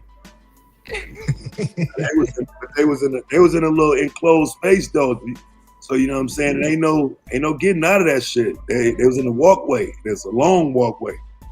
You know what I'm saying? So you know it wasn't. I mean, because that's what I think. It looked like I'm gonna be found at least 100 feet from where I got stabbed at, nigga. I'm telling you, I ain't about to just let you butcher me. Hey, that's where they got found at though.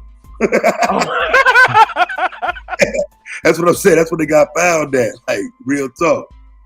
But this nigga, that's what I say, man. Anybody who think OJ didn't do it, bro, I'm telling you, bro. Just go look at that evidence, bro. I'm talking about I believe he did that shit. Yeah, after the fact. Yeah, ain't nobody saying that. The crazy thing was we was rooting for him. Yeah, we were rooting for him. I definitely was rooting for him. I ain't gonna lie. In real time, I was rooting for that motherfucker in real time. Absolutely. That was before I realized how much of a coon he was. That was much later though.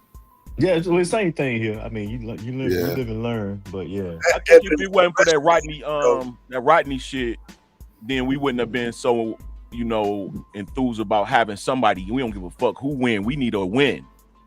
And I think that's what we kind of. Be honest with you, I kind of knew he did it back then. I was just happy he got off. Yeah, I didn't care. Yeah. Thank you, Psycho. Yeah. I didn't even care if he did it or not. I just didn't give a fuck. Yeah, I was happy he got off. Exactly. Yeah, he guilty, but yeah. Prove it. Hey, that's all I can say. Bro, you can't even kill nobody, bro, and not get caught today. It almost felt better that he was guilty and got off because, like, he got away with murder, literally. And it's like, okay, now y'all motherfuckers know what it feels like. So it almost felt better that he did it and got away with it, opposed to him not doing it and then getting justice and all this other shit for him not doing it. It felt better that feeling like he got away with murder. They came back and got at him though. Oh yeah, they did. But I'm just gonna say that shit. I think that shit gave us a Barack Obama presidency, and it gave us a Donald Trump. You know, that's called a pseudo or whatever. You gotta lay that out, fam. I don't see that. I'm just thinking that was the sentiment of America, from my perspective, and those who I was around. That yeah, we know OJ did it, but when nobody say it out loud, and it was tension. You know, bro, that's almost 40 years apart. No, but I'm just saying that shit built up. That shit literally built up to where we said, man, fuck what's right and wrong. We was going from OJ in my little circle. Oh yeah, we wanted to win for sure. Yeah, we definitely wanted to win. Like, don't matter if that nigga did it or not. Now, what about the person that they saw Nicole Brown with the night of the murders, Taz, and the car that they saw speeding off? We didn't care about none of that. Come on. You say what? We didn't care about none of that. Johnny Cochran was the shit right there. Wait, no, I didn't hear what he said though. You said she was in a car with somebody. Yeah, about the people that was the eyewitness that night to the murder said that, you know, before she got murdered, it was somebody said that she was with this Caucasian blonde white dude. She was buying ice cream from him and the kids, and then they said, you know, I guess after the murders they seen the white vehicle speeding off, and other people said they remember seeing her with this blonde Caucasian dude. Yeah, I don't remember seeing that one. I don't remember hearing that. I do remember there was some witnesses from that address, and it's about the dog barking and all that shit. Mm-hmm. Particularly to remember that witness, I have to, because I said I was gonna go back and watch the actual trial again, but I just haven't. So I don't remember that witness specifically. I remember the ones that said they saw the Bronco and saw that it ran through the stop sign. I remember that witness. But not all. I don't remember them all though. I ain't gonna lie to you.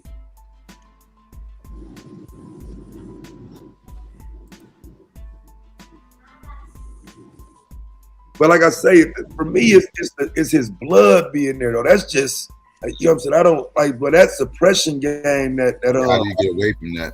Like I ain't saying I ain't saying he wasn't there, but like you said, it don't look like one person did that shit. I'm saying that white man was there with him. Hey, at best, he's doing the shit with him. Yeah, you can see how Obama didn't even go by himself to go get his shit back from them dudes. He took a crew with him. That nigga said Obama. OJ. I mean OJ. You know, no, I was reading what Angel had wrote. Barack would be instantly noted if he did some shit like that, nigga. Barack would be that nigga from there on. I fuck with him. Nah. Barack pull up on some shit like, hey, with the same audio. The sentiment. That audio gangster though. They said his ass smooth the fuck up, but that was some gangster shit though. That was some gangster shit, bro, with the audio. Yeah. And for OJ to come back years later and then write a book talking about if I did it, I would have did it like this. That's that he deserved whatever he get after that. He letting y'all know if I would have did it, this how I would have did it. No, come on, Bobby. I gotta be innocent. Cause look, if I would have killed them niggas, I'm the juice, baby. Bobby, so you didn't say nigga. We stood with you back then. You want man, I can't. Come on, I believe him, man. Juice, man. That nigga say, nigga, do you see how I used to run through that motherfucking defensive line? If this was the Juice, boy, I would have had motherfucking body slung all around the place. That's basically what he's saying. The Juice couldn't have did this, baby. Nah, that nigga actually in that I forgot about that because I covered that too. When I was reading, that was crazy. So look, that was wow. In that book, though, he gave like a version of doing it with somebody else. That was so to me. That wasn't just some bullshit. Like that version that he's doing in the book is the version of him and somebody else doing it. Yeah, that shit was too close for comfort, though, bro. What? I get it. They seize they mess your money up and everything. But can't get tried twice for the same crime. So he said, "Fuck it." After that, I'm monetizing this shit. Than anything, bro. I forget the name of the motherfucker he said in the book, but bro, he talked about it in the book like him and somebody else when he did that shit, bro. That shit is crazy. Cochran got Snoop Dogg off for a murder. You got to think Cochran was going crazy during that time. JC was the man. Yeah, but see, that's learning how to suppress the right evidence and shit, bro. He was getting shit suppressed and highlighting shit that obviously everybody can't do because a lot of that shit he was coming out the woodwork with, nigga. Them Furman tapes was a motherfucker. Yeah, and then he had a lot of public sentiment on his hand. We just witnessed Rodney King getting his ass whooped on national TV during that same time too. So I mean, but that was a few years earlier though. But but Tash tension was still high, bro. Come on, yeah, now. That's what I was saying. If it wasn't for that Rodney King shit, we wouldn't have been rooting for that nigga to get off. Y'all weren't feeling a certain type of way then? Man, even before Rodney, if Rodney King would have never happened, they would have still been feeling that type of way about the OJ trial, bro. That was America at the time. Like, people got to realize all they needed was black hero, football player, Heisman Trophy, white people. They trying to, you see what I'm saying? They trying to frame a black man or whatever. Like, all that shit was prevalent during that time. No, Bobby, let's not. He not even black. He OJ. He running through the airport. Hurts. Man, OJ on the wing. Listen, hold on. Listen to what I'm saying. Hold on. Okay, Hold on. GA, listen ahead. to what I'm saying. What you saying might be true, but during that time, I don't give a fuck what type of celebrity you was. If you was black and some shit happened to you in the public, you went and got with Nick. Oprah did it when she went through her little trouble with the meat industry.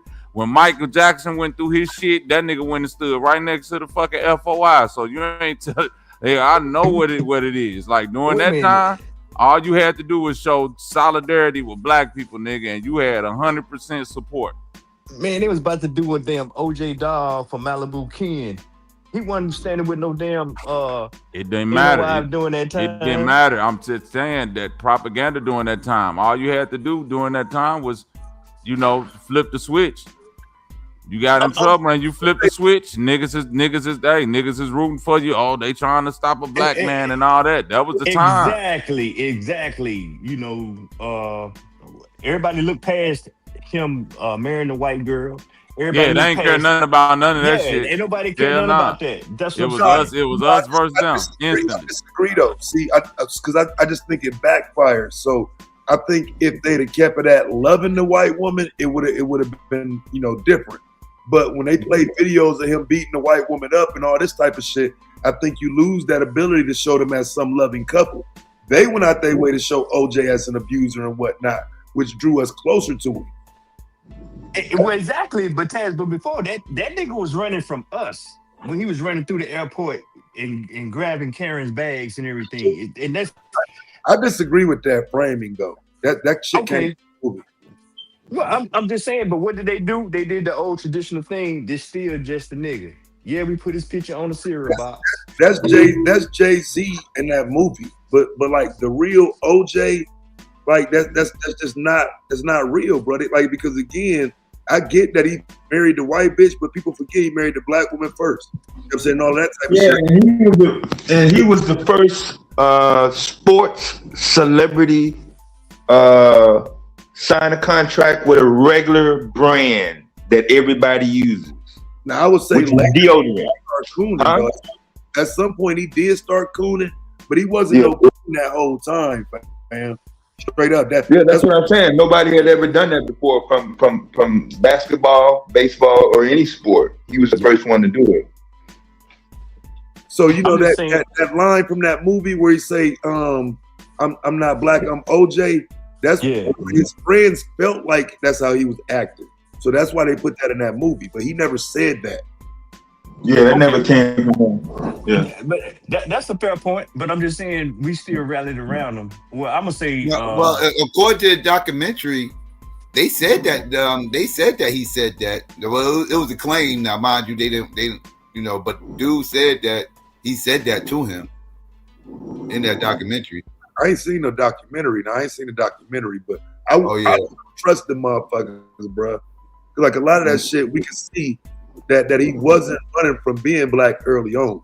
It wasn't until like the mid 80s, I would say, where it's like, bro. It was like behind the scenes. It was like one of his homies, like, you know, somebody he knew he hung out with and everything else, like, you know, like saying like, you know, OJ said that shit to him. Wait a minute. So damn, and you say OJ did that before like Jim Brown? He was. Yeah, no black professional athlete had a deal with a sponsor that ran their ad on regular media TV, even when a game wasn't on. He was the first one. He was him and Mean Joe Green. Mean Joe Green. Yeah, he was before Mean Joe. His stuff was running before Mean Joe. Yeah. Yeah, but but he had the Hertz joint though, and his shit ran longer for sure. Mean Joe just had that one classic commercial. Yeah, he had deodorant. Yeah, he had Right Guard deodorant in '72. Yeah, and he had multiple commercials. It wasn't just one. Right Guard. Yeah, he had Campbell's soup. Yeah, the razor. Yeah, all that. Even put his mama on. You right? Okay, okay. That's what I'm saying. Yeah. Bro was far removed, man. You know, the Payton brothers was doing football camps back then. They wasn't getting no commercials. Hey, I don't know if you hit on this, y'all. Did y'all talk about them three dudes acting like UPS people? Killed that family? Yeah, I think that. Yeah. Niggas should get the death penalty, right? They was sent by the cartel. Some Mexicans, bro. Nah, them some regular black dudes, bro. It wasn't they was regular black dudes, but they was sent by the cartel. The people who they murdered was drug dealers too. Bro, how you go back after the fact and destroy the cameras and don't look for the place where the shit you stupid. These niggas is some regular niggas, bro. Where they happen at? I'm saying that it already came out and said that there was a drug hit. Them people who got killed, they was there looking for whatever they had, but whatever they was playing, like they had it in the storage. So it was a storage in them people name with hella drugs and shit up in it. What? Yes. That was a drug. Yeah, they was drug dealers, bro. It don't even matter. Though, I ain't making it.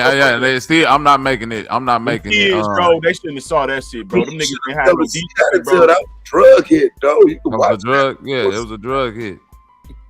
White people don't look like they drive a Toyota, bro. They look like they got shit. What the fuck that mean, bro? Spot for nothing like that. 3D. Nigga, white drug dealers ain't never been flashing. Nigga, what the fuck is you talking about? Yeah, Right. And you don't do hits in a Lamborghini, bro. You ain't never seen that Ozark shit? Them white dudes up in there don't look like they no motherfucking drug dealers, but they hand in hand with the cartel. Now, having said that though, niggas is doing this shit dumb hot though, cause like, fam, they got the video of y'all pulling up, parking, getting out, go. You know what I'm saying? Like, bro, what are y'all like? What are we doing? Do we realize how many cameras are out? Right, everywhere. Them niggas is dumb. Like, They ain't going to get on the camera after you'd have fucking been on the camera already. What is that? What is that? Did they catch the dudes? That was in the city, wasn't it? Wasn't that in Chicago? I don't know if it was in Oh, Chicago. nah. Video. You supposed to know better if you in a big city like Chicago. You definitely supposed to thought know that was better. I don't know exactly where it was, I but don't know. City. The city. DC? Minnesota. Yeah. There's only one city. I'm supposed to know what it is. America. Okay, No, got it. I said any city. Yeah, like Minnesota. Chicago. It say Minnesota. Oh yeah. But Yeah, no, no. Wait. No, that ain't even it. That was in 2024. Yeah, this was it. But no, this is it from 2024. We in 2025, nigga. It don't matter. They just releasing the video. Oh, they just releasing the video. Oh man, I thought that shit just happened. Nah, that shit was something that been happened, I think. Yeah, I was gonna say, and that's like the home footage. That's evidence that they releasing now. Yeah. Oh man. Yeah. It's saying it's like 3 individuals staged the fake blah blah blah using the cardboard box. Yeah, murdered 3 people. Alberto Trejo Estrada. Jorge, yeah, come on, bro. Listen to the names. I'm hearing the names. Them boys cartel. Come on now, bro. Jesus. I'm not making light of the situation. I'm just saying, bro. Niggas got to know the game that they get into sometimes. Like, no, that's the Internet of Things. That's AI for y'all ass right there. Yep. It's Strata, yeah. Them some motherfucking random niggas ain't just coming up to your crib, Lance, to just rob for $100. The $200 you got up in there and then just shoot everybody. Yeah, of course that was a hit. Yeah, and going back to checking camera. Yeah, if you in that type of life, man, you should be mindful of that shit. That's why I'm glad I'm not in the streets. No sir. Yeah, but they don't steal like that. They do the camera first and then go get you.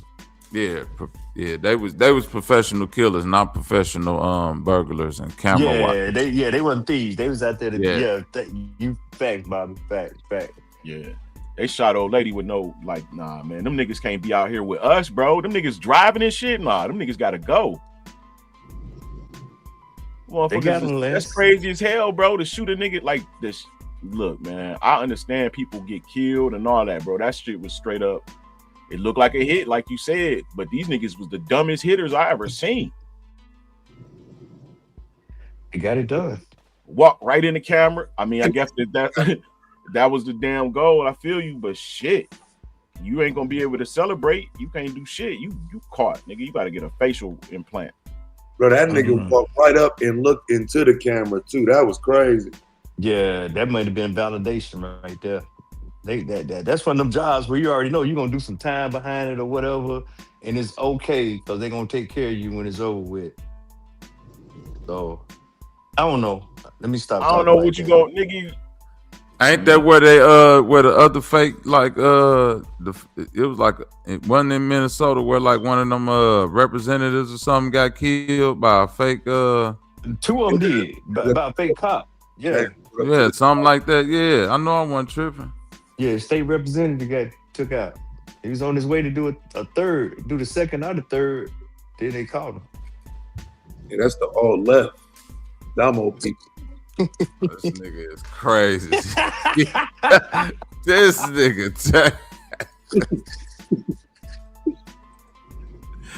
Hell nah. You say that. All left. That's how crazy, but that's pretty accurate. Oh fuck! Like, try to put a name to that shit. So motherfuckers give them some goddamn light, bro. They don't never get no. I usually call them far left, but alt left actually is kind of accurate too. I think it applies. Alt left. What does that even mean? No, it's about their time though, Bobby. They the same people, man. They just. What do that even mean? Alt left, man. I don't know what none of this shit even mean no more. So the alt right would be like the alternative right. It used to be highlighted by motherfuckers like Nick Fuentes and them. So it's just like the inverse of it, the Democrat version of it. Alternative to what? So they the same thing? Like I don't. The extreme version, extreme part of the party. No, right. I don't know what the. I don't even know what the extreme alt left. I'm trying to give it to you, bro. Let me just. So think about Peter, jokers that is really Peter, and they right here throwing paint on jokers. Jokers talking about save the world, save the whales, and they right here blowing up naval bases, or doing. Because the sonar is disturbing the mating ground. Yeah, that's okay. Eco terrorists. That's your alt left, bro. Yeah. That's the niggas that caused the plague in that movie 12 Monkeys. All them motherfucking eco terrorists and shit. They went in there, they released them fucking monkeys like it happened in Mississippi, and they caused a whole new strand of some crazy shit. Hey, with that other story, what's up, y'all? With that other story y'all was talking about, that's why you gotta learn to just say no. It ain't just for the dope fiend to say no. It's for the nigga that's selling the shit. Say no too. What you mean? What other story? The one y'all was talking about the UPS. Yeah, that when they assassinated them people up. Yeah. Because so what town was that in Minnesota? Yeah, you want to buy some shit from them people, man, and you spending your money and then all of a sudden, you buying whatever you buying, all this. Oh man, look, you hold your money, man. We gonna give you 100 of them, man. You gotta just say no, man. No, I don't need 100 of them. Just give me my 2. I got my money for, and let me go ahead on about my business. No, GQ, somebody done fucked up the money. When it go down like that, when 3 killers show up at your That's what I'm saying, GA. That's why you gotta just say no. God damn it. Well, they gonna give it. You spending money on a regular basis, they gonna tell you, they gonna hit you with that proposition. No, look, man, you ain't gotta do look like a lick to me though. We give you 50 of, we gonna give you 100 of. Just say no. Just let me get what I got the money for and go ahead about my business. And don't play with them folks' money, GQ. Look, y'all, like, because they only popped her the first motherfucker because she was calling the police. Yeah. You know what I'm saying? So what's the name of the town in Minnesota? Swarthyville. Hold on. Thank you, Sister DD. Hey, Psycho, I sent you those taxes, bro. Yeah, they got that shit started looking attractive and man, we give you 100, we give you 50. No, nigga, just stick with your 2 or 3 you was getting. But that's what you've been doing. Don't let them pump you up with that bullshit. Cause now it comes. This what come with it. Them not the same type of white folks that's on the eastern seaboard in Texas or motherfucking out west. There's different types of motherfucking white folks that's scattered about. I just all white. I don't know, Dad. I know. White people. You gotta explain. Huh? Tell us about the different type of white people. Desperate is desperate. I don't care where you at in the region. You got some motherfucking white folks that really separate you by what you got, materialistic class. Even other white folks, like they separate themselves from motherfuckers. Drive domestic cars and wear Levi's and shit like that. Then you got your religious nuts from the Wales area, and the Scottish motherfuckers is the hillbilly white folks. But the bankers, the motherfuckers that was always tied to some sort of trading, they from closer to the damn whatever the English Channel was. Wales? I think it. What's on the other side of Wales? What's they like? Wales. I don't know. No, not Because they Russia. had Nah. they were more crafts. So if you didn't have an interest or any relationship to whatever their business was, like iron, fabrics, or anything like that, they didn't fuck with you. Oh, you talking about the square, the tradesman, Certain types of industries, yeah. Yeah, they wasn't a rascal. So most of the white motherfuckers up in Minnesota area, Duluth, Bloomington, them outer areas, they don't get no goddamn newspaper. They got a lot of German. They got a lot of German, don't it? Ain't they like them folks from Yeah, Israel? because the other ones had already filled up Kentucky, Ohio, and the lower part. So the Germans kind of did a split. Most of them did kind of like scatter in the Midwest, but a lot of Germans, there's some Germans that went down to Texas. Not a lot. Right. Yeah. I'm just thinking about all the breweries up there. Milwaukee's best.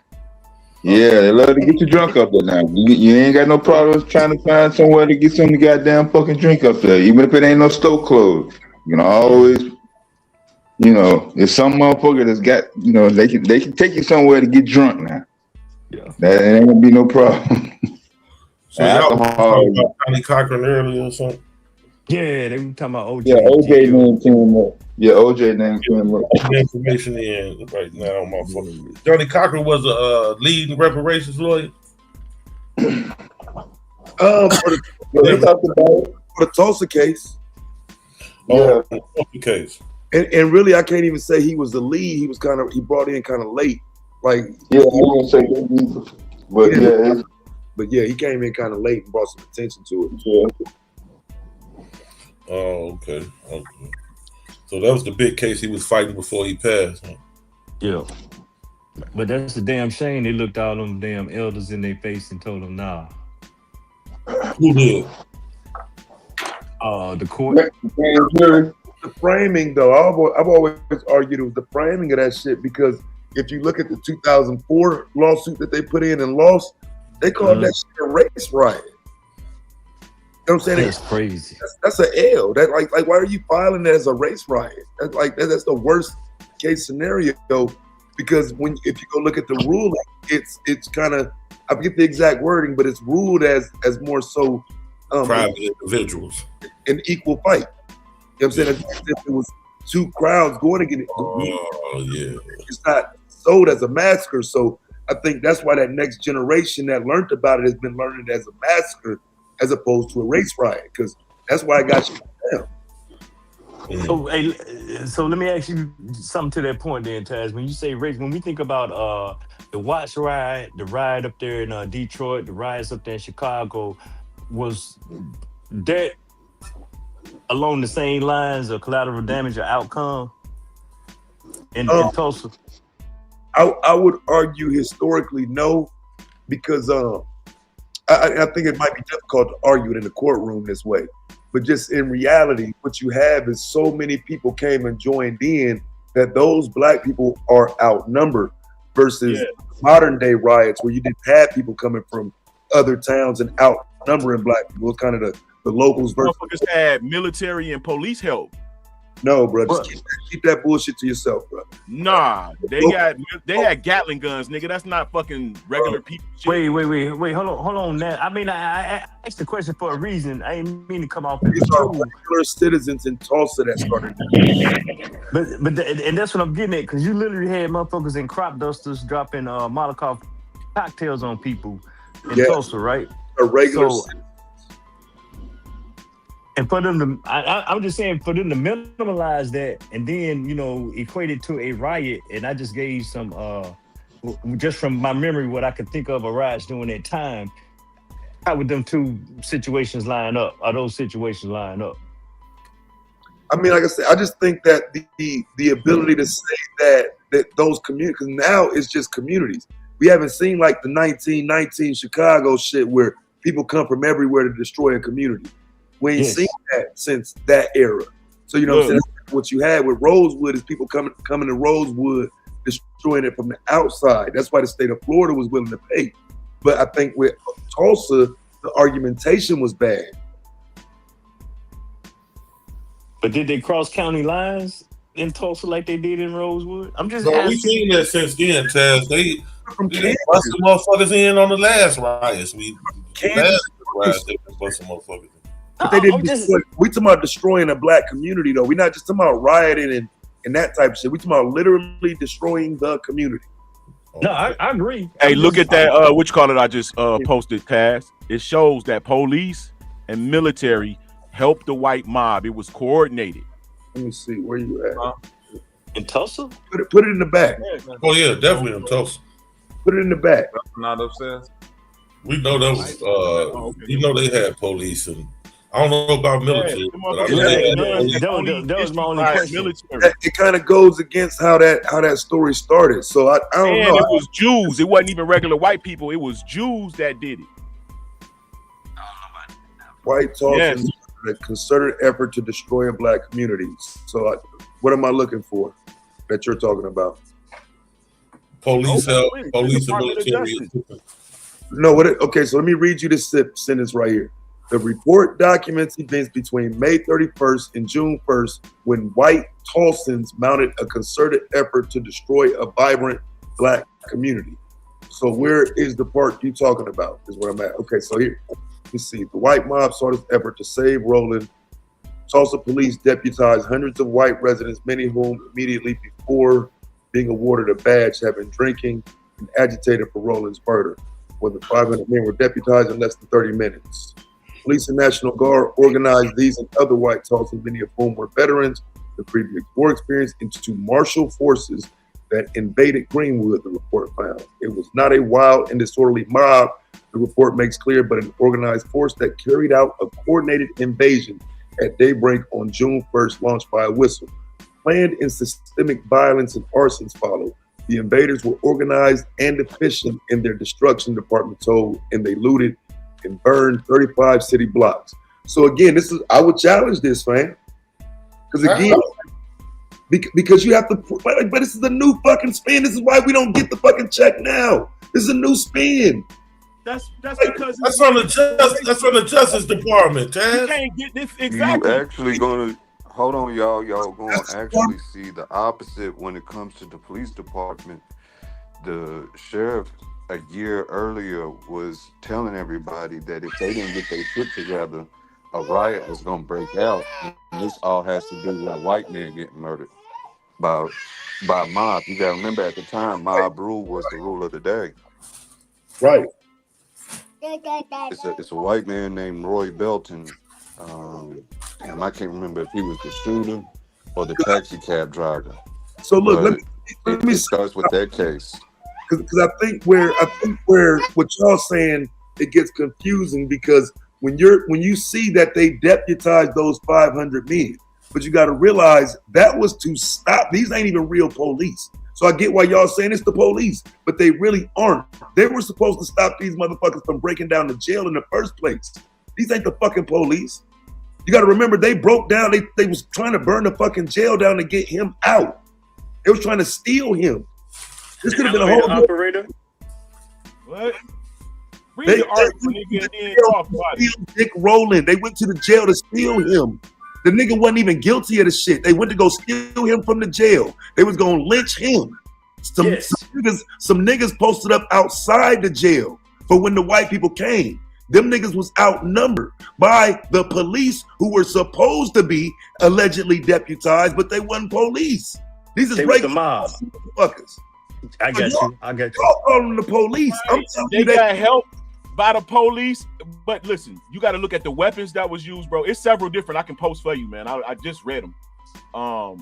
They use weapons that's only issued by the military, bro. They had Gatling guns. They had bombs. No.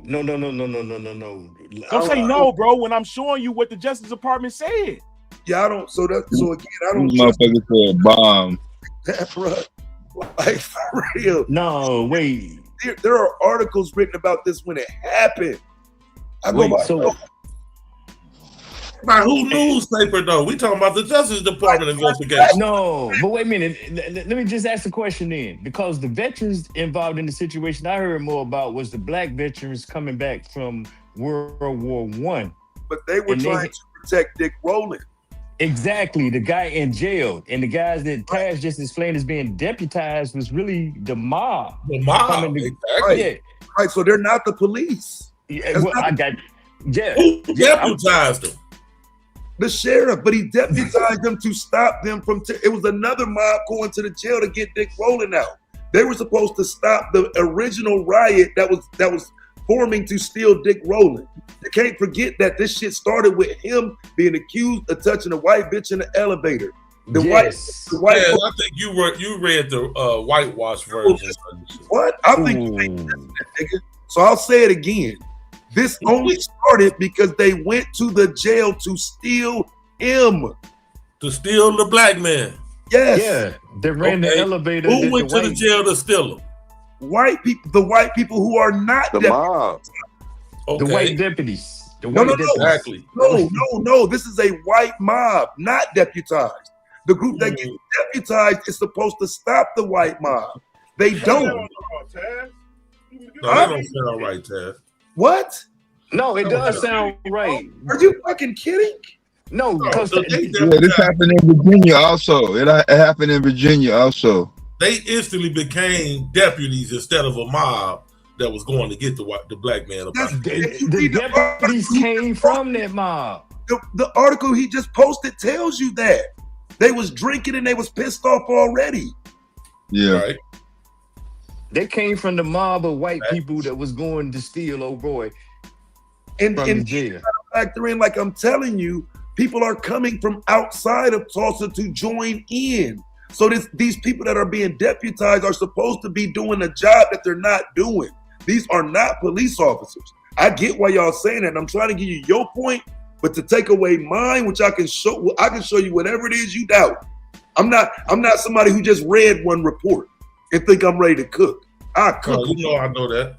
But I'm just saying. I seen your little piece on it, but I'm saying this is a 2025 report. After looking in hindsight, they're able to see that this was a military and local police government effort. That's not hard to believe. That's not hard. It wasn't. But I don't believe that. Yeah. It was angry white people that wasn't in the military. The National Guard comes in as a mechanism as we gotta the National Guard came in to stop it. I ain't saying military, but I'm definitely saying local police was part of the fucking mob. I'm saying that. Yeah, the local police and the sheriff that deputized the rest of them crackers. In that GQ, that's not hard to rationalize at that time frame, but they most definitely wouldn't have been in uniform. They definitely would. You get what I'm trying to say? They most definitely wouldn't have been in uniform. Exactly. Yeah, why would the police burn their job down? But before y'all get too far, Taz, I wanted to ask you this yesterday when you was talking about Garvey. Are you familiar with Cyril Briggs? Cyril Briggs, absolutely. That's African American blood. The man those of us that was outside the courthouse with rifles at hand ready to protect their boy was more than likely the African Blood Brotherhood. That was our mechanism of defense, and the reason we fade out of the fight is we just got cut off from resources. We got circled in down here, ran out of ammunition, and just couldn't fight anymore. But this wasn't, no hour event. This shit lasted a minute, y'all. Yeah. Yeah, I think that's the part of it too. Like, it's a whole story that goes along with this. When you say the weaponry, I'm pretty sure if you can show me a video of them or a picture of them with a Gatling gun, it's probably one of the ones they stole. Because again, they broke into the armory. They stole a lot of police weapons. They got a lot of police weapons through being deputized. Like, bro, this ain't just The right, government. through being deputized. See, now you back to our point. They got deputized. They was the mob. The mob was deputized. Wait a minute, did the So, sheriff? so again, I just want you to understand that that's not the best point, though. I mean, if you say because again, if you even read the article, it's telling you these ain't really police. They're there to stop the riot, bro. They're only Once they became deputized, they became police, and the police deputized them. So they was in cahoots. They was working in tandem. And you know how it go in the community like Tulsa.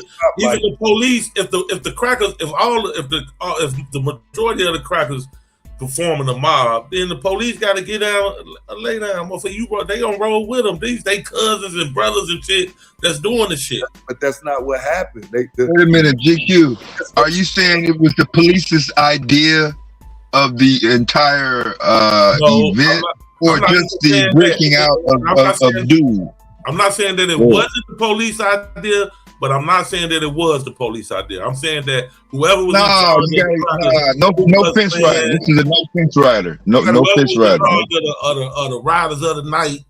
You got to make up your mind, bro. Because listen, here's again my argument is hinging. No, but I'm not saying that it was their idea to do it. But right, I'm saying that I'm not saying that. You know, but hold on, so you can answer to this. So this is what I'm asking. When the sheriff is involved, you telling me because I'm saying I agree. He deputized some motherfuckers. But understand when he did not give up the prisoner. There's a history of these sheriffs giving up the nigga like shit. Here, go and get him. He didn't give him up.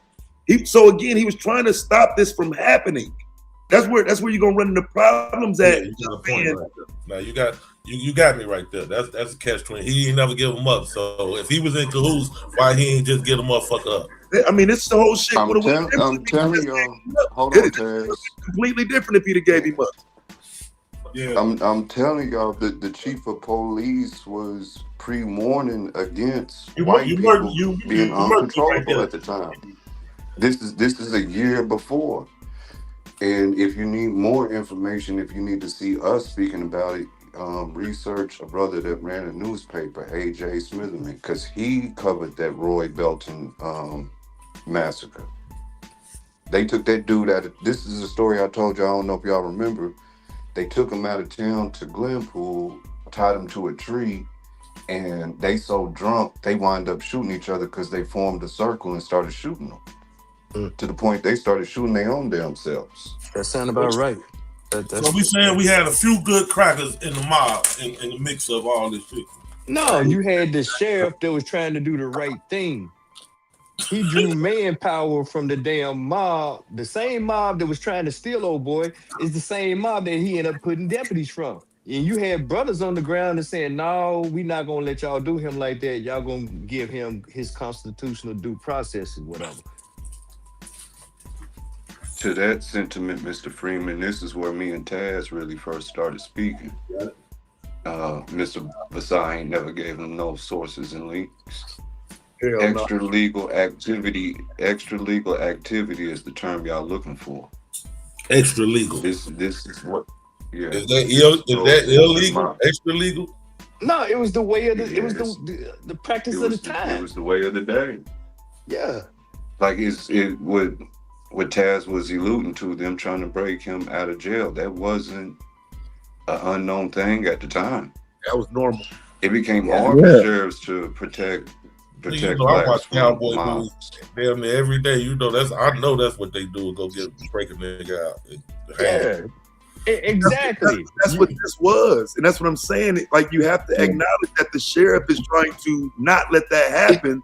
So the people he deputized is supposed to make this shit right, and they fuck this shit up.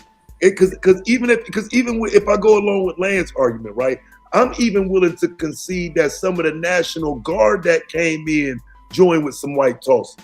I'm willing to concede that, right? But I'm saying, how do you, nigga? You can't go in. We ain't gonna get no reparations talking like that. We need to get the story correct, so it ain't nah, man. These people was involved. No, nigga, let's not add unnecessary shit to it, because that's what just happened. That's why it just got shot down. But okay, wait a minute. So serious question. Was the National Guard being deployed like that during the time? National. Hell yeah. Yes. That's who came to quell it. Okay, so militia came to call it, not the federal troops that would been out there on the frontier doing whatever. It would be the National Guard. The National Guard. Yeah, the National Guard came to stop that. Okay. Yeah, the National Guard is federal. And with them, the issue with them, I think that's never really talked about is the fact that they came and if you look at the pictures, they was marching niggas out of town. What was their motherfucking orders? You know what I'm saying? Yeah, their paychecks got U.S. Department of Treasury, not the state of Oklahoma on it. But that's what I'm saying. That statement. Well, they were trying to save them niggas' lives, like, you know. Yeah. Wait. But if you there in terms of people destroying the city and committing violence and doing crime, why ain't they being arrested? Why you just marching out of town? They wasn't destroying their own city. Shit. Crackers was destroying. They were the tussle was the city. The niggas was not destroying the city. That's what I'm saying to you. Oh, okay, fair point. That's why they was marching the niggas out of town to save their lives. Because you got a mob of crackers. But look now, deputized or not, that's fucking shit up. If y'all gonna build any conspiracy of those being responsible for this, say it again, I Diaz. would look more to. I said if there's gonna be any conspiracy of who perpetrated this as a plan, you're gonna have to point at the Klan. You're gonna have to start at Tate Brady and. No, I'm being serious. You got to point at Tate Brady. Too. You got to point at Tate Brady and Nathan Forrest. I want to say his son or grandson. A couple of years before this jumps off, Nathan, what is it? The third. Nathan, he comes down there, and this is when you start seeing them campaigning to resurrect the Klan. Mm-hmm. So I would point towards them, not Tulsa police, not the military. That's what I'm saying. Like the Klan, though. The Tulsa police is part. If they organize the Klan, you know the first thing they do is get motherfuckers that's in play, get the police. You know, that's the first. You came at me like that, bro. I'm gonna need you in the ring though one of these days though. Now, bro. Who that Taz? Me? You, nigga. Oh yeah, you know I had to talk some shit. Like you done read enough, nigga. Like you ready. Talk some shit to you about this shit, man. It's up. It's up from here on. That's why. You like Bass Reeves, right? Bet. Yeah, right. All right. I'm at him. Oh, don't fuck with Bass, G. Taz, you better leave Chufu. What is it? Chufu 2? You better leave Chufu 2 alone. Hey, that's my history. I get mad at it, nigga. I just start going in on Indians, heroes, anybody you like. And I ain't gonna talk about you. I'm gonna talk about somebody. Bass Reeves wasn't cool. Look what this nigga did. I got one for you too, Taz, but I ain't never presented it to GQ. We gotta look at his. I'll just say this. We don't gotta pour no salt. Don't pour no salty ass. Come on now. All right, I'll be kind. You lucky I ain't got Taz emails and texts. 9 straight streams, nigga. I told you, but don't play with me like that, bro. Oh, because there's a question we can ask about Bass. That's fucked up, man. You from Oklahoma? You gonna turn on Bass, Bubba? What the fuck is going on? Was Bass out there swirling? Was he out there on the frontier swirling, or did he have? Nah, it ain't got nothing to do with that. It ain't got nothing to do with that at all. He was swirling with the Indians. But he married a black woman though. So look, that article I was just reading though, fam, it said at the bottom that the case just got dismissed again.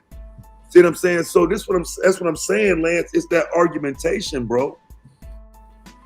Like because even when we start talking about the Justice Department, do we really want them to frame our arguments? Yeah, you talking about like some recent, like this year, 25, like a recent ruling? Yeah, this some new shit. Yeah, like September, November, some shit. Well, I just say it like this: when you sit there in the elder space like that, I think they just told them some bullshit because they know this is probably the last time that the court will have to face them. There's a 110-year-old lady who testified, bro. Exactly. So to sit there and you just want to minimalize this and equate it down to a riot and just listening to what y'all just laid out. mean, it was some unrest, yeah, but it don't sound like a riot.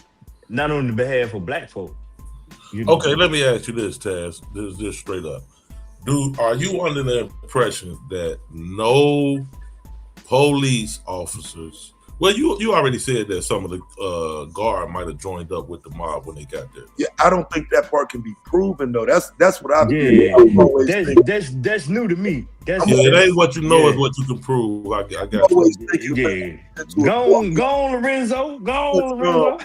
Well, no, I'm just saying. Lonzo, GA. I'm thinking once we get in the courtroom, you have to deal with what can be proven. Anything that can't be proven, they're gonna jump on it and it's gonna make the case dismissible. Yeah, so, fuck the whole case up. We'll need shit. No spec. We got shit that we don't need no speculation. It's enough. We don't need no speculation. If we can't prove it, we don't need it. We got enough without it. Agree. Agree on that. Yeah. The real story almost always more interesting than the imaginary one. No, but we should be able to find a deployment order or some type of declaration. I mean, Dev said something about the Treasury for the guard, but somebody will activate that guard. Follow the money, Dev. Yeah. But I'm just saying, Joseph was still running posts in forts then, you know. Yeah.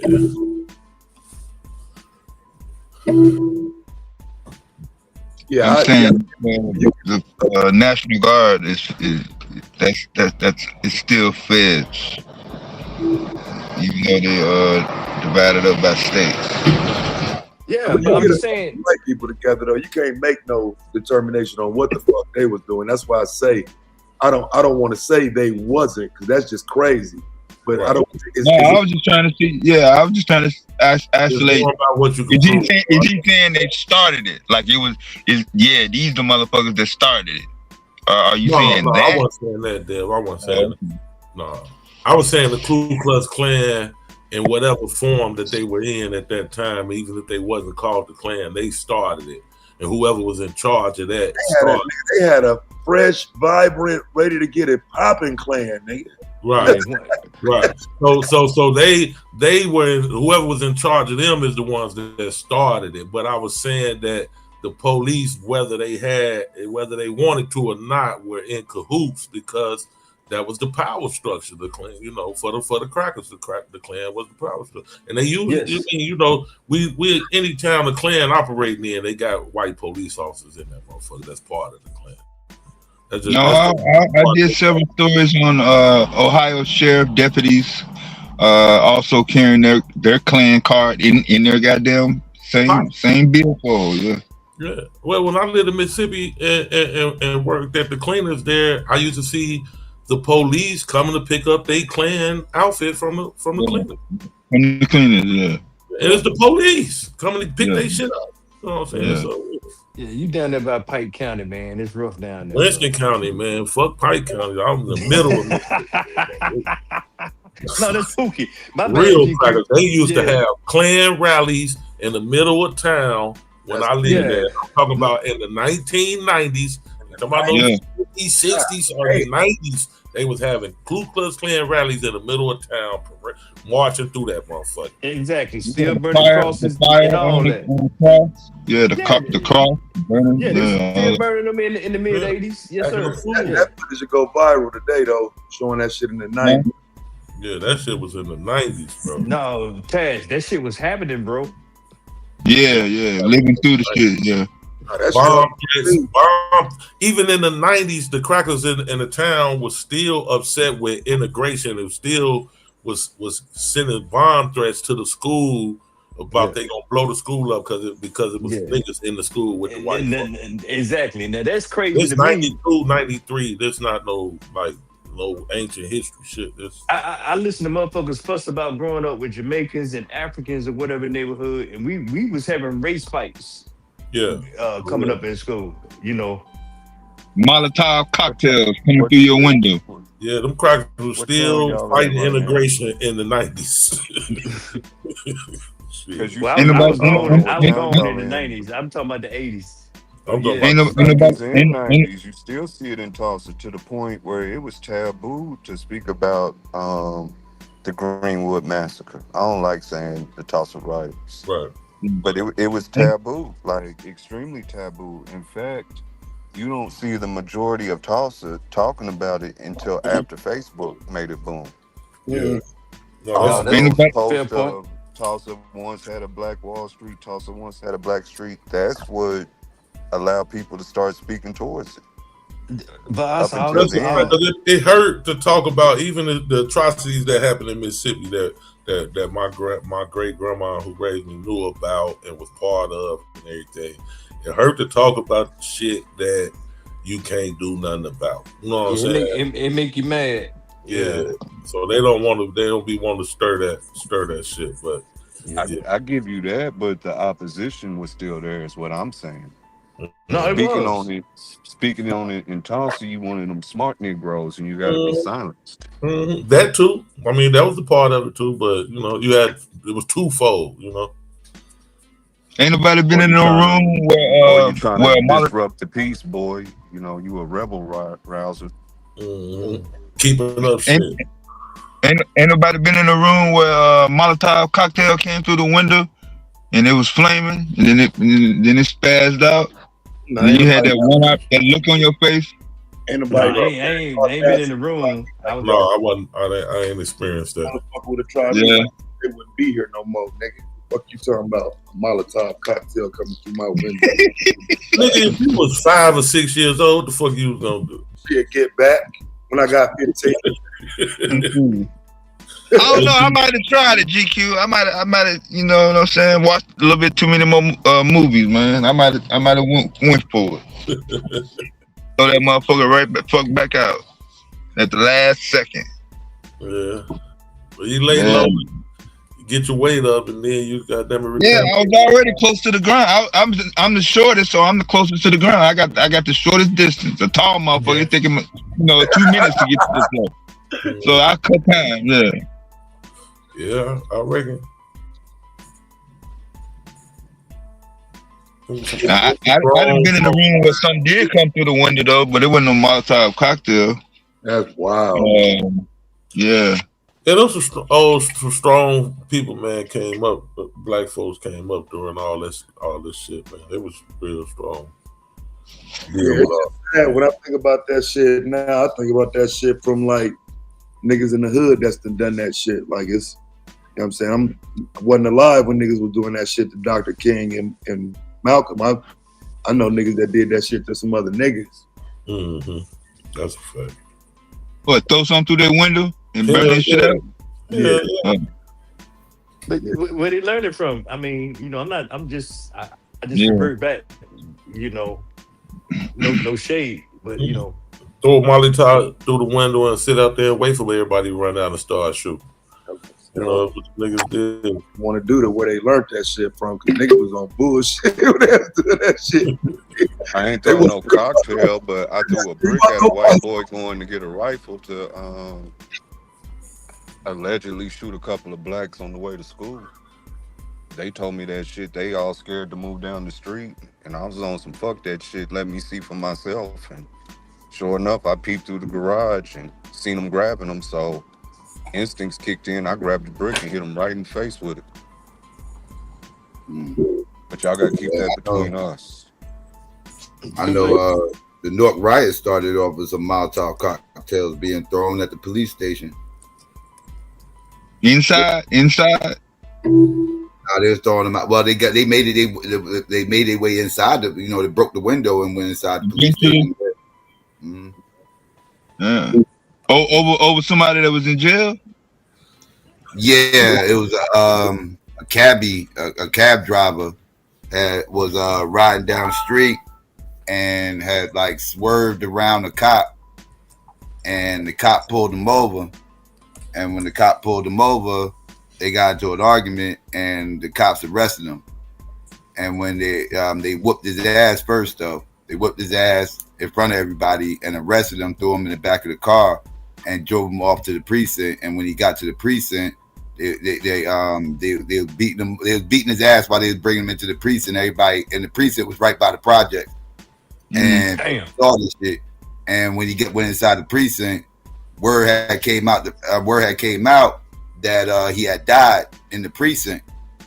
He didn't actually die though. He didn't actually die though. But when the word came out that he did die and they thought he was dead, everybody started losing. Everybody flipped out, and that's when they started attacking the police station and everything else. And from that point on, the riots was up. But it started with them throwing Molotov cocktails at the police station. Wait a minute, hey, Psycho. Wait, is that the movie Fort Apache, the Bronx was about that story right there? Yeah, I think so. Yeah, I think that they made a few movies about the shit, but yeah, I think that's one of them. Yeah, or they mentioned it. Remember that shit back in the day? Yeah. Yeah, that Sopranos movie they did.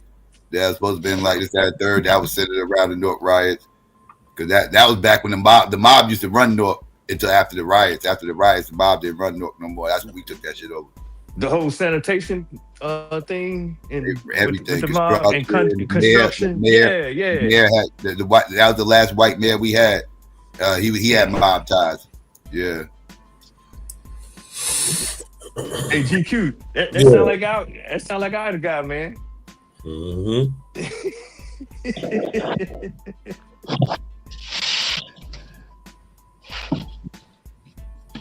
I'm trying to find this Winston County Journal article about when the Klan was having these fucking rallies in the 90s. Oh, bro, the Klan was deep through the Piney Woods, man. You can find that shit. Yeah. Bro, I don't believe you, my nigga. Matter of fact, what's up with that shit? Yeah. Wait a minute. Wait, Ted, you want some sources from the SIP? Hold on. Okay. Yeah, from you though, from him though. He was the one fucking up though. That's all right, nigga. I'm gonna find it. I was already looking for you said it. Shit. Yeah, I was gonna think about it about 10 minutes. Like my nigga, what that shit that you was just talking about though? Everything source up from here on. So what year was that? The Klan showed up in Greensboro, North Carolina. I think it was 78.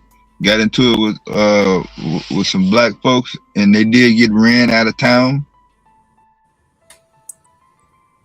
My first thing that I saw with the Klan, like on TV, was that shit with Oprah.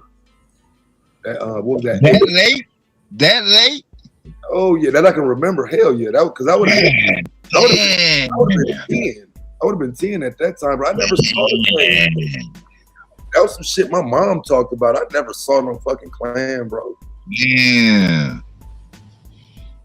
Yeah, I mean, yeah, he was in Ohio. I don't think they was really jamming like that in Cincinnati. Y'all had some numbers in that motherfucker. Nah, they was all up and down Indiana and Kentucky. And niggas had money in that motherfucker. I mean, and I'm from a city that's known to historically fight these motherfuckers, so it ain't like they can just come through there and shit gonna be sweet. Right.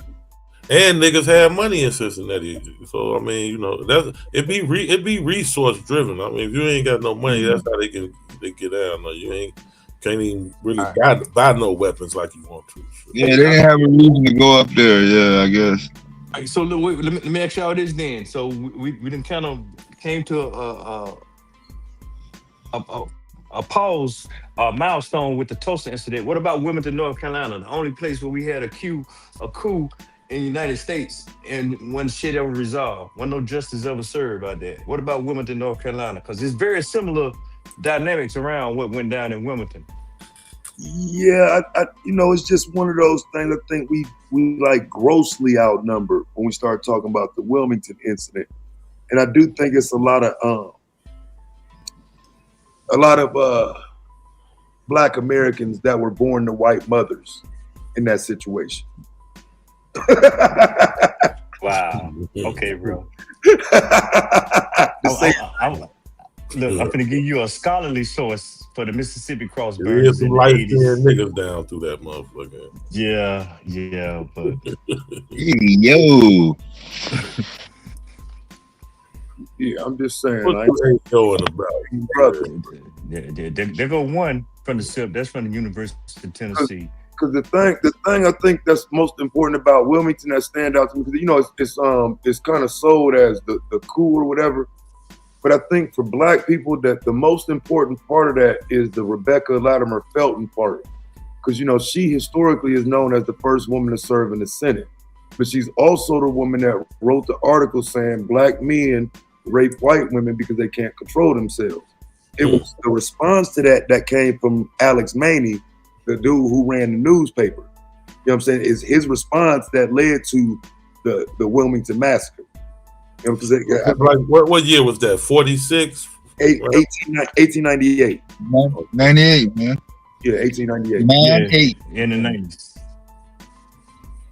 But yeah, she wrote an article about how black men can't control themselves and whatnot, and he shitted on her. You know what I'm saying? To the point where motherfuckers got mad, they start galvanizing white motherfuckers, and finally they went on and did it. But yeah, it was him. He shitted on her like, man, you know, basically, hey, you know, white bitches ain't that. They want niggas. Fuck out of here with that shit. They want us. Like, niggas ain't gotta wreck no white bitch. Are you crazy? You know what I'm saying? He came at her like kind of like that on some reckless shit. That's crazy. And at that time, you know what I mean, you know what that means. You know what I'm saying? Somebody got to do something about that shit. But that's what I've always. Anybody got a copy of the letter or the actual article? Yeah, hell yeah. It's copies of both articles. Oh, okay. So you don't think that was a coup when being that we had a black mayor and everything in Wilmington during that time? The only reason I don't typically call it a coup because I don't think it was a black mayor. I think it was a lot of black people that worked within the city. Okay. Yeah, they had jobs. Well, I know the postmaster. Yeah, you're probably the tax assessor, but I thought it was a black. I'm gonna have to look that up. I'm trying to get you. You got a lot of black people in the government, but I don't think it's a black. I don't think. Let me look and see. Let me look and see and make sure.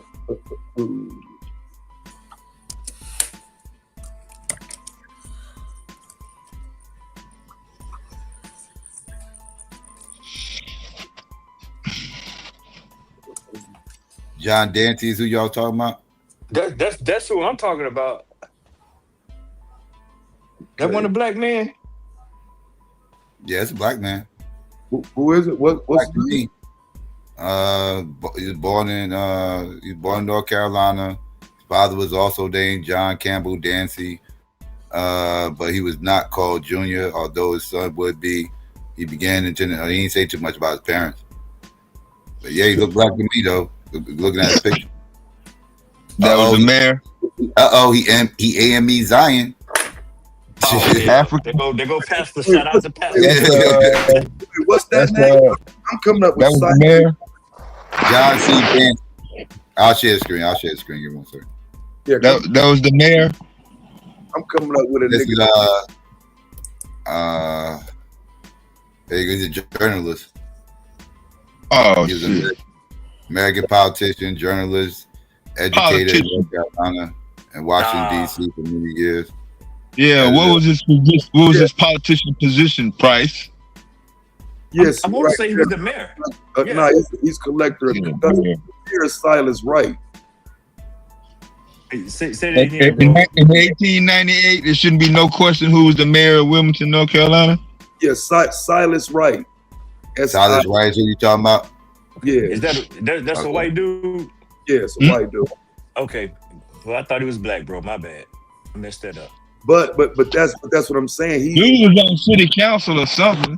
But he's a white dude with a bunch of black people working within the government, though. Yeah.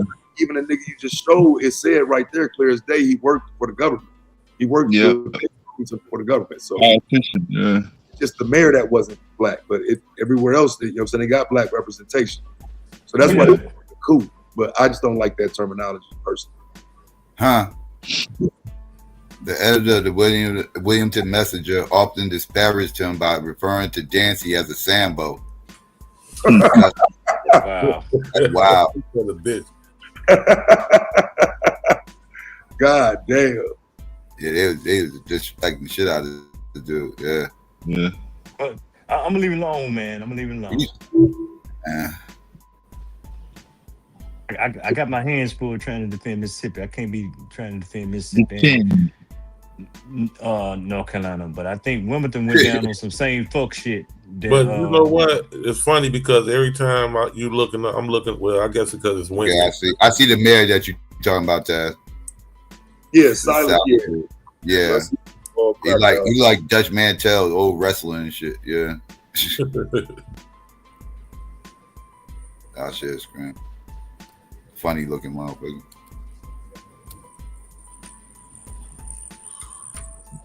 Yo, everything. I keep coming up with a lot of North Carolina news too. Man, it's a lot went on in North Carolina during that time, man. That's the whole white tea party or the inclusive party, whatever you want to call it. A lot of shit was going on with them back then. That them damn black postmasters and them black tax assessors was getting it done. You from Germany? But it was the same. Is he from Germany? I don't know. I really thought he was a black man. I'm gonna look at that. I'm trying to find some Klan burning pictures in the 80s. Klan, right? Yeah. Defending your home state. I'm just saying that shit was going on, man. That shit was coming up on the news. I ain't need no news. I was looking at the shit and through my eyeballs. Yeah. This is what you were talking about, Taz? In the editorial, the black newspaper merely expressing that some white women voluntarily chose sexual relations with black individuals, ignited racist social culture in Wilmington.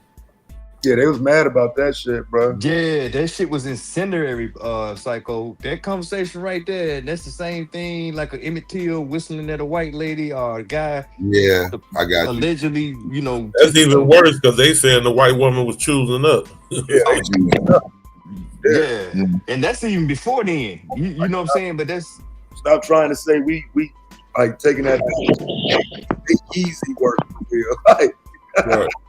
Hey, that was crazy. I always we can't keep them up off of us. Every time we send them home, they come back. They come right back. Yeah, I always thought that was the main part of that story that never get talked about because most people just talk about the cool part of it, but like I don't know if that even happened if that article ain't written. Bro, so there was no black man code. This the article right here. I think you're talking about the original. Yeah, I can't make it no bigger though. Oh, okay. It's some software. I got it somewhere if you can't find the actual article. Cause that's probably just how it looked. But I'm pretty sure you can find what was written somewhere. Yeah, don't want to read it. Shit's called the Caucasian. Motherfucker got a whole newspaper called the name Caucasian. Of the paper, Psycho. Yeah, the Caucasian, May 19, 1998. Can't believe shit that paper got in. Can't believe shit that paper got in. Goddamn, man. Now that's Rebecca Latimer Felton's article, or is that his article?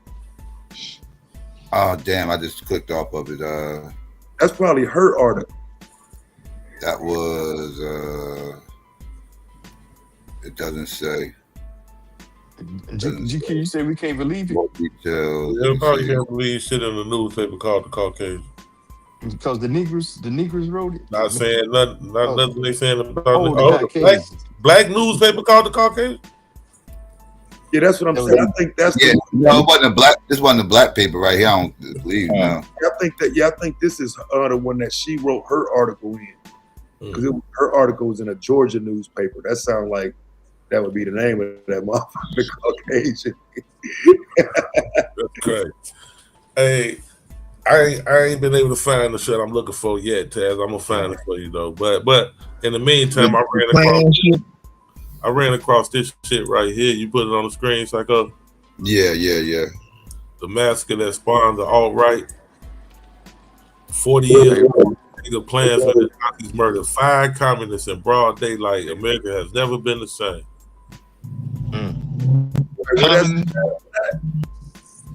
Huh? You say where that happened at?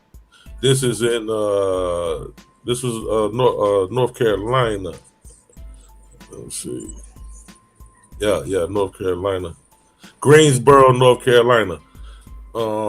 Same place where the Klan fight was. Yeah, Greensboro rough too. Yeah. Hot. Yes, hot. Death to the Klan on Saturday, November 3rd, 1979. That chant swept over Morningside Homes, a mostly black housing project in Greensboro, North Carolina, as dozens of protesters, some donning blue hard hats for protection, hammered placards onto signposts, and danced in the morning sun. Now they got to be dancing. The American left had largely given up on communism by then, but these demonstrators were full-on Maoists. Their ranks included professionals with degrees from places like Harvard and Duke, and they were descending on Greensboro, a city where sit-ins helped launch the civil rights movement in the 60s. To ignite another revolution, they danced to a guitar player singing, "Woke up this morning with my mind set to build the party." Their children dressed in tan military shirts and red berets. They even brought an effigy of a Klansman dressed in a white sheet and hood, which kids from the neighborhood joined in punching. The communists planned to begin their march at noon, moving from the housing projects to a local shopping center.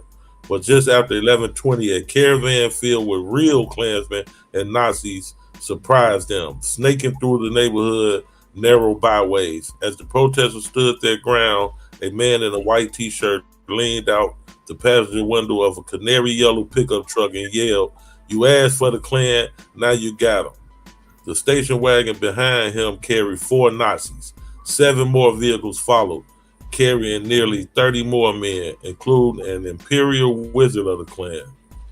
What happened next took just 88 seconds, but still reverberates 40 years later in a confrontation where white supremacists began firing pistols, rifles, and shotguns, and with television cameras rolling, but police nowhere to be found. 5 communists were shot dead in broad daylight. 10 others were injured. Some left to lie bleeding in the streets. Look, they got pictures of this shit. What's that? White on white crime? No, these was niggas. Wait, so they calling them niggas communists? Yeah, they called them communists. Yeah, that was the thing. I saw that shit the other day, man. That, like, they always call some niggas communists all throughout history, bro. You know, that's like, well, nowadays it's terrorists, but back then, yeah, it was communist. Whatever the worst, anti-American sentiment is at the time. A lot of them are Marxists, though. A lot of them are Marxists. In that 60s era, yeah, but you got to remember, back in World War I, they was calling niggas communists. Yeah, well, communist is a bad word in this country. Like, that's like taboo. Yeah, that's 79. That's damn near the 80s. But while Briggs and Garvey got into it, Tassis Briggs was leaning towards Marxism. Yeah, we just lost Iran. Yeah, we're in the middle of Iran day 2023. Psycho. So check this out. But that November morning became monument for more than the grotesque video footage that still lives on the internet. The Greensboro Massacre, as it became known, was the coming out bloodbath for the white nationalist movement that is upending our politics today.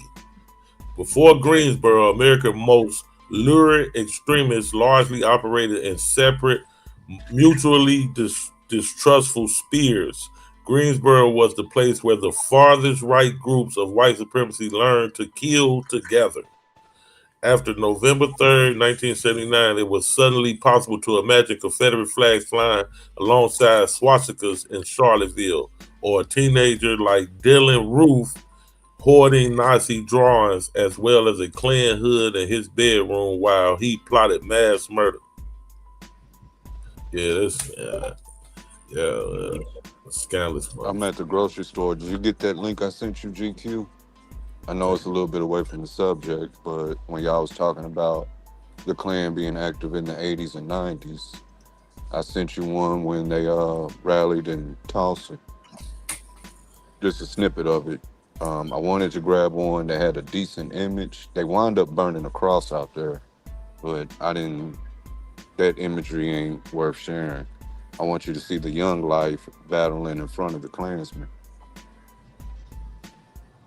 And that's furthermore where I started putting a parallel between 21 and the 90s, because a lot of those came out of Arkansas there, not to take a shot at you.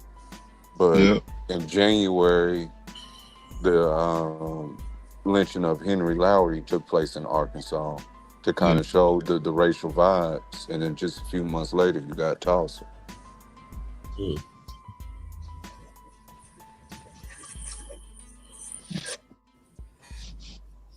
And Lowry's important because you see them breaking him out of jail. Like,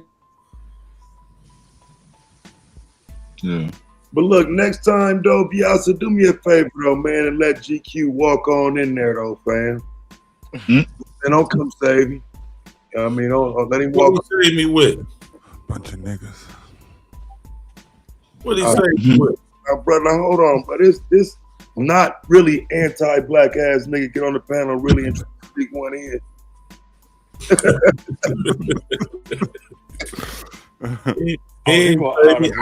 I could. Hey, when you made the point that the sheriff didn't get a nigga up, I battled out. Bro, you actually attacked me, bro. No, I didn't. I had to challenge.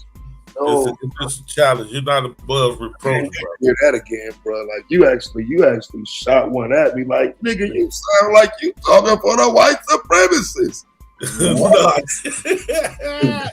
I said my words were, you read the whitewashed version. Yeah, that's what you said. Yeah, that's even worse. Oh, I didn't hear him say that. Yeah, Ray shot one, bro. I'm like, whoa. I say you read the whitewashed version of the events that took place, man. You know. You got to remember that's you trying to tell me these motherfucking police wasn't in cahoots. Goddamn it. Hold on, but I get where you coming from. It ain't what you know; it's what you can prove. For real. And he didn't get it. The sheriff didn't get a nigga up. I can't get past that. I even said, I said you murked me with that one, nigga. You left it alone. You left it alone. So now I got to fuck with you. Can I just add one thing to the conversation y'all was just having? Well, actually, two things. One thing. Hater. Have it a true story in. So white people were Jews, bro. That's what I'm gonna tell y'all. One more time. The white people was Jews. They weren't regular white people. Oh shit. Regular. Follow that. So different kind of white folks. The girl was white. The girl was a Jew. The girl that was in the elevator was a Jew. So what happened with North Carolina is they were scared of something that was called Negro rule, and it was scared that the Republican Party was going to rule them. But out of this, what was happening was the white farmers had become disenchanted with the politics of the Democratic Party as well, feeling that they was only going toward the robber barons and all that other type of stuff. So they started to form something called the Fusion Party.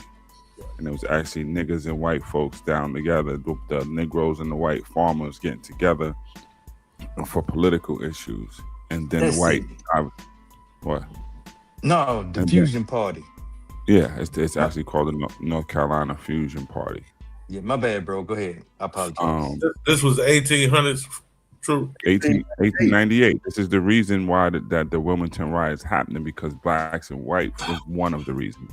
Blacks and whites had started working together, and this fusion party basically realizing that they had the same enemy in regards to, why they were not necessarily in the best position. And so, right, Taz is right with the newspaper. The woman does hers. The artist is named Norman Jeanette. And I only came up here specifically to say that this is what I talk about, a prime example of popular culture as a weapon. Because you look up Norman Jeanette and you look at the images that he put in that News and Observer, they are the exact images of the coon. They're the exact images that are on the covers of the song sheets that are out the time. And in coon music, 1898 is a really, really pivotal year as far as what songs come out. So he takes the images of the time and this idea that I'm trying to get y'all to really see about this urban coon and this threat. And those are the images that he uses in the newspaper of what Negro rule looks like. And it goes to GA's point. What they were saying was that's why I talked about the recorder of the deeds. But not only the recorder of the deeds, but the people in the post office were black men. And the white people started hyping it up like their white wives were going there to drop off mail, and the black men were leering at them and all this other wild. shit like that. But if you're dealing with for the most part, illiterate masses, we know that, especially with the newspapers, the images have more weight. And so he takes those images from the Coon song. I can show y'all the exact same images, and those are the images that's in the newspaper, along with Psycho. The images that you see for the Fusion Party and what was going on is, y'all know that cover of the Roots album where it has that, y'all seen it all over Facebook and all that other shit probably, where it has like the black vampire, which came out the same year, mind you, but that black vampire figure, that's from that North Carolina incident. That's the cover of that Roots album. I think it's Rising Down or whatever it is. You had that black monster figure. That's actually one of the pictures that was in the newspapers.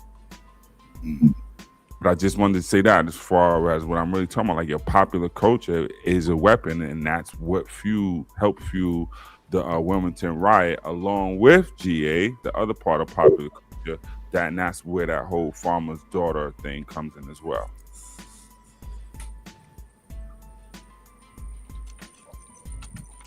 Nah, that's it. Short answer. Yeah, I was just looking.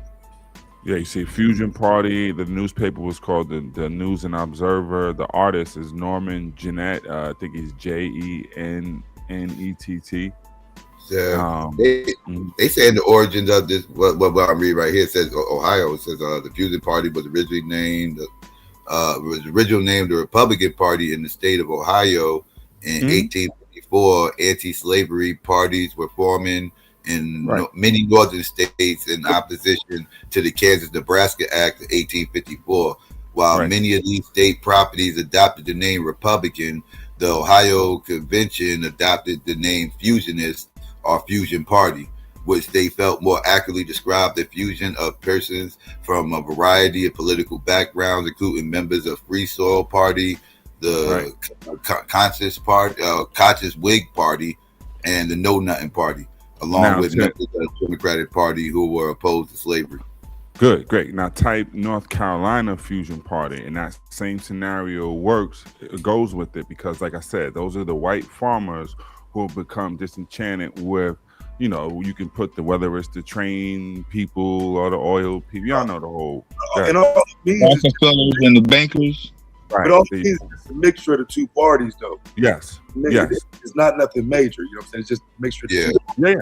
Yeah. But this Fusion Party is important because of the position of the black folks in Wilmington. Yes, they're not like, straight off the plantation. They have businesses, and I think there was a GQ 20-something barber shops in the town. They have their newspaper, they have insurance companies and all this other stuff.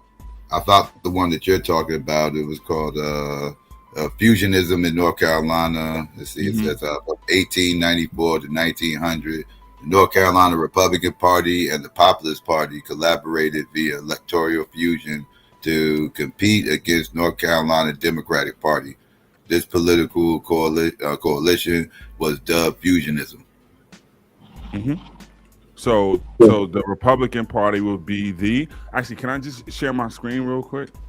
Yeah. If you don't mind, because it's just easier to just show you what I'm talking about in real time. Hold on. So let me know when it's showing. Yeah, you go. So this is 1898. This is I forget which newspaper this is. This is the Caucasian. This is the image, right, Taz? So this is that black printer that you're talking about, right? And this is the white one over with the News and Observer and what's going on, and that printer what's going on, right? This kind of democracy makes the picture of Thomas Jefferson sick, right? So the two twins of defamation and then what's going on and what have you. But you see the articles in North Carolina where I'm talking about of Negro rule, right? Nigga, nigga, nigga, the Negro holds all. Will populists, like you mentioned, sustain these conditions, right? It's very hard for many populists in North Carolina to understand why this should be the cry of Negro supremacy. See, they're fearing this thing called Negro rule that they hyping up, that the Negroes who are in these positions are going to rule you and govern you, right? So in Wilmington, GA, you start to hear stories of things like what? Black men going after the farmer's daughter, Daisy Duke. This is what Ida Boybrows is saying. You guys are using popular culture and the media to lynch us, making up these false narratives, right? This is in Wilmington. This is 1898. This is the same with the energy and environment that's going to lead to that the massacre, right? This is in Wilmington also, where they're worrying about Negro amalgamation, right? The end of Negro scheming and amalgamation with whites. Why? Because Psycho, that's that fusion party, and then they're then hyping up saying, yeah, y'all sleeping with each other, y'all ain't just power. Or that whole, well, I don't know. You from the old school. You supposed to say sleeping with each other, or sexing, having sex. So fusion was the old buzzword for diversity. So no, it's when damn, how do I best explain? Y'all can do this. Diverse. I can't give you diversity. No, it's when white folks get disenchanted and then come closer to understanding the Negro's plight. And that leads to some type of union. That's the best way I could describe it. Like, they're not necessarily fully on your side, but they have got that. BLM. BLM. So but look. 25, 30 years out of slavery. What the fuck? Here's more DEI. There's a whole DEI party. My fault. Go ahead. I'm just trying to give y'all an example of the temperature of what's going on in Wilmington or in North Carolina at that point, right? So you got suggestion to the census enumerator, and y'all can look closely. What are the images they're using for black folks? You see the coon image there. You see the coon image there, right? You see the coon image there. They're using all this. This is 1896, right? Because of the Republican rule means Negro rule, right? Republican rule is what, y'all? Negro rule, Negro domination. Here's the Democrats of their day. Yeah, the Democrats are the white folks. The Democratic Party is the party of the KKK, like y'all talked about, right? So the Republican Party is viewed as the party of the Negro, because the Republicans were in a lot of cases trying to champion this whole abolition thing, like I know about. Anyway, this is the fear, right? It is useless for Senator Pritchett to say there is no danger of what? Negro domination.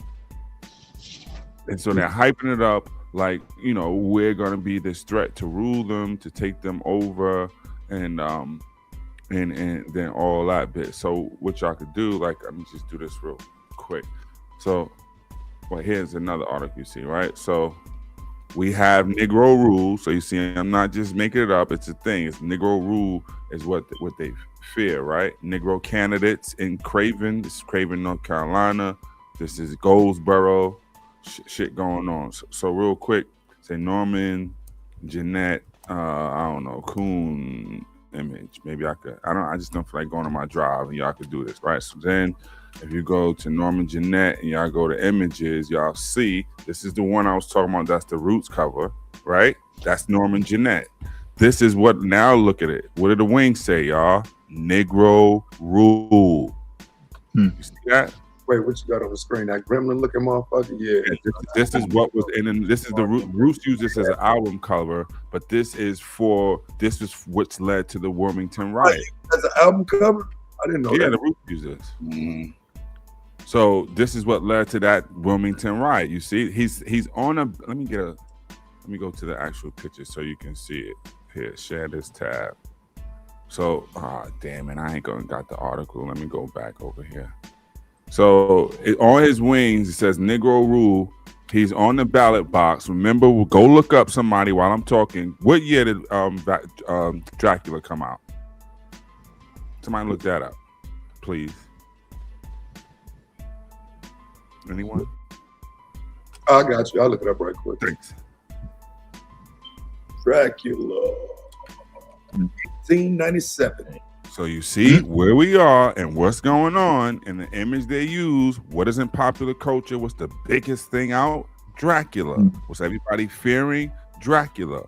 So now the Negro is Dracula, as you can see, and it says out here, it's a little blurry. It says the vampire that damn, I'm blind. something over the vampire that hovers over North Carolina, right? His foot right there is on a ballot box. The ballot box says Fusion Party, right? And his hands and the claws is what? Snatching and poking white folks here. This is Norman Jeanette. This is the energy that's fueling this, right? And this is Norman Jeanette in the North Carolina newspapers. Look at the image. And remember the images I show you from the Cool Records. Look. You see it? You see? That's what Negro looks like. It looks like those coons, those menacing coons in these songs, and they coming with razors and all that stuff to rule us. Right? This is another image that is in the share this tab. That's in, where is it? Come on, man. Just give me the goddamn image, man. So this, right? If I show you a coon record, let me just find one real quick. And then I'll give y'all the floor back. So y'all see that image, right? Right? So if I come over here and just show you, I don't know, I'll pick a coon song just to show you this one. Look at the images. You understand where they're getting all of this stuff from for what is in popular culture? What is the image of the violent coon, right? What his song is out? Dangerous Black Man. All this stuff is going around, and they're taking the images from these songs and using them in popular culture, to say, okay, this is the image of that menace from the song, and this is one. Let me put this bigger. Who is this? So y'all can see. That bad coon from where? Alabama. Bro, get the fuck out of here. You see it. That nigga Madon up, bro. He on the panel. That's what I get for not looking. Oh, Hey, yo, you funny, man. The original Coon Bama. So then you go to that, right?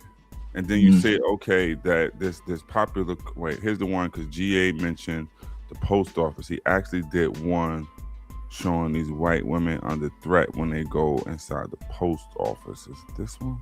No, that's the dude on the newspaper. But yeah, I can't find it at the moment. But anyway, that's where, so this type of social environment, this is the cover right here. Oh, sorry, I wasn't even showing y'all. This is the Roots cover right here, Taz. This right here. And so see, they took that cover from, that image from. Second, let me pull it up. Let me see. And this is how it looked. Now y'all can figure out, look, imagine you open up the cover, bro. Where the album cover at? Oh, okay, my bad. So yeah, my bad. This is the album cover right here. Oh, damn. Yeah, so they just took Negro Rule off the wings. Now, I never seen the album cover. They took Negro Rule off the rings. They took the ballot box off, so he's floating in the air, not the ballot box. That's why I would never listen to that shit. No doubt. Wow, just wow. So, so here you can see, right? This is the full image right here. Wayne County, North Carolina, native Norman Jeanette launched his career as a newspaper cartoonist, blah, blah, blah, blah, blah, blah, blah. The cartoons often ridicule politicians like Daniel L. Russell, and many feature stereotypical depictions of African Americans. This cartoon features a group of white men and women who appear terrorized by the African American represented as a vampire. So now I say once again, popular culture is a weapon, because we know that the biggest book of the era has come out around this literally a year earlier and got everybody scared to death. Well, guess what? These bloodsuckers are the niggas. How did black people learn about Dracula like that at that time? Because they were literate and able to read. What are you talking about? I just wonder how the book got around. That's all. The same way, 1898. They have libraries. They've had libraries for centuries at this point. Probably not centuries, but hey, peace, y'all. So niggas couldn't read in 1898. I wasn't saying they couldn't read. I didn't think they had access to books like that. They had a newspaper, but they didn't have access to books in Wilmington, North Carolina. Well, you know, black folks were kept out of a lot of libraries. So when I get it now, yeah, newspapers. Now I can see that being a reason. Yeah. No, not true. That information you just put out, that was in the 1896. That was in 1898. So let's just say that era, 1896 to 98. Yes. Let me add a little bit of ironic, poetic sensibility to some of the stuff you just presented, because like 100 years later, in 1996, a woman named Keisha Thomas won Photo of the Year on I forget the magazine. I think it was Life. If I could get Psycho to drop that photo from 1996, the picture tells 1,000 words. You'll see where we've come from 100 years later, pertaining to the information you just dropped. But yeah, her name is Keisha Thomas. Photograph from 1996 on Life magazine. But yeah, that was interesting, truth, as always. No, it's just that I know it just seems like an angle or whatever, but I just hope that resonates and people understand the same way people were talking about earlier, where you need to use propaganda and all stuff. Well, then we really need to understand the number that's been done on us as well as America in general by how they wield it, right? It's just too easy to give it to popular culture and not being able to decipher, shit. So now who put the was it Marmot or whatever puts the design of the monkey face out? Yes, you feel offended, but why do you feel offended? Planet of the Apes. That's one, but most people ain't seen that. They just see a monkey image and automatically, okay, you talking about me. They taught it in school. Go ahead, huh? They taught it in school. That's a lie you're gonna tell. What school they told you was a monkey? I'm just talking shit. I know.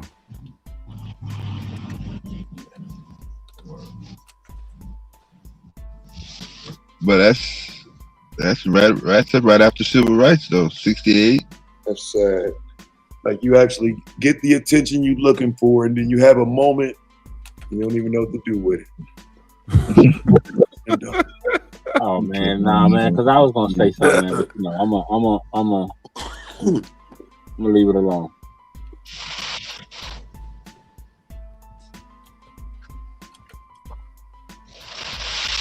So, how does this reflect on 2025, Truth?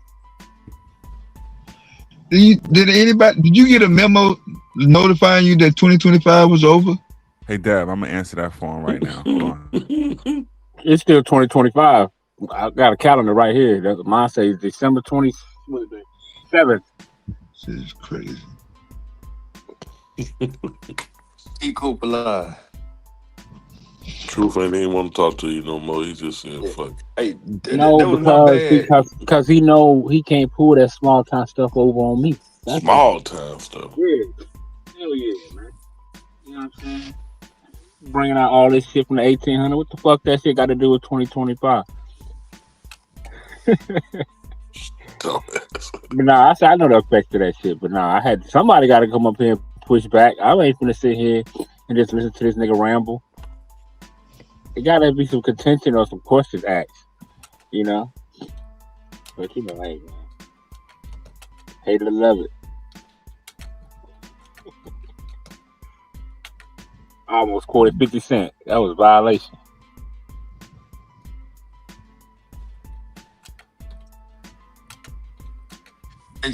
Hey guys, I missed that. The Mayor of Wimbledon, he won the black dude. He wasn't even the mixed dude. Mixed? Yeah, he wasn't none of that. He was but he did.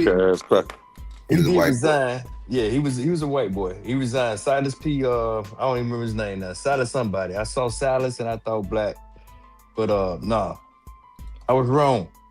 So don't say I messed that part up. I know, but no. What only thing I was saying was the reason why that said is because there are black people in the government. So it's not like it's a far-fetched statement or a crazy reach to have said it. It's just the way it's presented. Like an all-black government had experienced the coup. You know what I'm saying? I've seen those memes, and it's like you know, you can't. It's hard to push back on that. Cause it's like, damn, fam, I ain't saying it's not a black government, but it's not. You know what I'm saying? I mean, it's just some black people in the government. But no, it's fair. I had to go dig that out and flesh that out. But significantly was he did resign at gunpoint during that same time along the whole guise of what we was talking about. So yeah, they got him up out of there. Yeah, that was my inner blackologist making silence black.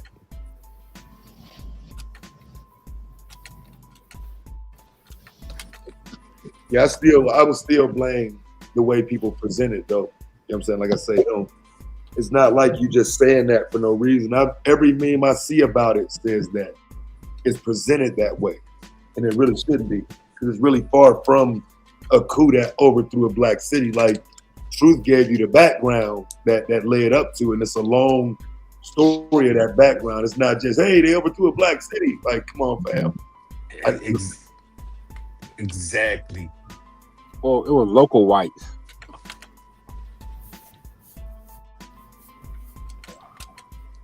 That was the main problem black people had. Local whites. That was the problem. Yeah, that was the main problem that most black people, like especially in the South and in the North, but it was local whites who you lived around, or they may stay a couple miles down the road. Them the one who was coming through, burning down your houses, setting your car on fire, all kinds of shit. It was local whites jealous because black people was coming up. We was coming up. We was having things like Big Mike, and they was hating. So it was a bunch of local jokers. Hey, so Taz, I got one for you. Coming out of slavery, saying we was coming up and we was coming out of slavery. That's not really saying the bar ain't really set that high. Like, no, I'm just saying black people started getting houses. They considered coming up. No, I'm just saying for us, like black people started getting houses and getting a little land, farmland, all kind of little shit. Black folks start getting more than local whites was having. You know what I'm saying? We was damn near starting to outshine them. Hey, Taz, check that link out right there. Ain't nobody saying Good Getty Engines $300, but just look at that link in the caption and see if that's an acceptable source. Man, if I told y'all some of these slave songs, these racist ass songs I got from white folks, I had a racist ass song on my YouTube page years ago, right? A white boy emailed me. So I've been trying to find you for about 20 years, man. I need that song. Hey, repost, you know what I'm saying? Repost that link, GA, because it's saying it ain't nothing there. Okay, let me try it again. Let me go back because I'm going through the rest of them right now. Check out that link. I'll post it too, Taz.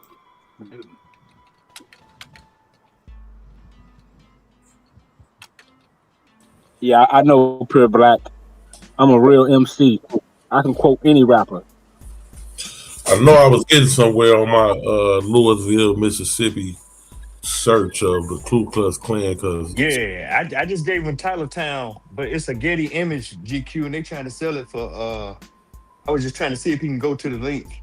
Yeah, I was getting in depth because my computer crashed. That's how I know I was getting somewhere. Yeah, well, I got locked down too. I missed a lot of what Truth was talking about, but my shit went straight, froze up and everything. I had got to 1988 where some white boys carved KKK in the black guy back, 17-year-old named Tracy.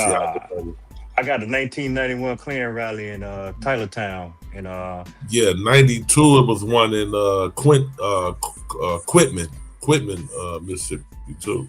I got selling these shits. That's what's crazy. I saw the Klan down here in 1990. Yeah, that's what we was talking at the park. It was on the other side of the park having a rally. 90s in down there rallying and doing rallies and burning crosses and shit all through the 90s when I was down.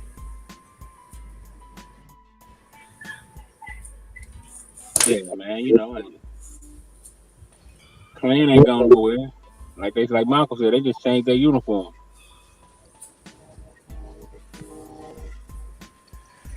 So there's one. I would have to get on the computer to do better.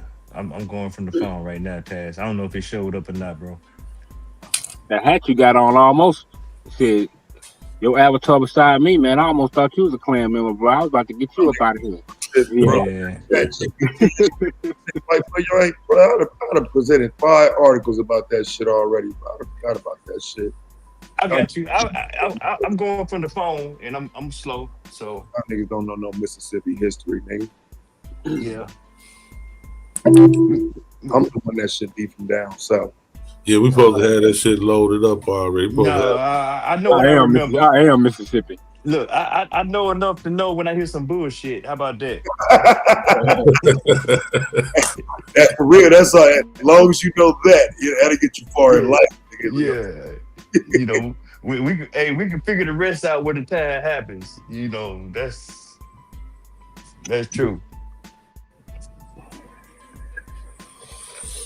Yeah, I got Mississippi mud on my boots. You feel me? Okay, I don't. No, I'm just saying, I just stomped them grounds. I know the history of Mississippi, Bama. I don't know it all, but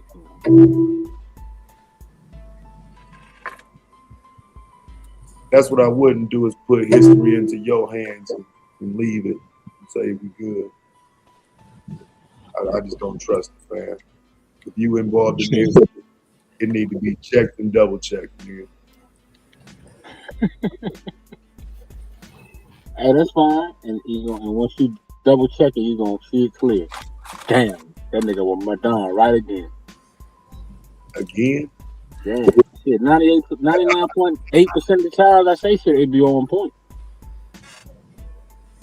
Hey, bro, you gotta start reading Super Coon, bro.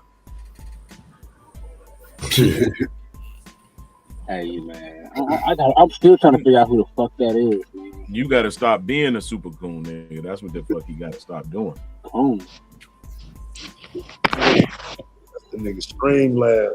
You don't see no C in my name, nigga.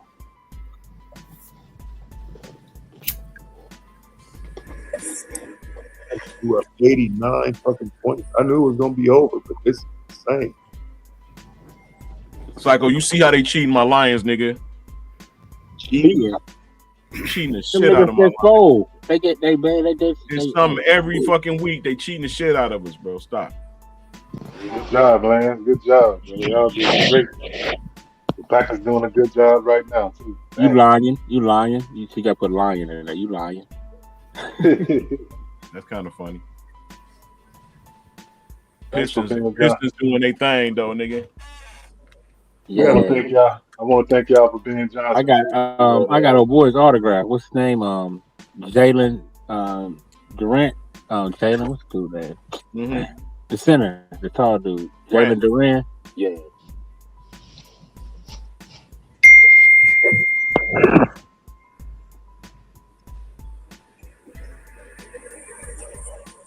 Yeah, I'm out of football. I'm in off-season You mode. gone. You out of here, bro. You gone fish. We been out of here. But see, y'all didn't believe me when I told you they was sabotaging all the dark-skinned quarterbacks. But you know, I ain't. Now y'all Wasn't Jaden's fault. It wasn't Jaden's fault. Jaden, I mean, he was hurt, but ain't nobody he wasn't out there fucking up and shit like that. Yeah, all the dark-skinned quarterbacks had a bad year this year. Hey, I will say this, bro. I watched them do that nigga Shador like they did, bro. That shit was real. That shit wasn't no theory, nigga. They tried to hold that nigga back. Man. You gotta stop. Nah, they tried to hold that nigga back, bro. Stop it. You gotta stop. First of all, you even got white boys. You even got white boys pointing that shit out, bro. First of all, Shador, did you watch him in Colorado or Jackson? Yes. All right. What are you talking about? He's already a star. Ain't no Bro, way the world is supposed to came out no fifth round. When you a third string quarterback in the NFL, man, it's just you gonna sum it up outside the blue, Lance. There's certain protocols you're gonna have to deal with, man. That is what it is. Well, he's first string, bro. He the quarterback, but this is what I'm talking about. To see this nigga go from he was not supposed to be no fifth round draft pick, dog. No way. So no way, bro. Hey, be glad that he got there, Lance. Get to make your case on where he's at right now.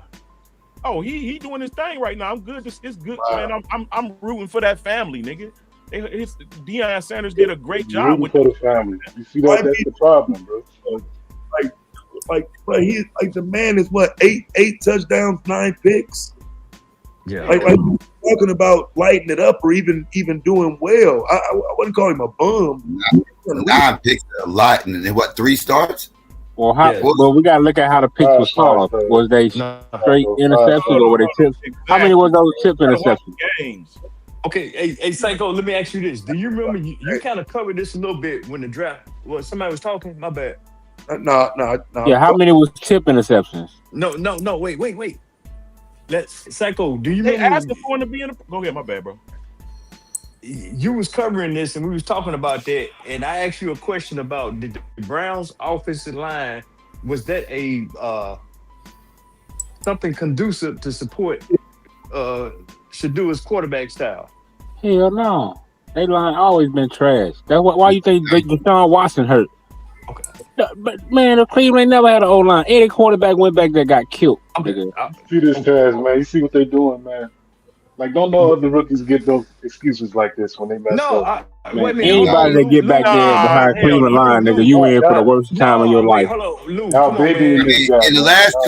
last 2 games, he got 1 touchdown and 5 picks in his last 2 games. Come on, bro. 1 touchdown and 5 picks. They got sacked 7 times. Bro, he threw for 1,000 and he threw for 1,100 yards, bro.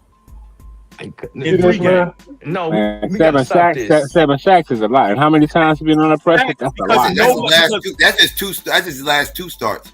Now check it out. Damn, that's his brutal. line clearly, bro. His line clearly is garbage. And just like when he was in Colorado, all them sacks, not just from him holding the ball, it's because their line was garbage. Bro, anybody get back there behind 5 picks in 2 games. That's not good. But this begs the question, though, y'all. This begs the question. 3 picks is tip. 3 well, picks. Well, that's because he under pressure. So man, this begs the question, man. That game he threw 3 picks. He ain't throw no touchdowns. He went. He had no touchdowns, 3 picks, and then the next game he had 1 touchdown, 2 picks. Well, when you're running for your life, it's more likely to happen. Let me ask you this, man.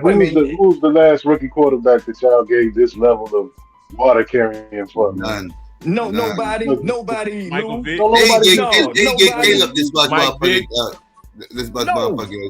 Caleb got destroyed. Pause, man. As a rookie, rightfully so. He don't got no legs, bro. He don't got no legs. Got destroyed. No, wait, but y'all is tweaking. But y'all, you didn't hear me up there. You didn't hear me up there crying. You didn't hear me up there last year crying, talking about, hey, Caleb, he'll be all right. He ain't have no offensive line. Didn't nobody hear me saying none of that. No, but hold on, Lou. But I never got to get my point out because motherfuckers kept jumping in, want to carry water. And you move right into the point of Bryce Young, Caleb Williams. None of them guys got the love. C.J. Stroud. None of them guys got it. And if you was him, you rose to the occasion, or your team rallied around you. Black people ain't dumb, bro. We can spot out when something ain't right. Black people are not dumb. We can spot when people get. Hold on, Lance just gave y'all the answer, man. He said, "I'm just rooting for this family." So, like, we can spot injustice. One thing about black people, got everything to do with Dion. This is Dion love. That's all it is. Okay. One thing about black people, we can spot out injustice. We know injustice. That's one thing black people know better than anybody on the earth. When we can spot injustice anywhere is at. He hurt. Injustice. We can spot that at the moment, at the drop of bro. Man, we the best when it comes to it. No, you're being disingenuous right now because Shadua took a lot, but his QBR sustained. And Taz done already pointed this out that, hey, man, for the last 4 games, his QBR is shit. And he's taking a lot of sacks. And he's throwing a lot of interceptions. So he would take... Go ahead. Hold on.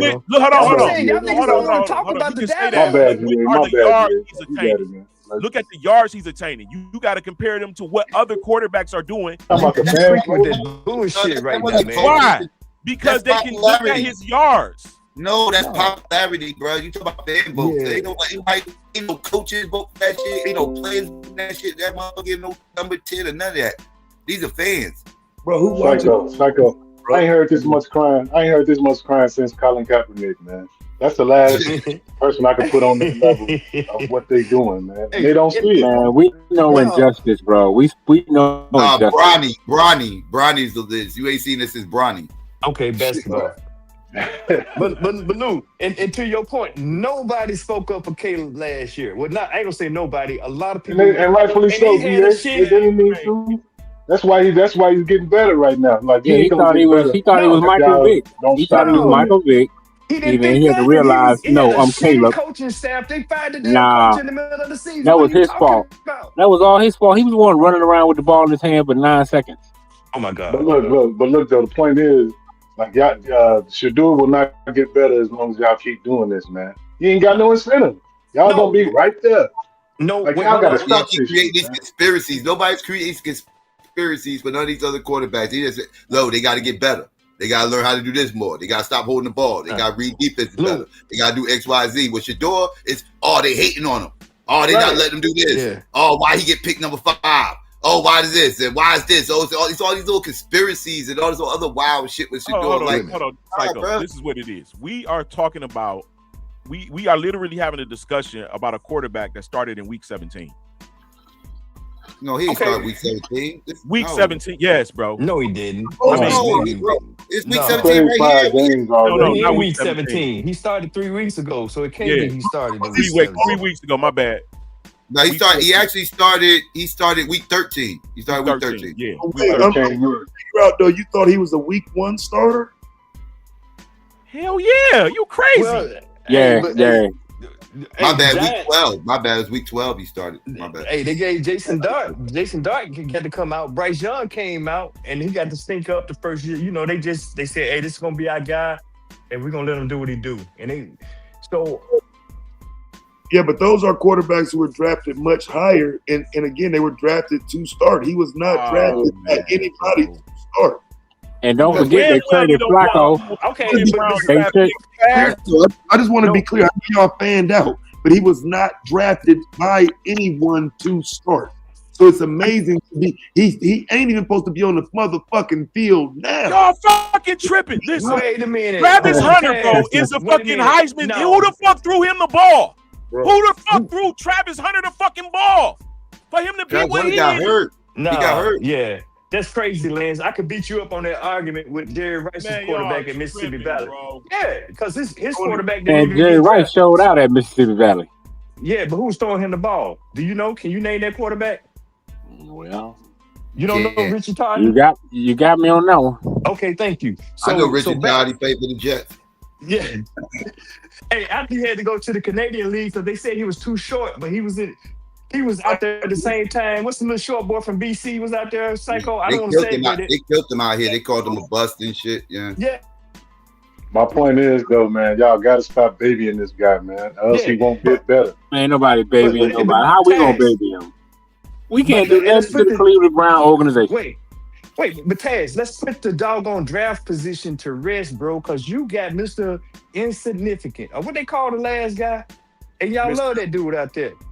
Mr. Irrelevant. I'm sorry, Mr. Irrelevant. Oh, we're talking about Gabriel? No. Brock Purdy, man. He was drafted the last. I thought we were talking about Cleveland. Listen, but now that you bring that up, because I never wanted to make that point, but now that you bring it up, let's look at it, though. How did Brock Purdy get to the starting position? Somebody got hurt. Yeah, Alex got hurt. Not just somebody. 2 quarterbacks one of him got hurt. Yeah, and you're right.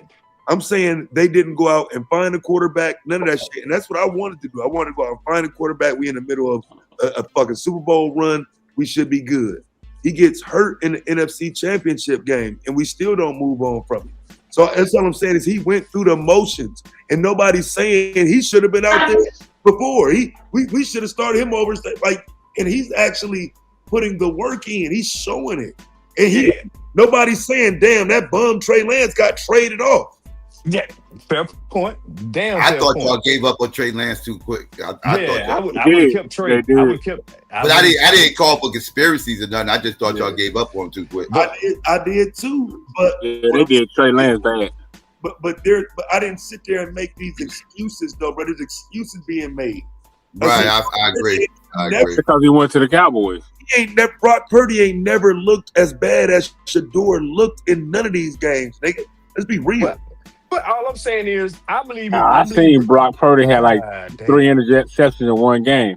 My bad, yeah. Well, we just saw that when San Francisco played Carolina, it was back-to-back interceptions. I think it was like 3 on. I'm talking about his first year. And a dub. Yeah. So I'm just saying, but to Taz's point, he's right. Bro waited his turn, his number came up, and he got out there and he did the thing. Bro, Brock Purdy had some bad games when he first got to start. Sure. That's what I'm saying. Like 8 games in a row. I can give up, man. You know what? I'm not gonna argue it, man. I'll leave it alone. He had a crazy start when he first started. He had a crazy streak. Lou, you right, bro. If you still here, I thought he had a couple bad games in between. You're right. Did nobody get that? You know, Caleb last year. Caleb was overpaid. Hell, Bryce Young shouldn't have been. Man, they drug Caleb under the rug last year. I thought, like, if you go back and listen to the first show before the season started, I said I'm not sure about Brock Purdy. I have never been no huge fan, never trusted him, fan, but he's proven himself. You know what I'm saying? At the end of the day, that's your guy. The coaches understand him. They got something going on, and he doing what he doing. I mean, 49ers always had a program for the quarterbacks. That's why they always excel. Every quarterback that went to the Niners excelled, bro. I agree with you saying right there. That's a lie. That's a lie. Well, I'm understand, damn near. Y'all had arguably I'll give you 3 quarterback run. You had Montana, Young, and then Jeff Garcia. Yep. After that, it was a drought. I'm not giving you Garcia. I can't. I was getting nice giving you Garcia. Was that dude, bro? Come on now. He had a couple of decent years, but he wasn't young with Montana. But still, Garcia was like the last good quarterback y'all had for a long time. Exactly. Here's what I agree with what Madon said, which is what none of these guys ever argue. They always say, well, at least like in Brock Purdy's case, he's in a system that fits to what his attributes are. A system like the way he got a solid running back, decent offensive line. Like, you got to have that kind of stuff in place before you can really like get a real. So like, but they don't never argue that about Shador. They just come in and say, well, they ain't doing it. They do. You know what I'm saying? Like, it's just weird. That was my first argument, bro. That was my very first argument. Just right quick though, numbers wise though, when your quarterback out there throwing that amount of interceptions in his rookie year, bro, like I say, when Brock got his first starts, bro, he didn't look like that. Your guy's a bum. Your guy's a bum. Sorry, your guy's a bum. Peyton Manning looked like that in his rookie year though, and Terry Bradshaw looked like that. Taz clearly not watching the game. These are not punk ass interceptions. Peyton Manning went to Tennessee. Troy Aikman, he sucked his rookie year. But understand though, like they was all drafted. They was number 1 picks, and nobody was making conspiracies about these motherfuckers. They just told them they had to step their shit up. Like Troy Aikman line was crap. Troy Aikman's first year, and I hate the cow bitches, but I give you that. But their line was crap when they first got motherfucking Troy Aikman. They had to build that line up. This is before they built that Emmett line up, and he got beat the fuck up his first year. Terry Bradshaw, he sucked. He just sucked all around his first year. He just didn't get it. He didn't catch up to the speed of the game. Took him about 2 or 3 years for him to catch up and finally get his shit right. That he kind of rode the back of the defense the first few years. He made the Hall of Fame, but again, Shador's gonna have to step it up. We gotta stop making conspiracies for this. Yeah, he gotta step it up. I mean, but shit, Cleveland gotta step it up too. The team trash for one. I mean, shit. That bullshit going on. It wasn't like the fans forced them to play. They only been playing a month. GQ, you hear what I'm saying, bro? He in an organization that never been good for a quarterback. Hey, bro, the fans ain't forcing them to play him though. Like shit, they traded Flacco. The other quarterback got hurt, so he had to come. He had to come up in that. You mean the Browns? But the quarterback has to change if he's that good, he can change the culture. The problem is he's not that. He does not have the ability to change the culture because he's not that good. He broke viewership records He broke crowd selling records. He breaking records just from fucking coming from the third string. No, you talking about marketing records, man. Record for coming out to San Francisco and getting spanked and not putting a touchdown on the board. Nigga. Fuck you talking about? Chaz, it is a brand of football. It is a brand of football. Defense win games, bro. San Francisco defense, nigga. That's top notch. Spank. Yeah, I mean, I already knew that was gonna be a goose egg going in there. I mean, shit. My point is, Chaz, that it is a brand of football that you can win with Shedeur Sanders. Problem is like GQ just said, there ain't really a lot of infrastructure built in around him, which is like understandable, man. It takes time sometimes, man. But my point is that y'all can't, when he messing up, man, y'all can't just jump in and say, man, it's racism. Man, knock it off, man. Knock it off, man. He need to go to Miami, man. He got to get out of Cleveland, go to Miami, because Deshaun Watson will be back. Go to Miami. Get out of there. Deshaun Watson's not coming back, man. They gonna bullshit, nigga. Deshaun Watson's a got a guaranteed contract. That's what's crazy. He's not coming back, man. As soon as they can get down where they can make the money off the insurance, they gonna dump Deshaun. He is not coming back. Wow. Okay, we'll see, man. Deshaun's a beast, nigga. Don't get it twisted about Deshaun Watson, nigga. Keep Watts, bro, and get rid of Gabriel, bro. He gone. That's crazy. He just ain't his line. Shit like that. Bro, Houston had a line for line for quarterback. That's why our boy doing good in Houston now. Houston always had a good old line. So, you know, Deshaun had been ever since he been in Cleveland, that nigga been murdered out there, bro. Yeah, they said he washed, dog. He started back. When's the last time Deshaun Jackson was Deshaun Jackson Watson was relevant? Like 2020 years ago. Like 2020? Yeah, because he got hurt. And then he came back, old line trash. They let him get hurt again. Bro, you is not being real right now, man. I am being real. Okay, we'll see. Well, let's make one a bigger bet. Let's bet 20. I bet you Deshaun Watson will be the quarterback come next year. See, and these the type of sports fans my father used to love running into. Fanboys. So they money. I want to make a bet, bro. Guy's a total fanboy. Nah, I ain't no fanboy. I know talent. Hey, GQ, you know how much money my father took off Cubs fans over the years? He a Sox fan. You know, I'm a Cubs fan, but like, he's the type of niggas, boy, he's like, boy, you can spot him every day. Yeah. But that's a little different though, Blue. You know, that's a little sentiment. But it's not different. It's the same thing. Motherfuckers sell out the stadium every year for 100 years. Especially in Chicago, bro. Yeah, I'm just saying Cubs and Sox. That's a lot of history. Like, but this is what I want to know though. Like, what was the point in saying all this Shedeur shit if as soon as he got out there and they getting blew out and shit, it was gonna be excuses? Because that was my point earlier in the year. Stop asking for him if you're gonna make excuses when he get out there. And that's what's happening. They're not gonna win games. He's throwing interceptions. He's not looking good. Would it have been better for him to not even play this season? Yep. While y'all was running? Let him play. Don't let him play. I want him to develop like Jordan Love. Yeah, exactly. Throw that nigga in the motherfucking pig. Let that nigga fight it out, bro. No, that's how you get better. No, let him throw them. Listen, look, bro. Look, bro. When a quarterback throw as accurate as him, bro, and they throw far, they're going to throw some interceptions. They're going to be pretty interceptions, though. They're not going to be no bullshit-ass interception. He probably threw 2 bullshit-ass interceptions out of the 9. Pretty. Ain't no interception pretty. Stop Listen, bro, when you and the motherfucker got a ball, and the 2 receivers got the ball, and the other receiver end up with 1, or the motherfucking receiver try to catch the ball and it bounce off his hands into the other receiver, that shit right there, bro, that go on the quarterback as an interception. He's talking about one interception in the game. Talking about one interception in the game where they got blew out, and he threw 3 interceptions. Peace to everybody. Peace. Yeah, but hold on a second, bro, because he said Jordan Love. You do realize Jordan Love didn't just come in and just start, right? No, that was my point of bringing him up. I said I would have rather that Shedeur was able to develop like Jordan Love. Yes.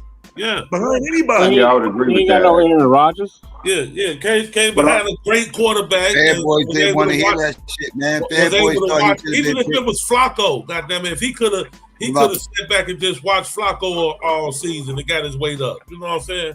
Hey, but they had all this pressure. They had this pressure. Championship quarterback. But they have this pressure. They have all this pressure from all the outside entities saying that Shador should have been the #1 pick and he needed to be starting. And that forced them to trade Flacco because they had a crowded motherfucking QBs back there. They had 3. That's a lot for a team to carry. Usually they carry 2. Flacco, they got some good shit for Flacco.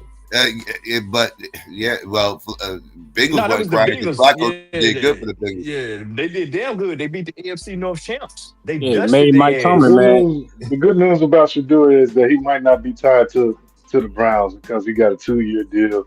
Like if he stayed there next year, whatever, he might have the opportunity. I thought it was 1 year. It was 2 years. He might have the opportunity to go somewhere. And Cleveland is not going to be his home. We know Cleveland not.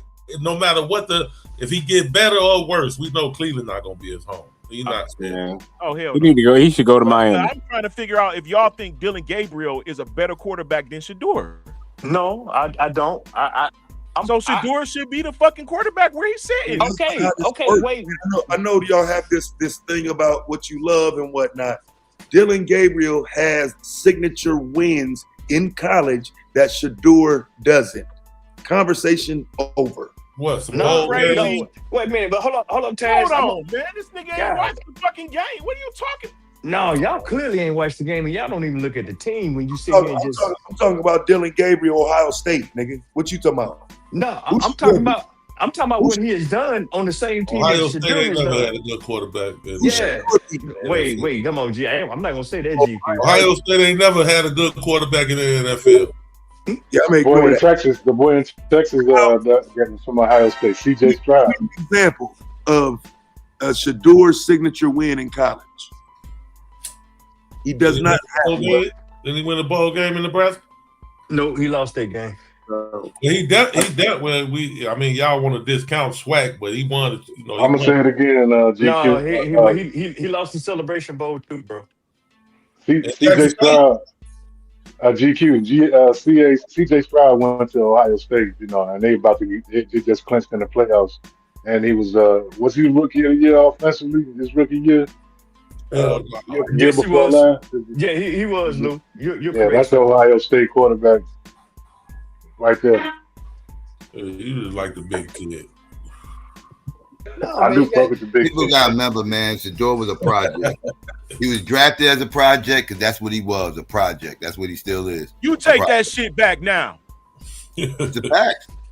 God, come on. Come on, man. You take that shit back, bro. Why else would they draft him in the 5th round when they didn't even need a quarterback at that? Because they already drafted a quarterback and they already had 2 other ones on the roster. They wasn't thirsty for a quarterback. They drafted him for a project. That's what he was.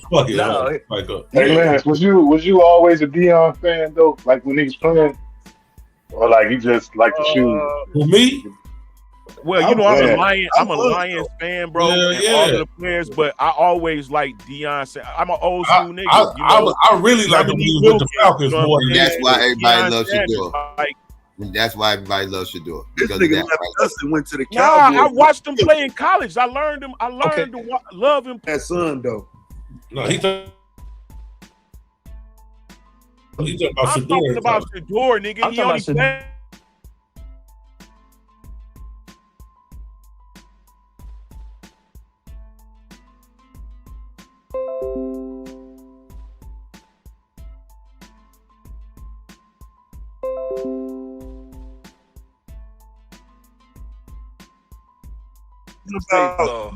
We're talking about a quarterback that if his last name was not Sanders, he would not be in the NFL, nigga.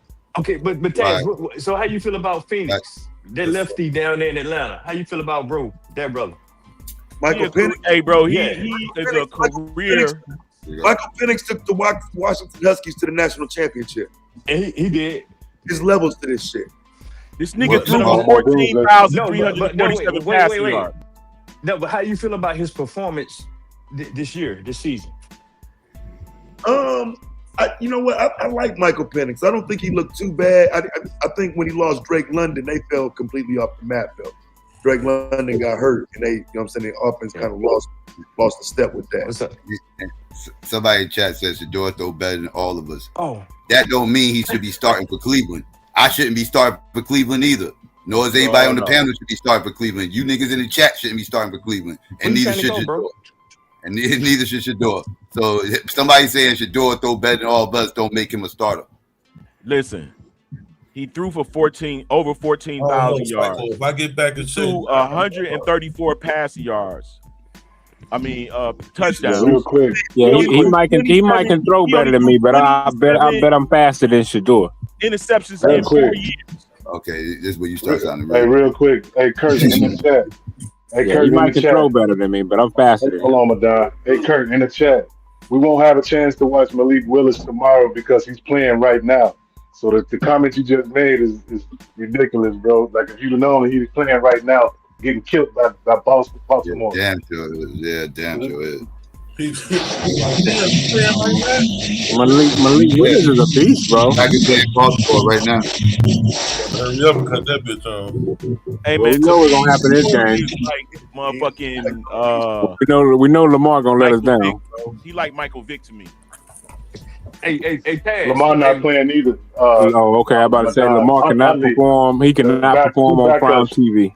Lamar Jackson cannot perform on live TV, bro. I hear you, bro. What you say, GA? Yeah, so what you think about my man, the Heisman candidate out of Tennessee, dude at the Titans? Cam Ward. Yeah. He's getting better. He's getting better. As the season has progressed, he's gotten better. He started off very, very slow, though. But he does a little bit. And all I'm getting, these guys first year, and that's all I'm getting at. You know, they're not coming in saying, what's my man up there in New York from Old But Man? nobody's saying it's a conspiracy with him, though. Jackson Dart. No, exactly. Jackson Dart. Yeah. So I'm just saying, you know, and to y'all point, y'all right. I hate niggas that you want to go, you know, do that and make all these excuses and.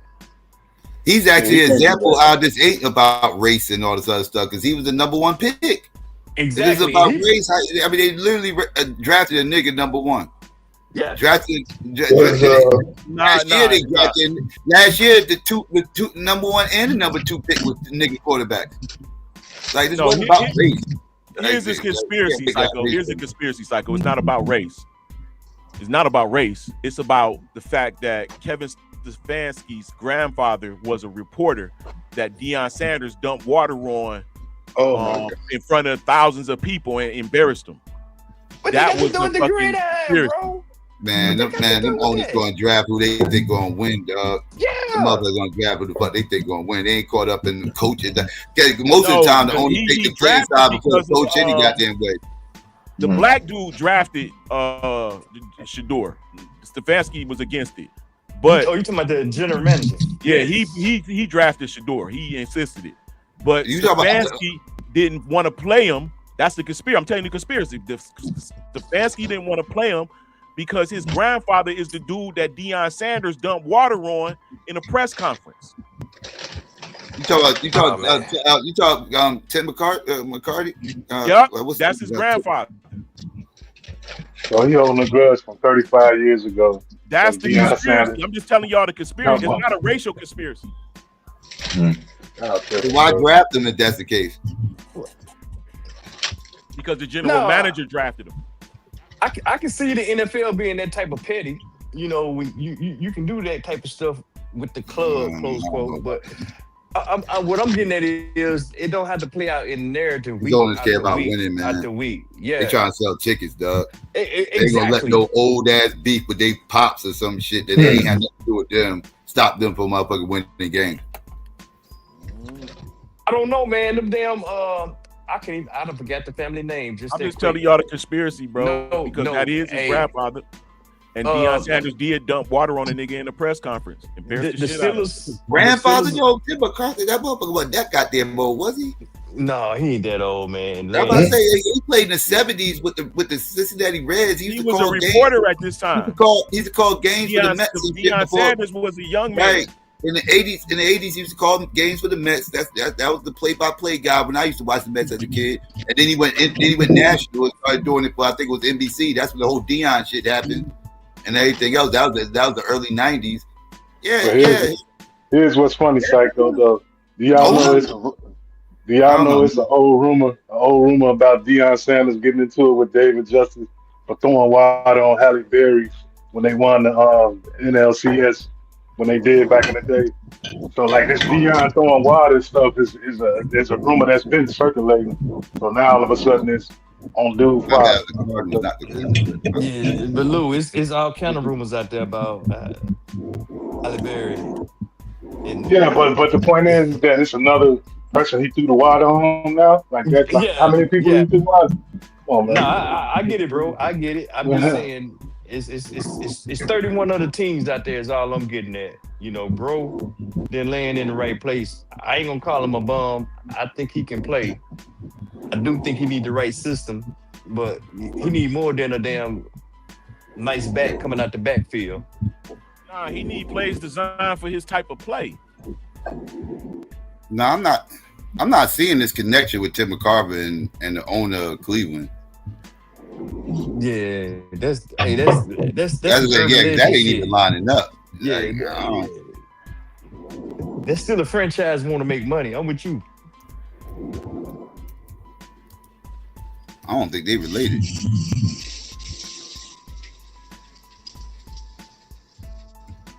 So it could have been some petty stuff. Jokers looked the other way or whatever. But hey, we'll see who pick him. How this next draft shake out if he stays in Cleveland. Stefanski and Tim McCarver. One thing for sure though, GA, like if you built like that, man, it's gonna always show up, man. So like I ain't got nothing to worry about. Yeah, that's his father. That's his grandfather or wife father or some shit, bro. Hey, how y'all be finding this shit, man? Okay, it says here Tim McCarver, famous baseball player and broadcaster, not in no other Cleveland Browns. The recent confusion stems from him being a late father-in-law of Browns coach Kevin Stefanski or whatever the case may be. Yeah, Stefanski. That's what I just said.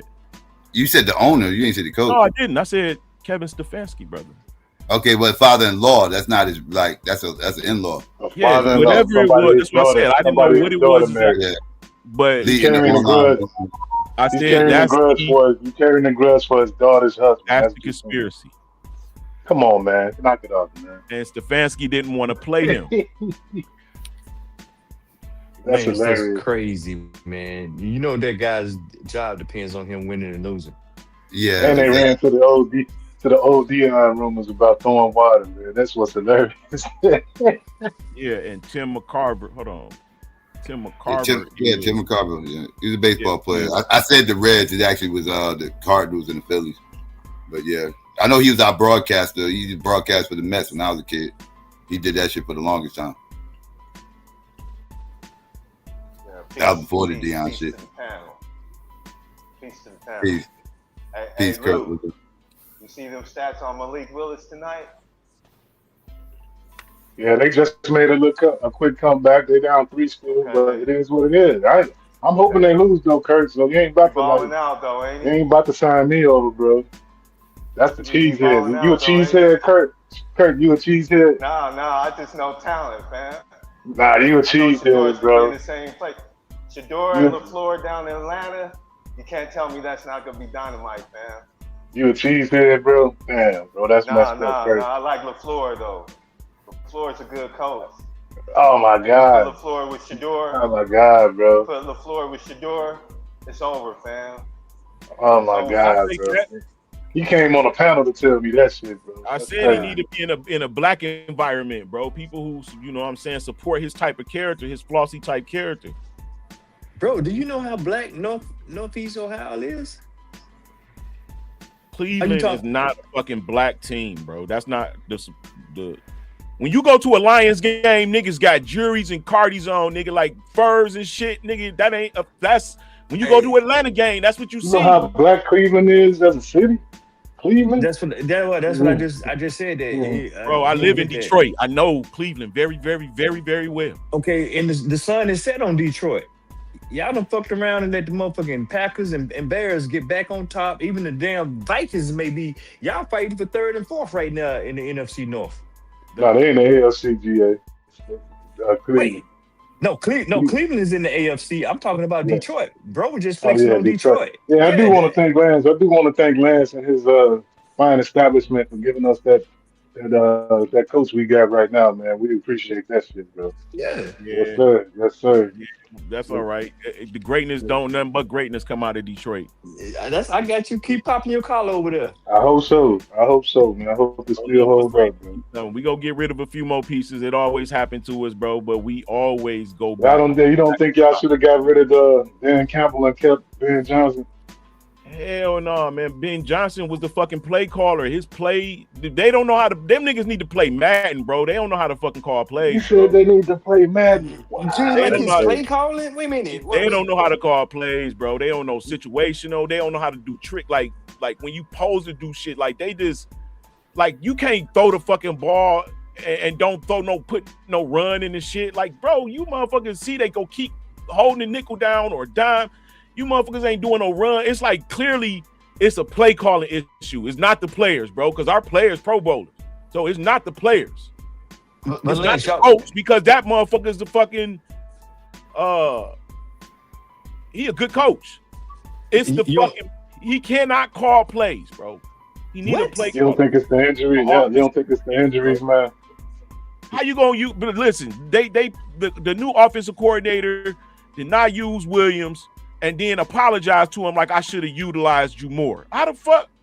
Okay, that's what I was getting at. Y'all had all the pieces, bro. Y'all had the run game, y'all had the pass game, the defense was dialed in, and then y'all traded some pieces on the defense this year.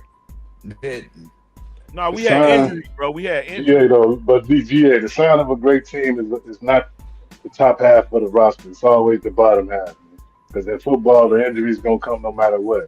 But when you got constantly people who's backing up, coming up, backups here, there, all over the field, those are teams that usually win, man.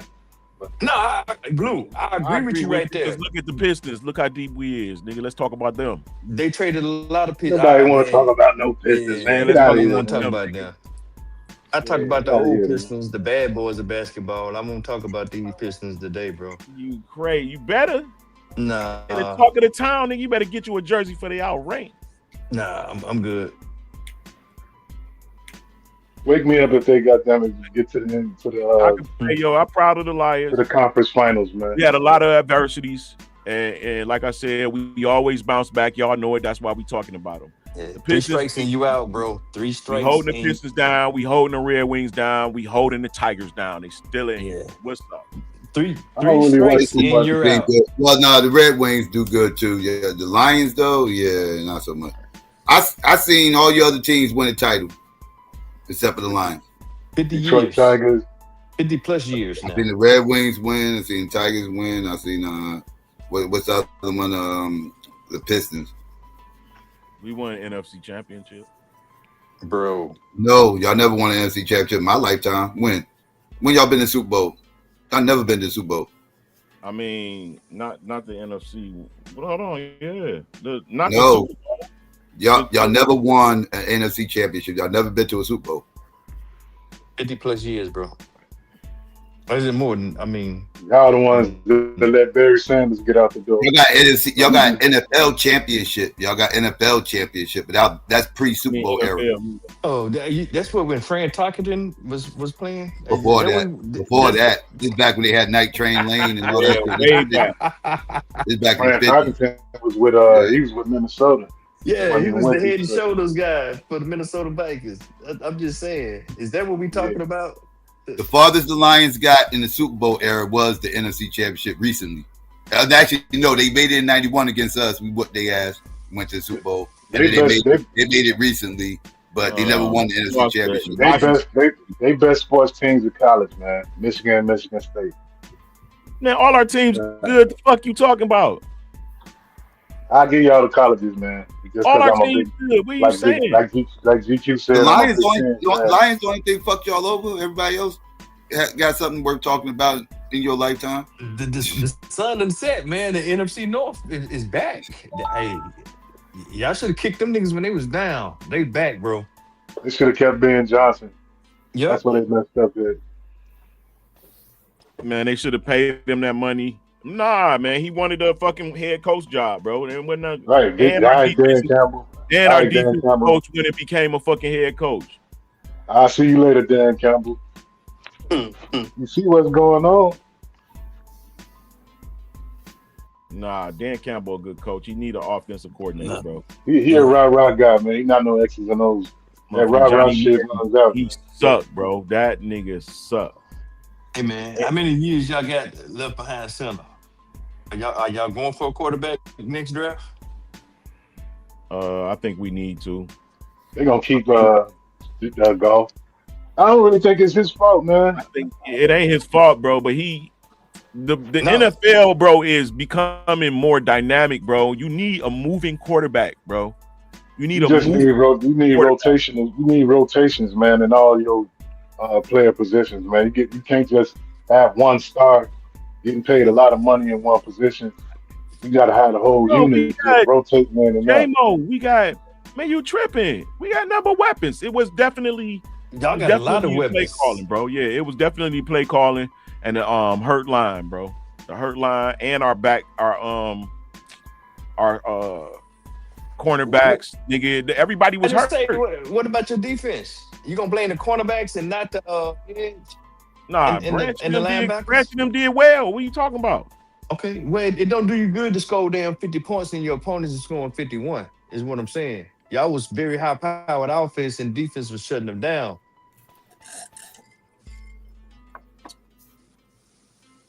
Listen, Lance, man, you can't be up there crying too much, man. You know what I'm saying? You know, you got to take it on the chin. No, I'm not crying. I said I'm proud of my team. I'm proud of my team. Y'all got when we was doing nothing, I was still Lions, bro. Y'all got Carissa Shields, that's man. True. Like, that's true. I'm just saying. My bad, Luke. Go ahead. No, go ahead. I was just gonna say that they still got Carissa Shields. They can roll with that. No, I'm just saying they should have been kicking y'all when y'all was down because that shit gonna be a little tight moving forward. Bro, if they keep building. I mean, bro, our players doing well. Our players doing well. Shit, they're top of the league. Okay, I'm just saying. Is you protesting against Clarissa Shields for having a Jewish manager? That ain't my man. Nigga, I got a Jewish lawyer, nigga. Dale came out the woodwork with that one. I didn't even know she had a Jewish manager. I don't even.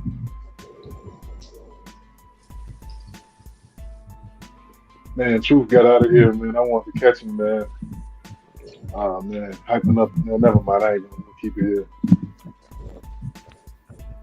Acting up with what? Nah, I was going to say, like, not acting, but he was hyping up, what's her name in that verse that, what's her name just dropped and posted we did some 50 or whatever, man. And it's a dope verse, but I think he was overhyped. Nah, fuck all that, man. I want all that motherfucking Thriller smoke y'all was talking earlier, man. What was that shit y'all was talking earlier? Thriller was black. We gotta say Thriller was a black album. Nah, I didn't say that. You was talking about Angel, man. That was her point, man. I think it was a pop album. But like that's the thing, but I can see why she would say that though, because pop and soul was a thin line in the 80s and shit like that. And it's because of Thriller. Albums like Thriller.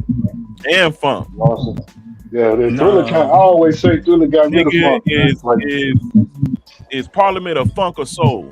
Or soul and funk? You know what I'm saying? Parliament is funk. But Thriller, I think, was a crossover album. Yes, it was. That was the transition. He had a couple of he had some black songs on there, but even the black songs he had on there was more pop driven. More right? pop. Like, so that was the transition album. Like to me, Off the Wall was a black album. Right, like that was Off the Wall was black. Shit. Yes, sir. It was produced to be that though, Psycho. Like you had elite artists from all over the industry that joined in for that project, man. You got Van Halen on beat. You know what I'm saying? Paul McCartney. Like That was one of the first That's what times I that you mean. started these type of collaborations just across genres to come together for one album. Exactly. Everybody was doing that. Vincent Price. Vincent Price on the word up. Vincent Price, Paul McCartney. Like, this is totally a crossover album. That was a crossover album. Yep. And don't forget the big Pepsi endorsement during that same time. Yep. And it not only just crossed over for Michael Jackson, it crossed the whole industry over, man. Because yep. Because like you had like Brent Lance mentioned the funk, like you had bands like Kool and the Gang going pop, and they was known for funk in the 70s and shit like that. Atlantic Star. Exactly. Yeah, so it was a lot of, but I mean, but did that not settle down? It wasn't just Mike. I think, I was about to say, it wasn't just Mike. All the motherfuckers went pop in the 80s, and Mike was the catalyst of that. And everybody, after Mike, everybody was going pop. Even Whitney, when Whitney first came out, the difference between Whitney's first album and her second album. Whitney's first album was a black album. That second album was pop the motherfucker. I don't even know if I even agree with that though, Psycho. Because even like on our first album, she had a bunch of ballads. You know what I'm saying? So like, it was black. No, that first album was soulful. Like I'd say it was more. I'll give you that it's more soulful than the second one, but like it still was all ballads though. So like, how much? Like it wasn't no real. No, that was a black album. That was a black album. A bunch of women had ballad albums and shit like that. Like that was kind of. I don't know, Psycho. Like you had to go song by song for me on that. They, like I said, they all so go song for song. Go song for song. That was not a pop album. Not Whitney's first one. A second album and on everything from the second album on was pop. But that first album was a black album. And then another reason why I would disagree is because, Clive Davis produced it. He definitely ain't trying to put no black album out there. Everything he do is pop. He put a short. Not when she first came out. Not when she first came out. He put a short hair on the cover. Yeah, thinking about the new way he started doing things. Like she was the first one he did that shit with, and that was on his second album though. Nah, he tried that shit with Phyllis Hyman. You know what I mean? Like, but she was her own person.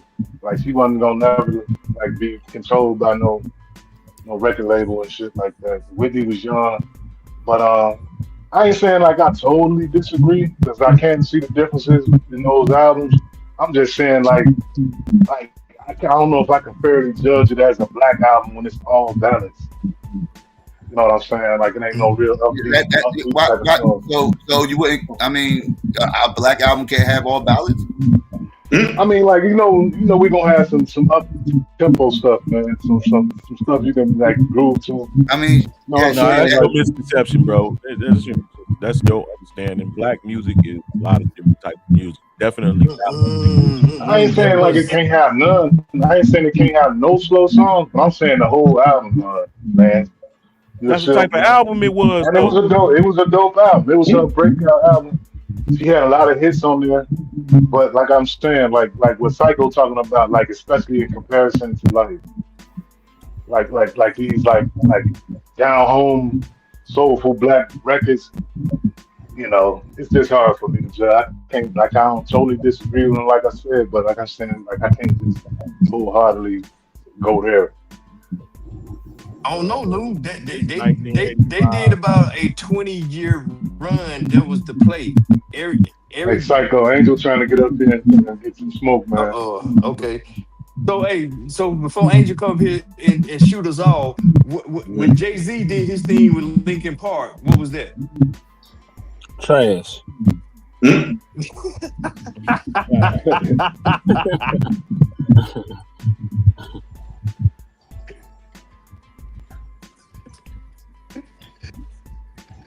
So that play didn't work for him. I don't know, man. I mean, I guess that play's always been like a standard since the time we talking about. So, but that's what I'm saying. Definitely works for him. We probably could run for the from that point for the next 20 years, and we're gonna see examples of that. Hold on, is "Saving All of My Love for You" a black song? Yes, of course. What about If I Fall in Love? 1985. 1985. How will I know? God damn, what the hell just came back? Y'all niggas on some whole other shit now. God Greatest love of all. That's definitely a Luther Vandross song. Man. That's Lands in the feelings. What's the topic, fam? Was Whitney Houston album? Yeah, it was not Whitney's first album was a black album. I said it was a black album. I said it was a black album. I said it definitely was a crossover, but go ahead. Yeah, that was a black album. Okay, bro, it's genre pop, soul, dance, R&B. What's that song?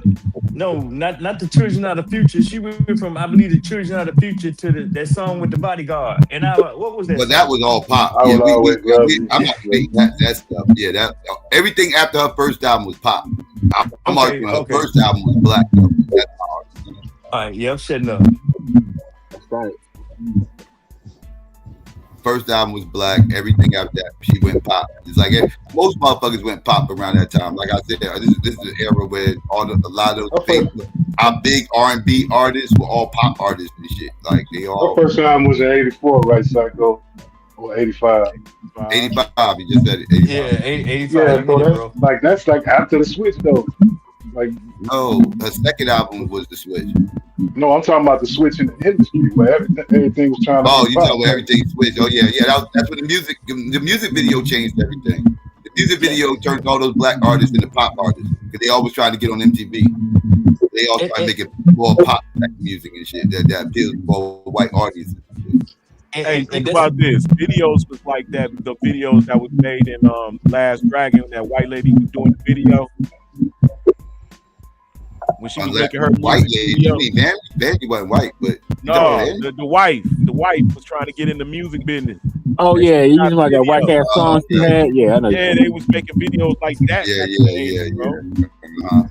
But that's also the same time all your parliaments, your lakesides, all them guys start falling off too.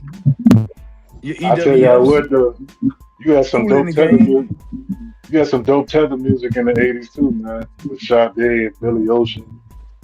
Sade is the greatest of all time, nigga. Yeah, he was Caribbean Queen. You remember that? Yeah. Caribbean Queen. Is Lionel Richie a tether too? I don't know nobody who outdo Sade, bro. I thought the Commodores was FBA. You mean Lionel Richie from somewhere? Lionel Richie himself? He's Jamaican. Is he a tether? I don't know. He's Jamaican. Lionel Richie Jamaican? I thought he was from Alabama. Come on, man. Lionel. You remember All Night Long? That's a Caribbean song. Nigga, that don't mean he's Caribbean. That mean Caribbean. Nigga, logic, bro. Nah, but he is. That motherfucker was born in Tuskegee, Alabama, dog. What are you talking about? Exactly. But that don't mean he's not a second. That don't mean his parents not from the Caribbean, bro. Nah, man. We questioning Lionel now too. Nah, listen. Don't forget about. Hold on, from the '80s, Bobby McFerrin. Yeah, that's ludicrous.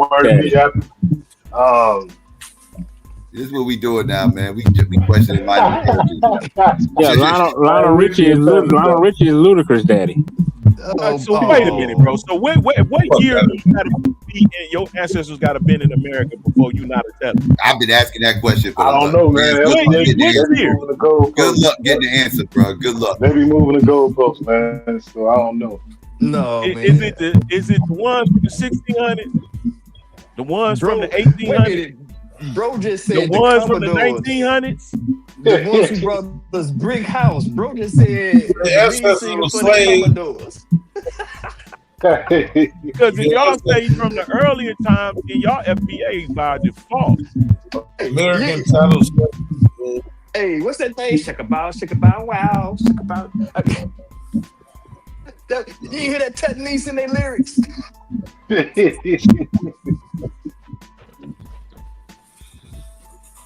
We got Angel up here. What's going on, Angel? Oh, wants some smoke. Yeah. I think you want some smoke. Dev, would you mind, sir? You're getting a lot of feedback. I don't know how nobody else can hear that. Oh, okay. Y'all just be Okay. going. Y'all be hearing the feedback. No, we hear it. Everybody hear it. Thank you so much, Sister Angel. I really appreciate it. I'm endeavoring right now. Oh, no problem, Lance. Happy belated birthday. I'm glad to know everything is good with you. Thank you so much. It is. Thank you. Good.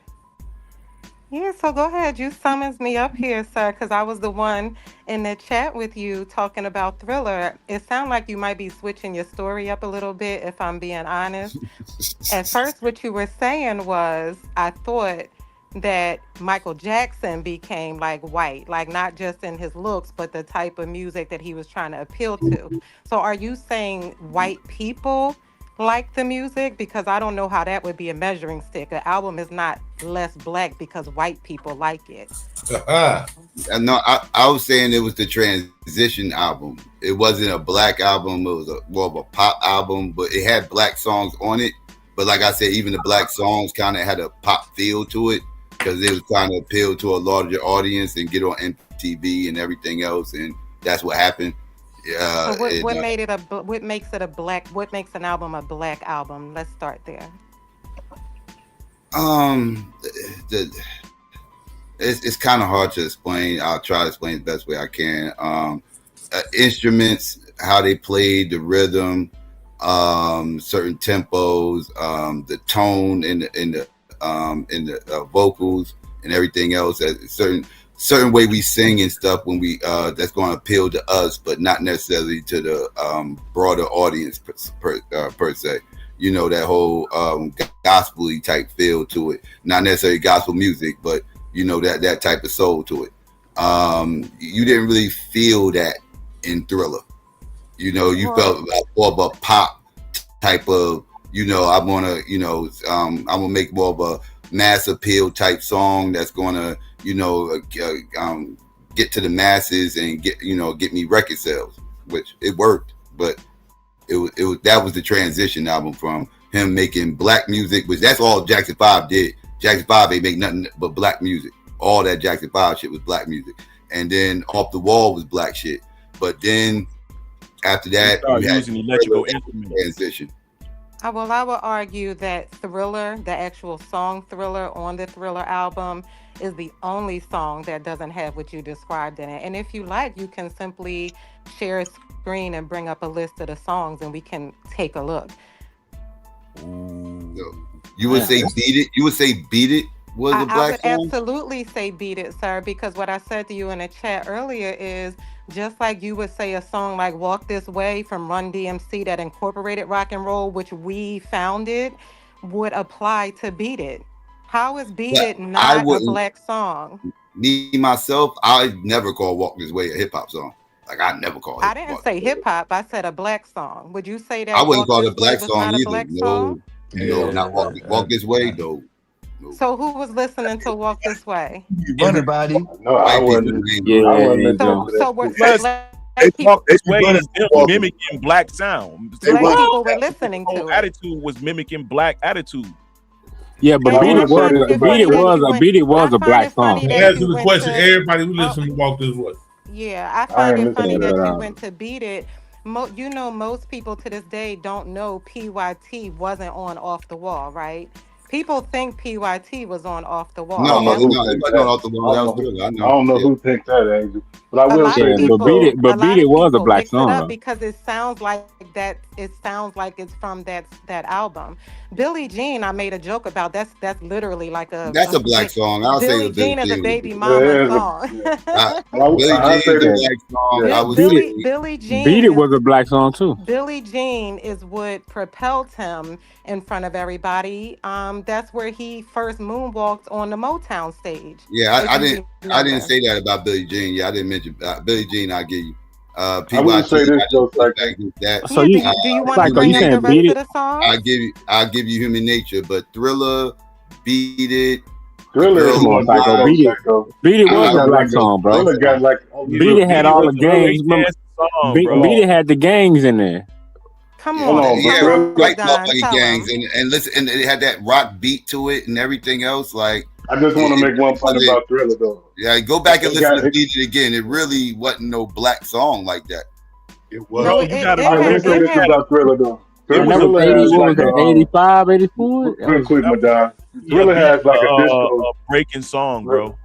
Real quick though, Thriller has like a disco bass to it. Like if you listen to the bass guitar on there, it's playing like a disco groove.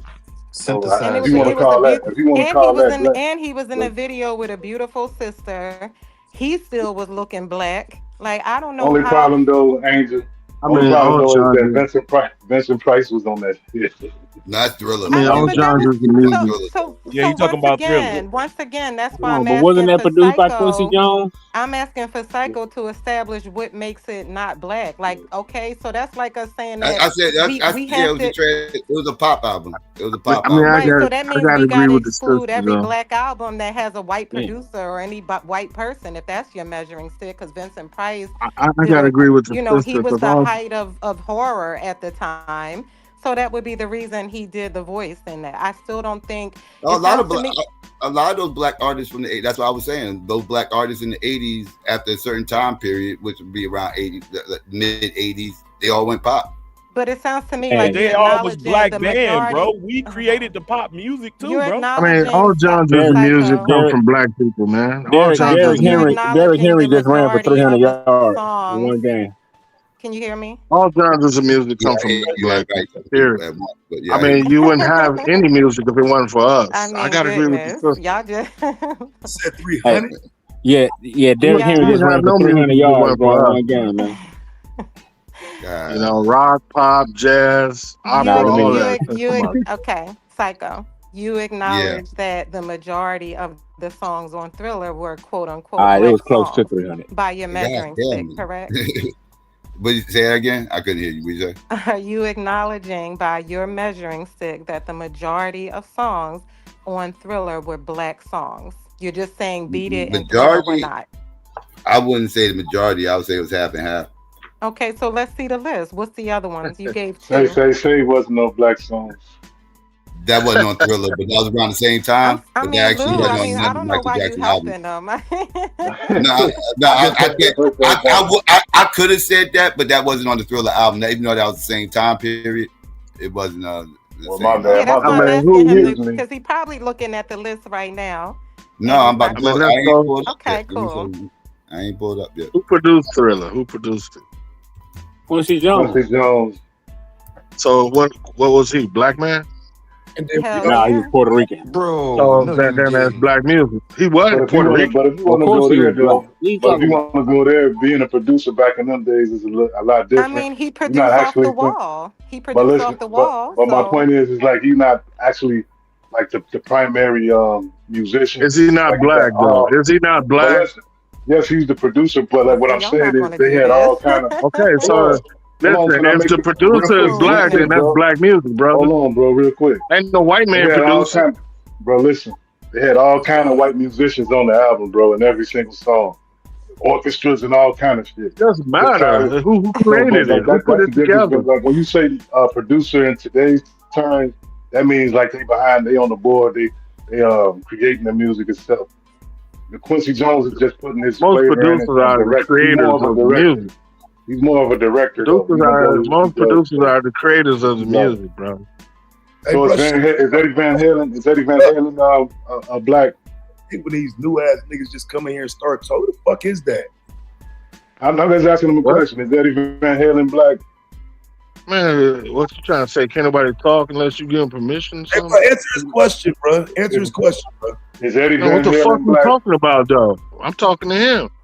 And you and I before y'all go left, bro, I just want to stay on the topic before you go left, because this is a good topic right here. Like, because like nobody's taking away the fact that Quincy Jones did a lot for that album, but like we talking about like he did everything for that album. He produced. We talking about hands-on musicians though. You got a whole bunch of collaborations going on. Eddie Van Halen was the lead guitar on Beat It. For sure. I agree with that. Everybody know who Eddie Van Halen is. So like, let's not.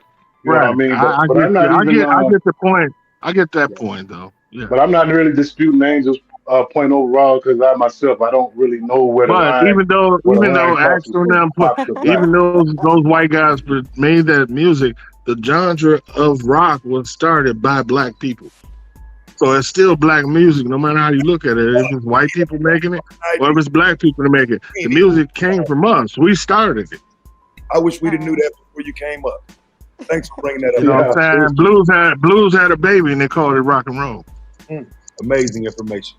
Well, the conclusion I've come to, Mr. Psycho, is that you've been saved by the panel. So maybe, like, next time I go live, you can come up there and we could talk about We'll let you go, Angie. We'll let you go. No, it's all good. I'm tired. Well, I'm about to go lay I down. agree with you. I agree with you. Yeah, she ain't want no smoke. Yeah, I guess not, apparently. We'll continue this. But go ahead and look at that list, and we'll continue this later. Peace, y'all. All right, peace, Go back to the chat. It's an interesting debate, man. It's just like I just don't know where the line, you know what I mean, is when you get into pop versus black music in that time, because that's when everything switched in. No, we got enough people up here that heard music during that time, and that those sounds was different in what people was gravitating towards. True that. If y'all really noticed, the music, bro, went from using live instrumental and incorporating synth sounds and electric sounds. That's what changed. Shout out to Sly Stone. I'm glad you said that, Lance. We didn't know. But that's a fair point, though, Lance. But listen to what y'all saying. Everybody y'all naming is black people. Everybody y'all naming is black people, though. I'm just saying. Okay, but we talking about what black people was listening to. That was a big band sound. Well, we created this. We created it. That's what you gotta understand. No matter if it's James Brown, Michael Jackson, Prince, whoever, man, we created all that. Right, but he's got to get jumped in. I don't know, Taz. Yo, this nigga Taz, though. Yeah, no, I love music, bro. I'm just a big music. No, you say you love music, then let's go back to the period, and then you can just talk about the shift, because you had your disco, you had rock. Hey, we was listening to a lot of shit at that time, bro. So you can't say what was really white. And you had white people that was making good music mimicking our style. For sure. No doubt. Let me ask you a I'm not question. disputing that. This is even more controversial than the Thriller album. Did Prince make black music? Did Prince make black music? No. He did rock. I think it was rock. I think it was rock. I think it was rock. And I gotta say that's black music. Yes. When Doves Cries a black song, Purple Rain. We can run it down on the. We can run that Purple Rain album down. Y'all will get y'all feelings hurt. That is bro. That's like real quick though. That's bad. I see what you're trying to do, Psycho. Look at Psycho sending the deck up. Hold on, real quick, cuz it's really kind of. What you mean back up? That's just a fact, bro. I grew up on Prince. Hold on, real quick. No, he made 80s music like everybody else in the 80s. The 80s had a specific sound. Yeah. So you can't get away from that. Like the 80s had a sound that was in damn near all music, including a little bit of hip hop and rap at the time. Man, Prince was different, bro. Come on, man. That was white. Bro. 80s was heavily synthesized music, heavily those original drum machine sounds. That was 80s music. Psycho, can I ask you just one question, bro? So Let's Work, was that not a black album? All black people made 80s music in the 80s, bro. Prince album, Let's Work, or Dirty Minds? No, Rainbow album. Yes, and he had all black people doing the instruments. That's the one that dropped in the late 80s. Let's make sure we talking about the same album. not late. Bro, 80s. You talking about Jimmy Jam and Terry Lewis, bro? That's what I'm saying. That's black music. No, I'm not talking about. No, I'm talking about. Well, Prince produced. Yeah, we talking about Prince. Yeah, that's where they come from. They come from Prince. Prince. Prince, bro. It was under Prince. They wasn't like doing their own thing yet. But I'm saying they was a part of crafting that sound. Though. Prince was. They left Prince. When they left Prince, they started creating their own sound when they left Prince. Right? It was but Prince was writing all this shit. They made Janet Jackson album, and listen to how that sound. And only somebody made black music. Barry White probably was the only one that made black music. Janet album didn't sound nothing like Yeah. No, 1981. nigga, early it was 80s. an 80s. It was an 80s sound. Like if you listen to Rhythm Nation today, nigga, that could be like anybody could sing that song. That was the sound of the 80s. Yes, bro. Like if you saying Prince, if you saying Prince, I know it was pop, but it was still black music. Like if you listen to Rhythm Prince had his Nation own and sound say too, that ain't though. black He had his music, own. man. Y'all is tripping right now, bro. Prince had his own sound, though. Psycho, 1981. Like if you hear a Prince song, you know Prince. Janet albums in the It was Prince. 90s was more black than Control was. Wow. Yeah, what's my man saying? Fishnet, Black Planet, saying Pantyhose. more black, and He I'm was more saying black the than the sound. Guess what? Guess what?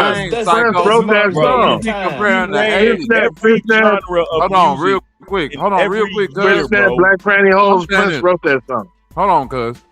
Oh, you wrote that? Unless you was, hold on, Madonna. Unless you was doing pure R&B in the 80s as a black person, everybody had the same basic kind of sound and music when it came to the 80s and the synthesized sound. Even when you get to the hold on.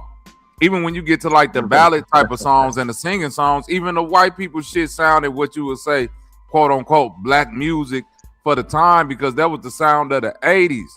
Unless you're talking about pure R&B, everything else in the 80s sounded the same, sound bro. of the 80s was pop. That's my point. The sound of the 80s. I agree with that, but that's not black. That's black music. That ain't white people. No, music. George Clinton music stayed black, bro. Right, that's black George music. Clinton music was black in Ain't the white 80s. people They music. didn't have that pop sound. Like the I gotta say it's black music, when the bro. Eurythmics made Sweet Dreams and all that, nigga, that's black music. Oh yeah, It ain't Yeah, no but white how music. come I could pull up? How come I could pull up R&B for the 90s and it not be pop? But I pull up R&B in the 80s. That's just straight pop.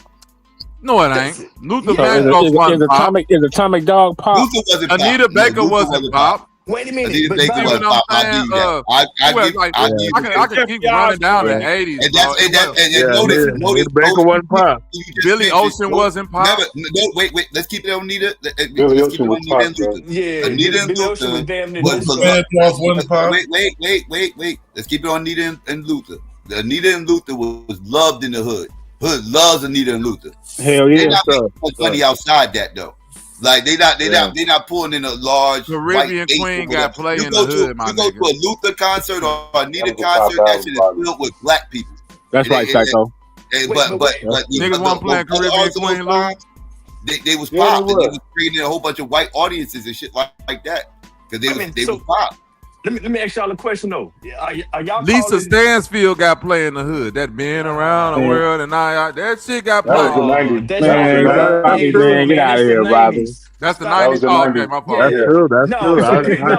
So here's that my shit question. still had an 80s sound though. Wait. Is Luther and Anita are they R&B artists or are they soul artists? Because this is different, ain't it? You can put Freddie Jackson in there too. See, soul would be Barry White. I'm just Oh, asking better in because the 70s, yeah. But those is not pop guys though. They not pop artists though. but are they Like when you R&B talking artists? like That's what I'm R&B soul. But like when you talking about people like Lionel Richie and you know, even white Earth, Wind, and guys like Lakeside. I mean, Lionel Rich was with Earth, Wind, and Fire at first. You know that. All them is that's funk. So was Malcolm McDonald I mean, Earth, Wind, and Fire wasn't no motherfucking white girl. He was a white boy doing black music. He was a Right, white the boy. Blue The Doobie Brothers, the Doobie Blue Brothers, Eyed Soul. Yeah, Michael McDonald.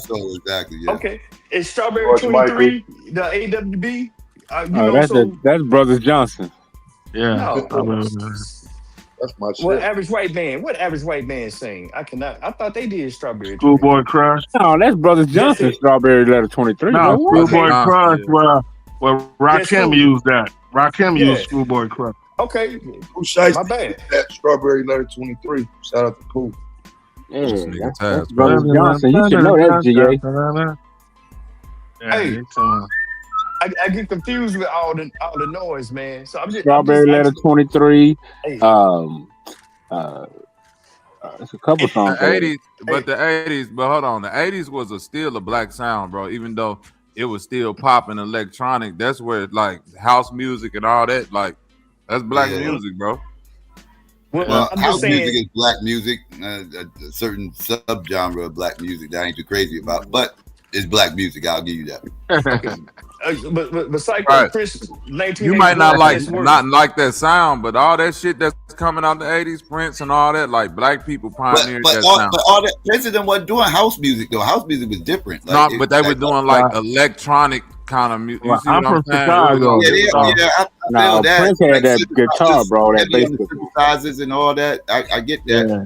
I'm from But Chicago. the thing about house music, they didn't have lyrics in their shit. Like them motherfuckers was lyricless. Right. So like, Prince, them motherfuckers house music need ghostwriters and shit. Like that shit was bad, bro. Like what the fuck? like what I consider weird though. Like let's get to it for real deal though. So like I sat here and listen to niggas go all in and try their best to diminish Pac, right? But how can you be a whole bitch running around on stage with your ass out and all this other shit? Niggas don't call him gay. Oh, I call that motherfucker gay all the time. Niggas do call Prince gay. What you mean? Yeah, Psycho already did. He did that a few months back. Yeah. I fuck with Prince music, and I still say that nigga weird and gay. Right now. Yeah, he's right on now. that androgynous shit or whatever. He's a weirdo. Yeah, but what sells? Controversy. He even made a song called Controversy. Oh, album. Yeah, so you know, Like, you know what he was doing. That nigga made the beautiful ones. That's still a raw ass song to this day. Yeah, I love that song right there. That's that shit. So that doesn't hurt his legacy at all. Like, But No, not to me, because that ain't got nothing to do with why. That don't. To me personally, Taz, has nothing to do with why I even know Prince or acknowledge him to begin with. I'm one of them people Prince that's like, always had I'm the bitches separating your going, singing fam. away from anything you do in life. So is the Always bar? had the bitches going, fam. Look at That shit 30 drove and me 40 crazy. years later, we still talking What'd about you that say? shit. Though. I can't hear what Kay I was said saying. Prince You had talk- the bitches going crazy, fam. yeah, that's wonderful. That don't mean nothing though. That don't mean he wasn't a weirdo. Yeah. Well, I mean, the women liked him. Though. No, man, what are you talking about, man? The women like weirdos. Still to this day they show you. Women today show you that they like being around weird niggas. So Prince will get plenty of pussy. I can tell you that. I'm just not gonna even comment on none of that shit, bro. Y'all gonna try to send a death Yeah, y'all. I know he had some. I know he had some bad bitches though. I ain't gonna lie. Okay. That's how you fall down the rabbit hole.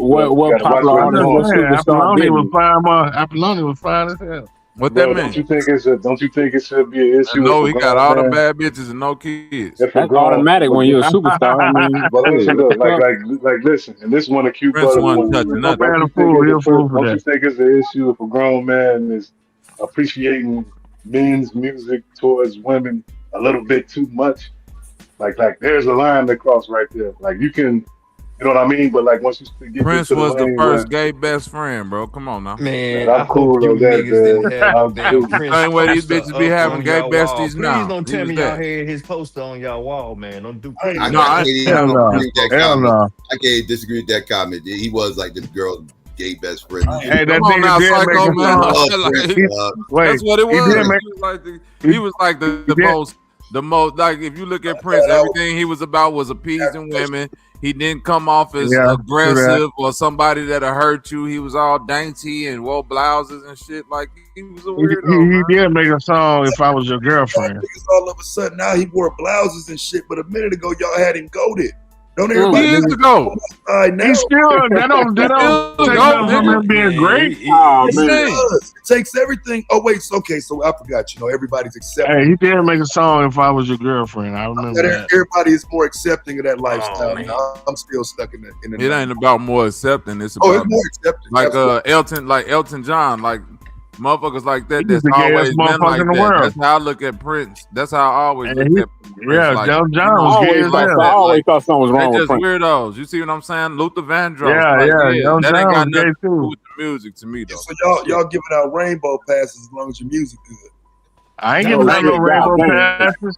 It's just a part of the music genre, man. It's a part of the music. I mean, you had Boy George, all them freaky ass gay motherfuckers. You listen to gay ass Tupac. How you gonna say that? Right. That's that's true. Well, we're going. I mean, even Eazy-E called out y'all favorite producer, Dr. Dre, for wearing blouses. I mean, Dr. Dre was on the Gold album cover. He was it's all in the music. It's all in the industry. My bad, Tom. And I guarantee you, it's done on purpose. You know.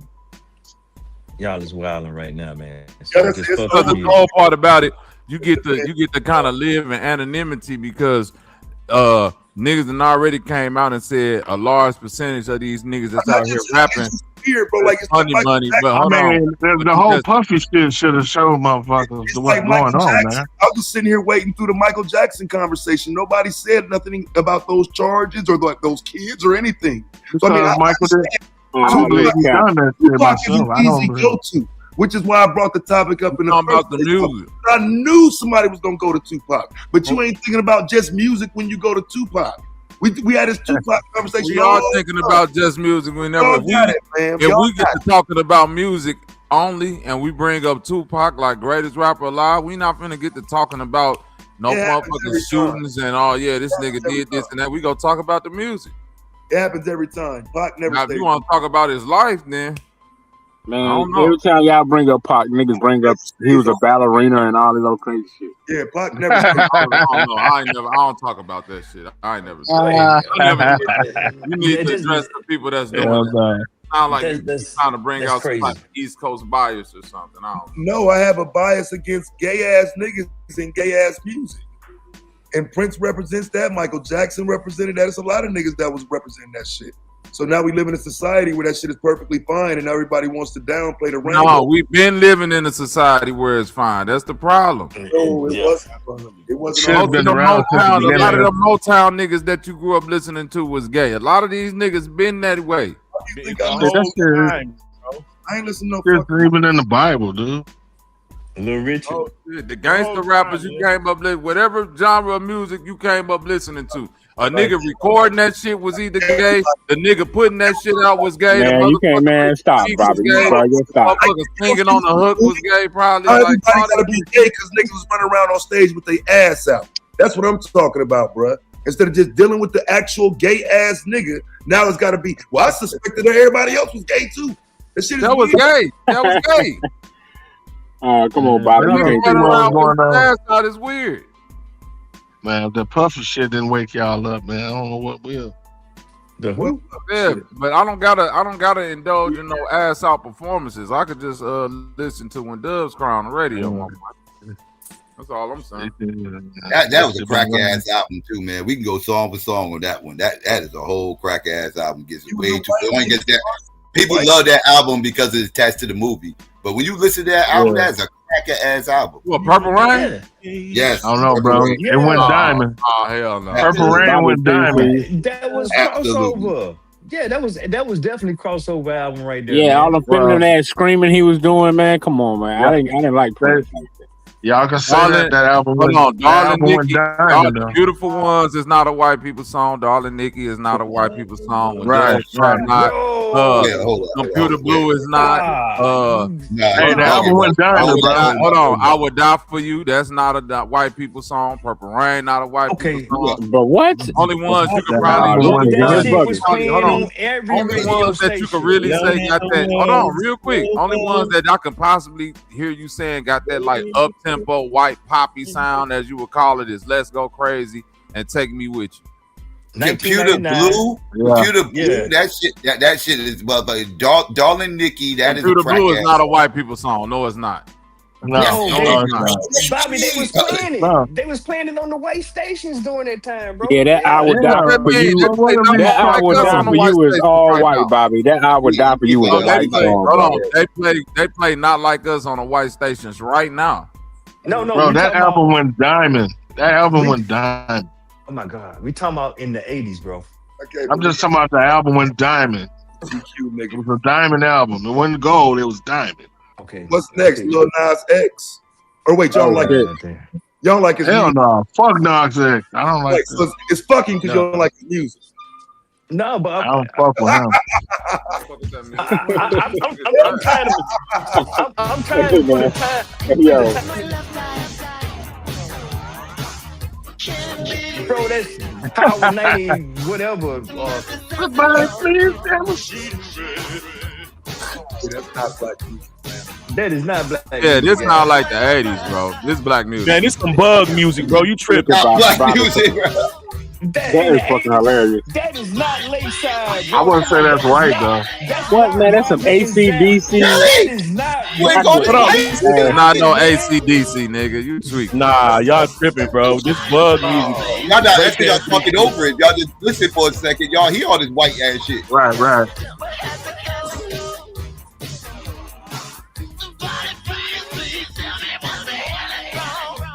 That motherfucker sound like Aerosmith, dog. Yeah, Van Halen and shit. Yeah. Y'all know that is not what was going down. Man, rock music is black music, whether you want to accept it or not. That, bro, come on now. Was you was not. Come on, man. You can put that on something. The beginning of a Beverly Hills white boy movie. Listen, white boys driving through Beverly Hills bumping that shit. That's something that's not in the back of rock is a derivative. Rock comes from blues, man. Y'all is tweaking. Nigga, that sound like Beverly Hills Cop. A nigga would have been bumping some Curtis Mayfield. Well, I done heard some blues that sound like rock. If you really listen to it, it's blues. Oh, we talking about what niggas was listening to in the 80s when that was out. Y'all know that right there, wasn't Nigga was listening to George Clinton. Nigga was listening to George Clinton. I mean, that. Oh, you ain't listen to When Doves Cry, GA? No, that played, but that played on. It didn't just play. It just came on the radio. Hold on, darling. Y'all ain't listen to Darling Nikki. Right. They ain't listen to none of that. Beautiful ones. That played. I mean, the album just went diamond, bro. We ain't just going out and play that shit. White stations played that shit. Like, why we being because he was because I ain't saying white stations didn't play it, but white stations play all the popular black music today. Nigga, Future get played on white stations when it's I'm saying the stuff it was stuff charting on the white station that wasn't charting on the R&B charts. Exactly. I mean, it's called crossing over, man, and a lot of artists want to do that. A lot of artists, you have to cross over sometimes. I mean, I'm not going to disagree it's a crossover, but my point is, in the process of cross, it was a crack ass album. He made a crack ass album, tried to cross and over. And it was the 80s. That shit, y'all making it seem commonplace right here in 2025. We talking about back in the 80s. I mean, is there such thing as a crossover black song? I'm saying no. I mean, I guess if you're saying white people buying it and listening to it, yeah, it's a crossover song. By definition, nah, I guess it ain't. I guess, yeah, by definition. Man, this is crazy. I mean, that's what it was called. If you had white audience listening to that black music, it was called a crossover. Keith Sweat was not a crossover in the 80s. Hold on, but Psycho, they saying Beautiful Ones was a top R&B song. When Doves Cry was a top R&B song. Purple Rain was a top R&B song. Little Red Corvette was on the top of the R&B charts. Wait. You crossing albums right now. Little Red Corvette ain't that album. Yeah, I know it ain't that album, but But if you want to say Purple Rain, trying to see what stick. So on that album, he got 2 top R&B hits. Purple Rain. Three. Purple Rain, When Doves. No, he got 3. Purple Rain, When Doves Cry, and the Beautiful Ones. Bobby, what had him hitting the flow in the club? I gotta say this again. That album went diamond. Beautiful Ones was definitely getting played. Y'all understand that? All right, bro. Beautiful Ones may get you the slow dance. I give you that. Somebody may slip that in, but that was not something everybody wanted to hear, and that wasn't getting everybody hyped. That's something that you didn't want to hear. I'm telling you, I'm from Chicago. Okay, what song would get people hyped? What song would get people hyped in the 80s, GA? In the 80s? Oh, Roger. I mean, hip hop. Yeah, okay. Lakeside. Yeah. Now Rick James kept it black. James was making music damn near like Prince music when he was going with the Rick James was a whole nother level, nigga. Is that what you're talking about? Him and the 80s, yeah. I can't even think. Yeah, but we're talking about the 80s. That's when this thing was out. Mid 80s. Yeah. Like if you listen to Super Freak, just the instrumental, nigga, you can hear any random white dude from the 80s coming on that motherfucker doing that little freaky weird. I would say no, that was a black song, bro. Because of what he did.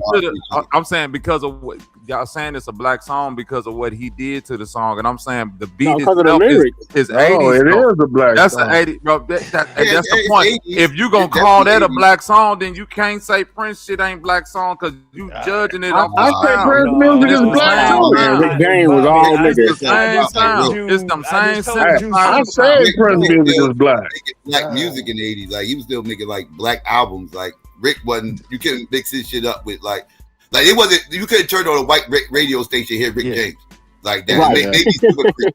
Maybe Super Freak. If you But listen Psycho, to that, they- hold on, Outside listen. Super Freak, I can't Right think now, of I another can't. No. If you listen to Super Freak and listen to that song by them white boys, Whip It, that shit damn near like the same beat. I Wait, said maybe Whip Super Freak. By the Maybe Dad Ebony, now, man, you might have heard No, not Ebony Whip It Eyes. by the You might have heard no. Ebony Eyes Yeah, on White Whip It Station. real good. I know what you're talking about. That Yeah. bullshit. That if you listen to that beat and that Super Freak beat, them beats damn near identical. They wasn't listening to no Rick James and what you call it Tina Marie. That shit wasn't happening. That's a whole. He was with a whole Becky. He was singing with a whole Becky. They wouldn't play that shit on the white station. When he made They his might have played that A Ebony lot of Eyes. people now. don't know. A lot of people don't know. Hell, without white station, hell no, white station wouldn't play that shit. They weren't playing the Ebony Eyes. And hold on, They real was playing- quick. And this was crazy though. Who did Prince start touring with? I was just gonna say that Rick James. Rick James. I was just gonna say that. You would have Look at the person you brought up. That's who Prince started with. Rick. Y'all know Rick. They had Michael beef. Jackson, They had Big beef. Rick James, kicked him off. Did Rick kick him off the tour? Did Rick kick him off the Yes, tour? because they was feeling this nigga music more than Rick James. Yeah, he was jealous. Rick said it because he was copying them. So it depends on who you talking to. No, Rick said I wouldn't say that. Rick was jealous of him, man. Yeah, So like I said, it depends on whose side of the So story if he you believe. copying them, how is he not making? So even if that's true that he was copying them, how is it not a black sound? Give it to me, baby. No, because Prince, he wasn't copying his sound. He was copying his style, his swag and shit. Like I don't know. That's what Rick. I done seen them. I done seen them both He wasn't perform. I copying can't his say sound. that. He didn't sound like Rick. I seen them both perform. I can't say that. Rick made more black music than Prince. Come on, bro. Man, Prince music is black to me. I don't know. Prince music in itself is black because once you get past, you gonna say Fire and Desire, Ebony Eyes, Mary Jane. Give it to me, baby. What else? Give it to me, baby. Cold blooded. That's Get definitely black right there. See, it's all nigga shit. Yeah. That's our language, definitely. Hey, man, I think Prince wanted to cross over a little more than Rick, though. He looked like a crossover. All due respect to the brother. Chris and Michael were big crossovers doing that. They was the biggest names. Yeah, Michael too. Yeah. I always thought Prince was a sissy though, growing up as a kid. Like, that dude wore women clothes. I like Michael Jackson more than motherfucking Prince. I ain't It's gonna more medieval. It's like medieval. And if you Michael don't know Jackson, Michael Jackson made more black music than Prince. That medieval dressing, the way they dress medieval. Yeah, Michael Jackson dressed more of a militant. But that's style.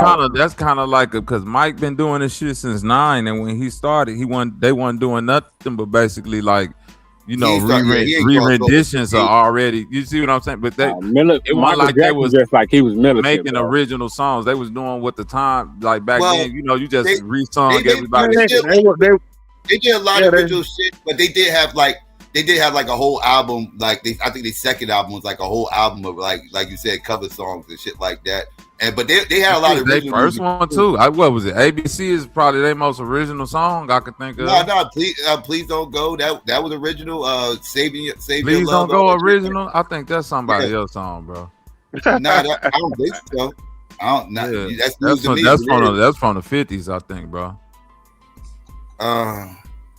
Mike and they still made black music. It was. They was out there like that early.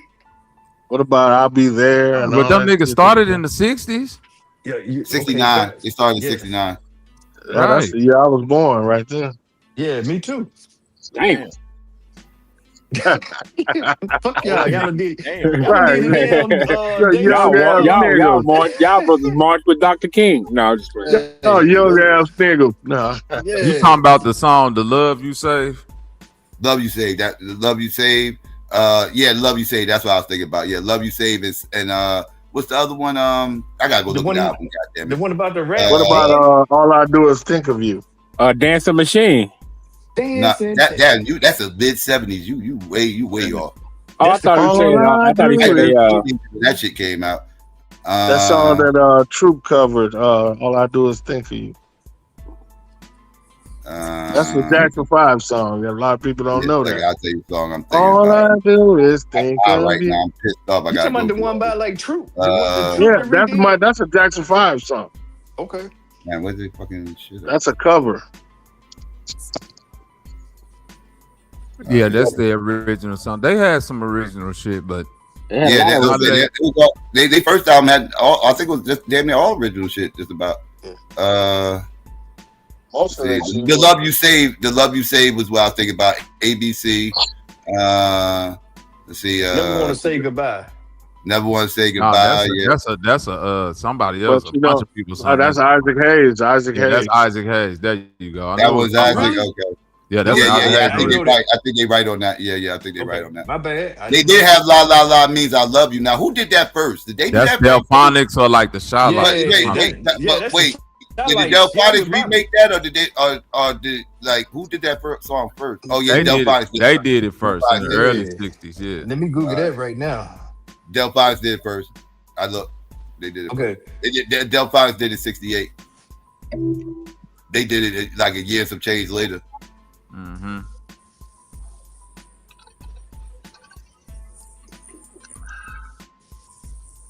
So yeah, they did have a couple of covers on here. Yep, they did. They redid My Sharia more. So who made the blackest I know music? they had the whole Christmas album not too long after that too. Yes. Oh yeah. Yeah, they got Santa Claus, Simon covers. Kissing Santa Claus and all that shit. So who made the blackest music? Who made the blackest music? Who made the blackest music in the 80s? In the 80s? Damn. That's hard to say right there, bro. Because you had so many genres like house. It got to be somebody like rock. Luther. It got to be somebody like Luther.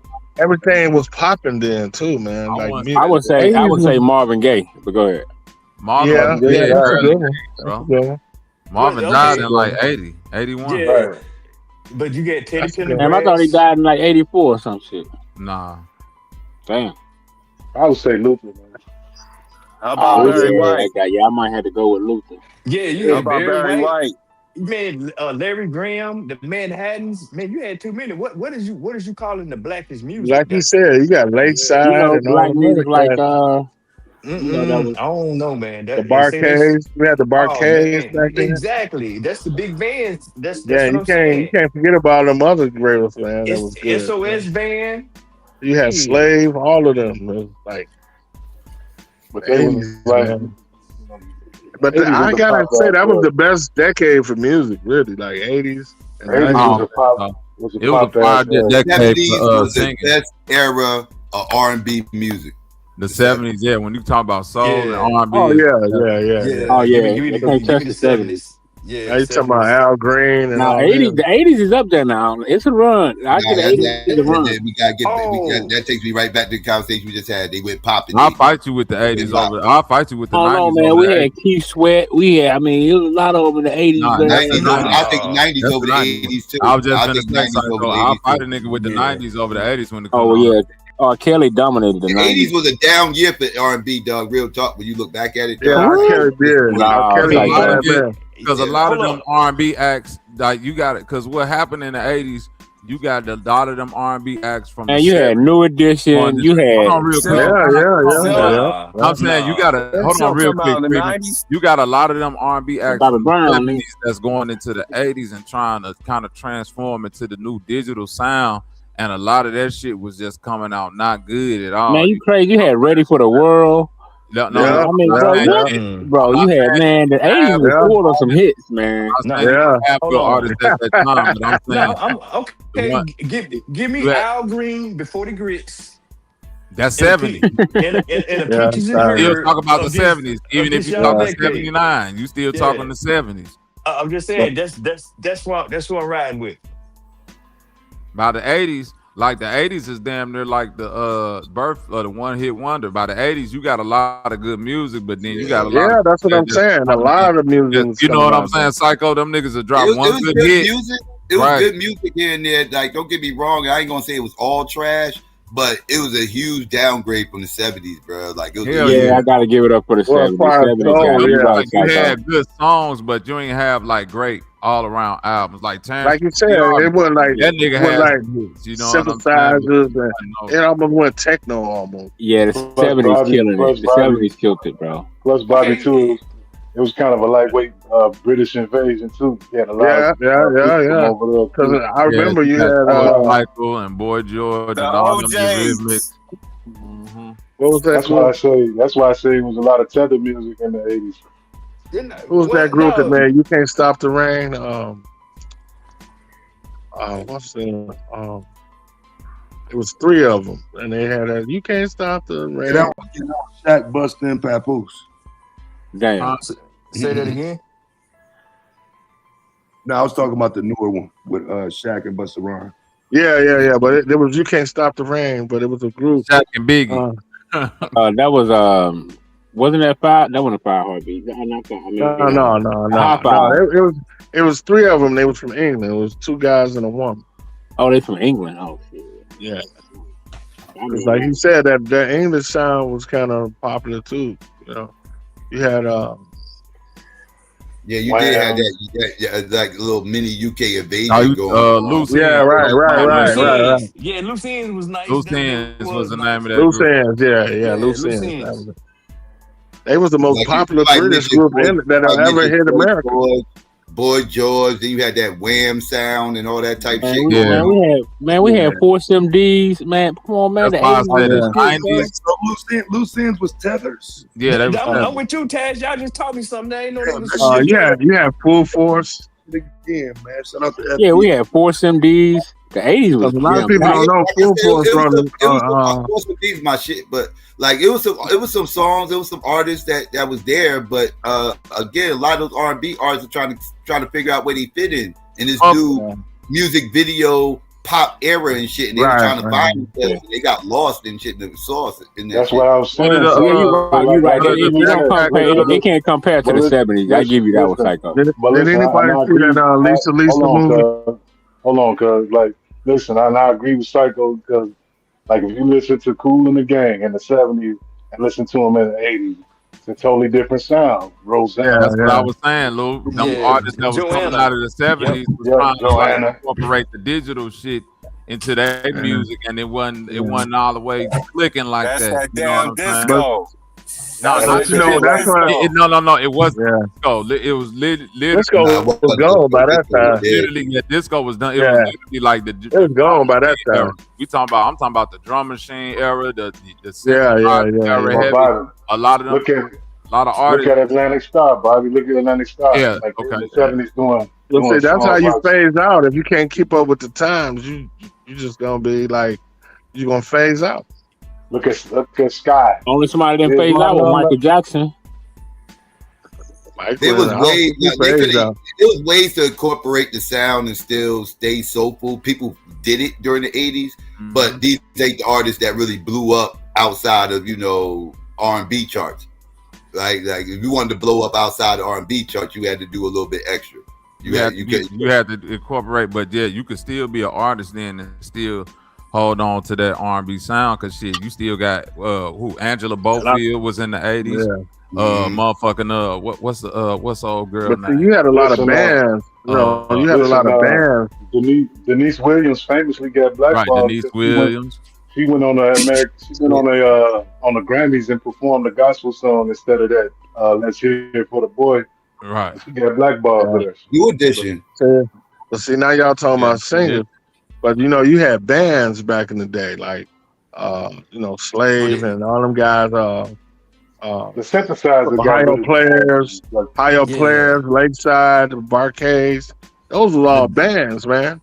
They had more than one.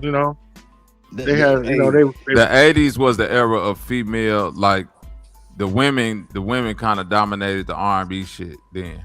You know what I'm saying? Even though that's cap. Yeah, That's the cap. biggest started I agree. dying off. And think about it. that's Think about it. Anita, Whitney Houston, Most of all the them, women, man, they killed it. Most of the women didn't even go pop outside of exactly. Whitney. That's what I'm saying. Outside of Whitney, they stayed R&B. Nah, Psycho, you got don't forget the Pointer Sisters. Pointer Shout out Sisters to was Anita popping Baker. some motherfucking. Shout Bro, out I'm Pointer talking Sisters about was like popping think some- about like They was popping as hell in the 80s. Like think about like Stephanie Mills, right? Sade, Shaka Khan. You dig what I'm saying? Like the In Vogue was 80s the had the 90s, ones, man. was the 90s. They stayed R&B. Yeah, they stayed like who else? classic R&B. Oh shit, Phyllis Hyman. Yeah, Let me ask y'all this. Babyface. Jody Watley. Let me You ask y'all feel this. what I'm saying? Let Like me it ask was, you they this, had some Bobby. ones back then, man. Bobby, Now, was these are the ones. These are the R&B? ones that were able to stay R&B without going full blown pop. Bobby, And was the don't Pointer forget Sisters- when it was a group, you had Shalimar. It was Shalimar when it was a group. Right. Was the Pointer Motherfucker, Sisters you had pop- Angela Winbush, shit, Patrice Rushen. Bobby, was the Pointer Sisters R&B in the 80s? I don't think so. Man, we had Freddie. We had Freddie Jackson. That's bro. not, hold on. Yeah. No, I'm saying, but that's the point I was making, Lou. The 80s seemed like it was down because the stars from like that 70s era that was real big, by the time you start ushering the 80s, they started changing their sound. So they started trying to incorporate that digital sound into a new sound. All them 70s groups then. The only ones that was like it took the newer artists of the 80s, like the new artists, especially the women that was coming in to like keep that old school real R&B feel. That's why they was the ones that, like, when you look at the ones who was the top R&B singers in the 80s, outside of like what, maybe like Patti LaBelle, maybe, because she was still popping in the 80s. Man, I'm calling cap. Regina Bell, Bell, right? Regina Bell. That's why people hold these people dear to their heart or whatever, because like these were like these are our artists, right? These are our R&B artists of that Right. era. Yeah, but you had some people that kind of like drifted off and tried to go pop, and I would argue they don't hold it as much as fondly in the hearts of the hood as the other people that didn't go full blown pop. So Like Bobby Brown went pop. Case in point, nobody would outside of Michael Jackson was a bigger artist in the 80s that became a bigger artist out the 80s than Whitney Houston. The only person that became bigger than Whitney Houston out the 80s was Michael Jackson, and the hood do not have that same music. Bobby Brown. What about Bobby Brown? No, I agree with you. Bobby Bobby Brown? Brown only had one album. Yeah, I got it. Yeah. It was not Bobby big Brown enough. wasn't nowhere.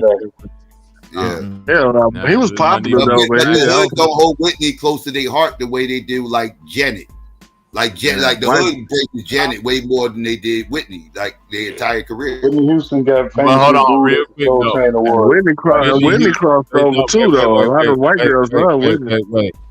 Whitney Come on, Houston got a lot Babyface of became flack bigger. for the bodyguard though, Psycho. So Hey, the he white got a better girls love ass Whitney. Even before You know, that, but real I talk. would say even before that, she got a lot of flack. 'Cause No, remember when she first met Bobby? Remember when she first met Bobby at that award show? She got booed at that award show by black Got people. booed Like at the Soul Train Awards. the hood really wasn't fucking with her like that. That was after that was Babyface That's came out after of the Bodyguard. That was before the Bodyguard. But that's why Bodyguard she did was that. Bodyguard was in the That's 90s. That when she got with she got with Bobby Brown in the 90s. You talking about the 90s? No, she got with like 80s. Nah, like 89. Yeah, 88, 89. Bobby, that's why she did. That's Bobby. Nah, that was 88, 89, Bobby. They met during the Don't Be Cruel was still a thing. Don't Be Cruel came out in 88. They met Yeah, like 89. yeah. Bobby Brown was a bad boy when they got together. It was That's in the why she 80s. did the song. That's why she did the song "I'm Your Baby" on the Bodyguard album. Like, that was for black Right. people. Okay, I got you. Yeah, Bobby Brown got together around about 88, 89. Yeah, the I'm Your Baby was. You know, they wanted her to be with Kevin Costner. No, they The hood fucked with, the hood gave up like her second album when she went full blown pop. That's when the hood kind of disconnected from her. When she went full blown pop, her second album. They still was rocking them songs, but again, they were her and Mary It's Kevin. around the it time wasn't when that. Janet was starting to explode, and there was a lot of comparisons between her and Janet, and the hood was fucking with Janet. So you don't They think sure Keith Sweat? was. You don't think Keith Sweat came from out the '80s and still blew up? Keith Sweat was popping in the '90s too. Yeah, Keith Sweat did his thing. Yeah, he did all right. I was just trying to think somebody else out that came out I think besides Keith Sweat Michael is in the Jackson 90s. out of the '80s. Yeah, Keith Sweat did his thing. He came out in the late '80s, but yeah, by the time he came out, he had it figured out. He knew his lane. He stayed there. Yeah, I think he came out in '88. Did Keith Sweat blow up though? Because I'm saying if we talking 2-3 albums, That first album was definitely. Yeah, I but wouldn't say he was popping in the '90s. He was successful in the R&B sector. He was yeah, successful. like we know who he is, but like, right. I think he went over into the '90s. He had more than one album, so he wasn't a one-hit wonder. Yeah, he was tight all the way up to like '97. After '97, he fell off. I think. He got a class. I would argue he made more money producing than singing, but yeah. But that first album, his first album was. I remember when he came out with Twisted. When Twisted came out in what, like 95, 96? I think Keith Sweat fell off like 97, 98. Let me ask you He fell off in the early '90s, but he got a nice little comeback when he got with Gerald Levert and them and Johnny Gill, and they had that. Right, LSD. That gave Let me ask y'all a question real quick, man, because we can't. Nobody was bigger than Babyface in 1990. That Make It Last Forever album was definitely. R. Kelly was. What do you mean? Let me ask y'all, because we kind of came to a consensus a couple of weeks ago on this question. Would y'all consider like 88 to 98 the golden era in black entertainment, just across the board? Not just hip hop or not just one particular. I would say 86. Absolutely. 86. And that, yes, if you count everything around the board, yes, I don't even think it's close. Yeah. To be honest Yeah. with you. That's We're talking about music. We talking about music.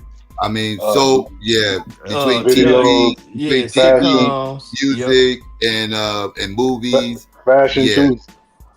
Yeah. I mean, even hip-hop sports, sports. You even go sports, all that. You throw all that shit, all of it. Yeah.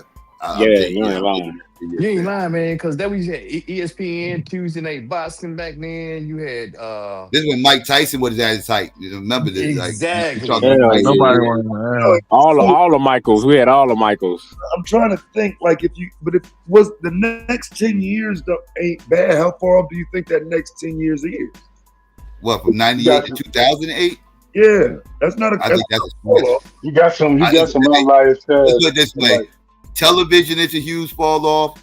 Movies is a huge fall off. I disagree, because you're going into Chappelle's show, Boondocks, and all this other fuck shit niggas love. Yeah, 106 in Park. But that's not enough. Trending. That's not enough. Yeah, they got something they could, but yeah, it's a lot going on between 88 and 98. Yeah, Taz. Jokers was literally stopping what they was doing. I'm talking about grown folks was getting together and we watching Martin together. We frying fish and just getting together. We gonna watch Martin. This is during that whole Fox. Remember that whole Fox run in '90s when they had Rock and Living Color, Living Single, Martin, and everything else. This during the Cosby Show. Cosby Show was going on during this time. Different World was going on. The real BET. Actually, we didn't like the shows as much.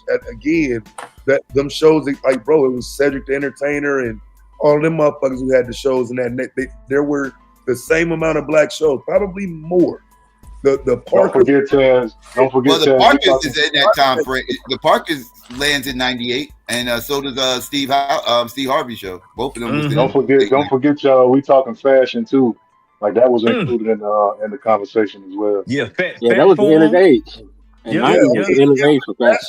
Fashion wise, the biggest mogul in black history comes out of the next era. What are we doing? It's me y'all talking. Fashion, I would say the next year. I would say next year would probably fashion. Probably. Nah, man, the 90s killed for fashion. The 90s was the best fashion era. Everybody's still wearing Jordans right now, so like and polo. Timberland. No, we was doing that in the 80s. The Polo and Azad, we was doing that in the 80s. Now Timberlands that came on later. But nah, Polo. I agree though. 88 to 98 is gonna be. You ain't gonna fuck with that. That's an incredible era. And then as far as the 2000s, I did kind of miss the Cause 2000s. Fubu came out in 98, 97. Yeah, For Us By Us. I remember Fubu. Them cross colors was killing it Yeah, though. cross colors. I'll just used jeans. Damage, used and damage out of the Yeah, I got the same forget used jeans. Hey, The used jeans that Pac had on in the video trap. I got those. Don't forget about Jabot. Jabot took over. Good point. Jabot jeans. Carl Kanai. Niggas Guess. Chicago. Yeah, you might have on some Jabots right now. Nigga, I got on a Jabot sweater right now. Hey, I could probably go in my closet and find some. I still rock that. Hey, GQ, my wife said you still got that Pelly coat. You know I do. That Pele. Hey. And tell her they coming back too. They going crazy. All Chicago niggas, you get the Pelly coat when you born in Chicago, Taz. Chill out. What about them Averex jackets? I mean, do y'all? Nah, when you from Chicago, it's Pelly coats. If you sign if your baby born within the Chicago city limits, all you got to do is sign them up. They get a free Pelly every winter. Don't forget though. Don't forget this. What made me. This was right on GQ. You got a Jabot hoodie. This what made me. Hey, just came from the store in this motherfucker. Just walked in the door from the store in this bitch. But like this what made me like Nas when he said, "When I dress, it's never nothing less than guess." Like that's what, because I was moving like that, so that's why I ran with Nas off of that one line. Yeah, Guess was hot in the 80s though. Right, but it's never nothing less. Yes, hot right now. Like all this shit that niggas be thinking going out of style. Bro, I swear to God, I went to the store the other day, nigga. They had Hugo Boss jogging suits in that bitch for damn near $400. I'm like, when did Hugo Boss come back? South Pole is coming back. That shit up in that bitch. Hugo Boss is in the store taxing too. Yeah, South Pole is coming back. Nautica is coming back. Fucking man, what's the other shit? Forgot about MGM. MGM. Yeah, what was the other one? Ivy Crew. I don't know about none of that shit you talking about, Madonna's country clubs. No, bro. Ivy Crew, Nautica, Polo, all those was that in that 93, 94, 95 type shit. Cross color, all that shit was mixing because they had all the color, what they call a color blocking. They was dealing with the color blocking shit, you know. Yeah, you find the old school Nautica jacket. Somebody still wear that. But yeah, it wasn't a lot of Nautica. It's that Nautica. MGM. Yeah, we wore that Nautica. I know the Nautica code he's talking about. Nautica was big in the South, bro. In the South, nigga, Nautica, because they shit was made just like Polo. I might have me some Nautica khakis. It was made just like Polo. But you want to know what else was made like Polo? What, Knights of the Round Table? No, Polo. We just went and got Polo. I knew he was going to say Polo. This nigga crazy. You feel me, GQ? Oh, but Chaps. Oh, remember Chaps though? We still rock Chaps. Nigga be like, boy, you got motherfucker. Well, I don't know. Nigga, we used to drown niggas. Hey man, you know you got a man in the sailboat where your polo horse supposed to be at, right? Where your polo got US in front of that motherfucker. Yeah, you got motherfuckers on that bitch. Two people riding a horse jousting on that motherfucking shirt. What you got on, boy? Yeah, you got that Beverly Hills polo. I forgot about that MGM suit. Romy Rome had on. Yeah, that was the shit in the 80s, man. Everybody had that. Talking about MCM. Making cash money. Y'all niggas was wearing Bugle Boys. Yeah, them niggas wearing duck head. I had Bugle Boys. What's wrong with that, nigga? No, we were doing the Levi's. Yeah, we was rocking Lee and Levi. Yeah, you talking about the era, nigga? Bugle Boys is in there, nigga. I was wearing slick jeans. Shit, they had Lee jeans too. Yeah, that nigga was Bobby, wearing. Bobby was That watching nigga was Jordan. wearing. That nigga was You know wearing. y'all was watching Jordan That up nigga there was in wearing slick Chicago. jeans with leather and gator hard bottoms, nigga. You were one of them Yeah, jeans and hard y'all had on bottom the ass niggas. Sergio. Y'all was rocking the Sergio Valente. Nigga had them blue That's teenies on with early. the That's jeans. early '80s right there. That's Nigga Lou was 80, out there dressed 81, like Michael 82. Jordan be dressing right now. Yeah, Bobby had Jordache on and some Calvin Jordan Klein. with the Sergio Valente No, socks. I ain't never wear no Jordache. I ain't never wear I was Jordache. wearing hoop earrings. I ain't never wear no hoop earrings. He didn't know what he had on. He didn't know what he had. I ain't never wear no Jordan. Nah, I knew what that motherfucking horse looked like. I knew what that horse looked like on the back of a pair of jeans. We ain't there. I ain't do no Jordashes, nigga. He was a shorty. He was a shorty. You knew a nigga was gay. You seen him with them Sergios on. It wasn't even no Sergios, yeah, that Hey, them Sergio Valentes, boy. tight. Oh, that nigga. Yeah, that's original skinny You jeans. walking around that nigga. Niggas wearing True Religion. Niggas was wearing the bull overalls and We was shit. wearing khaki pants back in when I came up though. I'm a little bit old. I mean, younger than them. My era, we was You know wearing the y'all khaki call them pants slacks. to East. Yeah, I was rocking Dickies. I wore Dickies. Tommy man. Hill. We was wearing Tommy Hill figures. Yeah, we was wearing Dickie suits by then. Cool G. We was wearing Cool G iceberg sweaters. Yeah, Fuji was nice. Hell yeah, we was wearing Fubu The iceberg jogging. was the shit for a while. We had velour jogging suit, Fat Farm jogging suits, motherfucking Fubu jogging suits. Yeah, we was wearing all type of nigga shit then. Nigga, we was wearing Sean John jeans, all type of goofball shit. Remember Nas came out with the Escos? Esco shit. Yeah, Echo was the shit. I still got a badass Echo watch. Academics. We was wearing them academic jeans heavy. Oh yeah, Echo. Yeah, see, the 90s had the best styles, man. You can't fuck with the 90s when it comes to style. Now, this tight jeans hanging off the ass shit. I don't know what that is. Oh yeah, that's sagging skinny. Yeah, y'all know That's some crazy, boy. I can't understand that. Yeah, the sagging skinny is the most retarded shit. That shit just even sound stupid. That shit came out of Chicago. Now I know you lying. I mean, it's the first place I seen it at. I don't know. I saw it on the videos with them young niggas from Chicago. I almost can't even argue with that shit. I would question where y'all I was see saying it every day, and I'm from the shop. Oh, what you say, Taz? The shit came from Hollywood like the rest of that shit. I'm asking where y'all saying it came from. If it didn't come from the city, where it come from? Lil Wayne, you know. That shit came from the South. Yeah, that shit Lil came from Wayne skinny Chicago. jeans shit, Atlanta. That's why I first seen it popping off in Atlanta. Still right though. We say Lil Wayne, fam. I gotta get it. Yeah, that's it. Yeah, that was all that Lil Wayne skinny jeans shit, and that shit took over in Atlanta. I remember the summer when that shit. Leggings, the jeggings. Take off in Atlanta. That's all Lil Wayne and them Atlanta niggas. Wait. Nah, it's NBA young boy. So yeah, Louisiana got to hold that L. Yeah, but he had leggings on, GA. Yes, nigga. Leggings is a DMV thing, bro. When they wear the tube socks all the way up to their knees and stuff they shit that Lil Wayne, bro. I didn't say a tube sock all over. I'm talking about an actual legging, bro, that a woman to wear. Oh, you talking about the spandex? Yes, yeah. Lil Wayne was wearing that. Oh shit. Yes, He had the Ugg boots on too.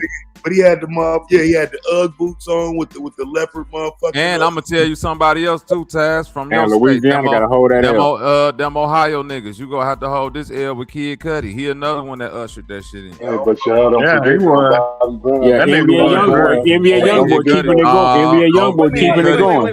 Kid Cudi was Kid Cudi ushered in that. Don't forget though. Yeah, that nigga wore a dress. Yeah. Don't forget though, man, them tight ass jeans. And Kid no, Kid Cudi is a black dude from Cleveland. Yeah, I don't like him at all. He don't represent nothing to do with that nigga. Put on a dress, man. Don't forget that though. nigga Chad said, "Nah, this nigga ain't from Ohio." What's that Saturday Night Live? If we gotta take Kanye, you gotta take Kid Cudi, bro. That's the way it goes. You blew that nigga's car up. I'd rather rock for Kanye than that motherfucker.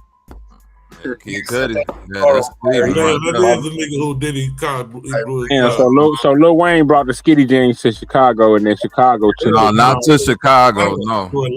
He brought that shit to Atlanta, man. He brought it to Atlanta. Nah, man, them Chicago dudes, the first person I seen in them videos in 2012 No, with the I skinny listen, jeans. bro. I ain't gonna argue with you. I'm from Chicago. 08, 07, bro.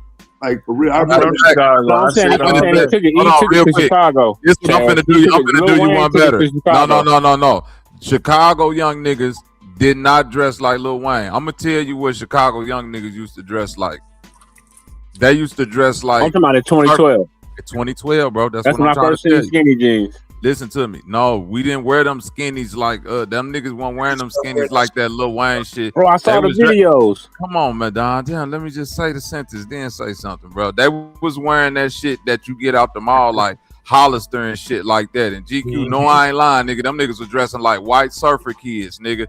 That's what it was wearing. It wasn't skinny jeans. It was like fitted Hollister clothes and them little T-shirts that came up your arm high and shit like that. All the little young niggas was out there with that shit with like a chain. No, Wayne wasn't wearing like the chain wallet and all that shit. Wayne was dressing like a rock star skater. I'm talking about the skinny jeans, bro. Hey, I know niggas was rocking with them true religions real hard in Chicago.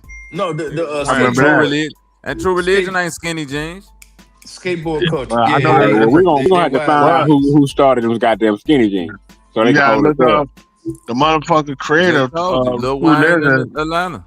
Yeah, I told you, bro. I was like, for real. I didn't even one that said skinny pants. That's what man. So Lil Wayne took it to Chicago. True Religions was a gay in Atlanta.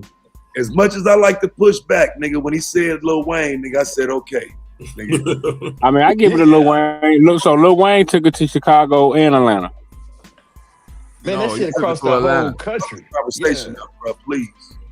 Right. You keep trying to just say Chicago when them niggas dress like that. I mean, that's the first young niggas I seen on video, bro. Like a group of young niggas with skinny.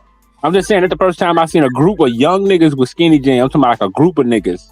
It was Chicago niggas.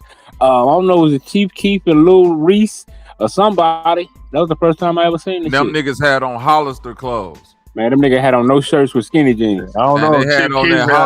They had on all them ripped up ass Hollister clothes. That's not the skinny jeans shit that I'm talking about. Them jeans was fitted. Like there's a difference. When I'm saying skinny jeans, I'm talking about them skins. I'm not in Chicago right now. I wasn't in Chicago. Yeah, but I wasn't in Chicago. I am in Chicago. I was up there enough shit going back and forth to know how them little niggas was dressing. But Bobby, I'm a Chicago and I lived there all my life. Hold on, real quick. I'm gonna get off Chicago, bro. Just be correct about it, nigga. That's when Vaughn and them start dressing like that. You start seeing them niggas in heavy, tight ass jeans and shit like that. That's like 2017, 2018. That's what I'm trying to tell them. By the time you get the Chief Keef, them niggas is wearing them surfer Hollister clothes. I'm telling you, all them little niggas. I just saw the video the other day. It was from like 2012. I might have seen a couple of them niggas sagging in the video now. Y'all, listen. LA, skinny jeans. 2012. Can y'all niggas hear me? LA introduced that to my age, a group of niggas, bro. It wasn't I could agree with that. It was LA, bro, with the skinny pants. It was the jerk. It was the jerk swag, bro. Bro, shut the fuck up, nigga. It was the niggas who was jerking. Okay, bro. you want to be in charge of skinny jeans? They introduced the actual skinny jeans. Because that's what Chicago. Hold on, real quick, Savage. Hold on, Bobby. It was literal jeans where the jeans you went to let me think, Journeys. You went to. I did this myself. You went to these stores, bro, to get jeans that were literally skinny, not the ones y'all talk about. I'm talking about skinny jeans that the white boys used to wear with Vans. So your shit really are skinny and you're jerking. That's where that came from. The LA niggas introduced Like that the shit skinny leg around jeans? 2010. Yeah, nah, he And right. then the trend went. And then the trend went to Aeropostales and And then Abercrombie and Fitch Hollister and the and You're gonna have to Hollister, show that on all video. of You're gonna have that. to prove Yeah. that, man. That's Then where the from Chicago there, niggas got then that from swag there, from. the The LA niggas, designer. you ain't lying. Then from there, the designers start to come in and they start to making their pants more tight fitted. The Amiri Okay, you jeans. gotta prove that, bro. What do you mean I got? Nigga, I'm gonna go down my timeline, nigga, from I don't give a damn. You 2009 gotta to prove it. 2000 to 2025 and show you how You gotta fashion show has me where they trended, was doing nigga. it in Cali. Nigga, look at my page. Look at me and look at you, Madon. Man, I don't give a You fuck got about on none of a that. denim We jacket, talk, bro, from nigga. 72, gang. Okay, bro. All right, bro. Don't deter from this argument, bro. We trying to I'm figure trying out to where tell skinny you how jeans this came from. happened, bro, And all because I I'm asked in you that to age show, bracket, my just nigga. okay. You're Tell me a not. video. Tell me a video from California that can You're prove that. a That's all. jerk, nigga. Here you go. That's the fucking song, What year Goofy. did that come out, though? 2010, 2009. Okay, I'm on. 2009, yeah. Okay. Yeah. Hey, Aaron, so let me ask you this. I just looked at it too while you was talking and shit. So yeah, that song came out in 2009. Lil Wayne was wearing them ones I'm talking about in 2011. Lil Wayne was having on chain. He was taking the swag from Cameron and Joel's and I just wanted to say he wore his in 2011. So it was after. Okay, Man, okay. that's So a fact. California. Savage ain't So lying. Yeah, Cal- so that you shit said did so, start Aaron. in You saying California. California invented skinny jeans? They invented that I style. didn't say hell they no. invented it. I said No. that they made it popular. That they the ones who That brought it mean in. they and then well, hold y'all on, got to hold. Well, culture. California And got to hold Savage. that L there, Hold on, nigga. real quick. No, not Savage. California. I was Hold on. No, specific nigga, with no, LA. Hold on, real quick. No, Hold on, real quick, it's a Madon. specific Don't redact people. now, nigga. Hold on, real quick, Madon. Hold on, real quick, I Madon. said And LA. this, hey, Sav, this how I know you're not lying, because right around that 2010 period when I moved back to Atlanta, that's when that Ed Hardy shit started getting real popular too. Oh yeah. And that was like fitted clothes coming out of LA, like that biker type Laguna style. Beaches. Right. Where you got the rhinestones all that on rock the back star of your shit. pants. Yeah, all that rock star swag. That even that shit Yeah. you see how Jim Jones dressed. That is all coming out of LA. So you ain't lying about that. Like the chain wallet, the chain that's attached to your wallet, and all of that shit. Yeah, Aaron That on shit here dressed started- like Prince. the ripped up jean look with your knee falling With your out the knees jeans out. and shit. But, Yeah. Hey, but hold on, Aaron. That skateboard culture, right? Because you said another thing. The jokers they walk right